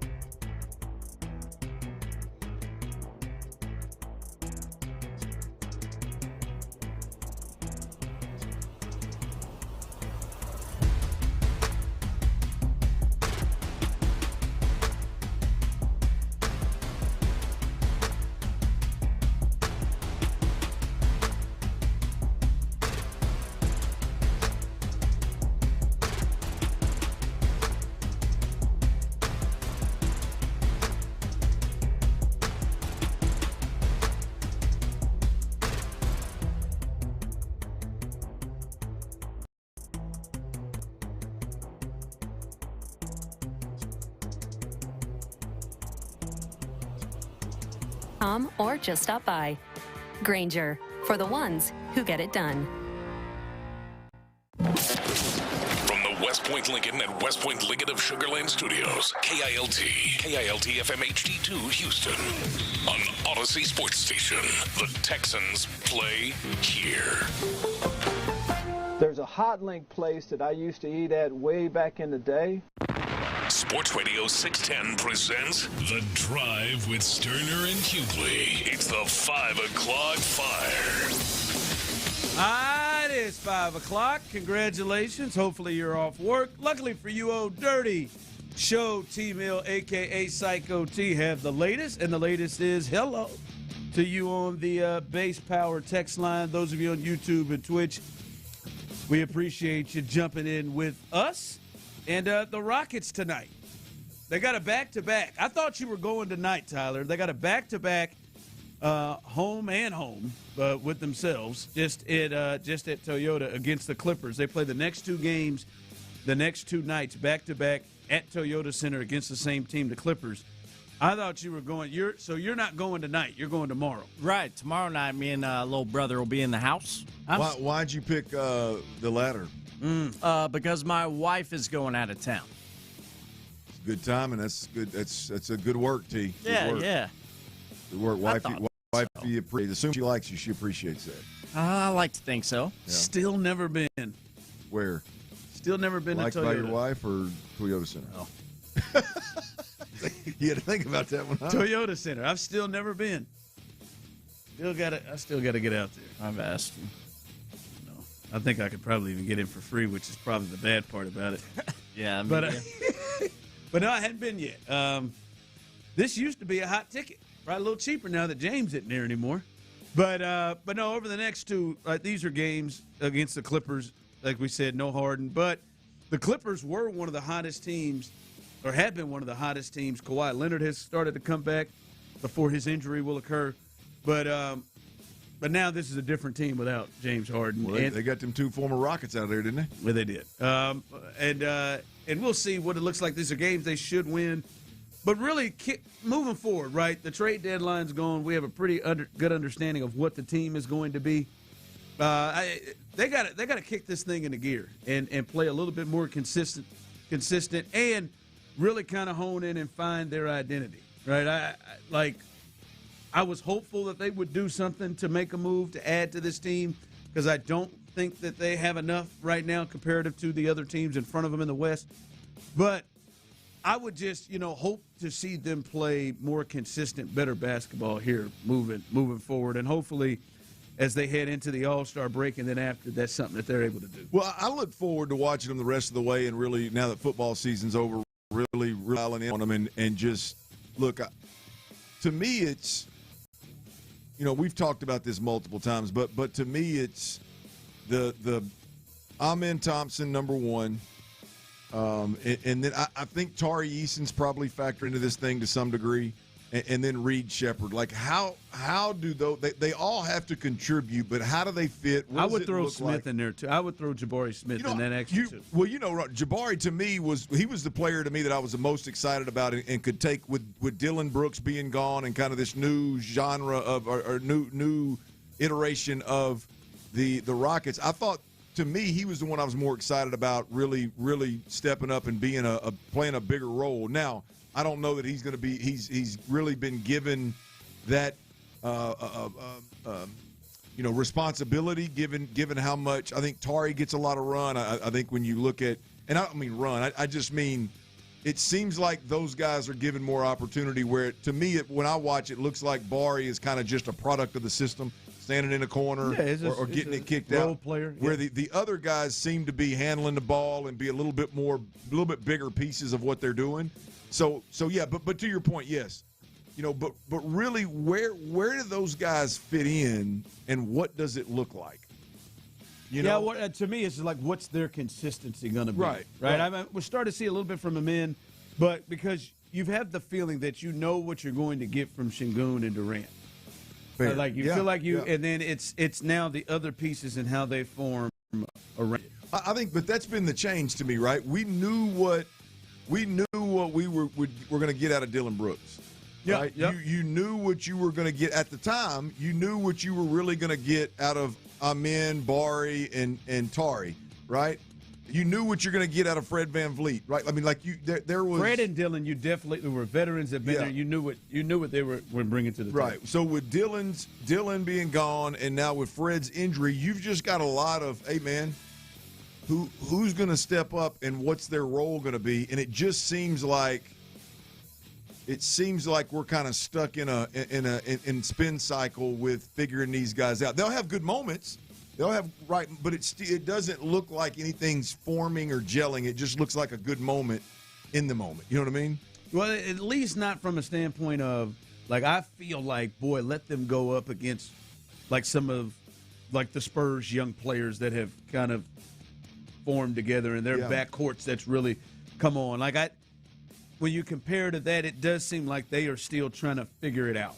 Figure out where they are and how they fit into things with each other. So I mean, you look at it, Amin Thompson and Jabari Smith, those are the two that you're like, and Reed Shepard potentially are the two that there's the three you look at and you're like, can you all take your games to a certain level where at least it's a understanding of what you're bringing to the table, of what your expectation is. If it's hey, Reed, you're about to be a big perimeter shooter coming off the bench, and we know we're going to get this is your role, this many points.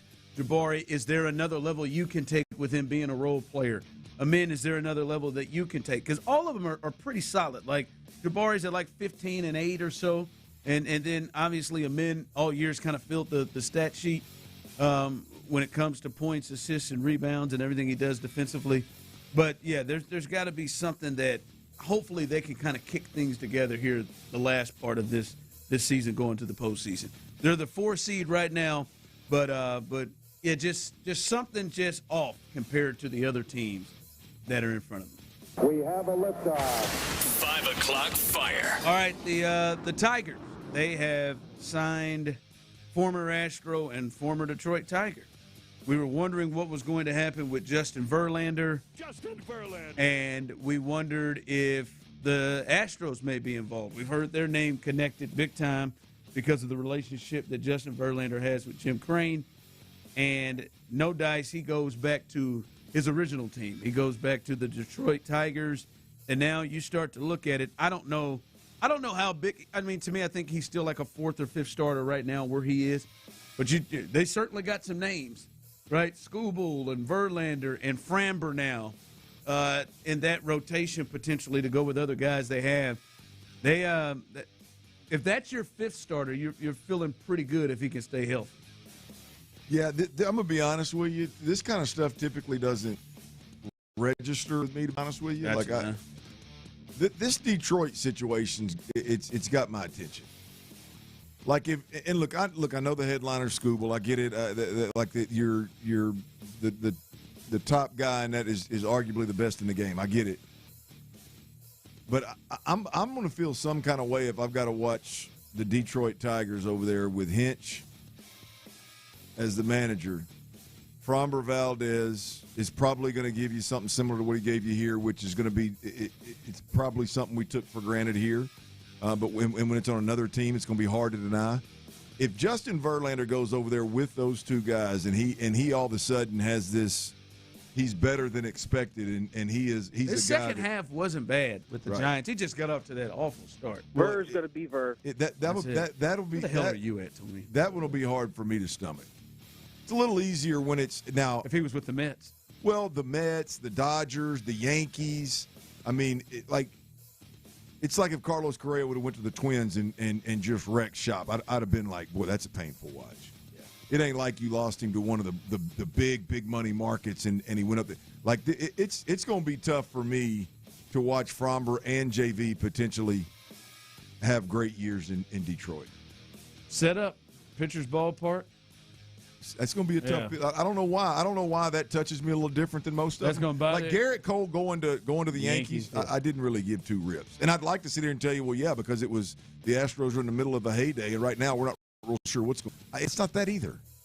But you'll be bothered. You'll be bothered if you look up and Verlander and Framber are having great. Oh, years I'll be bothered. I think is putting it lightly, but the fact that the fact that I'll even be paying attention is and it's registering on my radar in my world. Like that alone tells me that it's a little closer to home. Yeah, that would be because Fromber's a guy that you could have had. What Fromber signed, a 3 or 4 year deal? 3 years, one. Yeah, I mean 15, I think. that it ain't like I can't blame. Now I don't necessarily like it. I know it drives you nuts. Like I can't blame if Crane wants to just be I'm going to be a smaller market guy. I'm not going to dole out 8 to 10 year deals at $200-300 million. Okay, I don't like it, but okay, whatever. That was, in hindsight, it seems like Fromber was something that they would have loved to. Typically, would have been like, cool, I'm in on that. So you chose to let him walk. The Verlander deal is, I think Verlander would always come home if mutual. If they'd have said, we'll give you $13 million, you think he'd? Absolutely. His wife likes it here. Yeah, he don't want Kate running around these Houston streets with Tyler here and him in Detroit. He damn sure don't want that. She's gonna hate Detroit. Yeah, she knows all about it. She knows Detroit. She's gonna hate it. It's probably really turned around since she left. So yeah, this one Ron's gonna bother me. I'm not gonna lie to you, Tyler. What about you? This one touch you in some kind of way? He don't care. No. Hinch, Verlander, and Fromber. No, you don't. No, Ron's hitting the nail on the head. It's hard for me to care too much whenever this guy showed me he's a psychopath at times on the mound, and yeah, he can take him and his weave and enjoy Detroit. He took it out. What if he goes no weave? What if he goes old school? He did. He took it out at the end. What if he goes Mohawk Fromber, man, with the clean fade at the side constantly? Don't care. You remember how good he pitched against the A's when he took it out his last start? Man. That's right. He did have it out his last start. Went off. He had a no-hitter in the 7th. He'll put him right back in. Nah, he ain't going to do that in Detroit. Yeah, he might. It get cold out there now. Get cold in Detroit. 5 o'clock fire. Are those dreads a source of heat? I'm just saying. If you keep a little that hair on, man, it warms you up a little. Warms your neck up. Probably works like a beanie. Yeah. Yeah, it warms you up. Well, I don't know. Just on top, wasn't it? It's summer. Yeah, but it's coming down over his neck. It keeps the back of his head and his neck. Coming over his neck, baby. Whoa! The loser, the Canadian loser, just went sideways in the chute, man. And Clint celebrated. No, I was worried about his legs. Yeah, right. Suck it, Canada. It's a her, I guess. I'm sorry, Summer. Summer Britcher. Boy, you better be careful with that one. That was actually a USA gal. Hey, man, hang in there, babe. Hang in there. Come on, Britch. Yeah, damn it. All right, veteran tight end David Njoku. Cleveland Browns. He is confirmed to media that his tenure with the Cleveland Browns is over. He will not be returning to the Browns, and he will be open for business. And it's clear that you like this. You like this potential. That at least the Texans to you should take a look at a guy like David Njoku. 29 years old, has had some injuries. Last year had some injuries. I think he only played less than 10 games last year, and then their tight end, their rookie tight end emerged. But you like David Njoku as a potential possibility as a weapon to add to the Texans. Yeah, look, I don't know how many tight ends are going to come available that are physical matchup problems for defenses. Right, I mean we're talking about. I mean, look, I'm sure there's some warts with David Njoku. You just mentioned one, his age and his injuries. Okay, I get it.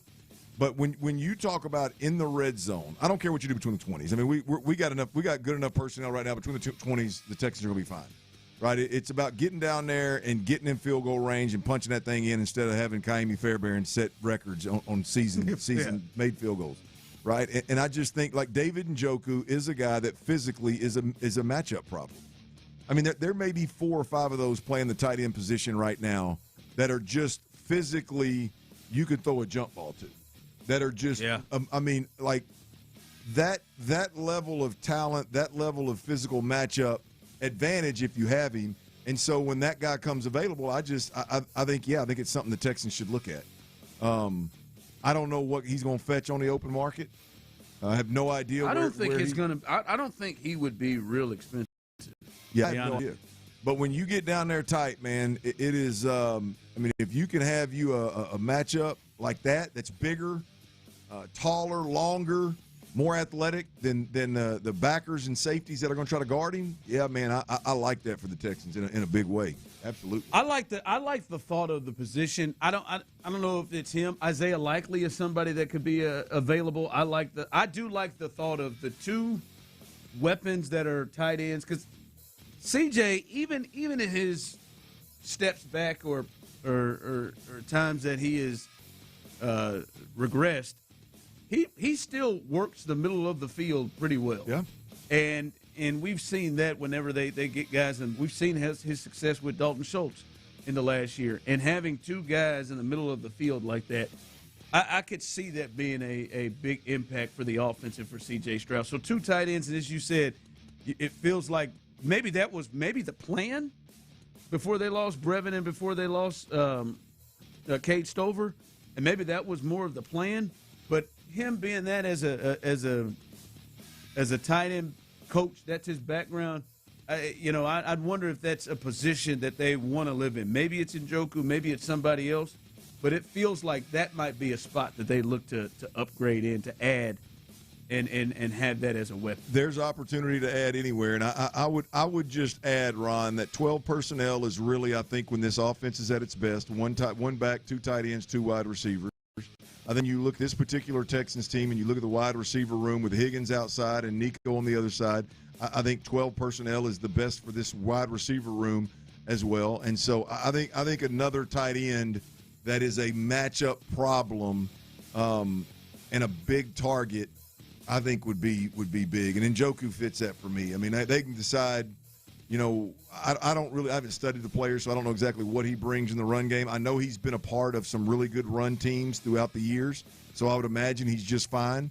I just don't know who's going to come. Like when you look at the matchup that he is on linebackers and safeties, and I don't know how you necessarily would chalk it up, but like, is that matchup better than any receiver that comes available on a number 2 corner? Like that kind of weapon, I think would be big. Now I know they're high on Brevin, I know they're high on Cade, but man, you can't go into this next season betting on a bunch of guys' potential and their ability or even guys maybe you don't want to use for some reason. They didn't seem to want to use that spot as much. All right, coming up, T-Mill's best bets. Rough start yesterday, I'll just be honest, but he's going to try to jump back on that lately, man. It really has. I don't know what's happening. But you know what you need to do. Maybe this is a fade time. I'm not sure. But T-Mill's best bets coming up. And we'll talk about the AFC South. Where should the Texans be in that space coming into next year? Should they be favorites? Or should the team that won it last year be favorite? We'll do next. Hey, y'all, Jiffy Lube. There's 60 locations in and around the city. And right now, look, if you mention Clint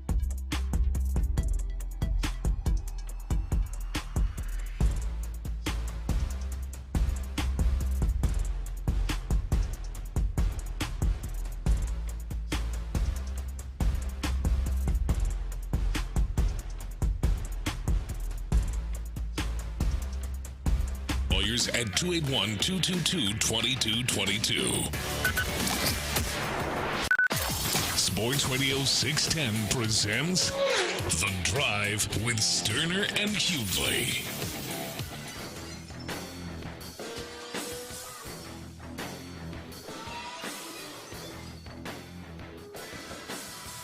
T-Mill's best bets coming up here in just a bit. 1 for 4 last night.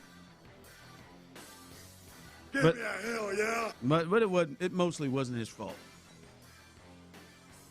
We'll see what he's got tonight as T-Mill's best bets are going.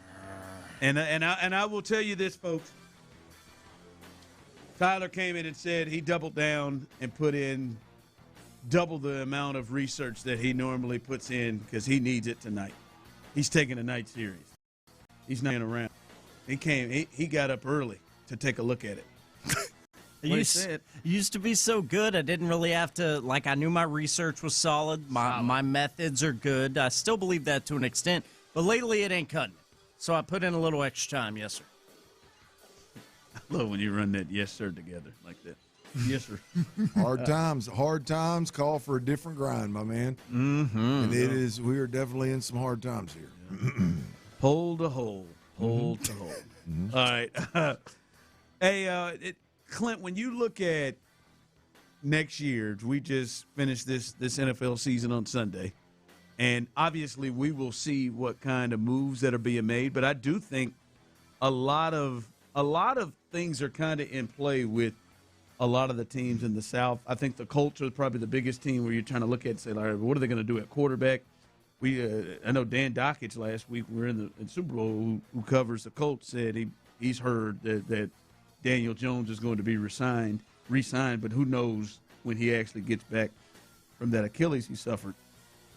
But do you think the Texans should go in, just like they were last year, should go into the season as favorites to win the AFC South? No, I do not. No, I don't. I think Jacksonville's the one that's going to be one first place schedule. Well, one, you've got an MVP caliber quarterback, was in the running this year. Didn't have a chance, but he was in the conversation. Yeah, top 5. Yep. I think you've got a offensive play caller, head coach that is very highly thought of, well thought of throughout the media, and rightfully so. They had a good, and I think their defense was really good early, really good late. I think they were kind of ho-hum in the middle, but I think ultimately as an overall team, I think they're going to be viewed as a better team than the Texans. I just believe that there's the way that Pittsburgh game went for CJ and the way that the Patriots game went for CJ. I think it's going to be hard for people that are stacking the Texans up against the other teams in the division, not really Jacksonville. I think it's going to be hard for them to go, yeah, I'm going to overlook what playoff C.J. Stroud looked like, and I'm going to remember what that rookie year looked like, and so this defense is great. I'm going to put them above Jacksonville. So, no, I think Jacksonville is the favorite to win the AFC when the odds come out. Are the odds out right now? They probably are some out right now. I would assume Jacksonville probably would be the ones there. I think it is tight.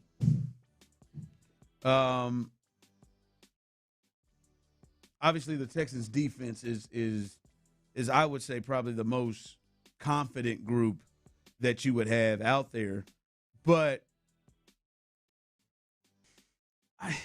I do think the schedule can be a big deal, and I think the Jags are going to go from playing what was a third-place schedule or a second-place schedule, third-place schedule actually, into what will be a first-place schedule, and those are those are big deals. That could be the difference of playing, an AFC the Broncos or the Chargers, right? Like which isn't a major difference, but there can be a change there playing a first-place schedule, and you're playing the first-place team of that NFC team that you have to play against. So they either have to play the Seahawks, the Bears, the any of those teams that won the NFC, their divisions in the NFC. So I would say because of the schedule and because of how tight it is, I think I would give the edge to the Texans. But I do believe people will probably have the Jags as the favorites because I think you're right. I think people feel like CJ is really taking a step back. And I think a big thing that I've always felt about this division is the Texans have the best coaching quarterback. Damn it, that generally can carry you a long way. I think people question that now. I think people question it on both accounts. Like I wonder. I definitely think the offensive play caller in there as well. Yeah, I definitely think people think very highly of Liam Cohen. I think people think very highly of D'Amico too, but I think people think very highly of Liam Cohen and what he was able to do there. And I think right now, hell, I think if you poll most Texans fans, maybe they'd be hard to say, but I think most people probably think Trevor right now going into the next year is the better quarterback. So I think a lot of people, when you look at those two things, probably will put the Jags ahead. But I think it's tight, and I think the schedule is why I would lead the Texans. But I get where you're coming from with that. All right, let's get to T. Mill's best bets as he was 1 for 4 yet again. To remind you from last night, 1 for 4, but he'll try to pick it up. If you do not hear these over the air, you can always go to @TMillRealDeal where you can hear his best bets. What you got tonight? Real quick before I get to those picks, and I do have 4 of them, 3 of which are in this Rockets-Clippers game, but I wanted to send a big thank you to one of our listeners, Mr. Eric. Eric sent me a little gift package today. Former corporal in the U.S. Marines, Mr. Eric said he listens every day. Send me some really cool throwback Astros stuff, like some old programs from like the 70s, 80s. What's that, like, Eric? Thanks for your service, Eric. Yeah, really, really cool stuff. Just out of the blue. Appreciate that, Eric, more than you know. It's going to go right in the man cave. Here are your 4 best bets, and good hell we need them. As Ron said now 18 times, I went 1 for 4 last night. It's not good. I just said it twice. I just on the reset. It was 1 for. If you want to hear those losses, no. It just hurts. Like you said, hurt people hurt people. That's right, man. 1 for 4. 4 best bets again tonight. First, Spurs at the Lakers. A lot of big names sitting in this one. I have under 116.5 points in the first half of this game. That is 116.5. Take the under. Yeah, no LeBron, no Luka. Yes, I think the Spurs got some guys sitting out. Back-to-backs. Go ahead. Yes, sir. I think that might be my favorite one, to be completely honest. Now, these next 3 involve your hometown Rockets as they host the Clippers tonight at Toyota. First, I'm on the over in this game. Not sure we have hit 1 Rockets over in best bets this year, but this is also the lowest total we've seen. Did my research. It better hit. Over 212.5 for the Rockets and Clippers. That is 212.5. That is low. Very. 2 player props to finish things out. Kevin Durant, over 4.5 assists tonight for Durant. And then Alpi, you know he was going to show up. Usually make a lot of good money, even if it's just 1 that hits. Alpi, over. I'm sorry, not over, but to log that double-double. We placed this bet once on best bets this year, and it didn't hit. I couldn't believe it. They were just terrible that night altogether. He's 4th or 5th in the league in double-doubles this year. Seems to be a cinch right there. Sure as hell better hit tonight. So Alpi to get a double-double, that's your 4th and last best bet. Those are your 4 best bets. Please, God. Yeah, he ain't got them. They traded the big center they had to the Pacers, so he's not there. Yeah, this should be a good night. They should win this. They really should. And tomorrow night. Yeah, while you're there. Tomorrow night. Yeah. While you're there. That makes sense, yeah. All right, that is your best bets. Again, if you did not hear them or you want to look at them again to see if you want to go with Tyler to make some money or you want to fade Tyler to make some money, whatever it is that you want to do, go to @TMillRealDeal. He'll have them set up right there and see if he can get off this the struggle. I won't say what it was, but the struggle that he had last night to start the week. 1 for 4. All right, coming up, maybe there is hope. Now, hell with just CJ. Maybe there is hope for what we watched on Sunday. We'll do that coming up next. All right, y'all, I'll tell you, there is hope.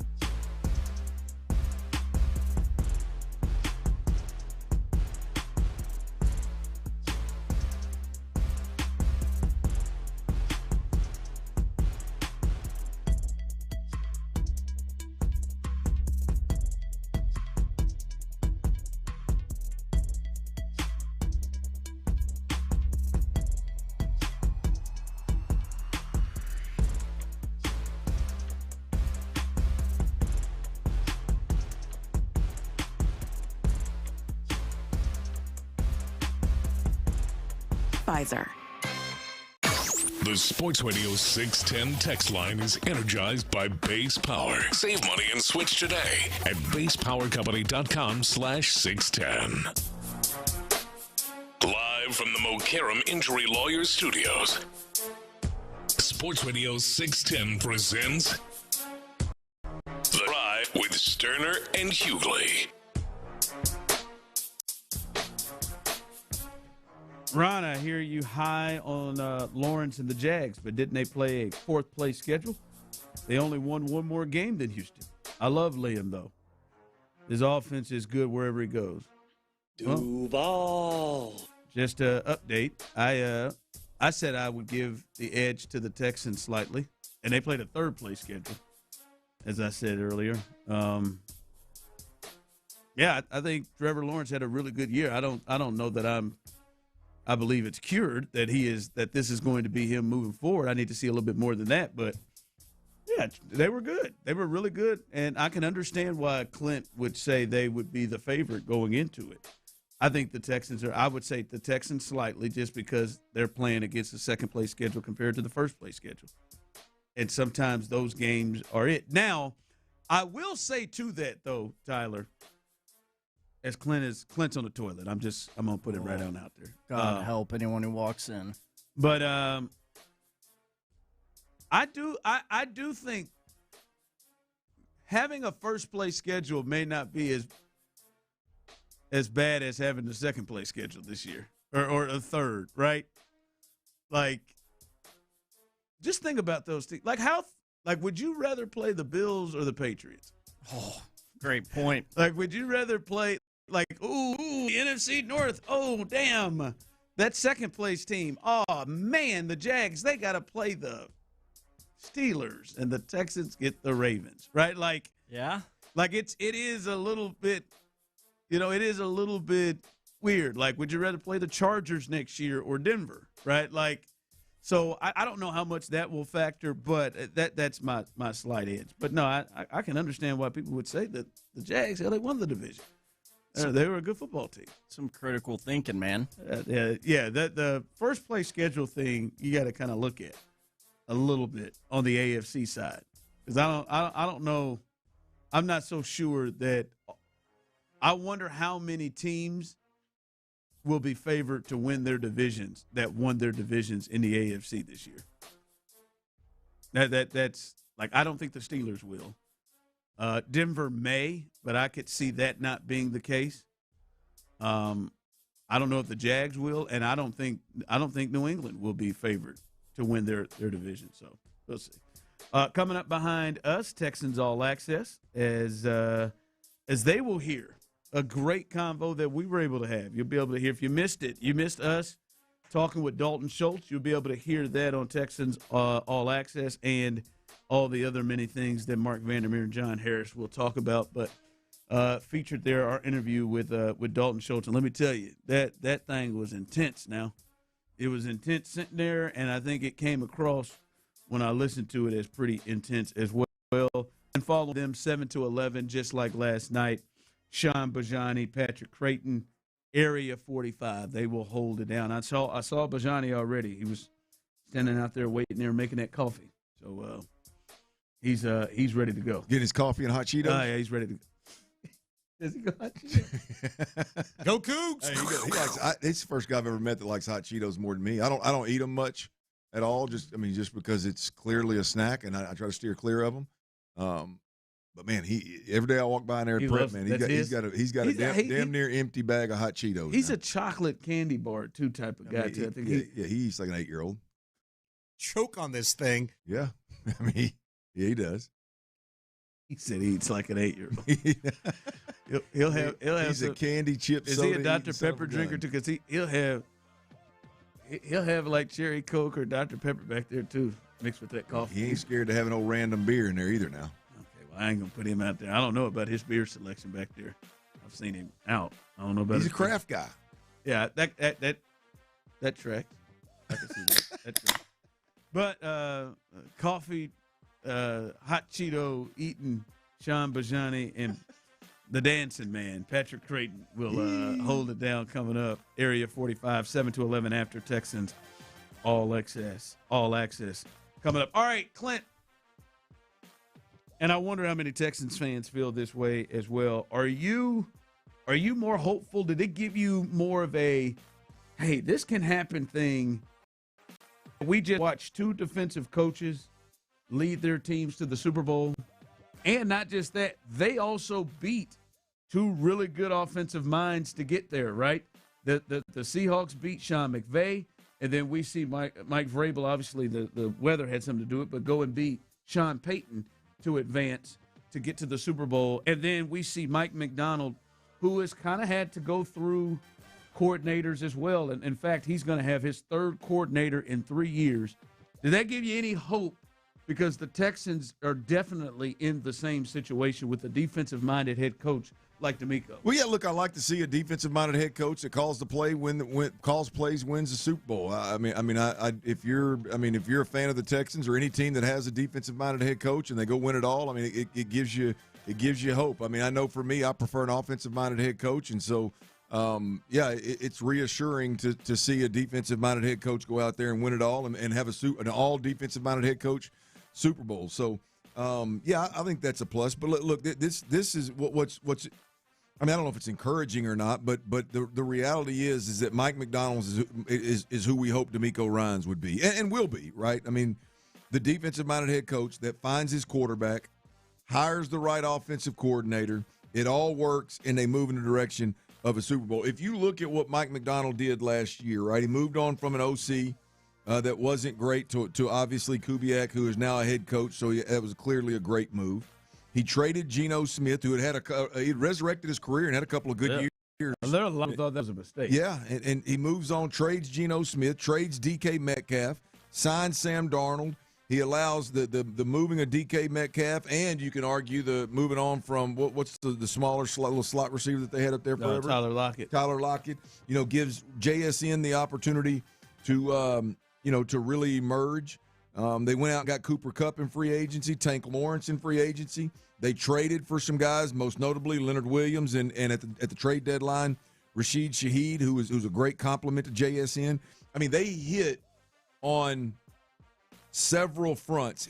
Mike McDonald and the organization hit on the offensive side of the football on several fronts, whether you're talking about the change at OC, the change at quarterback, making space for the receiver to step up, signing an old veteran receiver, signing a speed receiver that was very complementary to the other weapons that you have at the trade deadline. I thought they did a tremendous job offensively, and ultimately, Mike, this is where defensive-minded head coaches, I believe, have to hit. Because look, defenses right now in the league, I think, are the better teams are led by their defense. Seems like it this year was. The teams that are going to survive and advance have to have some level of firepower on the offensive side of the football. Maybe not as much in the AFC this year as the NFC, but I don't think that's going to last long. I think your AFC offenses are going to be back, and you're going to score points to beat Lamar. You're going to score points to beat Josh. You're going to score points to beat Pat Mahomes. You're going to score points to beat Joe Burrow. I think those days, at least a few of those, maybe not all of those guys, but a few of those guys, you're going to have to beat those guys. And so, I think those days are over. But, yeah, I think you look at the job Mike McDonald did in Seattle. Boy, you would hope that's what it looks like here in Houston, specifically to Mike being a defensive-minded guy that seemed to hit on several fronts on the offensive side of the football. That's been where I think D'Amico Ryans has fallen short to date. Yeah, and also when you look at guys like Mike and any of the other guys that were defensive-minded head coaches that won at the highest level, from Belichick to Tomlin, those guys, Clint, they had guys that were running the offense in which they didn't have to feel like they had to go over there and tinker. I know there's some things we've heard about Belichick watching film with Brady and things like that. But for the most part, like Josh McDaniels allowed him to be able to I think Belichick could trust Josh McDaniels. I think you could trust Charlie Weiss.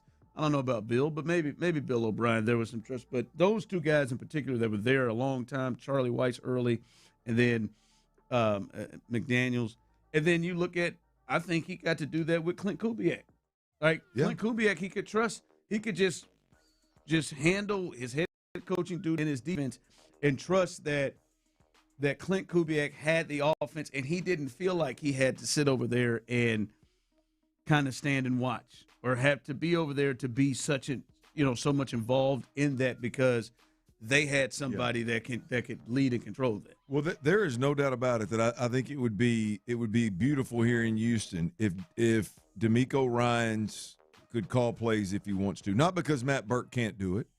Hell, to be honest with you, you can argue they were better with Matt Burke calling plays, but right now D'Amico Ryans gave up play calling, and he didn't do it because, I need to be a better head coach. I need to be able to manage the game. I need to be able to oversee everything. He did it because he had to keep a watchful eye on the offense, because the offensive play caller that you hired was a plug and play into somebody else's staff. There's a lot of chefs in the kitchen, if you will. It doesn't seem like there's one guy running the show.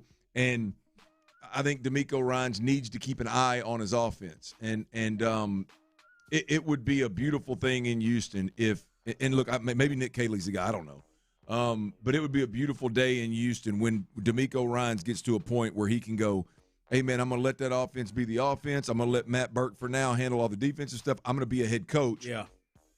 Instead of, hey, I got to give up defensive play calling because I got to keep an eye on this offense over here to make sure that they're getting coached the right way and they're practicing the right way. That's not by choice. That's by feeling the necessity. Well, I don't even think. I guess you could argue that it'd be a better head coach because you got to make sure but it's out of necessity of like, I'm not going to elevate myself to this kind of an overseer position because it's where I need to be. I'm going to elevate myself to this overseer position because my offense is suspect, and I don't know what kind of coaching they're getting, and I want to make sure that we're practicing the right things, and I want to make